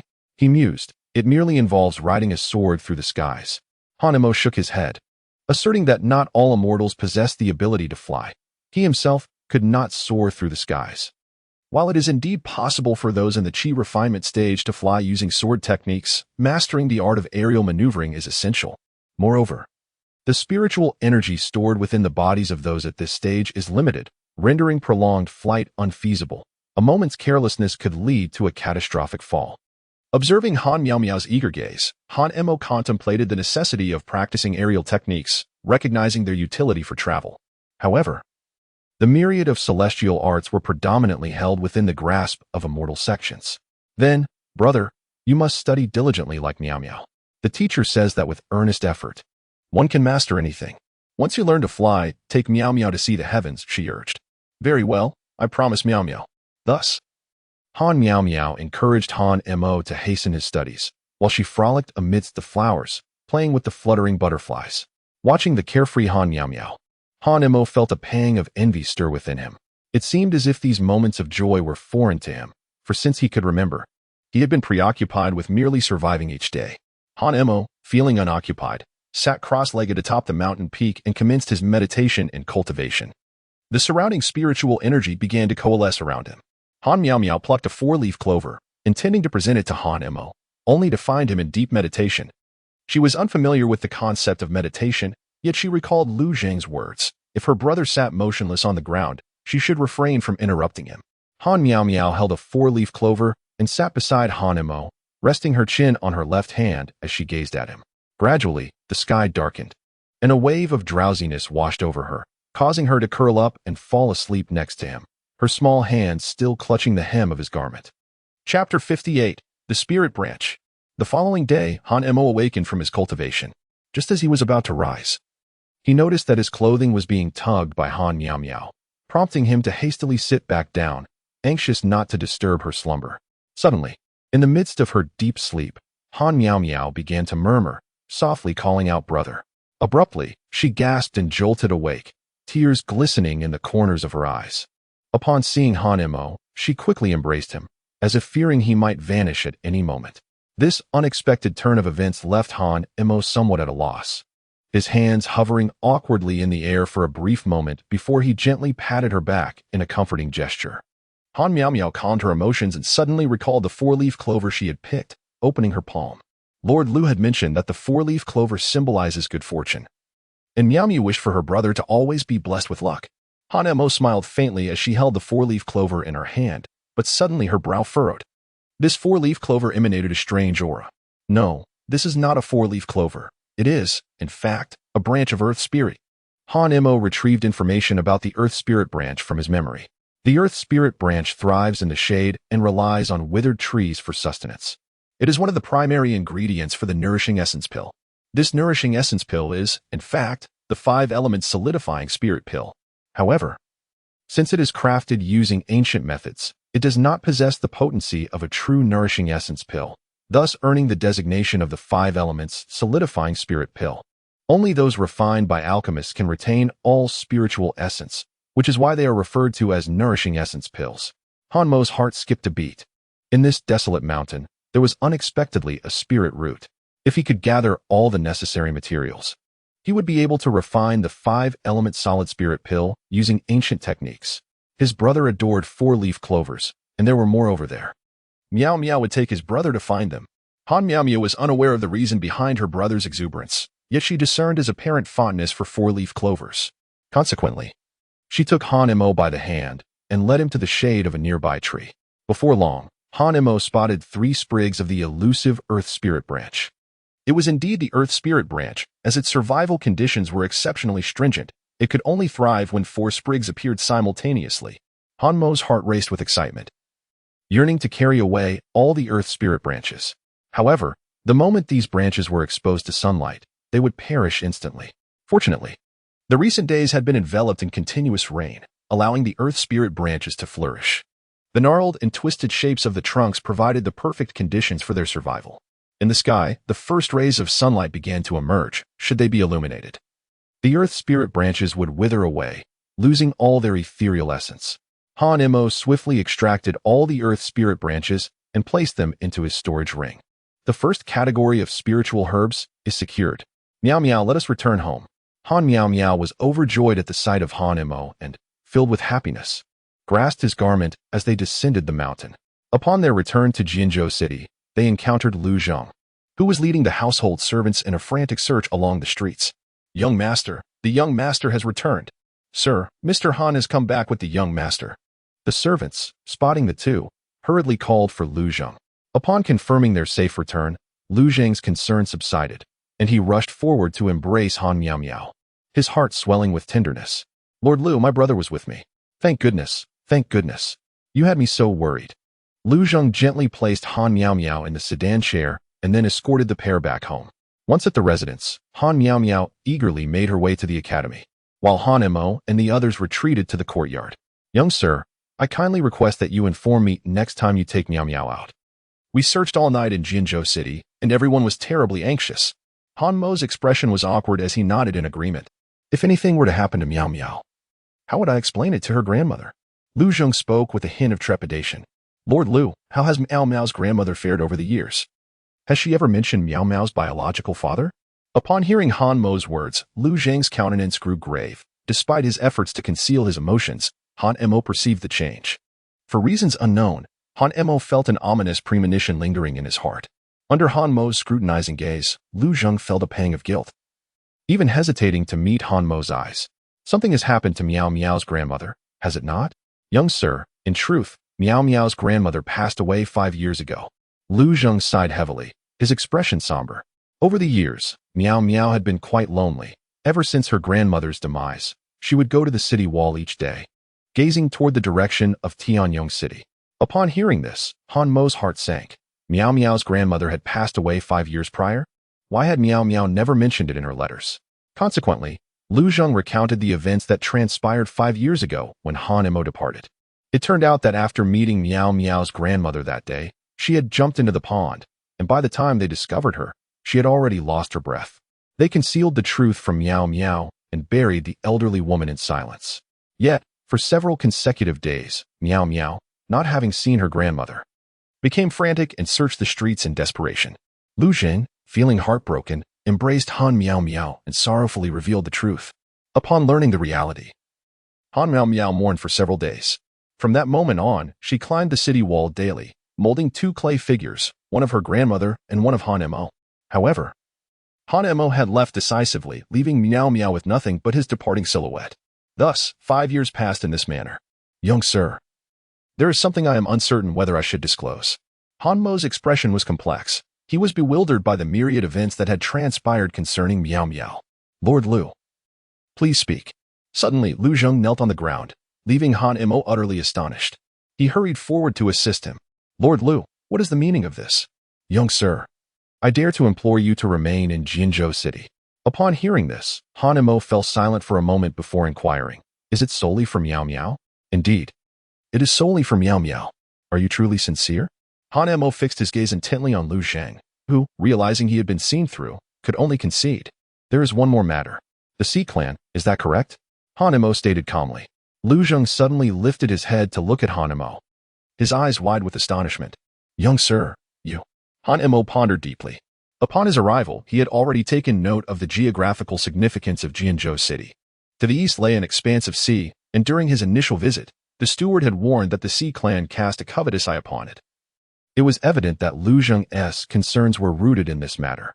To speak frankly, years ago, after repelling the southern barbarians, the Sea Clan, having heard of the Celestial being stationed there, sent a truce and vowed not to assault Jinzhou City for 30 years. Yet, they remained the Sea Clan, not part of our kin, and their intentions must be viewed with suspicion. Should they breach the defenses of Jinzhou City, they could march straight towards Tianjing and threaten the imperial family of the Great Zhou. After absorbing this information, Han Mo was left with a pressing question.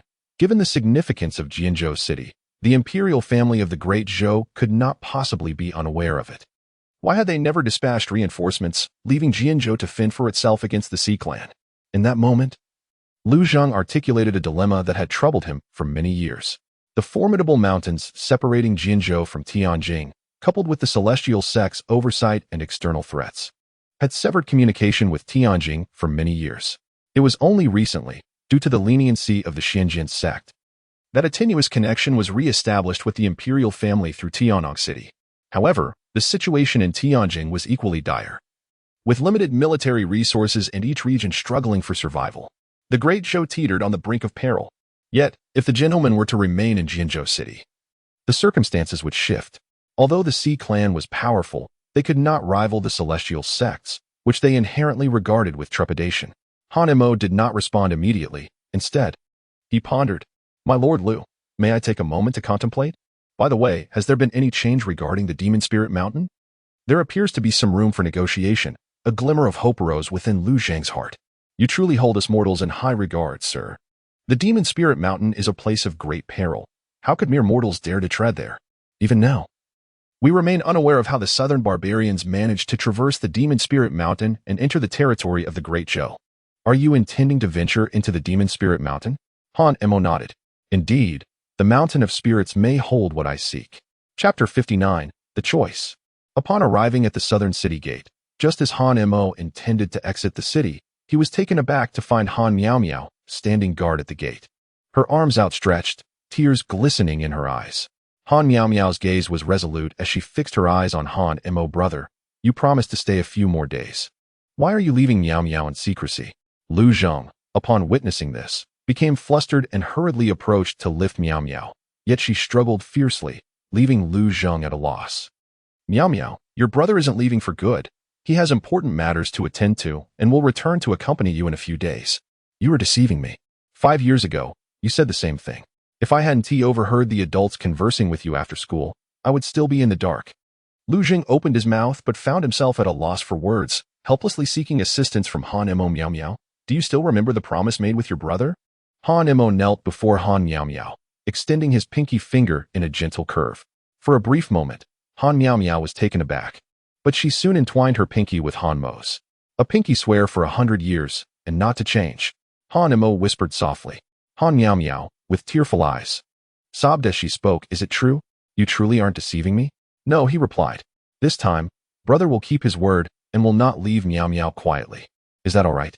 Han Miao Miao raised her hand to wipe away her tears, her youthful voice melodious as she exclaimed, Be careful, brother. Han Mo smiled faintly, wiping away the tears from Han Miao Miao's eyes. He then rose and exited through the southern gate, while Han Miao Miao stood beside Lu Jing, gazing with tearful eyes at Han Mo as he vanished from sight. Stepping once more into the desolate lands of Naaman, Han Mo surveyed the lifeless expanse before him, where the ground was buried with the bones of birds, beasts, and even the fallen warriors who had once inhabited this territory. A wave of scorching wind swept through, starkly revealing the endless desolation. 5 years had passed, and perhaps the only constant was this barren land of Naaman. Traversing through the desolation, Han Mo soon arrived at Yaoling Mountain. Guided by memory, he finally discovered the entrance, took a deep breath, and plunged into the depths of Yaoling Mountain. Releasing his spiritual awareness, he extended his perception to encompass a 30-zhang radius around him. Han Mo determined his direction and relentlessly searched for usable spiritual herbs within the Demon Spirit Mountain. Although he possessed 9 5-element solid spirit pills, he believed in the importance of precaution. Moreover, he was reluctant to squander such precious elixirs, as the enhancement of his spiritual root quality would become increasingly arduous, necessitating a greater quantity of invaluable pills as he advanced. Thus, Han Mo resolved to consume alternative medicinal pills in the early stages, ensuring they could be crafted using ancient methods. However, as dusk descended, Han Mo still failed to uncover the desired spiritual herbs, instead stumbling upon some rather esteemed Chinese medicinal plants, which did not align with his quest. Soon, the night enveloped the landscape, yet Han Mo, having transformed significantly, was capable of discerning objects within a span of several dozen feet, even in the darkness. His search persisted for an entire day and night, and as night fell once more, he remained empty-handed, arriving at the very location where he had nearly met his demise. The spiritual mine lay before him. Han Mo sighed. Having traversed the entire Demon Spirit Mountain without discovering a single herb suitable for concocting the 5 elements solid spirit pill, this inevitable disappointment weighed heavily on his heart.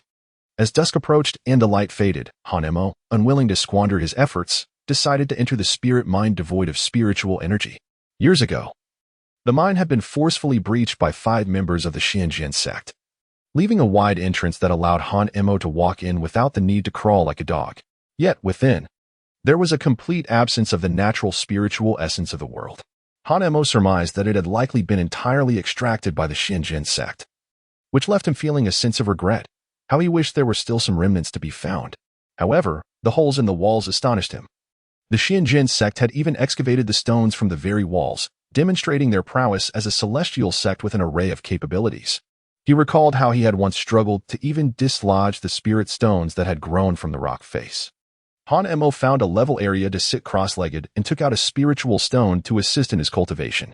The following day, as he prepared to depart, he suddenly halted at the entrance of the cave, a thought emerging in his mind.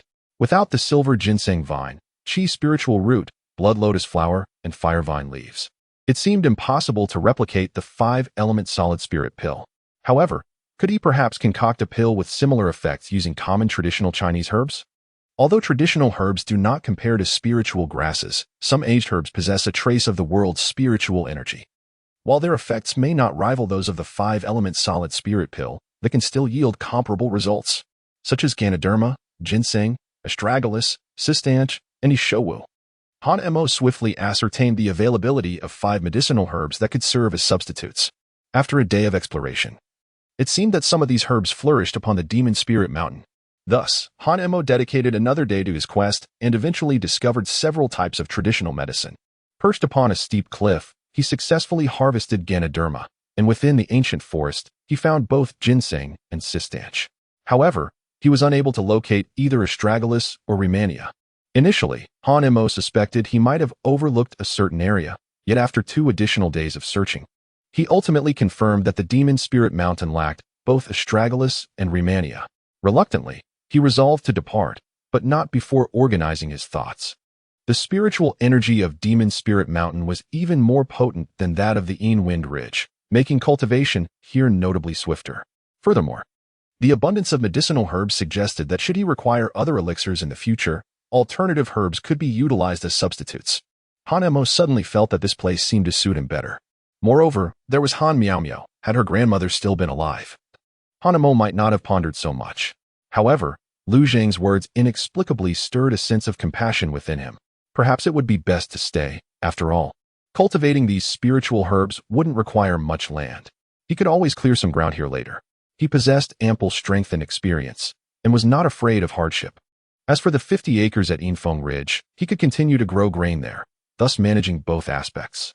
This way, food would be assured, and the challenges of cultivation would be alleviated to a certain extent.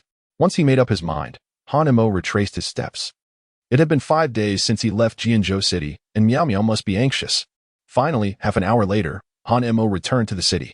Upon entering the city gates, he spotted Han Miao Miao running towards him with red-rimmed eyes, clutching him tightly, fearful that he might disappear again. This little girl was indeed too reliant on others. On the way back, Miao Miao fell asleep on Han Mo's back.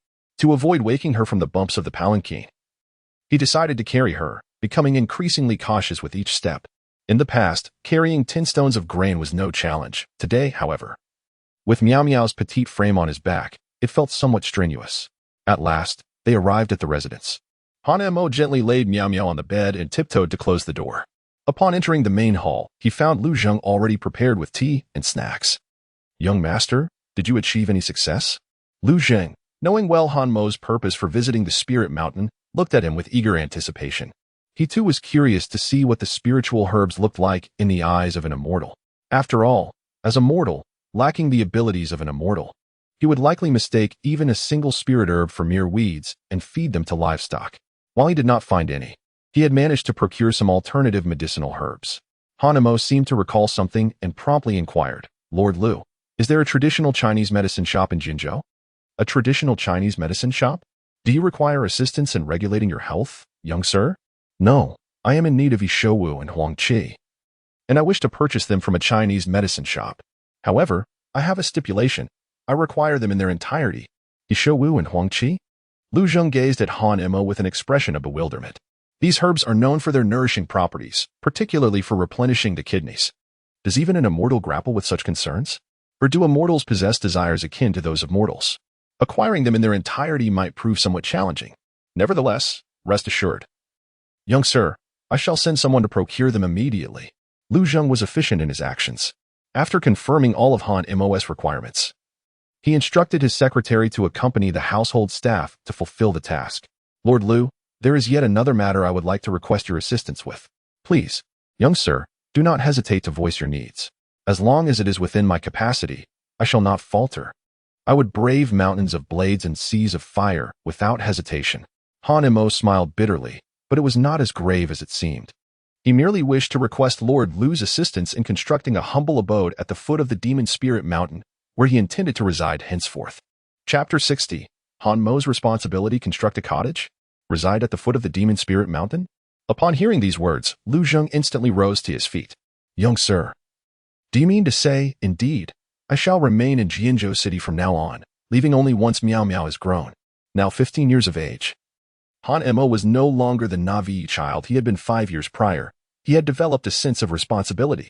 Having promised Miao Miao and given her the same surname as his own, he felt compelled to shoulder this duty. Once Miao Miao matured, found a virtuous partner, and secured her own independence, Han Mo would have fulfilled his mission. Besides, Miao Miao was already 10. In merely 6 or 7 years, she would be grown. By that time, he should possess the strength to protect himself and ought to contemplate his own future as well. Han Mo never envisioned becoming extraordinarily powerful. His sole desire was to survive in this mundane world, eventually marry a wife, and lead a simple life of farming together, perhaps even raising a robust son. That, to him, would be a life devoid of regrets. This was the essence of Han Mo's true aspirations. Upon learning of Han Mo's decision to remain, Lu Zheng was overwhelmed with excitement for several days. During this time, he ventured daily to the city of Jianzhou, personally selecting materials and guiding the carpenters to the foot of Yaling Mountain. Initially, upon hearing the location was Yaling Mountain, the carpenters were hesitant to accept the task. However, once they discovered it was for the esteemed Mr. Han, they eagerly volunteered, and those lacking carpentry skills hastily studied through the night, fearing they might not be chosen. Reflecting on the past, before the Southern Barbarians' incursion, the land of the Southern Barbarians was still within the territory of Jianzhou. Beyond Yaling Mountain lay the territory of the barbarians. And with the mountain acting as a natural barrier, after reclaiming the Southern Barbarians' land, everyone was preoccupied with agriculture. Lord Lu even had the soldiers who had fought in battles take a pose. Consequently, there was no reconstruction of the reclaimed city soil. Now, with Mr. Han's requirements, the southern city gate was promptly relocated, and the city walls advanced toward the base of Yaling Mountain, effectively expanding Jianzhou fivefold. Moreover, Lu Zheng planned for the expanded areas to be utilized by the citizens of the refugee district, constructing homes and roads along the way. In the brief span of 5 months, the city walls rose dramatically, and one could even glimpse Yaling Mountain from the southern wall. After 5 months, the once barren land was revitalized, with the sounds of vendors filling the streets. The transformation of Jianzhou elicited profound gratitude from the populace towards Lu Zheng.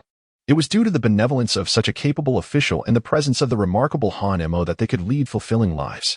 In the hearts of the people, Han Mo held an equal stature with Lu Zheng.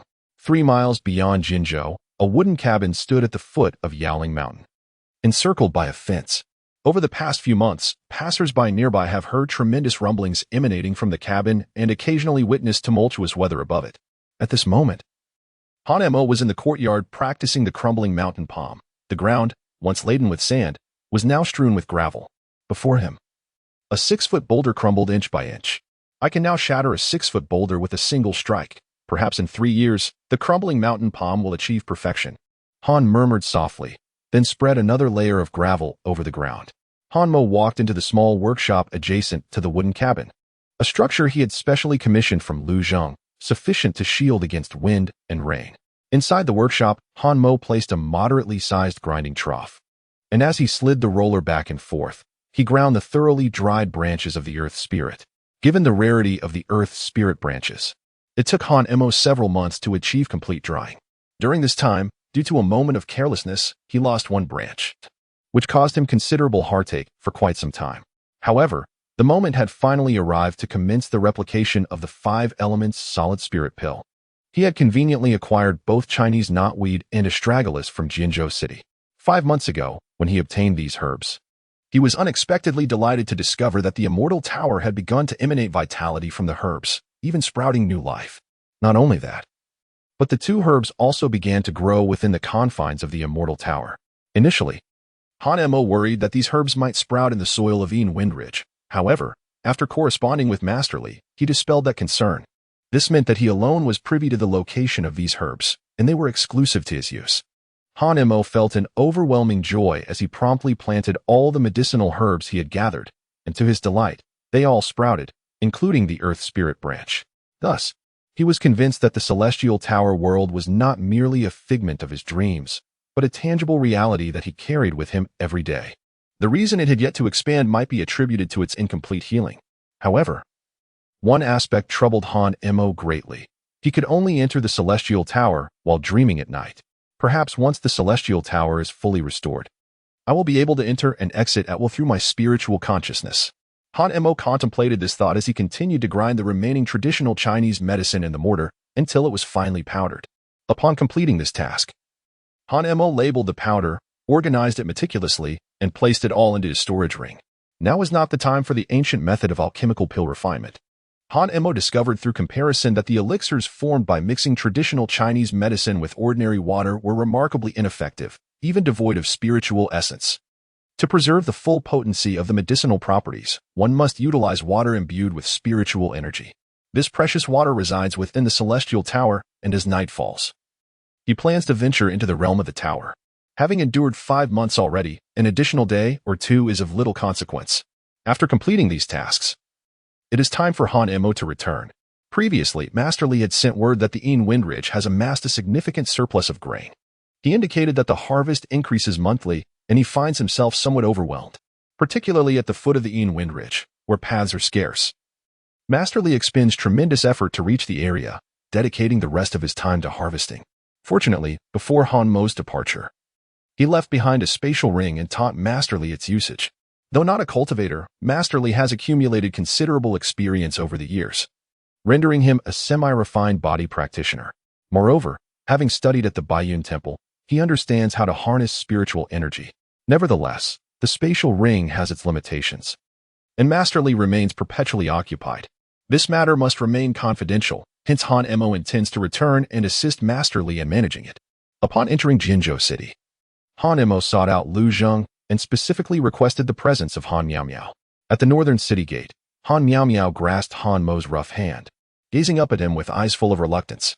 "Little master, when will you return from this journey?" "I shall return shortly after selling the surplus grain. It should not take long." Han Miao Miao gently tugged at Han Mo, her voice tinged with a hint of grievance. "Brother, how long will it take to sell everything? I don't want you to be so exhausted. Let me give you some money, and will you stay with me?" Han Mo crouched down, now at the same height as Han Miao Miao. He gently stroked her head and then opened his palm, revealing a small stone nestled in his hand. This magical display left Han Miao Miao utterly astonished. "Miao Miao, when this stone sprouts, your brother will return." "But brother, that's impossible. How can a stone ever sprout?" Han Mo smiled gently, for when has his brother ever deceived Miao Miao? Surely it will sprout. Miao Miao has forgotten that her brother is, after all, an immortal. Han Miao Miao clasped the pebble in her palm and pressed it to her heart. "Let us make a promise." Their pinky fingers entwined, and Han Mo listened as Han Miao Miao articulated the ritual in her melodious voice before rising to depart. Soon, Han Mo traversed the winding forest path to the base of Su Jian Gate, only to find no trace of Gu Jing and his companions. A sudden recollection struck him. 5 months prior, Gu Jing had mentioned they were about to embark on their worldly trials. Surely, they had commenced, for given their nature, they would undoubtedly have lingered at the mountain's foot for the entire day. Perhaps it was for the best, this way. He need not fret about exposing his secrets through frequent communication.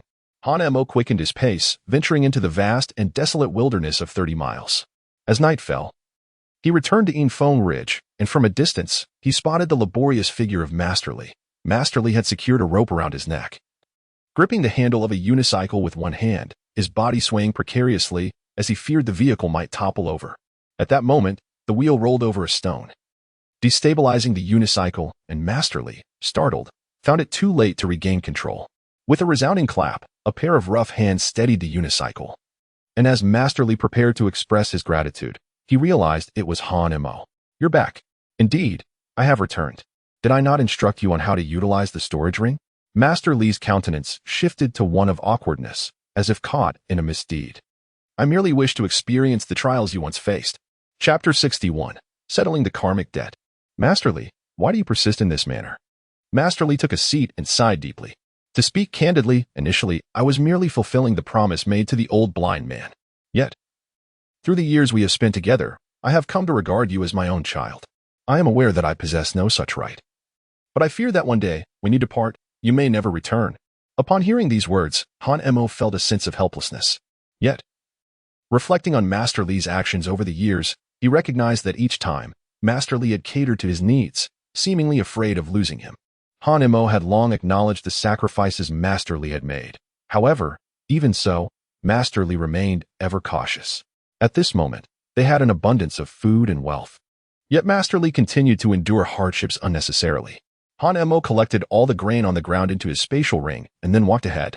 "Li, the deceased is also a returnee. We are all mere passers-by. Even the old blind man is no exception.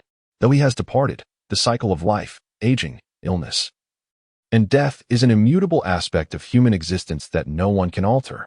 Do not dwell in the past burdened by guilt and remorse. Look forward. Let what has transpired remain in the past. The path ahead is the one you must traverse." Upon hearing these words, Li trembled. And suddenly the phrase "once entering the immortal path, the realms of immortals and mortals shall part forever" emerged in his mind. Once entering the immortal path, the realms of immortals and mortals shall part forever. Has Han Mo begun to sever the ties of earthly emotions? Han Mo was oblivious to the changes in Li Kaiju. As he strode directly into Pingyong village, No longer did Han Imo harbor any fear of the villagers. Those who had tormented him in the past had, over time, transformed into mere beggars along the roadside. A few years prior, bandits had invaded the village, wreaking havoc and destruction. Strong men had been slaughtered, and the young women had suffered indignities, rendered mad and incapable of labor. Only the frail women and children remained. Although years had passed and the children had grown capable of self-sustenance, they had, in an invisible manner, confined themselves within self-imposed limitations, resorting to begging on the streets. They believed that merely extending their hands or opening their mouths would elicit charity. Upon entering Pingyang village, Han Imo was taken aback by the scene before him. Under the dilapidated eaves, a family huddled together in a corner, their bodies curled in on themselves. Fear flickered in their eyes upon seeing Han Imo. But when they noticed Li Kaiju accompanying him, their wariness dissipated. Li Kaiju, hadn't these people once divided the rewards bestowed by the officials of Tianyong City? Why did they still endure such suffering? With a sigh, Li Kaiju shook his head, explaining that those who had shared the rewards had, on the very night they received them, been robbed by others who had formed factions within Pingyang village. Moreover, the land of the tenant farmers had been seized, and those few had, overnight, risen to become the new landlords of the village. The tenant farmers, reliant on their land for sustenance, found themselves bereft of food and were ultimately reduced to the beggars they had once scorned. Initially, those robbers had aimed to target Li Kaiju, but he, having studied martial arts, had proven formidable even with but one arm, compelling them to abandon their intentions. By the way, 3 months ago, Chen Das-han had suddenly led a group towards Yinfeng Ridge, but each time they returned empty-handed, perhaps thwarted by the cliffs. Chen Das-han, one of the primary culprits behind the theft of gold and silver. At this revelation, Han Imo furrowed his brow. When the officials from Tianyong City had arrived, all the villagers were aware that Han Imo had lived on Yinfeng Ridge for 2 years. Surely, suspicions had arisen. Were these individuals seeking the land atop the mountain? If that were indeed the case, Han Imo would not hesitate to mete out some punishment. Li Kaiju, I implore you to show some compassion and offer me a bit of porridge. My precious grandson is on the brink of collapse. At that moment, an elderly woman emerged, cradling a chipped bowl in her hands, her face filled with hope and desperation. Han Imo turned to the corner, where a boy, of similar age to himself, clutched his stomach, crying out for food. Han Imo initially believed that Li Kaiju would readily agree, for Li Kaiju was renowned as a benevolent figure in Pingyang village. However, Li Kaiju approached and forcefully seized the worn bowl from the woman's grasp, shattering it against the ground. Are you not related to that Chen Das-han? The land has not been seized by him. Moreover, your grandson is strong enough to work the fields, yet he remains idle and indolent. I provided you with seeds to cultivate, yet your family has not sown them, instead choosing to wallow in despair to elicit sympathy from others. The elderly woman, tremulous with fear, collapsed onto the ground, tears streaming down her face as she lamented, Li Shangren, my grandson is still but a child. He knows nothing. Please, have mercy and give us something to eat. Han Imo, let us depart. Li Kaiju had no desire to waste further words on this family and prepared to leave with Han Imo. Yet, as Han Imo approached the adjacent tent, he suddenly halted. Is this also your home? He inquired, turning to the despondent woman. The elderly woman, taken aback for a moment, eventually nodded. It once belonged to us. Years ago, bandits killed my husband and stole our laying hens. With no one to support us, we were left destitute, and the place fell into disrepair. Han Imo turned and approached the elderly woman, extracting a small pouch of grain from his spatial ring and placing it before her. The wealthy Li remarked that her family owned land, and thus this should serve as their seed grain. With the strength of the ox, they could cultivate it diligently. The elderly woman was momentarily taken aback, her heart astonished at Han Mo's remarkable ability. Could it be that he had transcended to the realm of immortals? When she looked up again, Han Imo had already distanced himself. Kneeling on the ground, the woman expressed her profound gratitude towards him, then cradled the grain and hurried to her beloved grandson. There is food now, there is food. My dear grandson, eat quickly. Once you do, you shall no longer feel hunger. In the distance, Han Imo shook his head and sighed. He had bestowed upon this family a glimmer of hope for survival, yet alas, there were those who remained obstinate, willingly burying their own chance for a new beginning. Han Imo pondered, why had he offered grain to this family, when they were unworthy of such kindness? Han Mo's expression remained tranquil. The reason he extended his hand to assist this family was that, years ago, he stealthily entered Pingyang village at night and took 2 eggs from their chicken coop. Consider it a way to repay a debt of gratitude.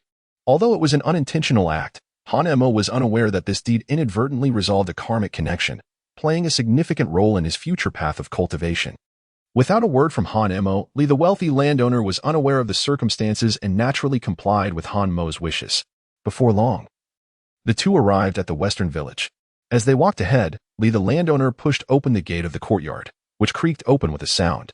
Han Emo gazed upon the earthen walls of Lee Saiju's residence, and it seemed as if he were transported back to his own past, crouched in a corner. Yearning for sustenance, Lee Kaiju had graciously presented him with 2 steamed buns made from fine flour. That night, he and the old blind man each savored their share, feeling an overwhelming sense of contentment. "Thank you, Lee Kaiju," Han Emo exclaimed. Lee Kaiju, taken aback and somewhat perplexed, replied, "What are you thanking me for? I merely invited you to my home to share a meal. Come inside." Han Emo smiled faintly as he stepped into the courtyard. Ultimately, this was his first time entering this space. Previously, he had stood outside in a daze, silent and unmoving. Upon entering, Han Emo noticed a large pot in the corner and a movable stove, though the latter was quite substantial, making it difficult for the landlord, Lee, to relocate it alone. "Feel free to look around. I shall prepare a couple of dishes." Lee, taking charge, removed some smoked meat that had hung on the wall for ages, even going so far as to slaughter the only egg-laying chicken in the household before Han Emo could intervene. Lee, however, appeared indifferent, stating, "Had it not been for Han Emo, I would not have managed to endure to this point," expressing genuine gratitude towards Han Emo from the depths of his heart. Before long, Lee had prepared an extravagant feast, one that even the wealthiest landowners would find difficult to enjoy. "The remaining grain will be sent to the city for sale tomorrow. It should fetch around 600 taels of silver. Unfortunately, only the grain prices in Jianzhou are slightly higher." Han Emo nodded. The price was of no consequence to him now, for he possessed ample wealth that he could scarcely exhaust. "Lee, I shall accompany you to the city tomorrow." The following day, Lee, the wealthy landowner, awoke at dawn and noticed Han Emo practicing in the courtyard. He tread softly as he departed, returning with more than 30 horse-drawn carts. "Lee, how much surplus grain do you have to necessitate such an array of carts?" The convoy seemed unfamiliar with the surroundings, clearly their first visit to this desolate locale. This was, of course, a deliberate ploy by Lee. Each time he procured grain, he summoned a different convoy to avert any suspicions that might lead to unnecessary complications. Should it be revealed that Han Mo's crops could yield a harvest in merely a month, it would surely incite avarice, including amongst the villagers of Pingyang, from whom he quietly transported a bag of grain under the cover of darkness from Infeng Ridge. Upon entering the courtyard, Lee discovered that Han Emo had already departed. But he paid it no mind. Instead, he made his way to the back courtyard, cleared the firewood atop the cellar, and led the convoy into the cellar to assist in loading the grain onto the carts. Initially, the convoy members were oblivious to the significance of their location. Pondering how much grain could possibly be harvested from such barren land, they anticipated yet another unprofitable venture. However, upon encountering the cellar, which measured over 20 paces in width and stood 10 zhang high, brimming with grain, they were astounded. The quantity was astonishing, at least 1,000 sure. In all their years of transporting grain, they had never witnessed such an abundance in one place, with a standard rate of 10 when deducted per sure. This venture promised at least 10 taels of silver as remuneration. Moreover, they were solely responsible for the transportation, should they encounter bandits or unforeseen circumstances. They could negotiate for additional compensation from the landowner. This was indeed a lucrative enterprise. The convoy surged with enthusiasm, completing the loading of the entire 1,000 sure within an hour. Upon counting, they confirmed a total of 1,200 sure. Lee then presented 12 taels of silver to the leader of the convoy, subsequently distributing the designated locations to each driver, ensuring they delivered the grain without fail. Having signed the contract, Lee felt assured that the convoy would not default. After all, everyone feared legal repercussions. In the event of theft, the punishment would be severe, and tarnishing one's reputation would be an irreparable loss. "Rest assured, we shall deliver the grain to the buyers as per the agreed route," the convoy leader proclaimed, thumping his chest with confidence. "Waste no time returning. I have more grain here that can be transported," came a voice from outside the courtyard. Under the curious gaze of the onlookers, Han Emo entered, stating, "I possess surplus grain. Let us take it along." It was an opportunity not to be missed, especially given the unexpected abundance in this impoverished village. Even the empty carts that had yet to transport grain would not return in vain. If possible, they could even negotiate a higher price. However, the convoy leader's plans were thwarted, They had not anticipated that the affluent Li was well acquainted with this youth, indeed, quite familiar. "Little brother, where is your grain?"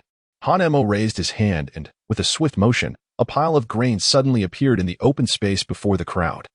This display startled the members of the horse team, prompting them to kneel hastily on the ground. "I am but a humble man, unable to recognize the identity of an immortal. I hope you will not take offense. Rise, all of you. Simply deliver the grain to the designated location." "Yes, esteemed immortal. We shall attend to it immediately." With this, the group became notably compliant, even preparing to return the silver to Hanemo. However, he graciously declined, assuring them that they would receive every last coin owed, urging them not to delay their journey. Another 2 taels of silver were exchanged, and the remaining carts were filled to the brim. The horse team departed via a side road from Pingyang village, with Hanemo and the wealthy Li naturally following along to join a caravan bound for Tianyang City. That night, the caravan arrived at Tianyang City. Hanemo, well aware of the local officials' sentiments toward him, discreetly left the group with Li, allowing the horse team to enter independently. Within Tianyang City, the workshop brothers had already prepared for the handover, ready to receive the grain. Upon seeing the horse team return, the 2 entered the city as well. The guard stationed at the city gate recognized Hanemo, finding him vaguely familiar, yet he thought little of it and permitted them to pass without further scrutiny. Soon, Hanmo encountered the workshop brothers, who initially assumed he was there to process grain. They were about to refuse his entry, stating that the workshop was not in operation that day, when they realized the visitor was, in fact, Hanemo. Although they did not recognize him immediately, they were well aware of Li's identity. Who else could be so closely associated with him but Hanemo? "Mr. Han, you have changed remarkably. We did not recognize you at first. Please forgive our oversight." The brothers adopted a highly respectful demeanor, fearful of offending him. They had witnessed Hanemo effortlessly vanquish bandits in the past, showcasing his formidable prowess, which had instilled a deep respect in them ever since. They were anxious not to show any sign of neglect. "Mr. Han, as per your instructions, we have sold 100 stones of grain to the tavern and 200 stones to the granary. Here is the documentation." The elder brother presented the paperwork to Han Mo, his expression revealing a tinge of complexity. "Mr. Han, there is something you must know." The younger brother tugged at the elder's arm, but the elder shrugged him off. "It seems the local officials are aware that we are selling grain on your behalf, and they have consequently lowered the price to 301. Otherwise, they would not issue the grain sale documentation. I took the liberty of agreeing to it, and I hope you can forgive me." Upon hearing this news, Han Mo's expression shifted. 301 was significantly below market value. Did the officials not fear repercussions from their superiors if word got out? The workshop master, feeling quite helpless, revealed the truth of the matter. The official, indifferent to such concerns, relied on his clerks and had many means at his disposal. He would submit a portion of the grain to the royal court, yet would retain a fraction for himself, knowing full well that even if the court investigated, they would find nothing amiss. The amount of grain purchased and the corresponding tax paid were meticulously recorded in ledgers. Thus, if the market price stood at 500 coins per stone, and I only permitted you to sell 100 stones, I could pay you merely 300 coins per stone, pocketing the remaining 200 as unclaimed wealth. 100 stones would consequently yield 20 taels of gleaming silver. Whoever possessed it would claim it as theirs. Moreover, I could acquire more grain. And as long as I did not document it in the ledgers, the royal court would find no discrepancies in either the currency or the grain, achieving a dual advantage. Hence, the price had been continually suppressed and now rested at 300 coins. Upon grasping the crux of the situation, Han Mo was poised to confront the local official in Tianyang City. However, as dusk fell, it was uncertain whether the official remained at the magistrate's office. That evening, the 2 men took refuge at the workshop brother's home. The following day, Han Mo delivered the grain to the wine workshop, whereupon the owner, upon recognizing the workshop brothers, was filled with immense joy. "Gentlemen, it is thanks to your grain over the years that my wine has achieved such exquisite flavor. Sales have been remarkable. We had agreed upon 100 stones. Has there been an alteration from the granary?" The workshop brothers dared not overstep their bounds, for the grain rightfully belonged to Han Mo, who was present. Any negotiations would naturally be between him and the owner of the grain. The workshop master glanced at Han Mo before addressing the owner. "Mr. Zhang, the grain indeed has been entrusted to us by Mr. Han for sale. You may discuss matters with him. My brother and I have pressing affairs and shall take our leave." With that, the brothers hastily departed. Han Mo raised his hand, drawing all the grain into his storage ring. The owner of the wine workshop was taken aback by this spectacle, exclaiming in awe, "An immortal." He nearly fell to his knees in reverence. "Immortal, please come in." Now, he did not dare to be negligent. Previously, he had been curious about the workshop brothers. Renowned for their ruthlessness in the market, feared by all, and reputed to have traversed the treacherous wilderness. Yet, witnessing their profound respect for this youth, he was instantaneously enlightened upon observing Hanmo's prowess. This was indeed an immortal, and the workshop brothers had not been forthright. Upon entering the wine workshop, a rich aroma of wine enveloped Hanmo, inducing a slight intoxication. He promptly channeled his spiritual energy to dispel the effects. "All this grain is mine. You require 150 stones, correct? I have brought them all." The owner of the wine workshop was momentarily stunned. What? 150 stones? Was it not 100 stones?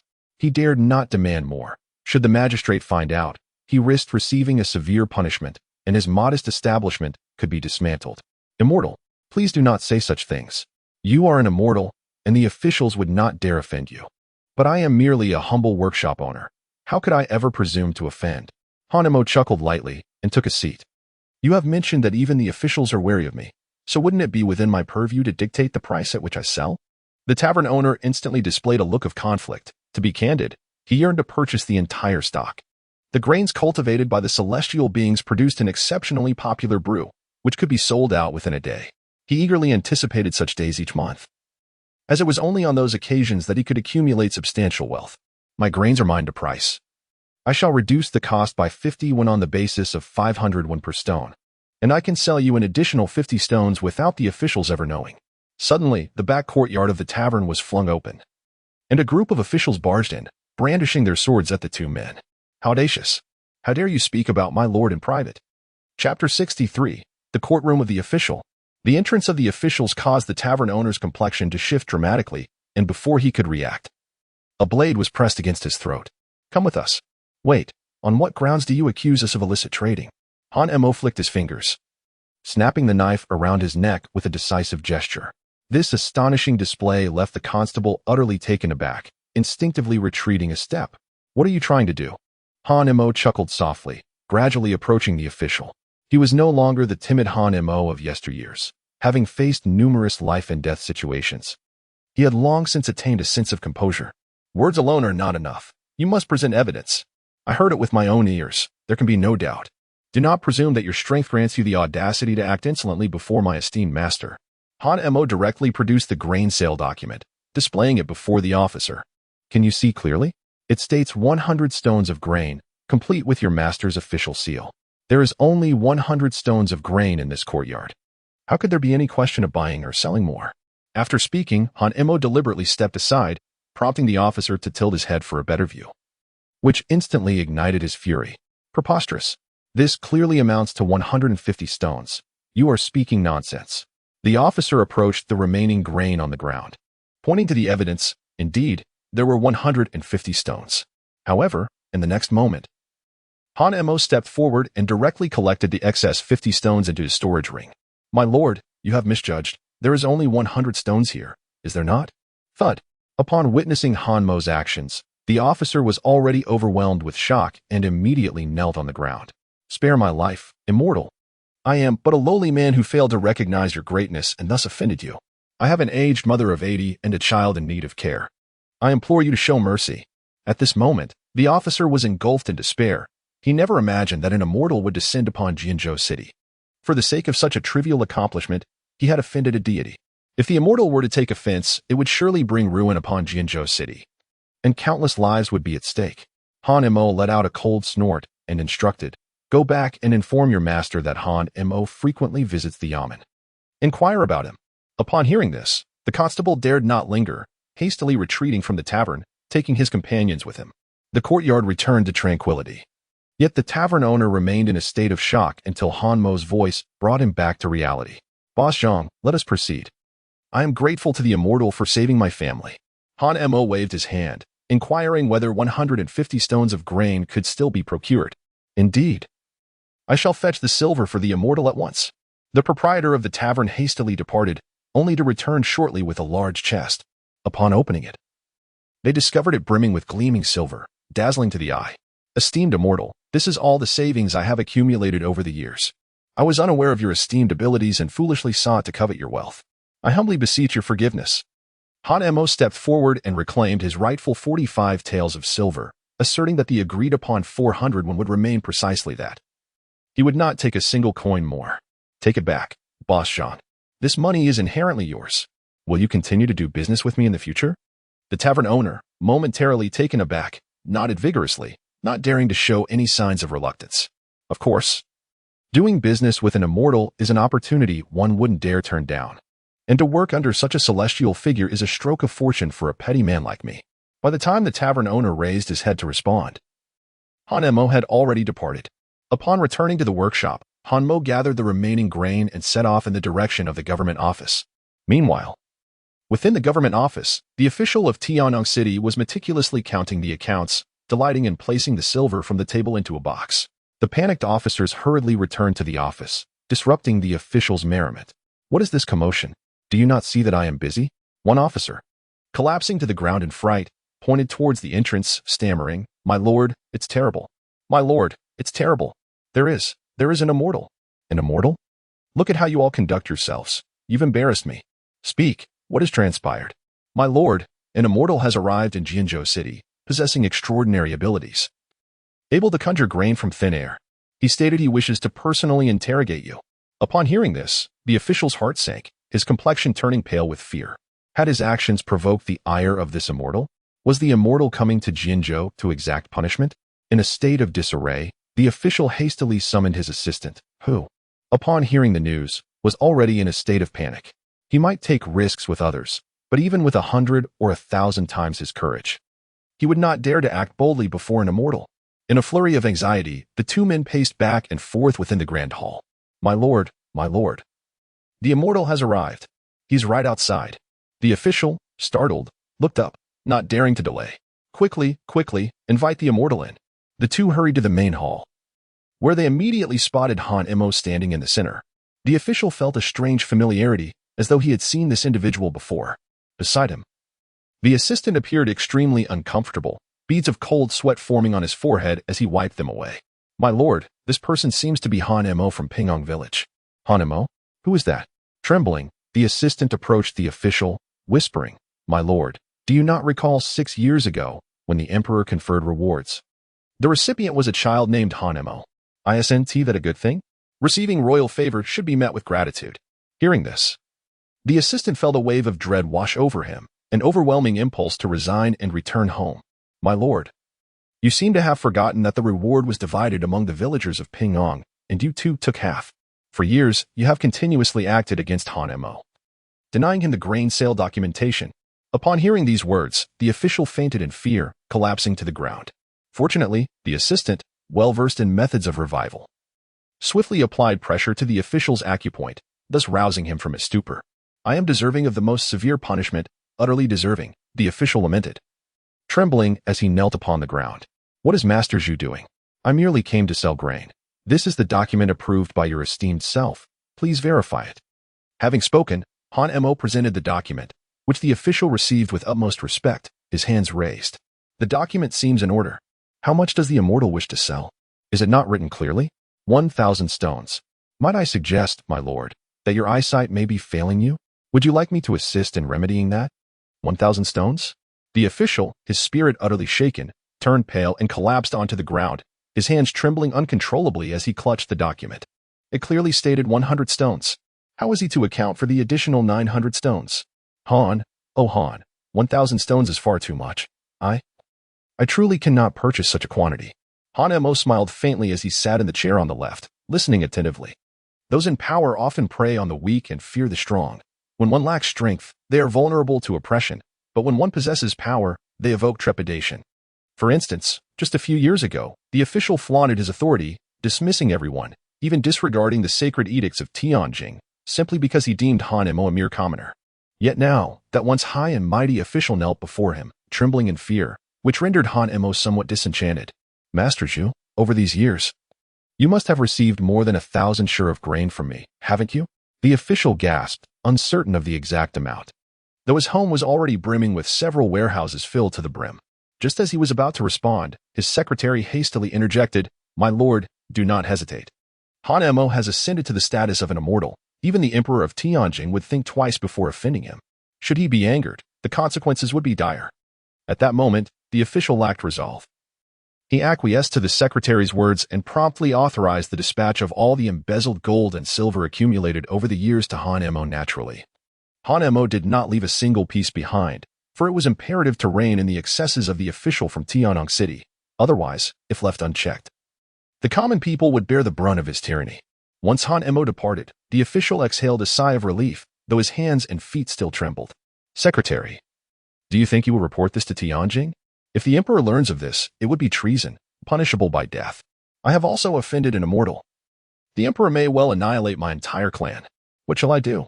The secretary, maintaining a semblance of composure despite the earlier fear, contemplated the situation. Perhaps not. If the immortal had intended to settle the score, he would have taken your life just now. However, my lord, you must never provoke him again. The official repeatedly waved his hands, his eyes brimming with terror. No, I dare not. I dare not. Chapter 64.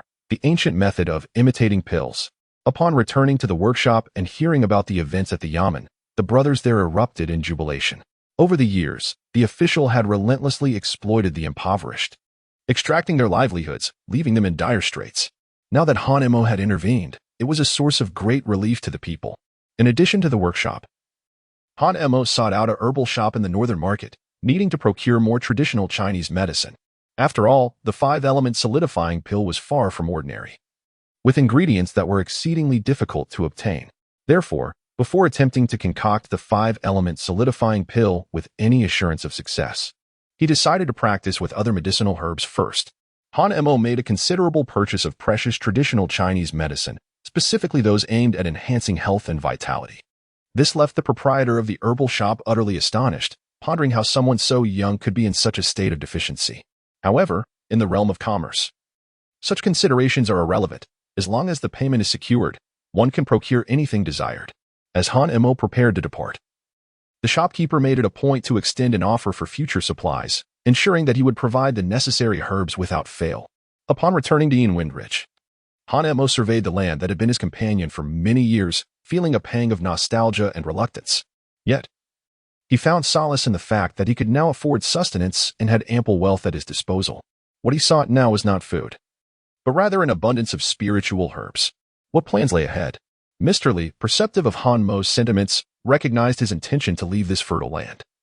But he wondered how Han Emo would manage the disposition of such valuable territory. Han Emo pondered for a moment and then solemnly declared, I intend to remain in Jianzhou for a while, perhaps a year or two or even longer. As for here, I shall cultivate less grain. How can you plant grain when you are leaving? Master Li chuckled. Once you depart, years will pass, and there will be no time for back and forth travels. I have my own methods. You need only come here when the harvest is ripe. Han Emo replied, I am departing now, and I am grateful for your assistance over the years. If fortune allows, I might help you embark on the path to immortality. Master Li smiled and declined Han Mo's generous offer.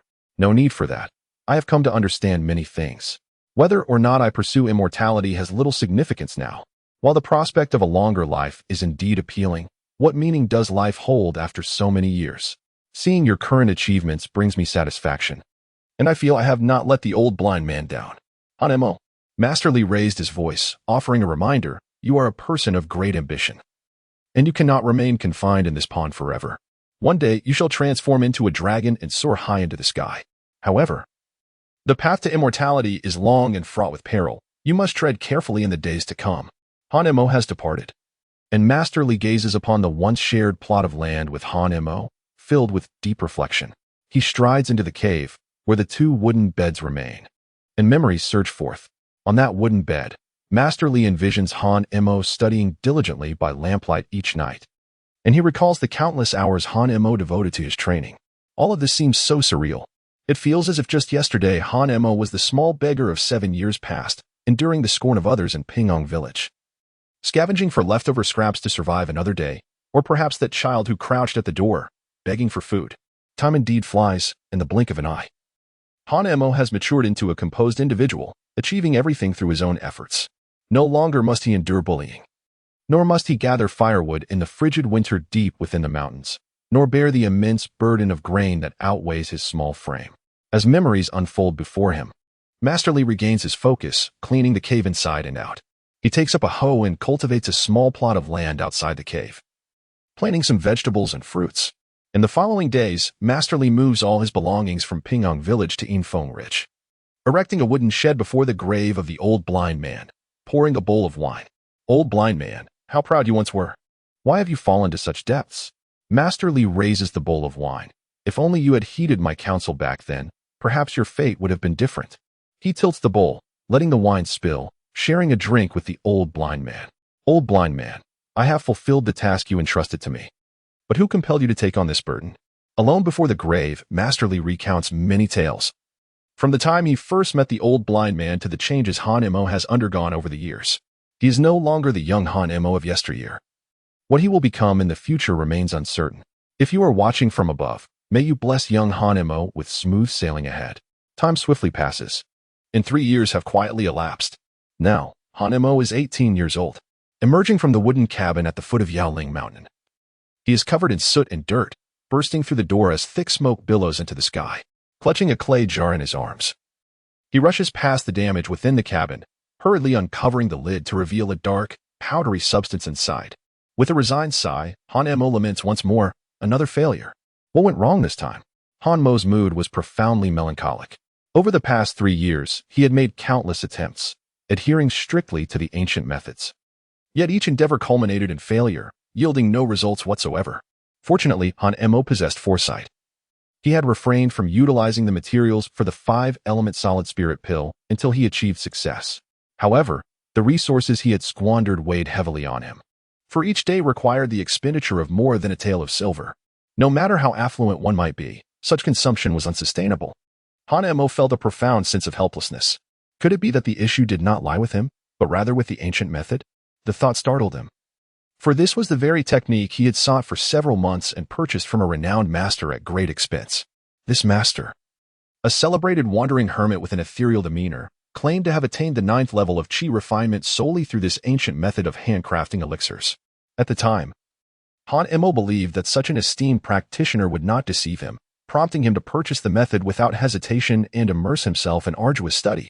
Now, if the problem truly lay with the ancient text, would all his time and silver have been squandered?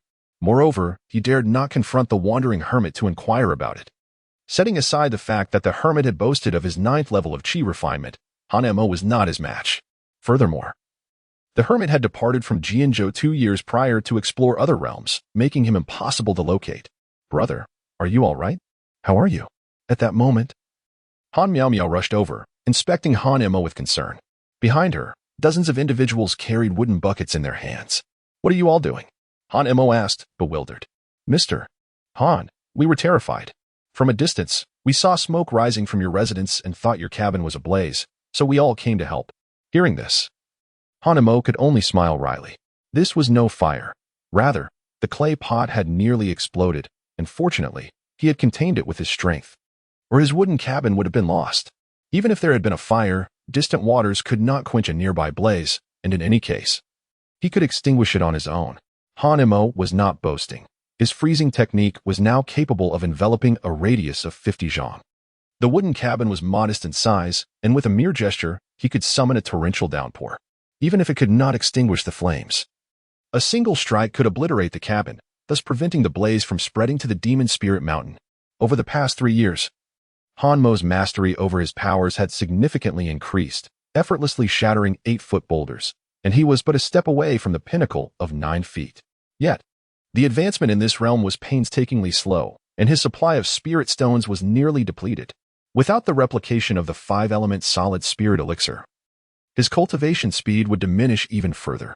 Approximately a quarter of an hour later, Lu Zheng arrived, and upon seeing Han Mo unharmed, he finally felt at ease. Lord Lu, is there anyone in Jianzhou proficient in the ancient methods of pill refinement?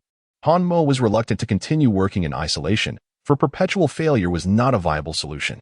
He urgently needed to replicate the 5-series solid spirit pill to resolve the issue of cultivation resources. Upon learning of Han Mo's requirements, Lu Zheng plastered notices throughout Jianzhou City, proclaiming that anyone skilled in the ancient methods of pill refinement would be rewarded with a monthly salary of 10 taels of silver. This enticing bounty swiftly attracted a multitude of onlookers. However, Upon reviewing the stipulations, they all despondently shook their heads. Hanemo, a celestial being, faces demands that are far from simple. Moreover, if even the immortals struggle to comprehend certain matters, how could mere mortals possibly grasp them? Yet, after 3 months, the notice, battered by wind and rain, has turned yellow with neglect, and still, no one has come forth to heed its call. One evening, Hanemo, disheartened, discarded the remnants of his failed concoctions. This marked the 100th failure in just 3 months, leaving the corner of the courtyard piled high with a mountain of discarded herbs. Hanemo set aside the cauldron for alchemy, intending to commence his cultivation. However, upon searching diligently, he found no spirit stones to be had. Glancing at his storage ring, his expression darkened instantly. He had exhausted all his spirit stones. Hanmo's expression was one of bitterness. He ultimately failed to refine the 5-element solid spirit pill before exhausting his supply of spirit stones. Upon examining his dantian, he found it merely half-filled. Ascending to the 3rd layer of chi refinement proved to be an exceptionally arduous task, and despite his efforts with over 500 spirit stones, he could not break through to a higher cultivation level. Reluctantly, Hanemo had no choice but to temporarily abandon his reliance on spirit stones and revert to the most primitive method of meditation, drawing upon the thin spiritual energy that permeated the world around him. The wind rustled, the grass stirred, and the sounds of worms wriggling beneath the earth reverberated. Time seemed to stretch indefinitely, and Hanemo soon realized that his senses had been magnified several-fold. He could distinctly hear the symphony of life surrounding him. It was an odd sensation, though the cacophony was overwhelming. It brought a profound tranquility to his heart at that moment. Suddenly, a deep, resonant sound of breathing pierced the air, causing Hanmo's nerves to tighten instantaneously. He opened his eyes wide, fully unleashing his spiritual awareness. However, upon beholding the scene before him, he was utterly astonished. Before his eyes stood a towering celestial pagoda, soaring to a height of 100 zhang. In front of the pagoda lay fertile land, dotted with abundant crops of millet, while the surrounding hills flowed with crystalline springs. This was the realm of the celestial pagoda. Hanemo was taken aback. Could it be that he had dozed off during his training? No, his awareness of the outside world remained intact. He was not in a slumber. It soon became evident to Hanemo that this was not a dream, but rather a renewed connection with the world of the celestial tower. In the past, he had also entered the celestial tower during daylight, but at that time, he needed to concentrate fully, free from any disturbances. Not even the slightest sound could be permitted. Moreover, out of countless attempts, success was not guaranteed even once. Yet now, he had entered the celestial tower realm without any hindrance. This revelation filled Hanemo with exhilaration as he hastily approached the base of the tower, observing the prominent fissure 10 zhang high still remained, albeit much shallower than it had been a few years prior. Hanemo extended his hand to caress the exterior of the celestial tower, a chilling sensation enveloping him as he sensed a dense aura of spiritual energy swirling within. Hanemo sought to extract the ethereal energy from within the celestial tower. Yet after much endeavor, he found himself utterly devoid of success and had no choice but to relinquish his efforts. The deep, resonant sound of breathing lingered on, echoing within the confines of the celestial tower. Hanemo stepped back and gazed up at the pinnacle of the celestial tower. This additional layer had emerged when the tower underwent its transformation. The deep, slumbering snores resonated from within the uppermost level. Could it be that there were still beings residing within this celestial tower? In Hanmo's heart, a trace of apprehension inevitably arose. However, upon further reflection, he considered that even spiritual energy could not penetrate the celestial tower, leading him to believe that the being within was likely confined as well. With these thoughts in mind, Hanmo's courage swelled a little, and he boldly approached, circling the celestial tower. Subsequently, he began to ascend along its structure, yearning to glimpse through the windows to discover what each level contained. Yet, the celestial tower remained shrouded in the same chaos as when he had first encountered it, obscuring his vision completely. Hanemo intended to ascend further, but upon casting his gaze downward, he was suddenly startled, nearly losing his grip and plummeting downwards. Should he fall, it would likely result in his demise. Hanemo, wary of taking reckless risks, cautiously returned to the ground. However, in a moment of carelessness, he inadvertently encountered a hard object and collapsed onto the ground. Hanemo gazed at the object that had tripped him, a luminous stone. His pupils dilated suddenly, and he hurriedly grasped the stone in his hand, only to discover that it was imbued with a vibrant essence of spiritual energy. A spirit stone. It was truly a spirit stone. Han Mo was overjoyed as he approached the celestial tower with keen curiosity. Why had spirit stones suddenly appeared in this realm, when they had been absent moments before? This intriguing phenomenon compelled him to circle the tower in search of answers, yet he uncovered nothing unusual. Eventually, his gaze settled upon the copper door of the tower. The door was merely slightly ajar, emitting a soft glow from within. Han Mo dismissed this detail, recalling that the crack had existed for as long as he could remember. He had examined it closely upon his initial discovery, but the interior remained shrouded in mystery. After a thorough inspection yielded no revelations, Han Mo turned his attention to the land. The herbs he had planted 3 years prior were thriving, now imbued with a faint aura of spiritual energy. However, he refrained from harvesting them immediately, for the value of medicinal herbs increased with age, the more mature they were, the richer their potency. This was especially true for rare varieties such as ginseng and reishi mushrooms. In addition, Han Mo was pleasantly surprised to find he could effortlessly control the celestial tower. For instance, he could cultivate within its realm without the need to clear land externally. By simply focusing his thoughts, he could even transform the 50 acres of fertile land in Infeng Ridge back into desolate hills if he so desired. However, with Masterly now residing in Infeng Ridge alongside the old blind man, the loss of land would jeopardize his food supply, making it difficult for him to return to Pingyong Village. Over the years, Han Mo noticed that the crops grown within the celestial tower matured at an increasingly rapid pace. What began as a harvest every month had evolved into one every half month, and now he could reap the fruits of his labor within 3 to 5 days, with yields steadily increasing. Each acre produced at least 20 stones of grain. Thus, Han Mo made it a point to replant each month, ensuring he cultivated enough to provide Master Li with a comfortable surplus, while also diversifying with various grains. This arrangement alleviated many burdens from Master Li, as he merely needed to collect the harvest each time it came to fruition. Han Mo did not linger excessively in the celestial tower world. With a subtle shift of his consciousness, he returned to awareness, only to find the outside shrouded in darkness. To validate his hypothesis, Han Mo made several attempts and was astonished to discover that 7 or 8 out of 10 times he could traverse to and from the celestial tower world. This revelation left him exhilarated, robbing him of sleep throughout the night. From that moment onward, he could venture to the celestial tower world at will, no longer requiring the nightly descent into dreams. The following day, as the warm sun began to rise, Han Mo exhaled a breath of lingering fatigue and opened the door.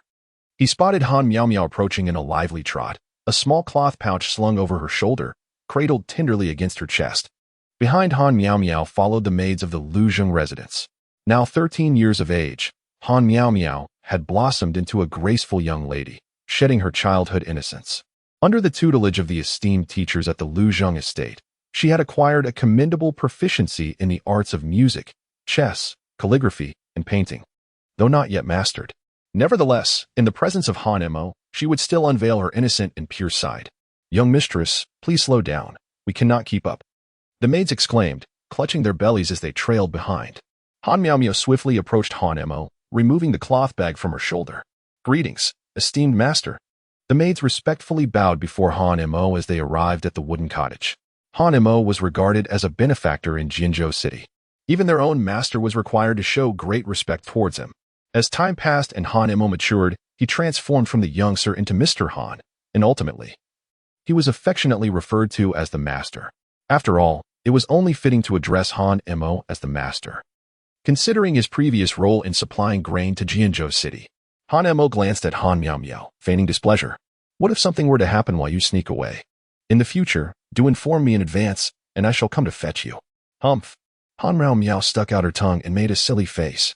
"I wouldn't. My brother resides in Jinzhou City. Lord Lu has assured that as long as my brother is in Jinzhou, the city remains safe, and so do I. Besides, my brother's abode is merely 2 or 3 miles from Lord Lu's residence. I can easily visit him on my own." "What is that?" Han Mo noticed the cloth bag in the little girl's hand. Han Miao Miao chuckled softly as she retrieved 3 rice balls wrapped in oiled paper from within. Upon unwrapping them, she discovered they were indeed rice balls. Lord Lu remarked that her elder brother was always so occupied that he scarcely had time to dine, prompting Miao Miao to secretly prepare a few rice balls to bring to him. "Brother, do savor the flavor," she urged eagerly. Han Miao Miao cradled her face in both hands, gazing at Han Mo with an expression brimming with anticipation. Han Mo shook his head in resignation. Yet he still picked up a rice ball of varying sizes from the table and placed it into his mouth. Indeed, it was delightful. Did you add calamus to it?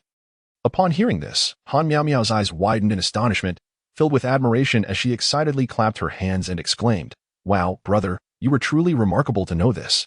I inquired with the physician at our residence, and he informed me that a moderate amount of Acarus calamus can invigorate the spirit and soothe the soul. Han Mo nodded slightly. The herb, Acarus calamus, possesses the remarkable properties of opening the mind and calming the spirit, as well as alleviating dampness and aiding digestion. Indeed, consuming it in moderation aligns with what Han Miao Miao has mentioned. Brother, there's more. The adults say you often become overwhelmed with your busy schedule, and Miao Miao does not wish for you to be so fatigued. Upon hearing this, Han Mo felt an immense joy within. This little girl, who struggles to care for herself, has nonetheless thought of looking after him. Under Han Miao Miao's insistence, Han Mo finished every last bite. "Tomorrow, I shall prepare even more for you," she declared. "I must return now. Otherwise, Lord Lu will be angry for not finding me." Watching Han Miao Miao's departing figure, Han Mo was filled with myriad emotions. It has been 8 years since he first met this little girl. In a few more years, he shall seek a suitable companion for Miao Miao. By then, his task would be deemed fulfilled. Nonetheless, this rice ball is indeed delicious. If only I could also create such a rice ball using the medicinal herbs that replace the 5-element solidifying pill. As Han Mo spoke, he suddenly froze, his pupils gradually dilating as if he had stumbled upon something extraordinary. Chapter 66. The Refinement of the Dan Pills, Ascending to the White Cloud Temple. The following day, Han Mo unwrapped the oiled paper from the previous day, revealing 50 plump and round white pills, each no larger than a thumb. And their exterior bore a striking resemblance to elixirs. Han Mo placed the elixirs at the ventilation outlet, then eagerly retrieved the first batch of dried pills. As he swallowed one, a potent and stimulating flavor surged to his head, causing him to gasp in surprise. However, as he felt the warmth of his blood beginning to flow and his spirits lifting swiftly, Han Mo couldn't contain his excitement and let out a triumphant shout. "Yes, it works. It truly works." After 3 years of relentless research without success, he had unexpectedly found inspiration in such a trivial matter. By dawn, the table by the window was already piled high with numerous elixirs. Of course, these were merely practice concoctions. The real endeavor of refining the 5-element spirit-strengthening pills was about to commence. Rasher, ginseng, astragalus, cistanche, and FTI. Han Mo retrieved 5 meticulously prepared powders, blending them in precise proportions. He then integrated this mixture with finely ground rice flour and added the unique spring water from the Xiantao world, stirring it all together. Finally, he skillfully shaped the mixture into evenly sized elixirs with his bare hands.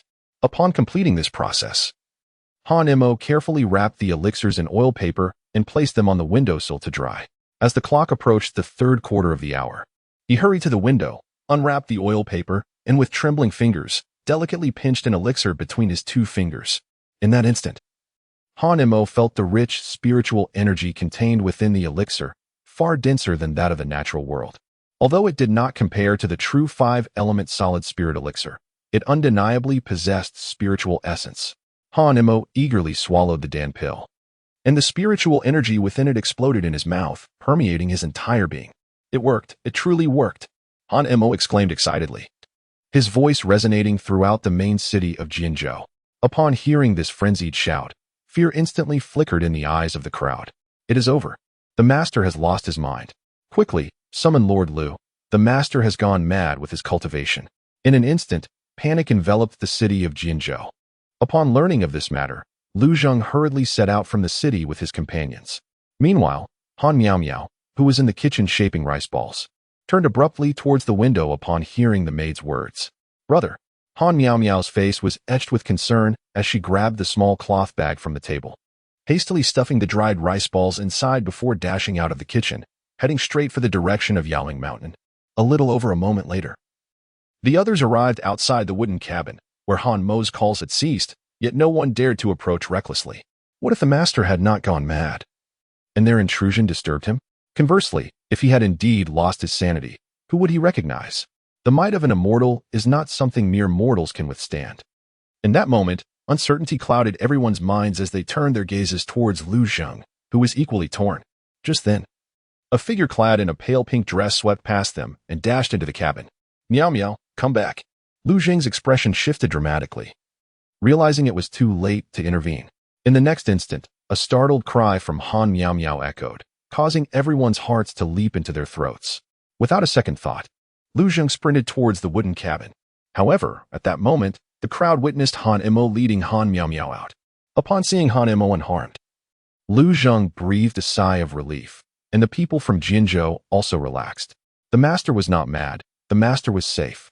Why did you shout, sir? We thought something had happened to you. Han Imo smiled gently and waved his hand, saying, It's nothing. I am simply overwhelmed with joy. Upon hearing this, Lu Jing's eyes flickered with surprise. Master, have you achieved a breakthrough and reached the 3rd level of qi refinement? He was well aware of Han Mo's circumstances and knew that Han Imo had been trapped at the 2nd level of qi refinement for 3 long years. If there had indeed been a breakthrough, it was only natural for him to feel elated. However, it was not a breakthrough in cultivation, but rather a significant advancement. Han Mo's gaze fell upon Han Meow Meow, and he softly remarked, Meow Meow is truly my lucky star. Had it not been for her, I might still be ensnared in my predicament. The crowd, upon hearing this, was immediately filled with confusion. The young lady was merely immortal. Could a mortal truly aid an immortal? Did this imply that they too might one day be of assistance to their master? Sir, what do you mean by that? Han Imo continued, Thanks to Meow Meow, an inspiration struck me last night, and I finally managed to replicate the 5-element solid spirit pill. Although its effects are minimal, it certainly represents a breakthrough. Congratulations, sir. We celebrate your achievement. Lu Jing clasped his fists and nodded, sincerely thrilled for Han Imo. While he did not comprehend the significance of the 5-element solid spirit pill, it sufficed that it was beneficial for Han Imo. His only concern was the day when the city of Jinzhou might no longer provide anything that could assist Han Imo, compelling him to leave. Lord Lu, please allow everyone to return. I prefer to engage in solitary cultivation. Lu Jing promptly dismissed the crowd, remaining behind to wait, his gaze towards Han Meow Meow, filled with affection. Over the years, he had come to regard Han Meow Meow as his own daughter. Brother, there are not many rice balls today, only 5. Han Imo said little and directly picked up the rice ball, devouring it with great enthusiasm, which greatly delighted Han Meow Meow. Meow Meow. Do you have any close friends in the city? Han Meow Meow tilted her head, resting her chin in contemplation for a moment. Yes, the eldest daughter of the Lu family. Han Wei is quite commendable. She often brings me food, and when the teacher reprimands me, Han Wei is always there to plead my case. Additionally, there is the daughter of the Qin family. Han Meow Meow spoke at length, yet most of her words revolved around the female experience. Han Imo shifted the conversation, asking, Is there not a young gentleman from any family who treats you exceptionally well? Upon hearing this, Lu Jing's eyes flickered with a hint of intrigue. He understood Han Mo's implication. Meow Meow was now 13, and in just a few years, she would be of marriageable age. Han Imo was evidently beginning to arrange a suitable match for her. After all, matters of the heart must be nurtured from the outset. However, a peculiar sensation stirred within him. It felt as though his cherished little girl might soon be taken away, and he, the venerable Lord Lu, found himself without a voice in this matter. Yet, Meow Meow remained blissfully unaware of these sentiments. She perceived only the concern of an elder brother regarding her life. The young lady pondered, frowning slightly, and with a pout, she replied, Oh, yes, Brother Ishuan from the west side of the city treats me very well. Once, when our teacher chastised me with a ruler, Brother Ishuan snatched it away, and while the teacher was asleep, he even plucked some of his beard. Han Meow Meow reminisced about the past, occasionally breaking into laughter. Upon hearing Meow Meow's repeated calls for Brother Xian Yi, Han Imo cast a complex glance at Lu Jing, who promptly clarified, the Yi Xian Meow Meow refers to as Gu Ishuan, the son of the Gu family, who has been in commerce for generations in the western part of the city. He is 2 years older than Meow Meow. At 15, he had reached the age suitable for marriage. Yet Han Imo hesitated to allow Meow Meow to enter an unfamiliar family at such a tender age. A few more years would suffice. By the time Meow Meow underwent her coming-of-age ceremony, Gu Ishuan would be 17 or 18, equipped with the ability to protect her, which would ease Han Mo's concerns about her departure. Moreover, it was imperative to evaluate Gu Ishuan thoroughly. Lu Jing noticed Han Mo's burgeoning curiosity regarding this young man and stated, the Gu family's enterprises are widespread throughout Jinzhou City. They possess the means to establish connections across various regions. Their assistance has been invaluable in maintaining our communications with Tianjing over the years. Let us pay a visit to the Gu family another day, he added. Upon hearing this, Lu Zheng's heart sank. It seemed Han Mo had taken a liking to Gu Yixuan and intended to investigate him personally. Alas, the daughter he had raised since childhood was on the verge of being sent away. Though reluctant, what could Lu Zheng say? He lamented not having fought harder to secure Miao Miao as custody. Yet, reflecting upon it, he realized he was merely an ordinary man, while Han Mo was a celestial being. Furthermore, Han Mo had shown kindness to Jianzhou City. How could he dare broach such a matter? Most importantly, Miao Miao shared a bond with Han Mo and wished only to remain by her side. By the way, I hope the celestial being can assist with one matter. Lu Zheng ventured. He then produced a roster listing all the boys aged 8 to 13 in Jinzhou City, as these children had also reached the age for spiritual root testing. In the past, they had to wait for a celestial being to pass through to conduct such tests. But how often did celestial beings traverse this way? Waiting for their return could take years, by which time the children would have missed the prime opportunity for awakening their spiritual roots, resulting in a scarcity of those who could participate in the process. Now that Han Mo resided in Jianzhou City, Lu Zheng had contemplated this request for some time before finally deciding to seek Han Mo's assistance. Upon hearing this request, Han Mo naturally did not refuse. Awakening one's spiritual roots is merely a trivial matter. It requires only a spirit testing stone, and with a touch of spiritual energy, one can discern the nature of the roots. However, as a solitary cultivator, acquiring such a stone poses certain difficulties, as it is typically possessed only by esteemed sections. It appears I must make a trip to the Baiyun Temple.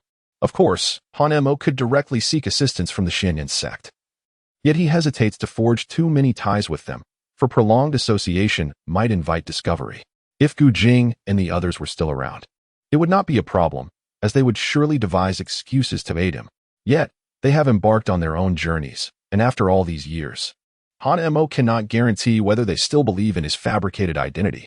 This risk is not one to be taken lightly. Lord Lu, please gather the children. Tonight, I shall escort them to Baiyun Temple. Ultimately, Han Mo resolved to proceed to Baiyun Temple. Without delay, he made the necessary arrangements, and that evening, he departed from Jinzhou City with the children whose names had been reported by Lu Zheng, traveling northward through Tianyong and Fengchuan, finally arriving at the foot of Baiyun Temple 2 months later. Indeed, had he been alone, Han Mo could have reached it in less than a month. However, the rigorous nature of the spiritual root testing warranted meticulousness. Moreover, Han Mo harbored another thought. Among these children, Gu Yixuan was included. Since Miao Miao held the deepest impression of Gu Yixuan and harbored a modicum of affection for him, it would be prudent to observe this child's character as well. Throughout these 2 months, Han Mo noted that Gu Yixuan was rather reticent, yet he exhibited keen intelligence and kindness towards his companions, often taking the initiative to cover their expenses for food and accommodation. The other children held Gu Yixuan in high esteem. Han Mo also wished to do so.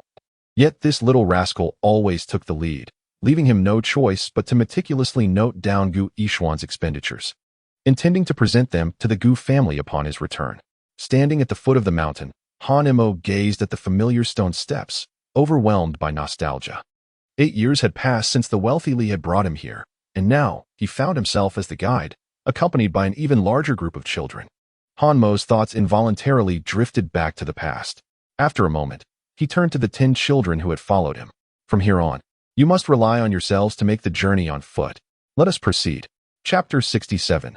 The Enigmatic Sword Tomb, the Azure Lotus Sword. It was still midday, and it was estimated that they would not reach the Cloud Stone Steps until the following day at the hour of Shin. Tonight, they would have to spend the night in the mountains. The boys and girls, being away from Jianzhou City for the first time, found everything to be incredibly enchanting. Believing that immortals resided in the mountains, their excitement heightened upon learning that the immortals would assist them in awakening their spiritual roots. On their journey, the host had mentioned that awakening their spiritual roots would enable them to cultivate and become immortals. The group quickly fell into step with Han Mo, with Han Miao Miao dashing ahead to grasp the sleeve of his garment, while Gu Yixuan remained closely at his side.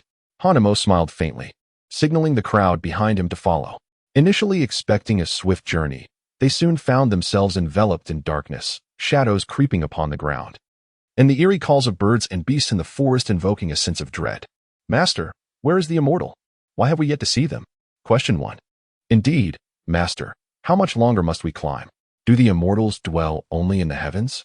The group, unable to suppress their fear, engaged Hanemo in conversation to quell their anxiety, to which he addressed each query with care. As the moon ascended high above, some children struggled to keep pace with Hanemo, resorting to crawling on all fours as they labored up the steep incline. Hanemo turned to glance at the crowd and said, "Let us rest here tonight, and we shall continue our journey at the break of dawn."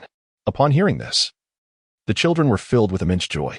Gu Yishuan promptly ventured into the woods and soon returned with an armful of firewood, clearing a space to ignite a fire. As the temperature plummeted during the night, everyone huddled together for warmth. When the flickering flames emerged, the group hurriedly approached to bask in its heat, not forgetting to express their gratitude to Gu Yishuan. Hanemo could not help but cast another glance at the child. "Yishian, come here." Gu Yishian, upon hearing Han Mo's call, hastily approached, his gaze briefly lingering on Han Miao Miao before he quickly averted it. "Master, you summoned me." Hanemo nodded. "Let me pose a question to you. If you were to remain without awakening your spiritual roots and thus be forever distant from the path of immortality, what would you do?" Gu Yishuan contemplated for a moment before responding with poise. "I would return home and endeavor to expand the family business, ensuring that the displaced find solace from hunger and cold. And if you were to awaken your spiritual roots, then I would enter the Immortal sect and establish a name for myself." Gu Yishuan replied decisively, his gaze resolute. "Have you never considered marrying and starting a family?" In the darkness of night, Gu Yishuan felt a slight flush on his cheeks. "My father has advised me that I am still quite young. It is prudent to establish a career before settling down. After all, even the head of the family has yet to marry and raise children." Hanemo was taken aback, not expecting to be outmaneuvered by Gu Yishuan. He could only manage a bittersweet smile. "You should return now, it's quite chilly. Wake everyone early tomorrow so we can continue our journey." Gu Yishuan nodded, his gaze lingering on Han Miao Miao as he walked back to the fire, glancing over his shoulder 3 times. "Brother, aren't you cold?" Hanemo shook his head. His physical prowess had transcended the mortal realm. Even in the depths of winter, he felt no chill, and the celestial tower seemed to repel the cold. "Brother, may Miao Miao join everyone?" "Of course," he replied. "You are free to make your own decisions regarding your affairs. It is so now, and it shall remain so in the future. Go ahead." Han Miao Miao nodded, seemingly understanding, and then trotted toward the group, taking a seat among the young boys and girls. "Sister Han Wei, Brother Yishuan," Miao Miao exclaimed, "this is for you. I picked these wild fruits on my way here. They are quite sweet." Gu Yishuan opened his palm and offered 2 fruits to Han Miao Miao. She glanced at them, then dashed over to Hanemo, presenting one of the fruits to Lu Hanwei beside her. The 2 girls shared their food like close sisters. And witnessing the harmonious bond among the trio, Hanemo couldn't help but feel a twinge of envy. However, that was the extent of his sentiment. The following day, Hanemo was awakened from his practice by the rustling sounds around him. Noticing that everyone was already awake, he led the group further up the mountain. After approximately 2 hours, they found themselves enveloped in the mist that shrouded the mountain, which elicited gasps of wonder from the group. "Brother, is this the place where immortals reside?" Surrounded by the clouds, the children momentarily exhibited their innate curiosity. As Hanemo prepared to guide the group through the mist, a melodious voice resonated from within, and a young boy emerged. He wore a bamboo hat and a raincoat made of brown leaves, carrying a bundle of firewood over his shoulder. In his left hand, he held a goldfish, while his right hand wielded a bamboo stick, which he waved casually, creating a gust of wind. As he drew closer, Hanemo noticed that the boy possessed sharp eyebrows and bright eyes, with a resolute face not much younger than himself. The boy, having spotted the group, expressed mild surprise. "Are you, fellow cultivator, taking these children to the Baiyun Temple for their spiritual root awakening?" Upon being addressed as a fellow cultivator, Hanemo quickly realized that this boy was also a practitioner of the mystical arts, yet he bore no discernible aura. Moreover, how did he know their purpose for being there? The boy gestured toward a nearby narrow path and explained, "You have arrived early. The Baiyun Temple's spiritual root awakening event will not take place for another half-month." Upon hearing that they had half a month to wait, Hanemo found himself in a quandary, feeling uncertain about whether to stay or leave. It was impractical to descend the mountain and wait idly, but there were no accommodations for the night. While he could manage, his primary concern was for the children. The ascent to Baiyun Temple was already arduous. If they were to climb again, it might undermine the children's confidence and inadvertently instill thoughts of giving up. At that moment, the boy pointed to a nearby path. "If you do not mind, you may stay at my humble abode until the time is right for your departure." "Thank you, fellow cultivator." Hanemo did not ponder further, and thus followed the young man's lead along with the others. May I inquire your esteemed name, fellow Taoist? The youth waved the goldfish in his hand and replied, I dare not claim an illustrious lineage. I am but Yi, with the given name Hao. Yi Hao. Han silently committed this name to memory. I am Hanemo, and I thank you for your assistance, fellow Taoist. There is no need for gratitude, Han Taoist. Yi Hao replied, My father often advises that all who ascend the mountain are guests and friends, deserving of kindness. Yi Hao's response astonished Hanemo somewhat. The inhabitants of this mountain spoke with profound wisdom, devoid of any semblance of rustic simplicity, suggesting that their status was rather remarkable. As the group followed Yi Hao, Hanemo suddenly felt a sense of familiarity with the surroundings along the path. We have arrived. Han Taoist will reside here, although it is somewhat humble. I hope you will not find it unworthy. As Hanemo focused his gaze, the sight of the familiar dwelling ignited a sudden realization within him. Everything came rushing back. 8 years ago, when the wealthy Li brought him here, they had also stayed the night in this very place. Additionally, the master of this abode, who bore the surname Yi, had referred to Li as his senior brother. The young man before him also shared the Yi surname and resided here. Surely, he must be the son of that Yi master. Hey, we have a guest. Before Hanemo could inquire about the whereabouts of the Yi master, a familiar voice resonated from within the thatched cottage. Almost immediately, a figure emerged. It was none other than the Yi master, whom he had encountered twice in the past. A wave of astonishment washed over him. After 8 years, the Yi master appeared unchanged, still embodying the vigor of youth. Hanemo bowed respectfully and greeted, Uncle Yi. The Yi family patriarch was momentarily taken aback, his gaze fixed on Hanemo, and he inhaled sharply before quickly approaching. You are the child brought by Master Li all those years ago? Indeed, Hanemo replied. Haha. The Yi patriarch clapped Hanemo on the shoulder, visibly delighted. It has been 8 years since we last met, and you have grown so tall.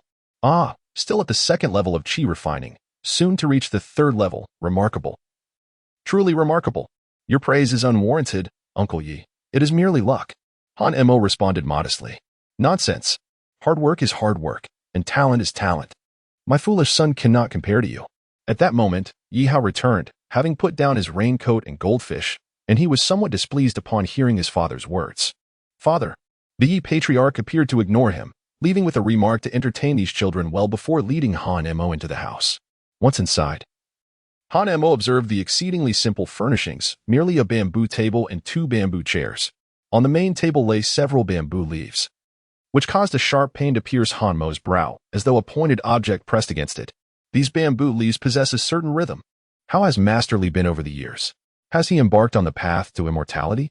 The Yi patriarch inquired with great enthusiasm. Hanemo promptly recounted all that had transpired with Master Li. Upon learning of Master Li's decision, a flicker of melancholy crossed the Yi patriarch's eyes. But it was quickly replaced by acceptance. Well, since Master Li has chosen this path, it must be that the Great Way has already determined his fate. Perhaps in the future, he will encounter opportunities that belong to him. Though he may not attain immortality, he can still find peace in this life. However, you have truly impressed me. You have already reached the threshold of the 3rd level of Qi refining, demonstrating more perseverance than my foolish son. The difference at the 3rd level of Qi refining is quite significant. As he spoke, the Yi patriarch gazed out the window. Following his line of sight, Hanemo noticed Yi Hao meditating in the courtyard, attuned to the whispers of the wind and the movements of the grass. Suddenly, Yi Hao opened his eyes, extending 2 fingers to grasp a falling bamboo leaf. With a swift motion, Yi Hao sliced through the leaf, which then flew forth and cleanly severed the scattered bamboo leaves drifting down, even piercing through a nearby dead bamboo. The children in the courtyard erupted into exclamations of surprise and delight at the spectacle. Hanmo's pupils suddenly constricted, and he was greatly astonished. Uncle Yi, your cultivation level must far surpass mine, I presume? Hanemo felt a twinge of envy towards the art of transforming leaves into swords.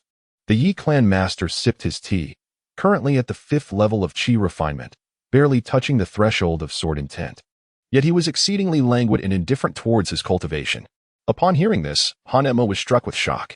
To be so languid and indifferent, yet already possessed the 5th level of Qi refinement at his age, and even brush against sword intent, while he himself was only at the 3rd level. With skills so few that they could be counted on one hand, having practiced the mountain-crushing palm for several years without significant progress. In comparison, he felt utterly inadequate. Is Brother Yi also cultivating at the White Cloud Temple? He wondered. He would occasionally attend a session or two to discuss principles with his fellow disciples, but in truth, it was merely a source of embarrassment for him, though the words conveyed dissatisfaction towards his son. Han Emo could discern the glimmer of pride and contentment in the Yi clan master's eyes. Uncle Yi, I possess a sword of uncertain material. I dare to ask for your esteemed opinion. Upon hearing this, the Yi clan master set down his tea set and replied, Oh, let me have a look. Han Mo's thoughts stirred slightly as he summoned the cold sword, which had been stored in his spatial ring for several years. Grasping it in his hand, he exuded the aura of a master swordsman, prompting the owner of the Yi surname to cast a lingering glance in his direction. Han Mo placed the cold sword on the bamboo table, and the master of the Yi family gently grasped it. In the next moment, a flash of astonishment flickered in his eyes. The sword tomb of the divine. The Qinglian sword. Was this blade in the possession of the Xianqing Taoist of the Xianjin sect? The Yi family master turned his gaze toward Han Mo, his expression peculiar. Han Mo took a deep breath and said solemnly, The Xianqing Taoist is dead. This sword was obtained from him. Chapter 68. Fundamental Swordsmanship. Immediately, Han Mo recounted the sequence of events to the master of the Yi family, marking the first occasion he divulged such details to another person. The first to learn of it was Master Li. Had it not been for Master Li's close relationship with the Yi master, Han Mo would undoubtedly have refrained from revealing the truth. Upon hearing this revelation, the Yi master was equally astonished. The manner in which the Xianqing Taoist met his demise was utterly unfathomable. In this world, there exists a mysterious, predetermined fate. With the passing of the Xianqing Taoist and the subsequent acquisition of the Qinglian sword a year later, it is evident that the sword is entwined with your destiny. Han Mo smiled wryly, acknowledging that his junior would not wield the sword, rendering it useless to keep. The master of the Yi clan smiled faintly. His palm opened as an ancient tome, weathered by time, fell into his hands. No matter, I possess a foundational sword technique. Once you have internalized it, you may then pursue the path of the sword with the celestial arts. Thank you, Uncle Yi. The Yi clan master laughed heartily, rising to pat Han Mo on the shoulder. You have addressed me as Uncle Yi, and the last time we met, you had just awakened your spiritual root. I had not prepared a gift for you, so let this foundational sword technique serve as your welcoming present. Study diligently, and do not disappoint the choice of the Azure Lotus sword. Han Mo nodded, watching the master with the surname Yi guide Yi Hao in his training in the courtyard, while he remained indoors, meticulously studying the foundational swordsmanship. At first glance, Han Mo was deeply engrossed in the profound art of the sword. The essence of swordsmanship lies in its peculiarities, swiftness, ingenuity, precision, with the most commonly employed techniques including thrusts, slashes, jabs, sweeps, flicks, breaks, cuts, chops, shaves, presses, among dozens of others. Complementing the sword techniques are various footwork styles, such as bow stance, empty step, ding step, resting step, inserting step, sitting stance, leaping step, following step, jumping step, turning flash, and knee lifts. By integrating swordsmanship with footwork, one can respond to myriad changes with unchanging principles, achieving the three key aspects of peculiarity, swiftness, and ingenuity. As for precision, it necessitates diligent practice and a comprehensive understanding to attain mastery, with relentless dedication that led him to neglect food and sleep. Han Mo immersed himself in study for 7 days, until he felt as though the world around him had dimmed, and his internal organs twisted in extreme discomfort. At which point he finally emerged from the pages of his book. A surge of hunger washed over him, reminiscent of times past when he almost succumbed to faintness. He hurried to the water barrel, gulping down several large mouthfuls of water, which provided slight relief. However, this was insufficient. Hunger demanded sustenance, for mere water would not suffice. Han Mo hurriedly retrieved some provisions from his storage ring, consuming a dozen flatbreads in rapid succession before finally experiencing a sense of fullness. I must not allow this to happen again. Han Mo felt a lingering unease, yet he was fortunate that his physique was far superior to that of an ordinary person, allowing him to endure for so many days. Had it been someone else, they would have succumbed to starvation long ago. However, even though he had commenced his journey into cultivation, it was imperative to rely on grains for sustenance during the qi refinement stage, as one could not undergo fasting until reaching the foundation establishment stage. Only then could one subsist solely on the absorption of spiritual energy from the environment. Thus, the act of establishing a foundation is of paramount importance for cultivators. Prior to achieving this stage, they often consume numerous elixirs to expel the impurities accumulated within their bodies. It is only after all impurities have been eliminated that they choose to establish their foundation. The fewer the impurities, the more favorable the outcome of the Foundation establishment, leading to significant enhancements in both consciousness and potential. This explains why even among cultivators at the same Foundation establishment stage, discrepancies in strength may still exist. Han Mo arrived in the courtyard, discovering that Gu Yishuan had gathered with other children, all of them intently watching Yi Hao practice his swordsmanship. However, in Yi Hao's hands was not a long sword, but a bamboo stick. The stick whistled through the air as it sliced, creating a palpable sense of sharpness wherever it passed. After completing a set of sword techniques, Yi Hao stood with his hands clasped behind his back, exhaling the stagnant energy from within. Han Daoyu, you have emerged from seclusion. The term emerging from seclusion is a phrase commonly used in the cultivation world. It refers to the practice of cultivators who, upon encountering a bottleneck, choose to enter a period of intensive training until they successfully break through, at which point they reappear before the world. Some cultivators may enter seclusion for as short as 3 to 5 days, while others may remain for months or even years. The higher one's cultivation, the longer the seclusion can last, with some even retreating for decades or centuries. Where has your father gone? With a swift motion, Yi Hao tossed the bamboo stick, which struck a nearby post with a crisp sound. My father left for Baiyin Temple a few days ago. He should be returning soon. As they spoke, a gentle breeze swept through the mountain, carrying with it a faint yet sharp aura that Han Mo could sense. Suddenly, Yi Hao moved, swiftly gripping the bamboo stick and swinging it forcefully forward. Slash, one of the sword techniques. The term slash flashed in Han Mo's mind. Clang. The sound of metal clashing echoed as Yi Hao was sent flying back, the bamboo stick splintering in his grasp. Father, you truly lack restraint. As the words fell, a figure descended gracefully from the sky. It was the head of the Yi family. Upon reaching Han Mo, the head of the Yi family displayed a flicker of surprise in his eyes, followed by a look of anger directed at Yi Hao. Did I not instruct you to practice diligently while I was away? How have you conducted yourself? If your swordsmanship progresses so slowly, perhaps you should remain at Baiyin Temple and squander your life away. Father, I have been trying my utmost, yet it seems I have hit a bottleneck in my swordsmanship. Foolishness. If your swordsmanship is not advancing, have you considered that perhaps the issue lies within your own foundation? Han Xianzi is nearly catching up to you. These words from the head of the Yi family astonished both Han Mo and Yi Hao. Yi Hao was clearly skeptical, having sensed no trace of sword aura from Han Mo. Meanwhile, Han Mo was utterly perplexed. He had never truly wielded a sword, having merely learned the basics. To reach Yi Hao's level seemed an unattainable dream. Uncle Yi is using him to spur Yi Hao's motivation. Yi Hao, clearly unconvinced, stepped forward. Father, you are mistaken. Han Daoyu clearly lacks any sword aura. Would you dare to compare yourself to Han Xianzi? At this, Han Mo turned sharply to the head of the Yi family, hastily declining, Uncle Yi, please do not jest. I am but a novice. Although he had mentally rehearsed the foundational sword techniques countless times in the past few days, he had never practiced them in reality, rendering him as inexperienced as one who had never touched a sword. However, the master of the Yi family stepped forward, placing his palm upon Han Mo. In that fleeting moment, a series of techniques that Han Mo had practiced while reading over the past few days suddenly surfaced in his mind. As Han Mo's thoughts stirred, in the next instant, a long sword materialized in his hand. Instantly, an overwhelming chill surged from the soles of his feet. Yi Hao's eyes widened in disbelief as he gazed at Han Mo, rendered momentarily speechless. Uncle Yi, what is happening? The Yi family patriarch replied solemnly. I have awakened the sword intent within you using my own. Consider it a test of your progress over these past few days. Upon hearing this, Han Mo no longer hesitated. Having a mentor was far superior to solitary practice.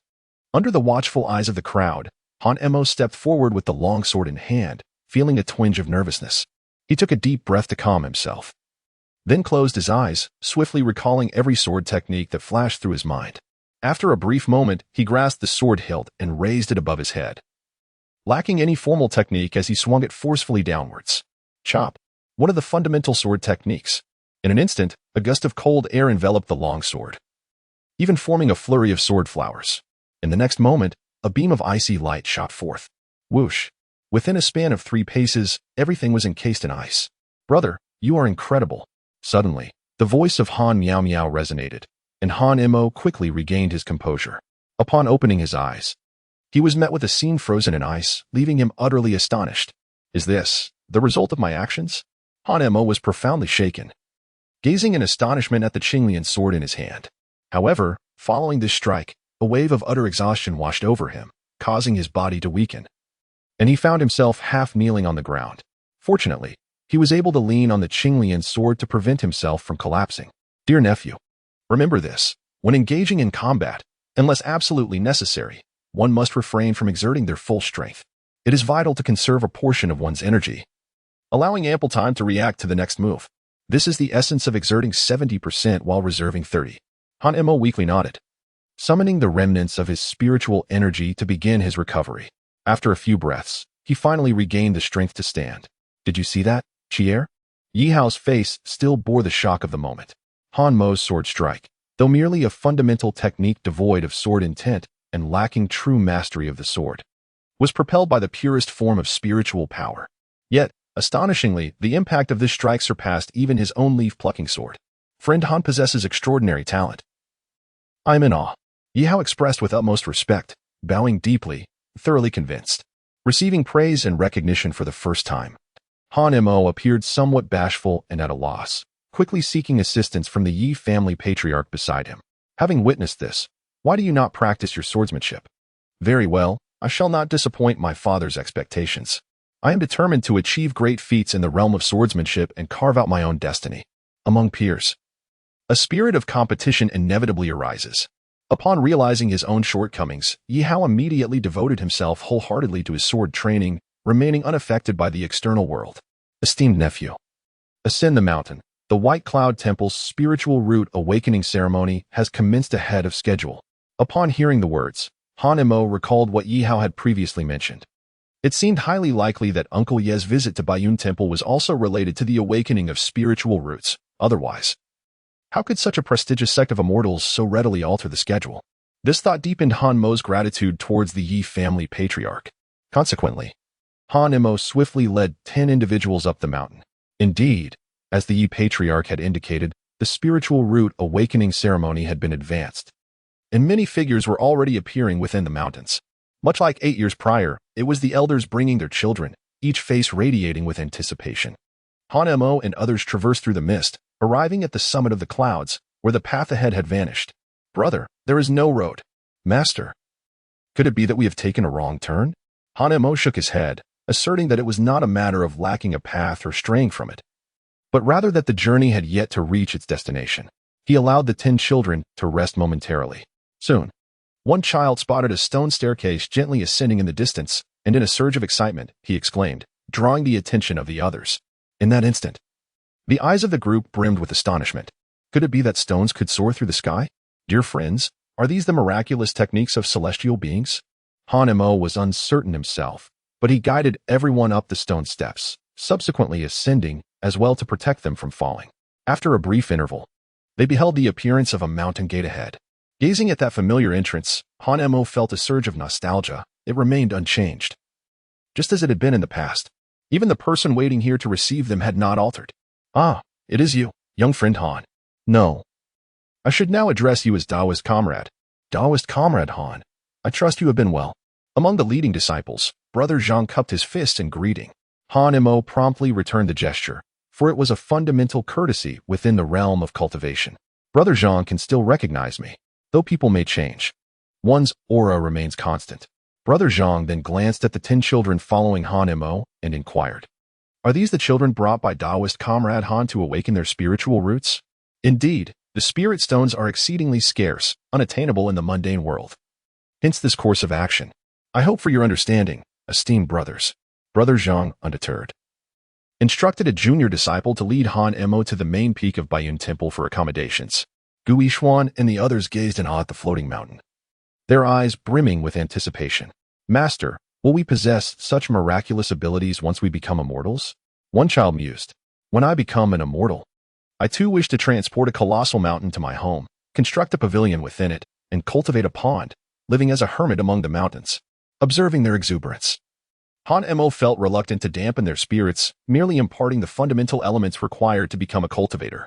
Upon learning that awakening their spiritual roots was essential for becoming immortals, the children grew somewhat anxious. After all, without spiritual roots, the dream of immortality would dissolve into mere illusions. After settling the children, Han Mo thought to visit the old immortal who had awakened his own spiritual roots. He navigated through Baiyun Temple, guided by his memories. The scenery here was exquisite. with waterfalls cascading like a tear in the sky, as if heavenly waters were descending to the mortal realm. Upon closer inspection, Han-mo realized that it was not celestial water, but rather pure springs flowing from the peaks hidden within the clouds. In these springs, he could even sense the fluctuations of the natural spiritual energy, which astonished him.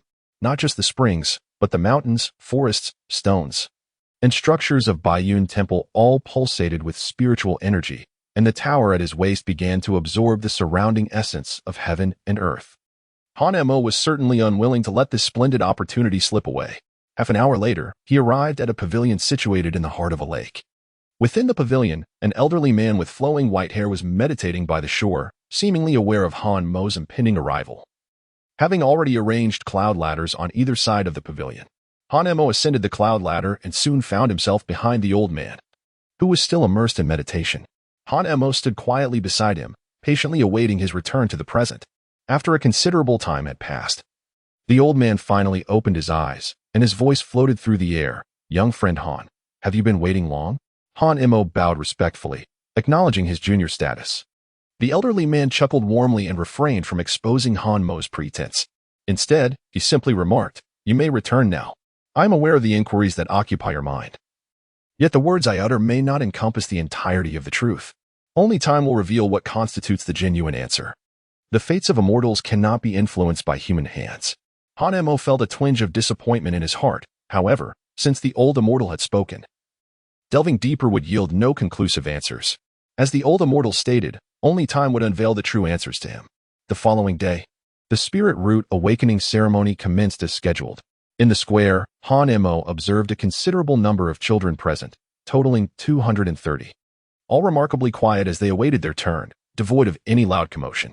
Meanwhile, the parents of these children engaged in lively discussions, each boasting about their offspring's innate brilliance, confidently asserting that their children would awaken their spirit roots and ascend to become cultivators. In that moment, a competitive air hung thick, and had it not been for the fear of incurring the wrath of the White Cloud sect's steward, a conflict might have erupted. After a brief interval, the figure of the old immortal gradually materialized in the square. With his arrival, a hush fell over the crowd, as everyone feared provoking the old immortal and jeopardizing their children's chances of awakening their spirit roots. At that moment, Brother Zhang stepped forward with a roster in hand to announce the names. A total of 23 children from Fengchuan City were called forth.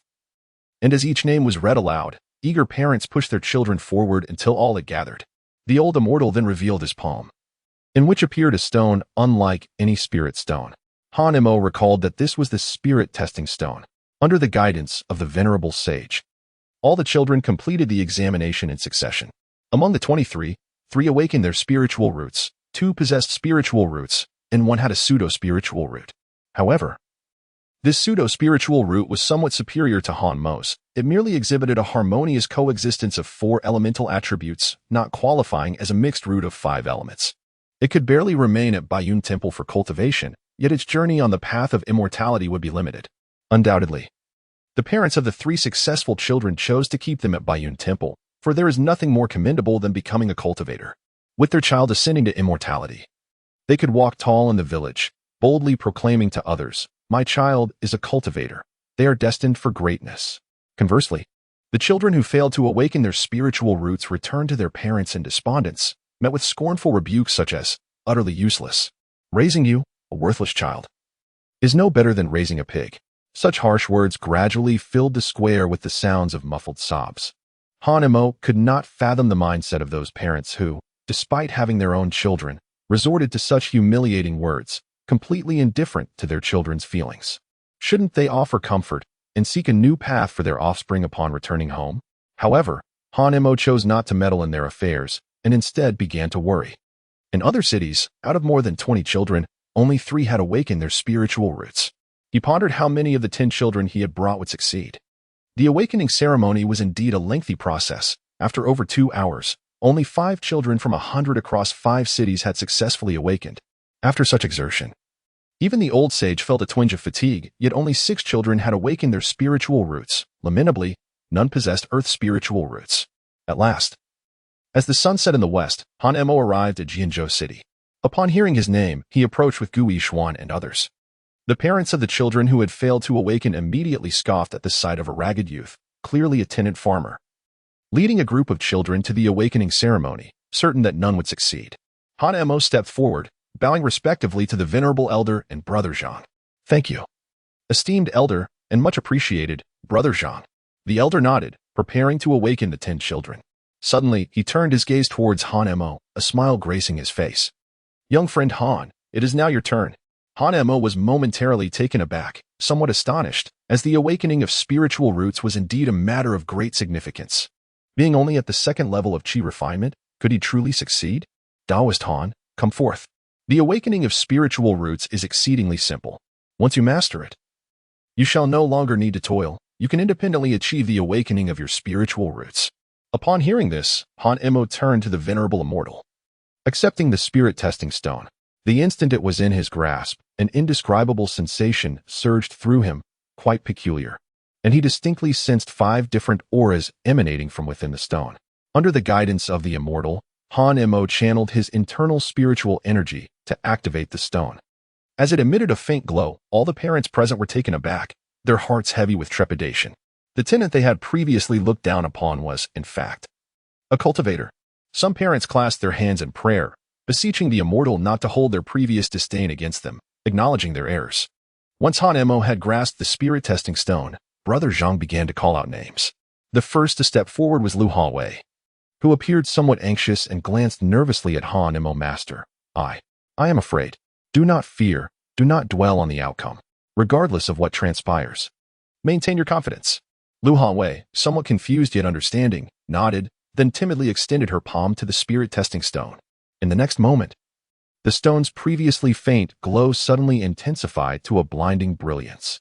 Taoist Han, behold, the stone has released 2 distinct beams of light, signifying that this child possesses 2 spiritual roots, specifically earth spiritual roots. Furthermore, the radiance is exceedingly bright, indicating the purity of each root. As he spoke, Brother Zhang abruptly halted, his recording hand freezing in place, his gaze fixated on the stone, his countenance alight with elation. Earth's spiritual roots. Indeed, they are Earth's spiritual roots. Master, this child possesses Earth's spiritual roots. Brother Zhang's exclamation drew the attention of everyone present. Lu Hanwei, unaware of the significance of Earth's spiritual roots, felt shy under the scrutiny, fearing she appeared foolish. The Immortal's expression remained unperturbed, merely nodding for Brother Zhang to document the findings. Han Mo, too, was astonished. He had not anticipated that Lu Hanwei would awaken Earth's spiritual roots, second only to Heaven's spiritual roots. It could be said that Lu Hanwei would undoubtedly traverse far along the path of cultivation, and her name would echo throughout the realm, celebrated by future generations. Master, have I failed? Han Mo smiled faintly, her voice tinged with excitement. Hanwei, you have succeeded, remarkably so. From now on, you shall embark on the path of cultivation. Upon hearing this news, Lu Hanwei's eyes widened in astonishment as she gazed at Han Mo. Is that truly the case, Master? Thank you, Master. Han Mo gestured. And Lu Hanwei, her small face brimming with excitement, stood behind him in anticipation. Han Mo proceeded to awaken the remaining children, but regrettably, the next 7 failed to awaken successfully. Only Gu Yixuan and Miao Miao remained. This realization caused Han Mo to feel a pang of anxiety. Could it be that out of 10, only Hanwei possessed the potential for awakening her spiritual roots? However, recalling that in other cities only 2 or 3 out of more than 20 had succeeded, Han Mo suddenly felt that the situation was not so dire after all. Yixuan, you go first. Gu Yixuan nodded, boldly extending his hand to begin the test. Yet, the spirit stone showed no reaction, and even its faint glow dimmed. After such prolonged observation, Gu Yixuan had a rough understanding of what this meant. Reluctant to accept the truth, he placed both hands on the spirit stone, but still, no fluctuations were elicited. Gu Yixuan, no spiritual root. Upon Brother Zhang's announcement, Gu Yixuan finally relinquished hope, his expression despondent as he stepped aside to wait. Noticing the change in Gu Yixuan, Miao Miao was about to approach him to offer comfort when she suddenly heard Han Mo's voice. Miao Miao, you should give it a try too. Han Miao Miao hurriedly approached the spirit testing stone and placed her hand upon it. 1 beam, 2 beams, 3 beams. As the 3 rays of light emanated, Han Miao Miao activated the 3 luminous strands, signifying her spiritual roots. Han Mo revealed the outcome, his expression somewhat intricate. Miao Miao had awakened her spiritual root, and it was a human spiritual root, which would undoubtedly lead to her recruitment by Bayun Temple. However, Hanemo was acutely aware of the perils within the realm of immortality, and he did not wish for Miao Miao to become ensnared in its depths. Hanemo only wishes for Miao Miao to live a peaceful life. Young Han, although this child is not of your blood, there exists a karmic connection between you. An unbreakable law of nature. Even if you prevent this child from participating today, in the future, she will inevitably awaken her spiritual roots due to certain karmic ties. You cannot halt this destiny. A voice resonated within Han Mo's mind, startling him as he gazed at the old immortal, who merely nodded slightly without uttering a word. In that instant, Han Mo comprehended the depth of the old immortal's words. Miao Miao, you are more capable than your brother. You will undoubtedly become an extraordinary immortal in the future. Brother Zhang closed the roster and addressed the crowd. The awakening ceremony has concluded. Those who have not awakened their spiritual roots may descend the mountain. The temple has arranged carriages to escort you home. At that moment, Gu Yishuan suddenly rushed forward, kneeling before Brother Zhang and repeatedly bowing. Immortal, I wish to stay. I wish to stay. Please, allow me to remain and learn martial arts. Chapter 70, A Century of Agreement. Gu Yishuan's unexpected plea left Han Mo and the others in astonishment. Yet, disregarding the surrounding gazes, Gu Yishuan continued to kneel, bowing fervently. Brother Zhang furrowed his brow and glanced at the old immortal beside him. Master Ancestor, this. The old immortal waved his hand and spoke solemnly. All things must follow the natural order.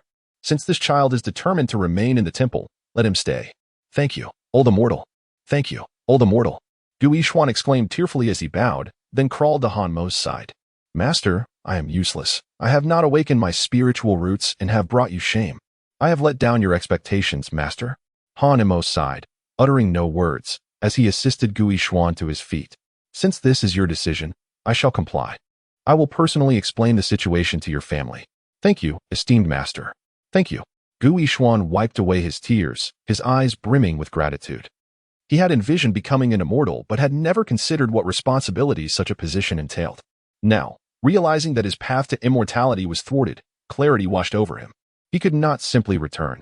Having ventured forth, he resolved to acquire knowledge and skills, so that one day, upon his return home, he would bring pride to his family and community. As the awakening ceremony concluded, parents began to escort their children away. Some of the children wished to remain and pursue martial arts, but their parents staunchly opposed. The expenses of martial training were exorbitant, requiring not only lavish meals to ensure robust health but also additional funds for weapons and martial arts manuals. They were common tenant farmers, toiling for generations, barely saving a few coins each year. There was simply no surplus to invest in martial pursuits. Conversely, the path of cultivation was different. Those who could cultivate were often supported by immortal sects, whether through magic or spiritual stone sections.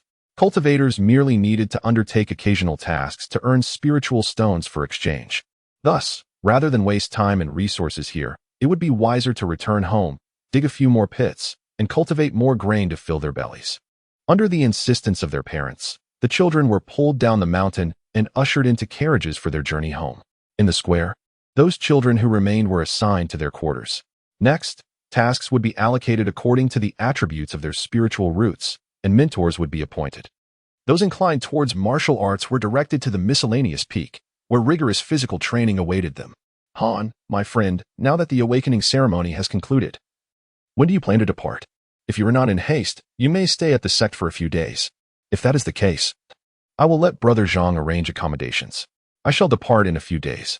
Han Mo chose to stay primarily because it was Miao Miao's first time leaving home. He wished to witness her fully settle down before departing. Brother Zhang waved his hand, indicating that Han Mo could wander freely within the temple.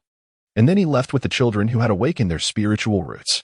Once everyone had departed, the old immortal suddenly called out to Han Mo, young friend Han. Would you care to take a stroll with me? Upon hearing this, Han Mo felt a wave of astonishment wash over him. How could he possibly refuse the sudden stroke of fortune that had befallen him? The other disciples in the temple spoke of the old immortal as a formidable cultivator of the foundation establishment stage. Gaining insights into the world of cultivation from such a master could only benefit him. However, as they walked, the old immortal remained silent, leading Han Mo to a mountain peak, half of which was shrouded in mist. Before reaching the summit, Han Mo bent down to gaze below, where the entire Bayun Temple came into view, a truly magnificent sight. This must be the main peak of Bayun Temple, typically reserved for the sect leader. The disciples had previously referred to the old Immortal as their ancestral master, indicating his esteemed status. At that moment, the old Immortal suddenly spoke. Bayun Temple comprises 49 peaks, each named after its respective peak master. The place we stand upon is known as Zhengyang Peak, and the world knows me as Zhengyang Daoist. Junior pays respects to Senior Zhengyang. Han Emo responded. Zhengyang Daoist waved his hand dismissively, showing little concern for the formal address, and continued to guide Han Emo up the stone steps.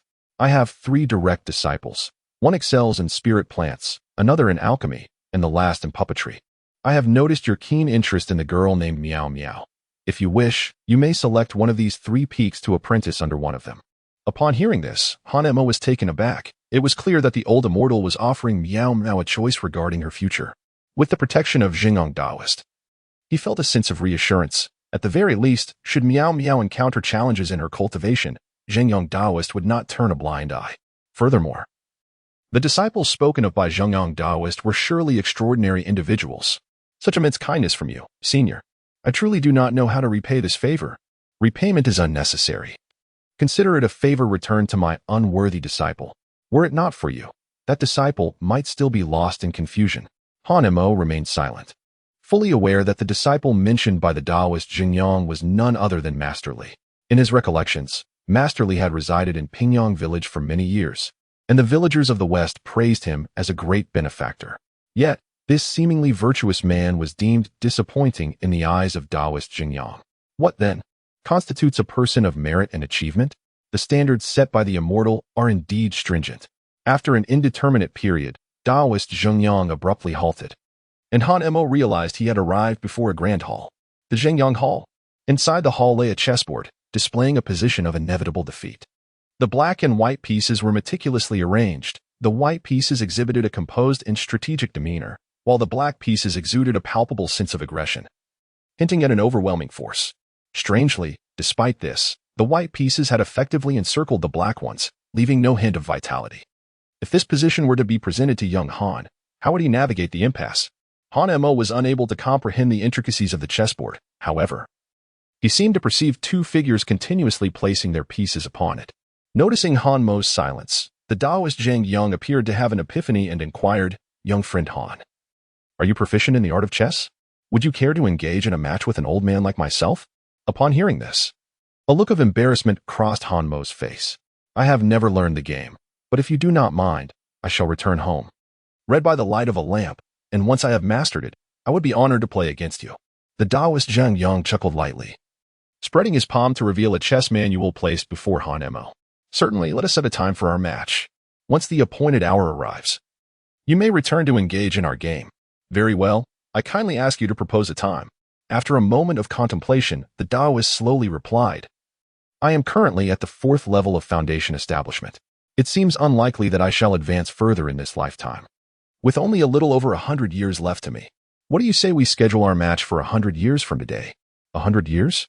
Han Emo was suddenly taken aback. He understood that those who practiced immortal cultivation enjoyed lifespans far exceeding that of ordinary individuals. However, this longevity was intrinsically linked to one's cultivation level. The higher the cultivation, the longer the life. Yet, possessing merely a pseudo-spiritual root, his progress would likely be slow, granting him perhaps an additional 20 years at most. Could he truly expect to live beyond a century? Han Emo felt a sense of uncertainty within his heart. However, having made a solemn promise, he resolved to accept it, even if it required considerable fortitude. He took the game record and declared, "Very well. I shall certainly come on this day 100 years hence." The Taoist of Xingyang offered no further words, merely presenting Han Emo with a map marked with the locations of the various peaks. Immediately, Han Emo comprehended the implication of the Taoist gesture. He placed the game record into his storage ring and subsequently departed from Zhengyang Peak. Han Emo approached the foot of Zhengyang Peak and cast a glance at the marked location on the map. The nearest point was Danyang Peak, so he resolved to explore it first. After approximately half an hour, Han Emo caught sight of a mountain peak shrouded in swirling mist. At the foot of the mountain, he recognized a familiar figure. The figure was holding an alchemical furnace and was pouring the dregs from it onto the ground. "Chindayo, are you a disciple of Danyang Peak?" Han Emo inquired, surprised. Apart from his interactions with senior brother Zhang, He had the most contact with this Chen Daoyu, Chun Ming. He never expected Chen to be a disciple of Danyang Peak. Han Daoyu, you have finally arrived. The master ancestor has instructed the master to await you in the Danyang Hall. Chun Ming replied, preparing to lead Han Mo up Danyang Peak. However, as they passed by a heap of discarded dregs at the foot of the mountain, Han Mo suddenly halted, his gaze fixated on the remnants of the medicinal materials, which still held traces of spiritual energy. Chen Daoyu, what spiritual herbs were used to produce these dregs? He asked. A flicker of disappointment crossed Chen Ming's eyes. Our master has tasked us with refining the P1 pill, but it is exceedingly difficult. One must at least be a second-tier alchemist to succeed. I have only just advanced to the second tier, and my control over the flames is still lacking. This has led to a series of failures. Han Mo fixed his gaze upon the remnants of spiritual energy left in the medicinal dregs, pondering the potential for success. Friendship. Are these the discarded remnants from the refining of the Peiyuan Dan? Are they of no further use? Indeed, they are merely the byproducts of Peiyuan Dan, and thus, they are considered waste. Chen Ming responded without much thought. However, Han Mo was stirred with excitement. Although these remnants held no value here, in the mundane world, they could be regarded as priceless treasures, especially as they were the spiritual herbs used in the refinement of Peiyuan Dan. If he could take them back and conduct research, he might even replicate an improved variant of the 5-element solidifying spirit pill. Even though he had cultivated numerous medicinal herbs, their maturation required considerable time, and there would inevitably come a day when sustainability would wane. However, with these medicinal dregs in hand, he might save himself a significant amount of time. Friend Chen, may I take these remnants with me? Chen Ming was taken aback by this request. After all, they were merely waste. What could Han Daoist possibly gain from them? Nevertheless, if Han Daoist wished to take them, he was free to do so. Without hesitation, Han Mo collected the towering heaps of dregs into his storage ring. Are there more at Danyang Peak? I want them all. Chen Ming waved his hand. There is still plenty left. It has yet to be cleared away. Please, follow me. Han Daoist.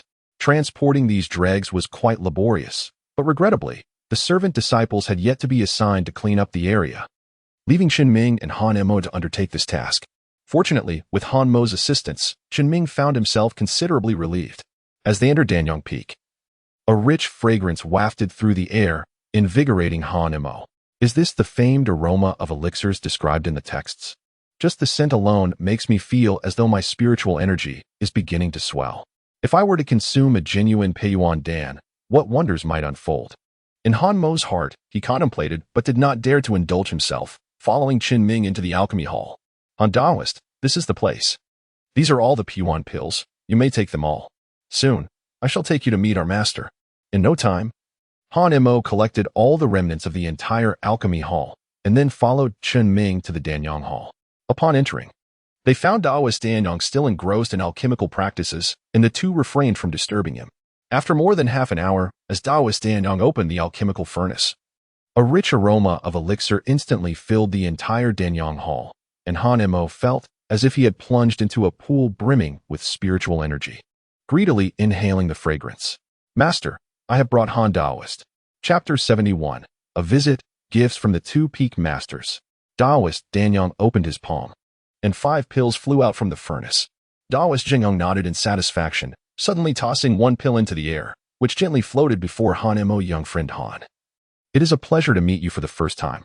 Pray, take a look at what this pill is. Han Mo did not reach out to catch it. Instead, he meticulously sensed the aura emanating from the elixir. As the fragrant essence filled his senses, he felt his blood begin to boil within him. His mind raced to recall his knowledge of medicinal pills, recognizing that this particular elixir possessed the ability to invigorate physical prowess and enhance vitality, thereby temporarily augmenting one's strength. However, despite his diligent search, he could not uncover the true name of this pill within his memories. Only the name Anger Pill surfaced. Yet there remained a significant distinction between the two. After a brief moment, Han Mo sighed, acknowledging his inadequacy in alchemy, disappointing Daoist Danyang. Daoist Danyang smiled faintly, choosing not to elaborate further, his gaze laden with meaning as he looked at Han Mo once again. What does Daoist Han think about allowing your younger sister to become my disciple? Han Mo felt a sudden astonishment he had merely come to observe, never anticipating that the esteemed Danyang Daoist would proactively propose such a notion, as if Miao Miao had become an in-demand prodigy. Nevertheless, it is essential to respect Miao Miao's choices. Senior, One must never impose. I cannot make decisions on Miao Miao's behalf. Perhaps it would be best to leave the decision to her? Ha ha ha, you clever little rascal. The Danyang Taoist laughed heartily. Very well, I shall not press the matter. Upon your return, simply convey my message to the child. I shall await her here at Danong Peak. Go now. My fellow disciples are all waiting for you at their respective main peaks. Han Mo clasped his hands in a gesture of respect and was about to take his leave when suddenly he recalled something and turned back. Do you have any other questions, my young friend? Han Mo nodded and retrieved some medicinal residue from his storage ring. After a moment of hesitation, he inquired, Senior, I have an unreasonable request. No need to elaborate. I am already aware of your thoughts, the Danyang Taoist interjected, gesturing for Han Mo to refrain from continuing. He then added, if you truly require it, I can provide you with the medicinal residue from Danong Peak each year. You need only leave behind a storage ring, and I shall inscribe the usage instructions upon it. Naturally, if you seek superior elixirs, you must purchase them with spirit stones and make your way to Lingji Peak. My disciples at Danyang Peak are subject to the same conditions, and there will be no preferential treatment. Upon hearing this, Han Mo was filled with exuberance and profound gratitude for the Danong Taoist. Thank you, Senior. Your generosity is immensely appreciated. Should you ever require my assistance, I shall undoubtedly respond without hesitation. After departing from Danong Peak, Han Mo consulted a map to ascertain his direction. His next destination was Lingji Peak. Approximately an hour later, as dusk approached, Han Mo arrived at the foot of Lingji Peak. He was nearly overwhelmed by the rich spiritual energy that surged towards him, leaving him utterly astonished. The spiritual aura of Lingji Peak was even more potent than that of Bayan Temple. Truly, it was a place abundant with spiritual herbs, where every flower, blade of grass, and tree nurtured the essence of heaven and earth. To take even a single item from here would be to acquire a priceless treasure. Han Mo took a deep breath and then stepped onto Lingji Peak. As he traversed the path, he noticed the absence of disciples entering or exiting, rendering the entire Lingji Peak remarkably tranquil, which left him questioning whether he had taken a wrong turn. After a considerable duration, Han Mo arrived at a spiritual field, where he finally spotted a cultivator clad in a raincoat, diligently tending to each spirit herb with great care. Upon closer inspection, he observed that every section of the spiritual field was abundant with a particular type of spirit herb, leaving Han Mo awestruck. In the mundane world, one would be fortunate to find a handful of such herbs after traversing countless mountains and rivers. Yet, within the realm of the celestial sect, spirit herbs were as plentiful as grains of rice scattered across the land. This revelation ignited an impulsive desire within Han Mo to join the celestial sect, as it would grant him access to an inexhaustible supply of 5-element solid spirit pills. However, he recalled the words of Taoist Danyang, who had mentioned that spirit herbs needed to be purchased with spirit stones, of which he possessed a mere single stone. This solitary stone had been procured from the world of the Immortal Tower, and he had been reluctant to part with it, with his finances sounding alarmingly hollow. How could he acquire more spirit herbs? Moreover, he still had a considerable amount of money in the mundane realm. Although the efficacy of traditional Chinese medicine was somewhat inferior, that money could sustain him for quite some time. Han Mo dismissed all distractions and entered the spirit field. Upon his arrival, he noticed the area surrounding the field was cluttered with spirit herbs that were on the verge of losing their vitality. The disciples within the spirit field, upon seeing Han Mo, were filled with curiosity, mistaking him for a menial disciple sent from the servant peak. Junior brother, swiftly dispose of these lifeless spirit herbs. We must not delay the harvest of the next batch. Upon hearing this, Han Mo was astonished, such a fortunate occurrence. Although these spiritual herbs had lost their vitality, they still emanated a pulse of spiritual energy. To simply discard them? What a tremendous waste that would be. Han Mo swiftly gathered all the spiritual herbs from the field beside him into his storage ring, intending to plant them in the Immortal Tower world, hoping to salvage some of them. The junior from the servant peak worked quite efficiently this time, indeed. Well done. Haha. It seems that the servant peak has recruited quite a number of disciples this time. As the others engaged in casual conversation, a graceful figure suddenly soared from the distance. Clad in a flowing azure gown, her trailing ribbons fluttering like a celestial being, the woman alighted beside the spiritual field, hands on her hips, and then raised her delicate finger to gesture at the crowd, admonishing them for their idle chatter. The disciples from Danyang Peak have arrived. Do not delay in preparing the spiritual herbs for them, lest we hinder Danyang Peak's refinement of the blood fury pill. Understood, Peak Master. The disciples in the spiritual field hastily crouched down to continue harvesting the ripened spiritual herbs upon seeing her arrival. At that moment, the woman turned her gaze to Han Emo. Are you the Han Emo summoned by the master? Younger disciple pays respects to the Lingxiu Taoist. Han Emo replied with a respectful nod. Very well. Let Han Miao Miao come directly to my spiritual plant peak, and I shall overlook your unauthorized collection of spiritual herbs. Upon hearing this, Han Mo's expression abruptly changed.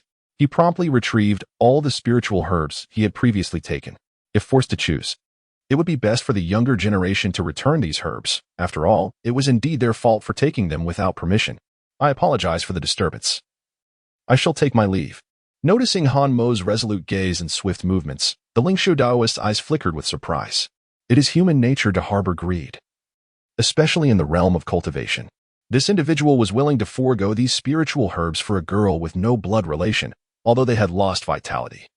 Remnants of spiritual energy remained.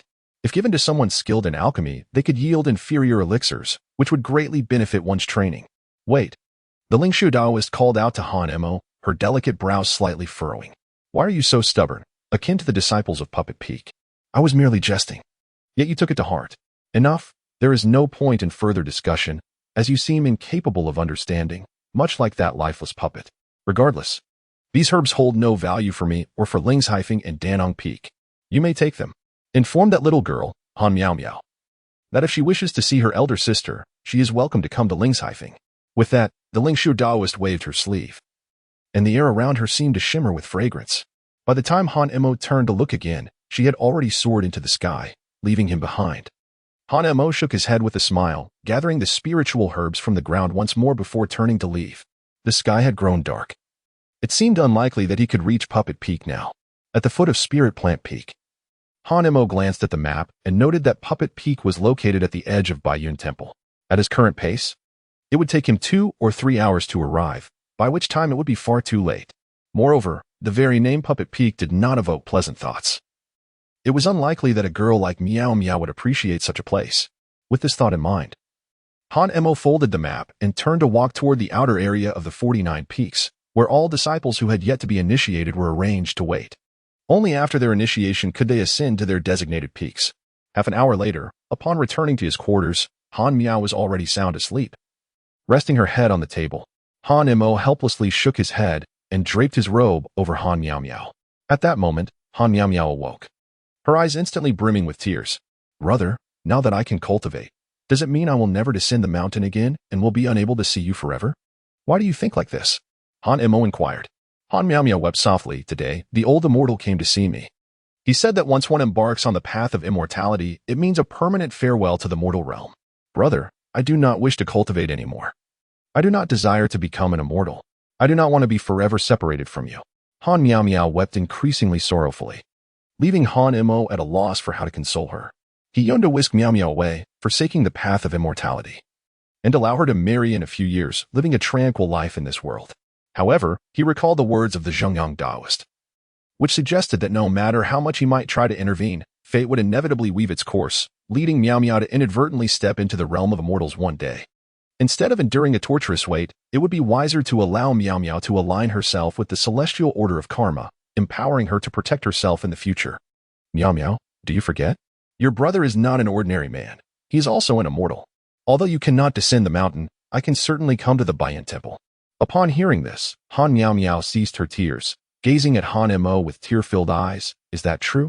Han Emo nodded, affirming that his brother was truthful. Miao Miao, do you still remember the stone I gave you? Indeed, I have kept it with me always.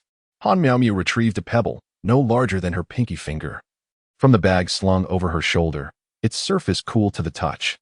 Her brother had once told her that as long as the stone bloomed and as long as Miao Miao wished to see him, he would appear.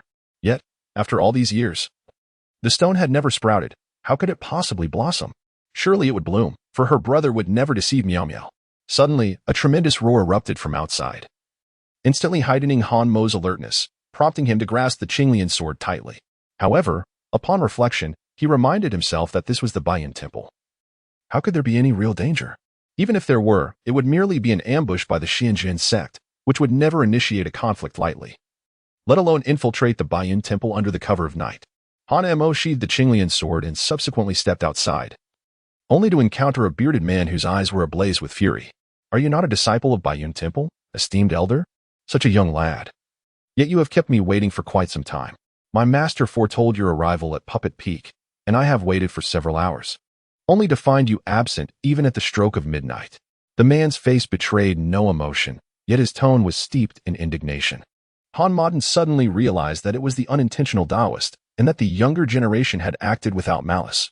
It was merely due to the late hour that they could not ascend the Puppet Peak.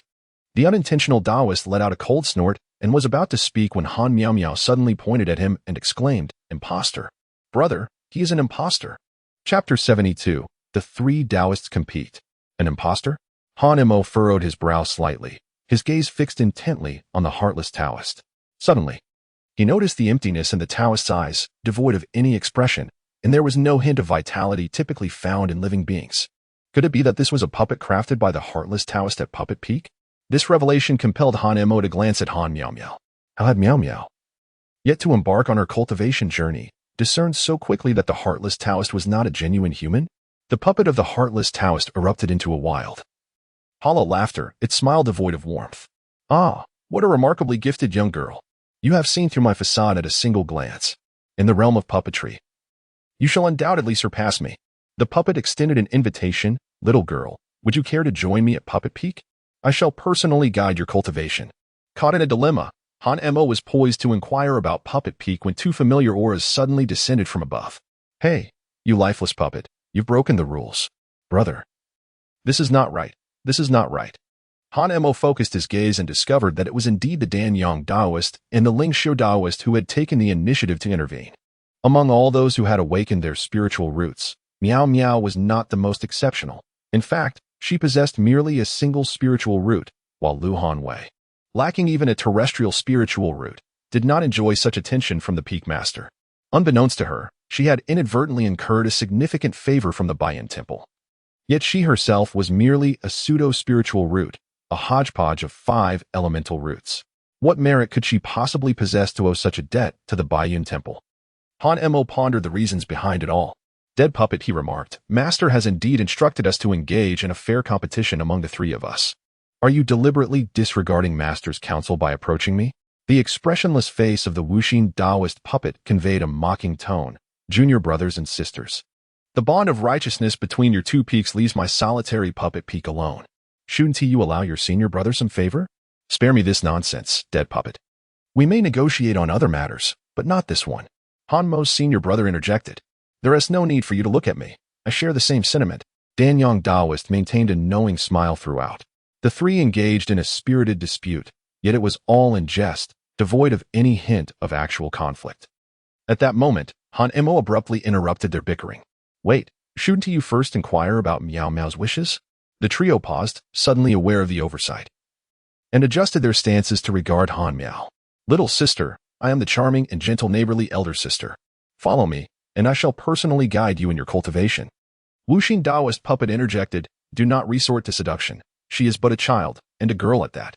"Miao Miao, I can generously provide you with a yuan cultivation pill each month, propelling your progress ahead of all others.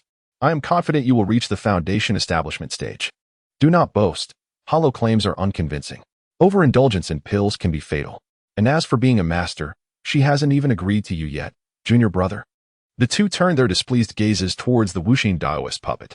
"Then you take over." The Wuxin Taoist puppet stepped forward. "Little girl, I have perfected the art of puppet manipulation, indistinguishable from a real person. Others cannot discern the difference, and I possess 60% of my true self-strength. Once you enhance your cultivation, you will command a formidable team, invincible and unassailable. The art of puppetry requires no accumulation of pills, no nurturing of spiritual herbs, and certainly no monetary expenditure. All puppets can be crafted by your own hands." Upon hearing these words from the Wuxin Taoist puppet, Danyang Taoist and Lingxiu Taoist exchanged anxious glances. "Brother, what should I do?" Han Miao Miao found herself at a loss regarding her choice. So she sought assistance from Han Mo, who stood beside her. Han Mo softly said, "Do you still remember what I told you? You must make your own decisions regarding your life. This is true now and will remain so in the future. Choose what you love and pursue it. No one will blame you for your choices." Han Miao Miao timidly nodded, her gaze shifting towards the three individuals, her expression tense.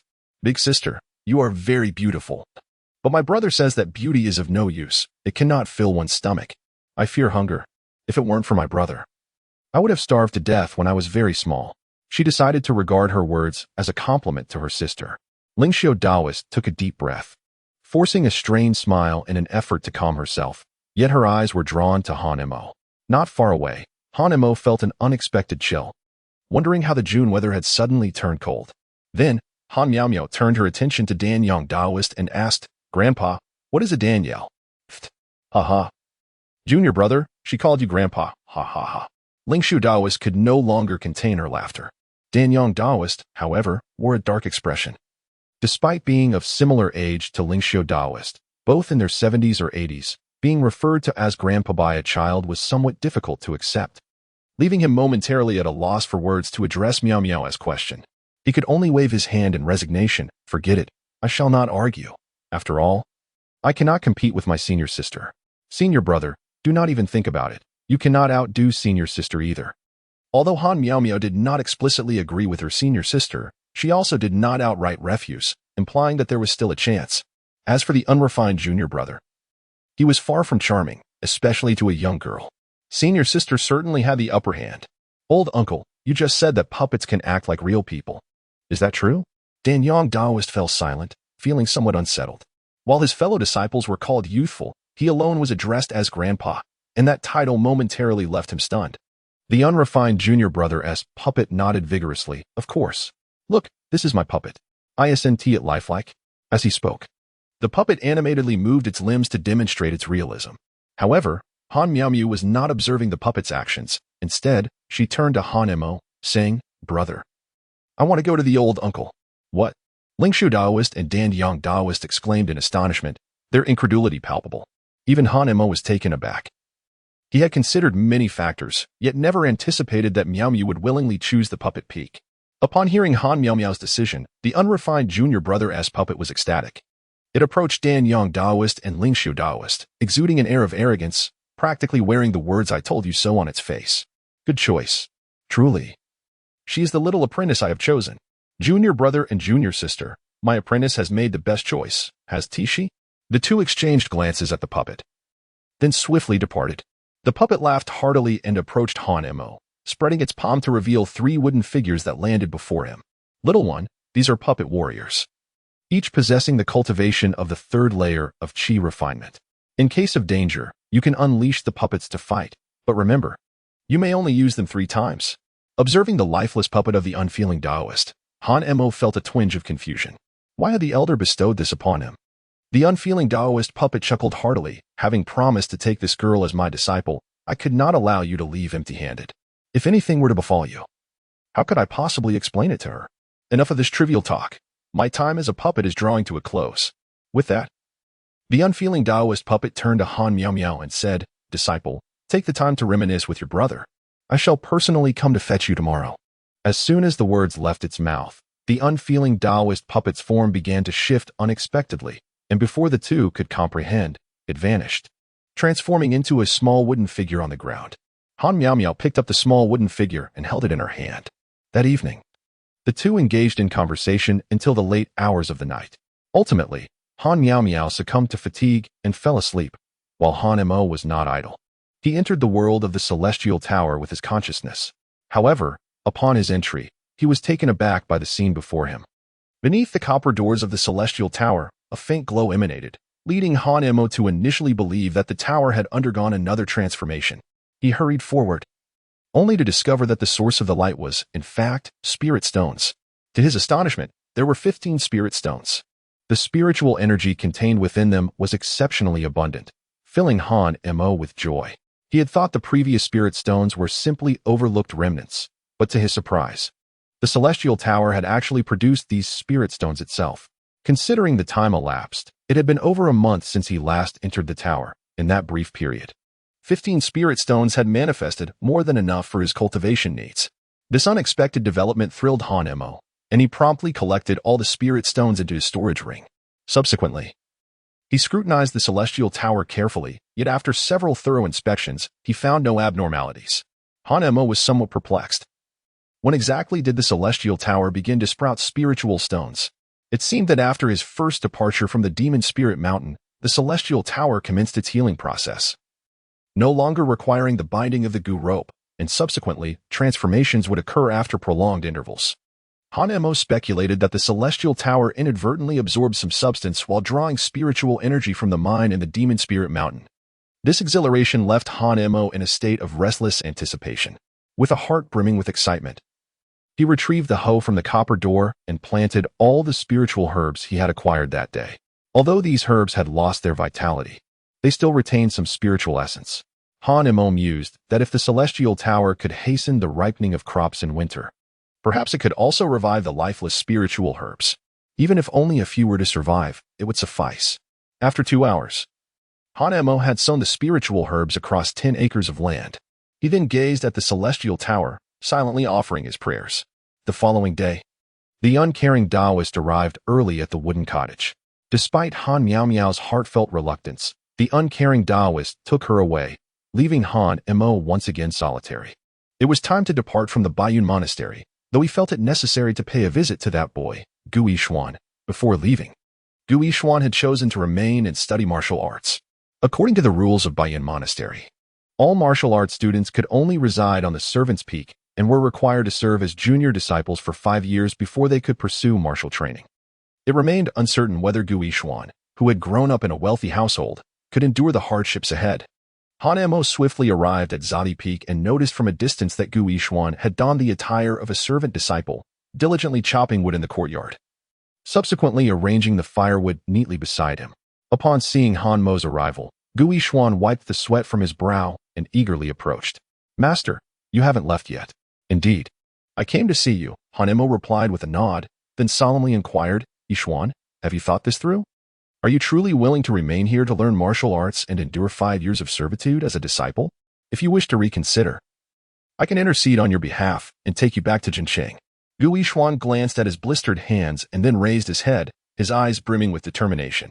"Master, I have made up my mind. I will stay here to learn martial arts, to fight bravely on the battlefield in the future, earn my merits, and return in triumph." "Very well. I respect your choice.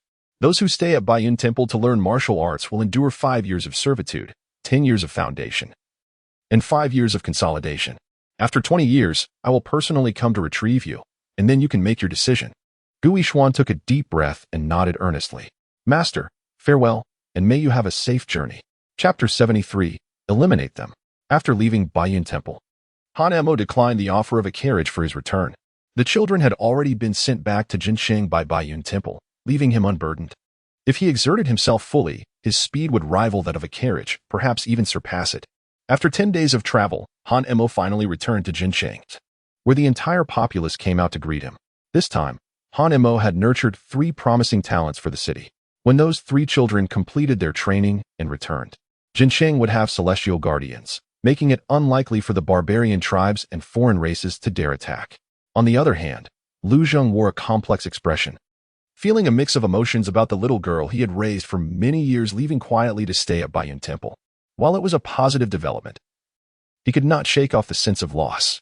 Nevertheless, everything needed to return to normalcy. Reports from the Eastern Territory soldiers indicated that the Sea tribes seemed to be mobilizing, which compelled Lu Zheng to be on guard. Should the Sea tribes launch a surprise attack, Jincheng would undoubtedly suffer immense devastation. "Mr. Han, not long ago, someone from Xianjian's sect went to Yaling Mountain."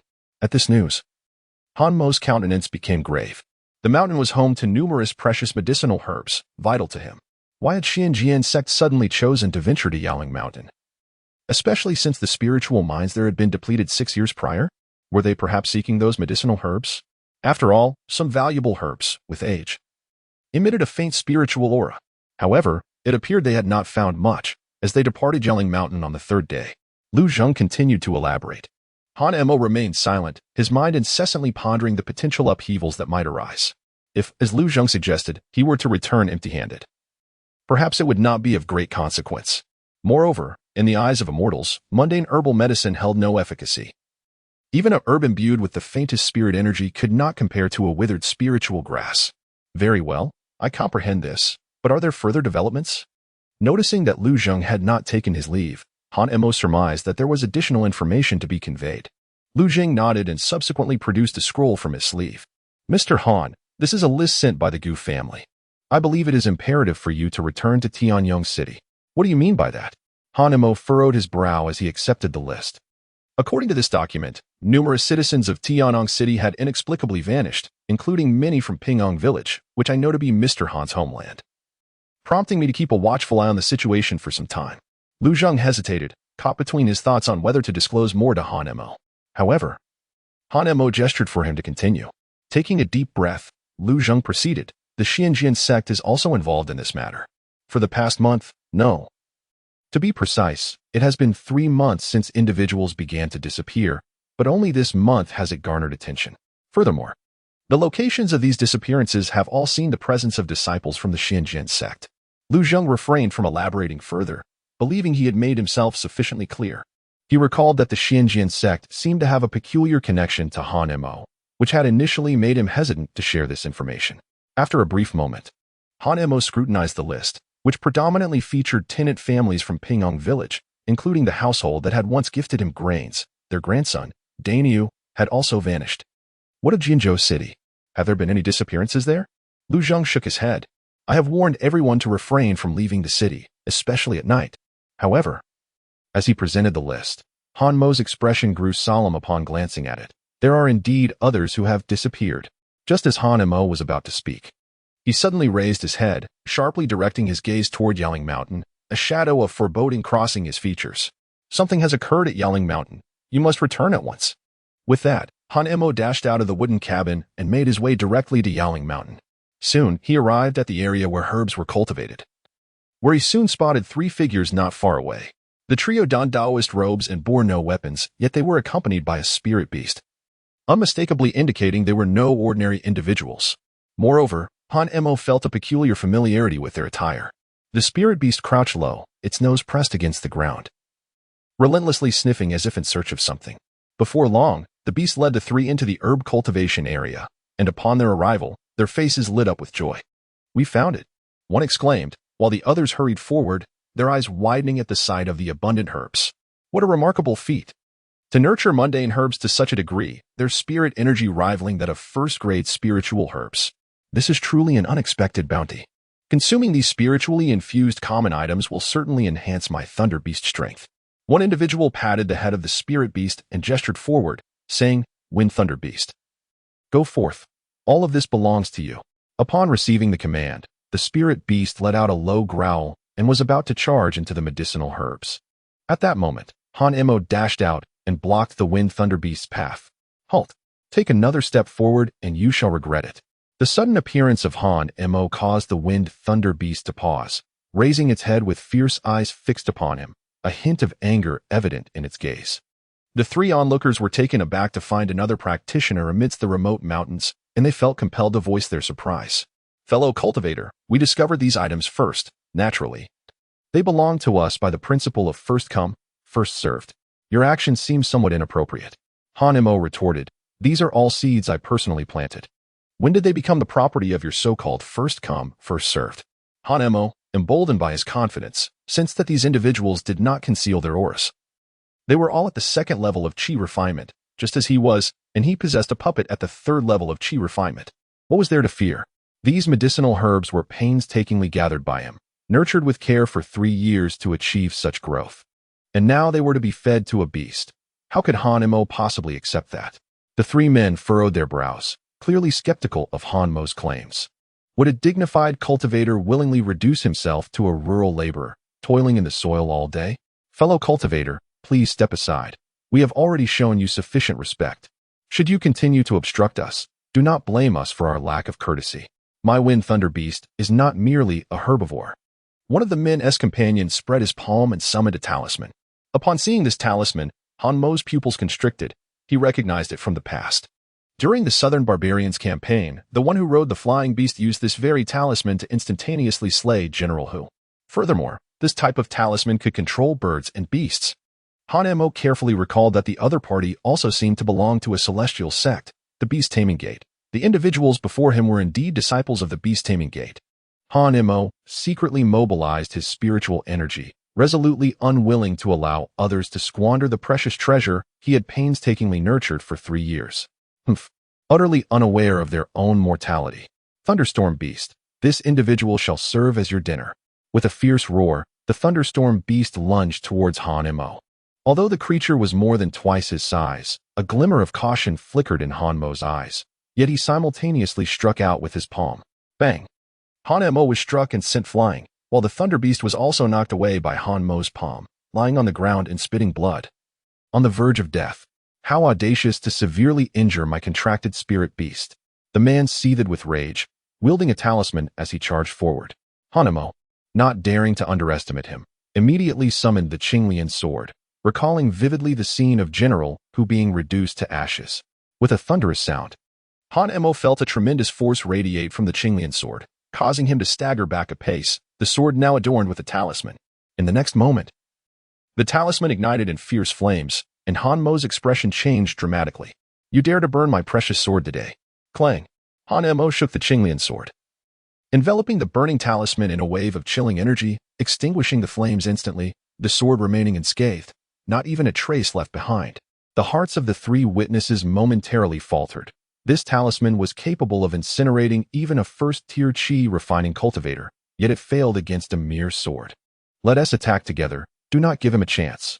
The three exchanged glances, each summoning their spirit beasts to encircle Hanmo. Young man, with our combined strength, we are equivalent to a third-tier qi refining cultivator, while you are merely at the second tier. Surrender now? Whoosh. The trio surged toward Hanmo like a gust of wind. Hanmo's expression turned grave. He had no retreat left.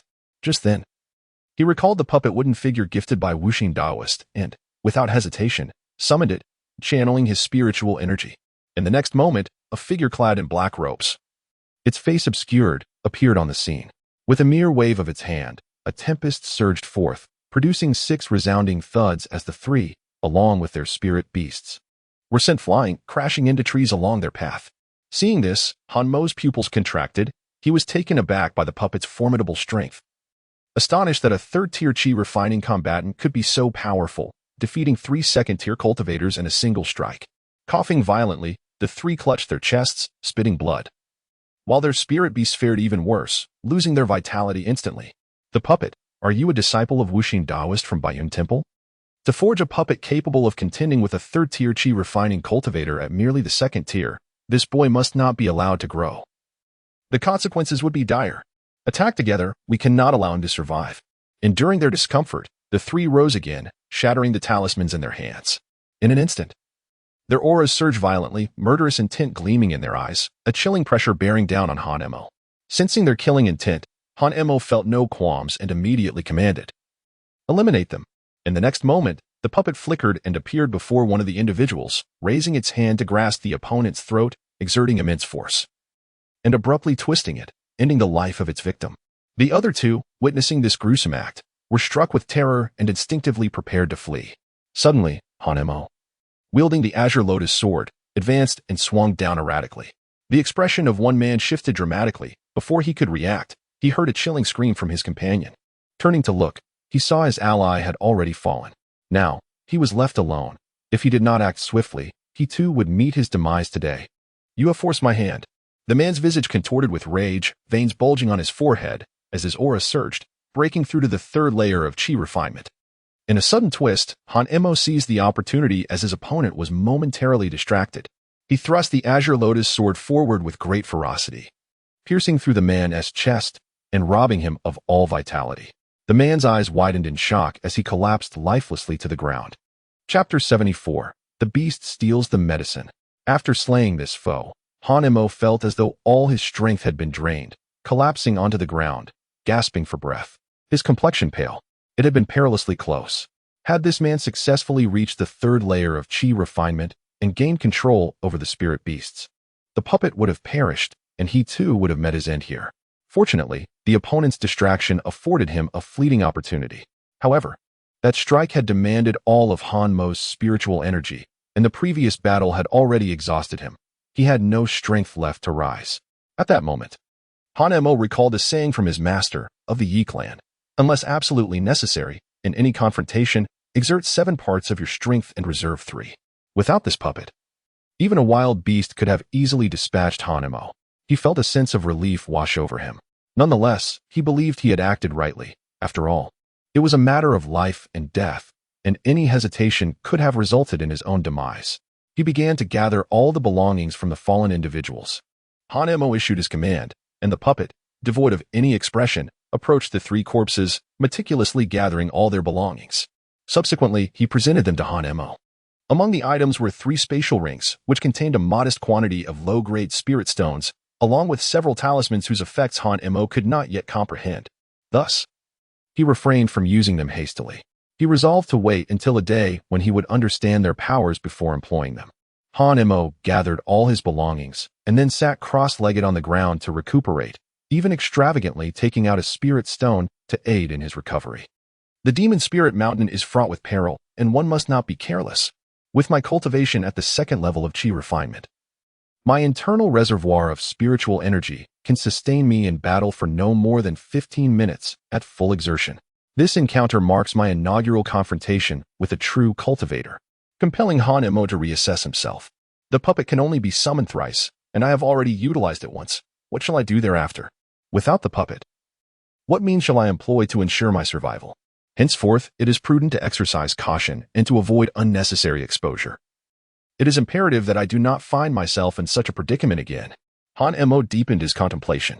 Approximately half an hour later, he had regained his strength and hurriedly rose to address the aftermath of the battle. With a swift motion of his hand, he summoned a mist that coalesced above him, swiftly encasing the 3 corpses in ice. He then employed the crushing mountain palm technique to shatter the completely frozen bodies, burying them deep within the earth. With this action, it was unlikely that anyone would discover the remains of these 3 individuals. Hanemo pondered. Yet he overlooked a crucial detail.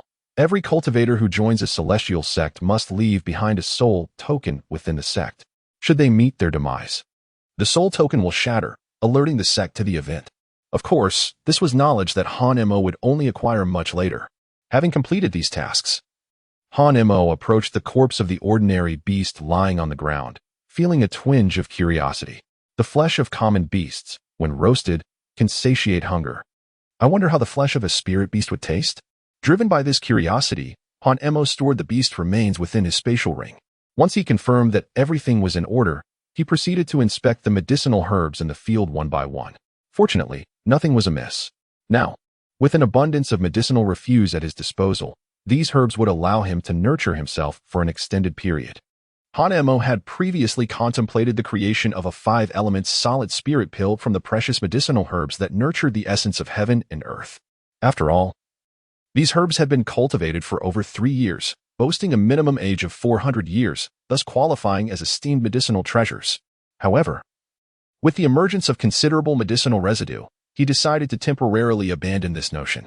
The medicinal herbs cultivated in the realm of the Immortal Tower exhibited a growth rate far surpassing that of ordinary herbs, with a mere month's growth equating to a decade's worth of typical herbs. Yet, he must remain vigilant in the future, ensuring that no one approaches them. Hanemo pondered, deciding to enclose the area with a fence, thereby conveying to others that the medicinal herbs here were already claimed. Resolute in his decision, he ventured into the Spirit Demon Mountain to gather materials, while also searching for any overlooked herbs yet to be harvested. Having spent many years in Jianzhou, Hanemo had become thoroughly familiar with the Spirit Demon Mountain, ensuring he would not lose his way as he had on his initial visit. After half an hour of searching, he arrived at the opposite side of the mountain. According to Lu Zhang, descending from this side and traveling 100 miles would lead him to the southern barbarians. In the past, the southern barbarians had crossed the Spirit Demon Mountain to reach the central plains, and upon claiming the territory around Jianzhou, they had renamed it the land of the southern barbarians. However, those areas had long since become part of Jianzhou's dominion.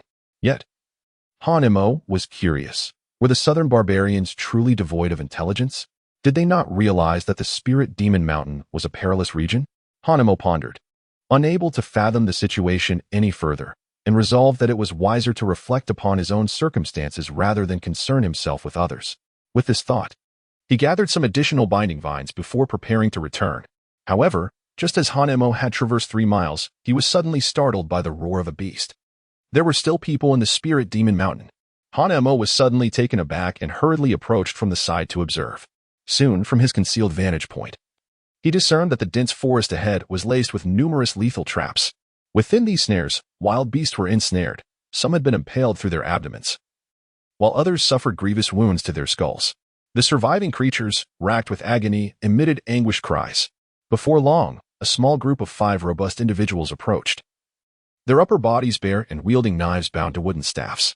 Upon witnessing the trapped beasts, they exuberantly raised their hands and gesticulated, speaking in a language that Han-Mo could not comprehend.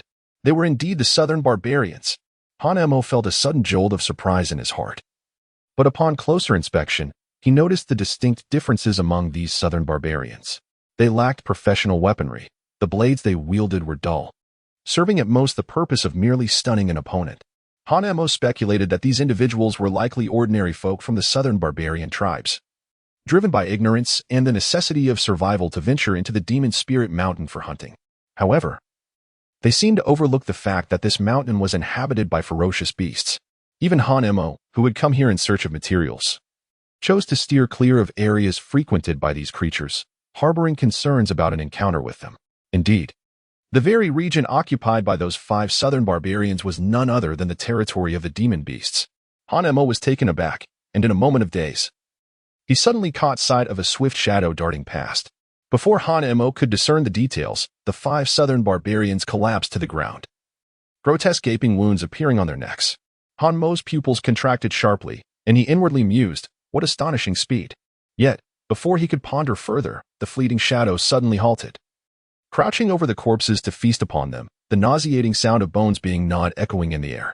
Before long, 5 bodies were stripped of flesh, their bones callously discarded by the beast. The creature then approached the trap, dismantling it to rescue the ensnared beast. The freed creature lay trembling on the ground, too fearful to raise its gaze to the beast. However, in that moment, the beast abruptly departed, only to return with a handful of tree roots, angelica, astragalus, and pine resin, my precious medicinal herbs. Realizing what lay in the beast's grasp, Han-Mo felt a pang of anguish. These were valuable herbs he had painstakingly cultivated, now plucked by the beast. Yet, he was also taken aback. The distance from here to the medicinal herb patch was no less than 3 miles, and this creature had made the round trip in less than 15 minutes. What piqued Han-Mo's curiosity was the exact amount of herbs the beast had gathered, sufficient for the injured creature to consume entirely. At least it possesses some conscience, not devouring them all. Though anger simmered within him, Han-Mo was acutely aware of his own limitations. With such incredible speed, the beast's prowess was undoubtedly formidable. He had just emerged from a battle and had yet to fully recuperate, making any direct confrontation with the beast utterly unwise. Moreover, even at full strength, he might still fall short against such a creature. He resolved to enhance his own abilities before seeking out this beast again. Han-Mo chose not to linger any longer and promptly departed from the area, returning to the medicinal herb patch. Around him lay a multitude of chaotic footprints, undoubtedly left by the beast. Additionally, there were 7 hand-dug pits scattered across the ground. After a thorough examination, Han-Mo finally breathed a sigh of relief. All the herbs were of the lowest grade and had yet to cultivate any spiritual energy. To his surprise, Han-Mo reflected that some beasts exhibited greater discernment than certain individuals. Had the 3 disciples from the beast-taming sect been present, they would undoubtedly have uprooted every herb without hesitation. However, Han-Mo felt perplexed. Logically, beasts were classified as such due to their ability to absorb the essence of heaven and earth, thus being attuned to spiritual energy. The fact that the beast had not targeted the herbs imbued with such energy was indeed unexpected for Han-Mo. Han-Mo did not dwell on his thoughts any longer. He encircled the area with a ring of branches he had gathered, subsequently binding them securely with vines. After leaving a wooden door, he departed with a sense of contentment. Upon returning to the wooden cabin, the sky had completely darkened. Han-Mo retrieved the carcasses of the spirit beasts he had previously slain, only to discover that ordinary blades could not pierce the skin of these creatures, nor could they even manage to sever their fur. With a sense of resignation, Han-Mo summoned the Qinglian sword, ultimately spending half an hour to obtain a pristine spirit beast. He gathered firewood, cut off a thigh of the spirit beast, and placed it over the flames. Soon, the enticing sound of sizzling and the mouth-watering aroma filled the air, causing Han-Mo to struggle against his temptation. After more than an hour of effort, he savored his first bite of spirit beast meat in his life. It was remarkably tender, dissolving upon contact, and it was the most delectable meat he had ever tasted. Each morsel seemed to invigorate him, filling him with newfound strength and warmth in his blood. After thoroughly consuming the entire thigh, Han Emo felt an abundance of energy coursing through him, rendering him unable to sleep. He decided to practice swordsmanship under the moonlight in the courtyard. He focused on the most fundamental techniques, yet fatigue eluded him, as he poured all his strength into each move. Throughout the night, he practiced tirelessly, repeating every sword technique over 100 times until he finally calmed down, adjusting his breath to meditate and cultivate in the serene morning atmosphere. Unlike before, Han Emo was no longer overwhelmed. He had mastered the mountain-crushing palm and fully grasped the ice-binding technique, merely awaiting the elevation of his realm. Now, he needed only to cultivate and refine elixirs, while a portion of his time was dedicated to exploring the medicinal herbs on Monster Spirit Mountain. Moreover, each day he enjoyed a meal of spirit beast meat, enhancing his cultivation experience. Thus, more than half a year passed in the blink of an eye. On this particular day, Han Emo felt exceptionally well and hastily consumed a 5-element solid spirit pill, using spirit stones to facilitate his breakthrough. Perhaps due to his ample preparation, he succeeded with almost effortless ease. In the courtyard, a muffled sound echoed as he exhaled a breath of turbid air, slowly opening his eyes, filled with excitement and astonishment. He had reached the 3rd layer of Chi refinement. Chapter 75. The Marine Clan's Cave Heaven, the Turnover of Talismans. The residual effects of the 5-element solid spirit pill had not yet been fully absorbed when he achieved his breakthrough, which thrilled Han Emo immensely. He settled down to absorb all the medicinal properties of the pill and also drew upon the spirit energy of the stones until they were reduced to powder. He swiftly checked his dantian, where a second drop of spirit liquid had already begun to condense. Next, he resolved to strive towards the 4th layer of Chi refinement. Murmuring to himself, though he refrained from pushing further for the time being, Han Emo constantly recalls the words of the Xinjiang Taoist, who cautioned against the perils of impatience and cultivation. Haste leads to failure. One must proceed step by step, allowing for gradual accumulation. Thus, the next course of action is to dedicate all his energy and focus to the replication of the 5-element solid spirit pill. Hanmo swiftly arrived at the workshop, extracting the medicinal residue and commencing the refinement process as per his previous methods.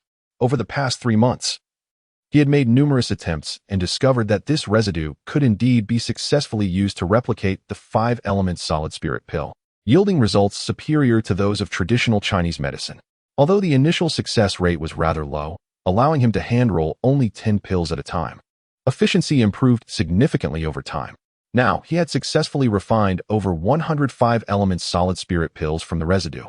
As for the pills acquired from the mysterious Taoist Xianqing, only 8 remained, but that was sufficient for him to become self-sufficient in the future.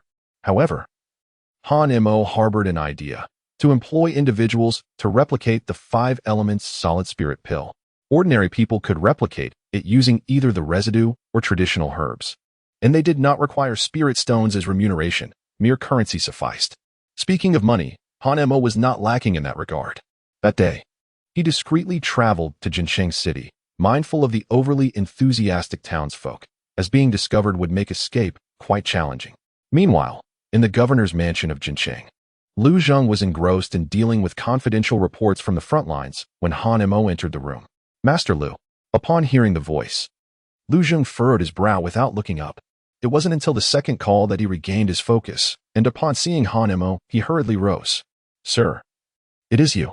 Please, take a seat. Lu Zheng set aside the confidential documents to attend to Han Emo, then inquired. What brings you to my residence on such short notice?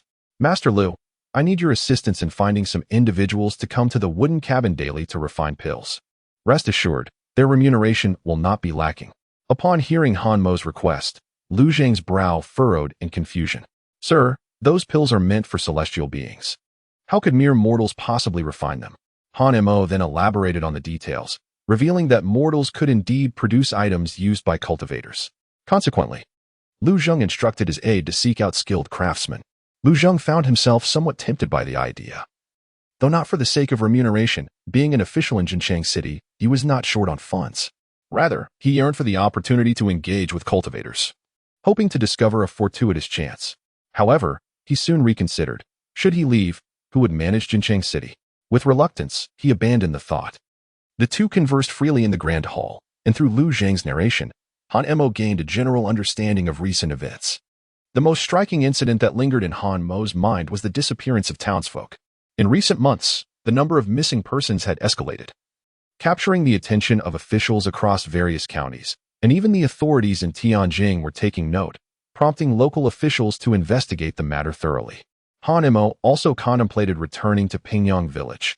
Although Li, the local landlord, was a martial artist with some skills, the disappearance incident had primarily affected those with robust physiques. After half an hour, the aide returned to the mansion. "Master, the individuals you requested have been selected and are ready to commence work at any time." Han Mo nodded and handed a list to the steward, instructing him to disseminate the information to all concerned, ensuring they familiarize themselves thoroughly with its contents before commencing work. "I have prepared all the materials. Your efforts are greatly appreciated, esteemed steward." The steward bowed respectfully, not daring to show any negligence, and then took his leave. Once the steward departed, Lu Zheng seemed to recall something, hastily rising to retrieve a letter from beneath the desk. "Sir, this is an invitation from the envoy of the Sea Tribe." Han Mo opened the letter and quickly grasped its contents. 2 months prior, the Sea Tribe had discovered a hidden paradise atop the underwater mountains, rumored to be a secret realm left behind by a powerful immortal practitioner, filled with celestial materials and earthly treasures. It was said that there were also teachings from foundational-level cultivators. However, due to the limited capabilities of the Sea Tribe, they were unable to uncover the true nature of this hidden paradise. Consequently, they extended an invitation to various immortal sects of the human clan, requesting each sect to select 2 disciples to explore the underwater mountain paradise. In return, the Sea Tribe reserved the right to replicate any teachings acquired within and demanded a 10% share of the resources obtained. This condition was rather lenient, igniting enthusiasm among the terrestrial immortal sects. Originally, Jinju City had no qualification to receive an invitation, as its inhabitants were mere mortals. Nevertheless, due to the relationship between the 2 parties, the Sea Tribe generously bestowed a single quota, declaring it a grace conferred upon Jinju City. Although Lu Zheng felt a surge of indignation, he found himself powerless to object, especially considering that the invitation might have been extended due to Han Mo's influential background. Yet, as the years passed, the dynamics between the 2 factions seemed to have subtly shifted. Sending an ordinary person to compete with immortals was akin to courting disaster.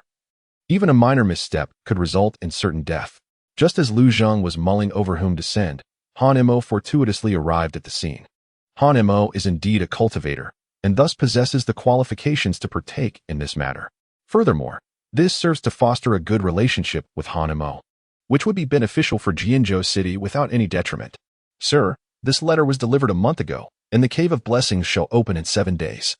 Upon learning that this cave also contains a legacy of cultivation techniques, Han Mo was intrigued. He is acutely aware that in the realm of cultivation, strength reigns supreme, and a formidable technique can significantly enhance a cultivator's combat prowess. Han Mo promptly agreed to embark on the journey. With a span of 7 days, he could certainly reach the destination at his own pace. Moreover, the letter mentioned that the Sea Clan would escort the travelers to the paradise, which indeed saved considerable time for those setting forth. Han Mo no longer delayed and set forth on his journey to Haishan that very day. 100 miles east of Jianzhou City lies an expansive sea characterized by its flat terrain, which is precisely why Jianzhou City finds itself under the covetous gaze of the Sea Tribes. After a brief 3 days of arduous travel, Han Mo finally beheld the vast ocean, prompting him to quicken his pace. As night descended, he arrived at the shores where the Sea Tribes had already constructed numerous edifices, hinting at the emergence of a burgeoning city. Near the coastline, a colossal sea vessel was anchored. Upon entering the city, Han Mo observed a remarkable amalgamation of inhabitants. There were human cultivators and even ordinary folk engaged in commerce, while the Sea Tribes exhibited a propensity for mutation.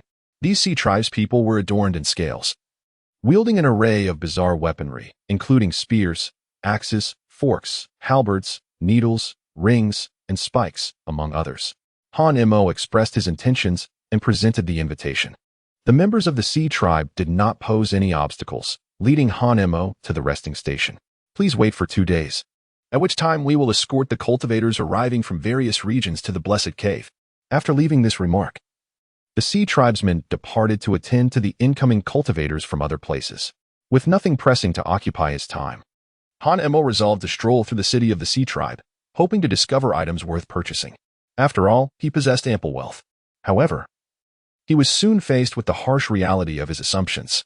In this sea city, the currency required for transactions was not mundane gold and silver, but rather spirit stones. Furthermore, the wares available for sale were not ordinary goods. They consisted of weapons imbued with spiritual energy, spiritual herbs, and elixirs, almost exclusively items pertinent to the realm of cultivation. Hanemo had little spirit stones to begin with, and now he was even more reluctant to part with them. He possessed an abundance of wealth that he could not utilize here, which left him feeling somewhat despondent.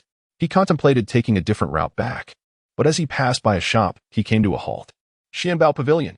The items sold at Xianbao Pavilion were not weapons, elixirs, or spiritual herbs, but rather talismans. Hanemo suddenly recalled that he possessed several talismans, thus he entered the Xianbao Pavilion. Upon seeing the shopkeeper, he was immediately taken aback. This shopkeeper was, in fact, a cultivator of the first layer of qi refining. What does my esteemed friend wish to purchase or sell? Can your establishment truly procure items from its patrons? Hanemo inquired with curiosity. The shopkeeper smiled gently. In the realm of cultivation, all items may be traded. It merely depends on whether your offerings are of interest. Seemingly perceiving Hanmo's apprehension, the shopkeeper reassured him. Rest assured, my friend, that all transactions at Xianbao Pavilion remain strictly confidential, with no information regarding our patrons ever disclosed. Upon hearing this, Hanemo felt a wave of relief wash over him. The cultivation world adheres to its own set of rules, and once established, they must never be violated. To do so would invite the wrath of the heavenly Tao. I possess some talismans, yet I am uncertain whether you are inclined to purchase them. Might you be willing to take a look? Hanemo did not hesitate. Since there were rules to abide by, there was no need for excessive contemplation. He promptly retrieved the talismans he had obtained from the 3 individuals of the Beast Tamer sect several months ago. In total, there were 10 talismans, each inscribed with unique patterns. The shopkeeper merely cast a glance, and a flicker of surprise flashed in his eyes. These are indeed talismans from the Beast Tamer sect. Are you affiliated with the Beast Tamer sect, my friend? Hanemo initially contemplated denial, but upon further reflection, he recognized the necessity of concealing his identity while alone in the outside world, lest he attract unwanted troubles. Please, just inform me of the price for each type of talisman, he requested. The shopkeeper opened his mouth, hesitated, and then, suppressing his words, placed Hanmo's talismans on the table. These 4 beast-taming talismans are priced at 3 low-grade spirit stones each, the explosive flame talisman at 5 low-grade spirit stones, and the wind control talisman at 4 low-grade spirit stones. Are you perhaps heading to a blessed cave paradise? Hanemo nodded, not refuting the statement. For nearly everyone who came here was indeed in search of a paradise. The shopkeeper spoke in a low voice. My friend, these 2 are water-repelling talismans. Hanemo maintained a composed demeanor, silently committing the functions of the various talismans to memory. For beast-taming talismans, 3 explosive flame talismans, 1 wind control talisman, and 2 water avoidance talismans. At this moment, Hanemo began to deliberate in his mind. The explosive flame talismans would be of considerable aid to him, and the wind control talisman as well. Meow Meow had expressed a desire to experience the sensation of soaring through the skies. Perhaps on their next visit to the Bayan Temple, he could present the wind control talisman to her. As for the remaining talismans, are they all intended for sale? My friend? Hanemo shook his head, retrieving 2 fire explosion talismans and a wind control talisman from the table. He sold the beast-taming talisman and the remaining water-repelling talismans, declaring, I shall only part with 1 water-repelling talisman. With that, Hanemo reclaimed one of the water-repelling talismans. The shopkeeper, showing no hesitation, gathered the beast-taming talisman and the water-repelling talisman, subsequently producing a pouch containing a total of 25 low-grade spirit stones. Please accept these, my friend. A sudden shock coursed through Hanmo's heart. The price of the water-repelling talisman was astonishingly steep, 8 low-grade spirit stones for a single one. Just as Hanemo stepped out the door, a young man clad in coarse linen entered, exuding an aura reminiscent of one long departed from this world, sending a chill down Hanmo's spine. The man strode into the Xianbao Pavilion with a handful of talismans, a swagger in his demeanor. Upon seeing this individual, the shopkeeper's face broke into a subtle smile. Ah, fellow cultivator, it's been quite some time.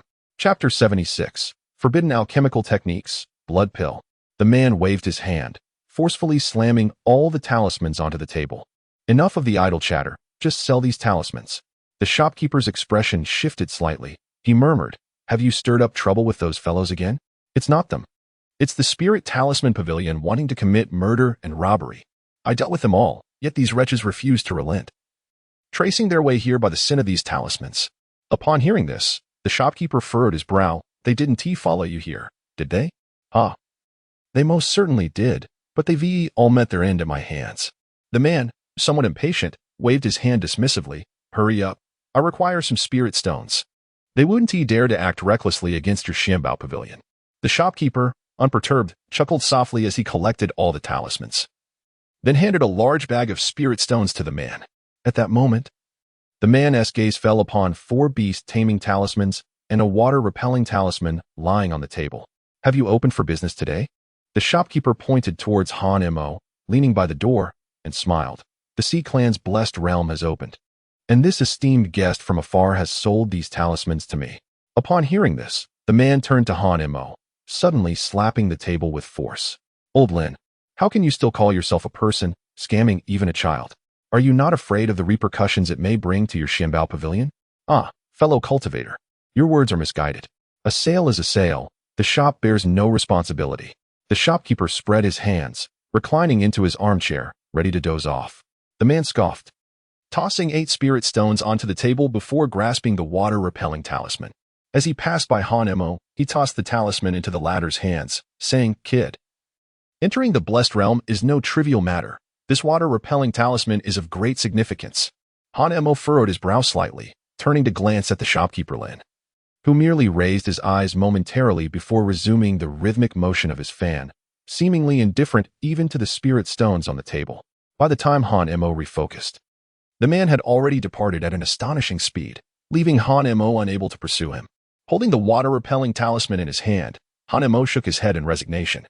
He had unwittingly accrued a favor from someone, albeit one worth only 8 lower-grade spirit stones, yet he harbored a deep-seated aversion to being indebted to anyone. Moreover, he already possessed a water-repelling talisman. Upon leaving the Xianbao pavilion, Han Mo returned to the inn. After a couple of days, an envoy from the Sea Clan arrived, inviting Han Mo and the other cultivators resting at the inn to board the maritime vessel. After handing over 5 lower-grade spirit stones, Han Mo successfully boarded the ship. Upon closer inspection, he noted that there were thousands of cultivators surrounding him, all belonging to various immortal sects. Although most appeared to be at the 3rd level of Qi refinement, the uppermost deck remained a mystery, as entry required the submission of 10 middle-grade spirit stones. 1 middle-grade spirit stone could be exchanged for 1,000 lower-grade spirit stones, thus 10 would amount to a staggering 10,000. The upper deck was clearly reserved for the affluent forces within the cultivation world. Han Mo possesses a keen self-awareness. After all, his total wealth amounts to merely a little over 100 inferior spirit stones. It is wiser for him to remain on this level. Moreover, even if he did possess sufficient stones, he would not opt to ascend to the highest tier, rather than sacrificing 10,000 spirit stones as an entry fee. It would be far more beneficial to invest them in his cultivation. As noon approached, the sea vessel began its journey into the oceanic expanse. The waves crashing against the hull jostled Han Mo's insides, leaving him utterly uncomfortable. Han Mo ascended to the deck and settled himself, allowing the howling sea wind to bring him some comfort. After a considerable time had passed, the surroundings darkened and fell silent, save for the rhythmic sound of waves crashing. At that moment, faint voices began to emerge, causing Han Mo to furrow his brow and hastily conceal himself. Senior Brother Chiu, isn't there a risk of being discovered? In this inky darkness and with the fierce winds, no one will notice. Once we are done, we shall return as if nothing ever happened. Even if we are found out tomorrow, we shall act completely oblivious. Before long, 2 figures approached from behind. Han Mo, hidden in the shadows, felt a sudden tension as he recognized one of them to be Senior Brother Chiu from the Xianjian sect. Had it not been for the timely excuse provided by Gu Jing and his companions, he would likely have been exposed before Senior Brother Chiu at that very moment. What business could these 2 have here? Han Mo was filled with perplexity, holding his breath and intently observing the actions of the 2 individuals. Before long, they arrived on the deck, whispering to each other, and then reached their hands over the edge of the deck. Plop, plop. The incessant sound of splashes echoed, and Han Mo's eyes widened in disbelief. They were all human beings. Those cast into the sea were indeed people, and they had lost their breath. Han Mo suddenly recalled the alarming events of the past 2 years, during which countless individuals had inexplicably vanished from various cities. Could this be the doing of the Xianjian sect? However, the Xianjian sect was notorious merely for murder, arson, and the plundering of cultivation resources. What purpose could they have in abducting so many ordinary people? Who could it be? Suddenly, A startled exclamation from senior brother Chiu caused his companion's expressions to shift dramatically, prompting them to abandon the corpses and hasten towards Han Mo's hiding place. Han Mo felt an overwhelming sense of anxiety if discovered witnessing everything. Senior brother Chiu would undoubtedly resort to lethal measures to silence him. What should he do? Suddenly, a large hand rested upon Han Mo's shoulder, nearly causing him to gasp in shock, but the hand swiftly covered his mouth. With a powerful tug, Han Mo was yanked away, just as senior brother Chiu and his companion rushed over. Yet, there was nothing in sight. Senior brother Chiu, could it be that you misheard? Senior brother Chiu furrowed his brow, plagued by self-doubt, murmuring to himself, am I perhaps too sensitive? After a meticulous inspection of the surroundings and confirming the absence of others, senior brother Chiu returned to the deck with his companion, resuming the grim task of disposing of the body into the sea. Meanwhile, at the rear of the vessel, a corpse lay before Han Mo, accompanied by a living person. The individual before Han Mo was none other than the young man he had encountered a couple of days prior at the Xianbao Pavilion. Thank you, my friend. Let us dispense with such cumbersome formalities. My name is Chen Shouyuan. You may simply call me Sui Wan. With that, Chen Shouyuan bent down to examine the corpse lying on the ground. This lifeless body had been retrieved by him, and upon closer inspection, Han Mo was astonished to discover that it belonged to Denyo from Pingyang village. What could the Xianjian sect possibly intend by capturing so many individuals? Are you not from Pingyang village yourself? Moreover, you have connections to the Xianjian sect. Surely you must be aware of their motives. Han Mo's expression remained tranquil, showing no sign of anger over the death of Denyo.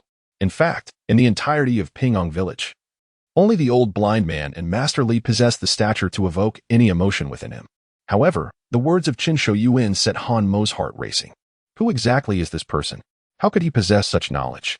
Chen Shouyuan, oblivious to the subtle shift in Han Mo's demeanor, continued his examination of the lifeless body on the ground. The corpse bore a grotesque countenance, pallid and emaciated, resembling a desiccated husk, as if it had been drained of all blood and flesh. The lifeblood had been completely siphoned away. Truly, the methods of the Xianjian sect are formidable. Han Mo was momentarily taken aback, recalling the title bestowed upon this individual by Manager Lin of the Xianbao Pavilion. He then inquired, do you, my fellow traveler, have any knowledge of the intentions behind the Xianjian sect's abduction of these individuals?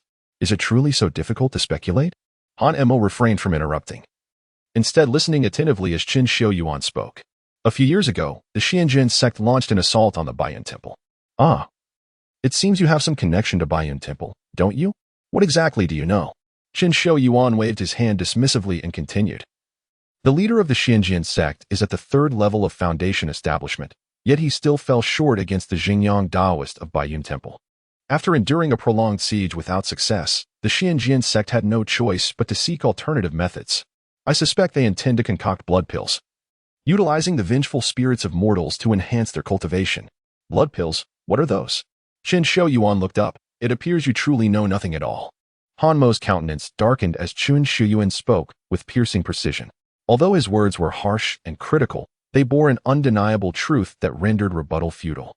The blood elixir, as its name suggests, is a concoction forged from flesh and blood, a practice expressly forbidden in the realm of alchemy due to its transgression against natural order. At this juncture, Chen Shouyuan cast a curious glance at Han Mo, his eyes glinting with intrigue. I find myself quite curious about you, he remarked. You, who awakened a false spiritual root at the Baiyun Temple and appear to be nothing more than a tenant, cannot possibly possess a formidable background. How then? Did you earn the trust of the Xianjian sect? They have not seized you for the purpose of crafting blood elixirs? I also hear that you have significant ties to Xinjiang Taoist. Indeed, has it not been nearly 8 or 9 years since he last graced the world with his presence? What has become of him? Is he still alive? As Chen's words unfolded, Han Mo's gaze turned icy, fixating intently on Chen Shouyuan. Who are you? How do you possess such knowledge? My interest in you has been piqued. Chen Shouyuan waved his hand dismissively. Oh well, why should I concern myself with such matters? I have my own troubles to contend with.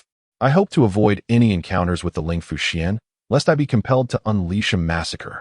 With a heavy sigh, Chen Shouyuan cast the corpse of the ox into the sea before retreating to the cabin. Let me offer you a word of caution, young one.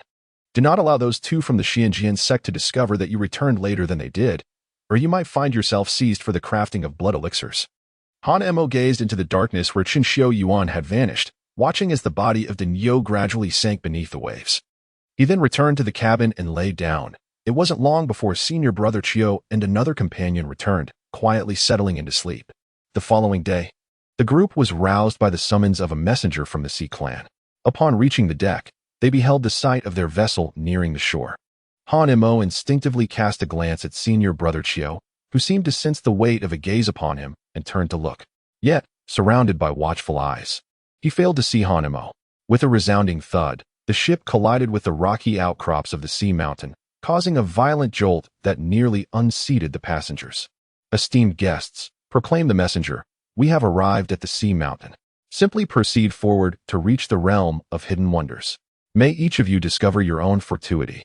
However, I must clarify in advance that the resources you acquire for cultivation will be subject to a 10% share for our Sea clan. Additionally, we reserve the right to duplicate any martial arts legacies you obtain." The crowd disembarked and, in camaraderie, ventured deeper into the heart of the sea mountain. Han Emo glanced around, yet he could not find Qin Xiu amidst the crowd. Even his presence seemed to have vanished, as if he had disappeared into thin air. Like a specter. Chapter 77. The Crimson World Amidst the Peaks. Like a specter. In Han Mo's heart, he harbored a particular assessment of Qin Xiu. Most individuals around him had already formed connections in advance. Now, as they commenced their journey into the mystical realm, it was the opportune moment to assemble teams, especially those with formidable strength, who were sought after by many eager to recruit them. Just as the crowd began to disperse, Han Emo noticed that the sea vessel had not departed. Subsequently, the uppermost layer of the cargo ship opened, and 5 figures gestured with their hands, astonishingly soaring into the air. This sight filled Han Emo with envy. However, he discerned that the 5 individuals appeared to be at the mid-stage of chi refinement, making it improbable for them to genuinely fly, likely relying on air control techniques or possessing enchanted artifacts that allowed such feats. Observing them ascend into the sea mountain, Han Emo quickened his pace, yearning to utilize his solitary wind talisman, yet the memory of his earlier agreement with Miao Miao abruptly surfaced, compelling him to resolutely resist the temptation. The sea mountain was vast, traversing the entire maritime expanse. Its existence cleaved the ocean into two, and standing atop, it bestowed a sensation of weightlessness, as though one were balanced upon an ethereal platform. Han Emo surmised that the sea mountain must be floating upon the waters. After 3 days of arduous travel, he arrived at the heart of a grand altar, where 5 colossal stone pillars stood. Each pillar was uniquely shaped, featuring hollows, and their summits were crafted in a manner reminiscent of a hand cupping an object. The pillars were inscribed with enigmatic runes that eluded Han Mo's comprehension. However, he recognized the characters engraved upon them. These 5 characters symbolized the 5 elemental roots of the cultivation world: gold, wood, water, fire, and earth. Gathered within the altar were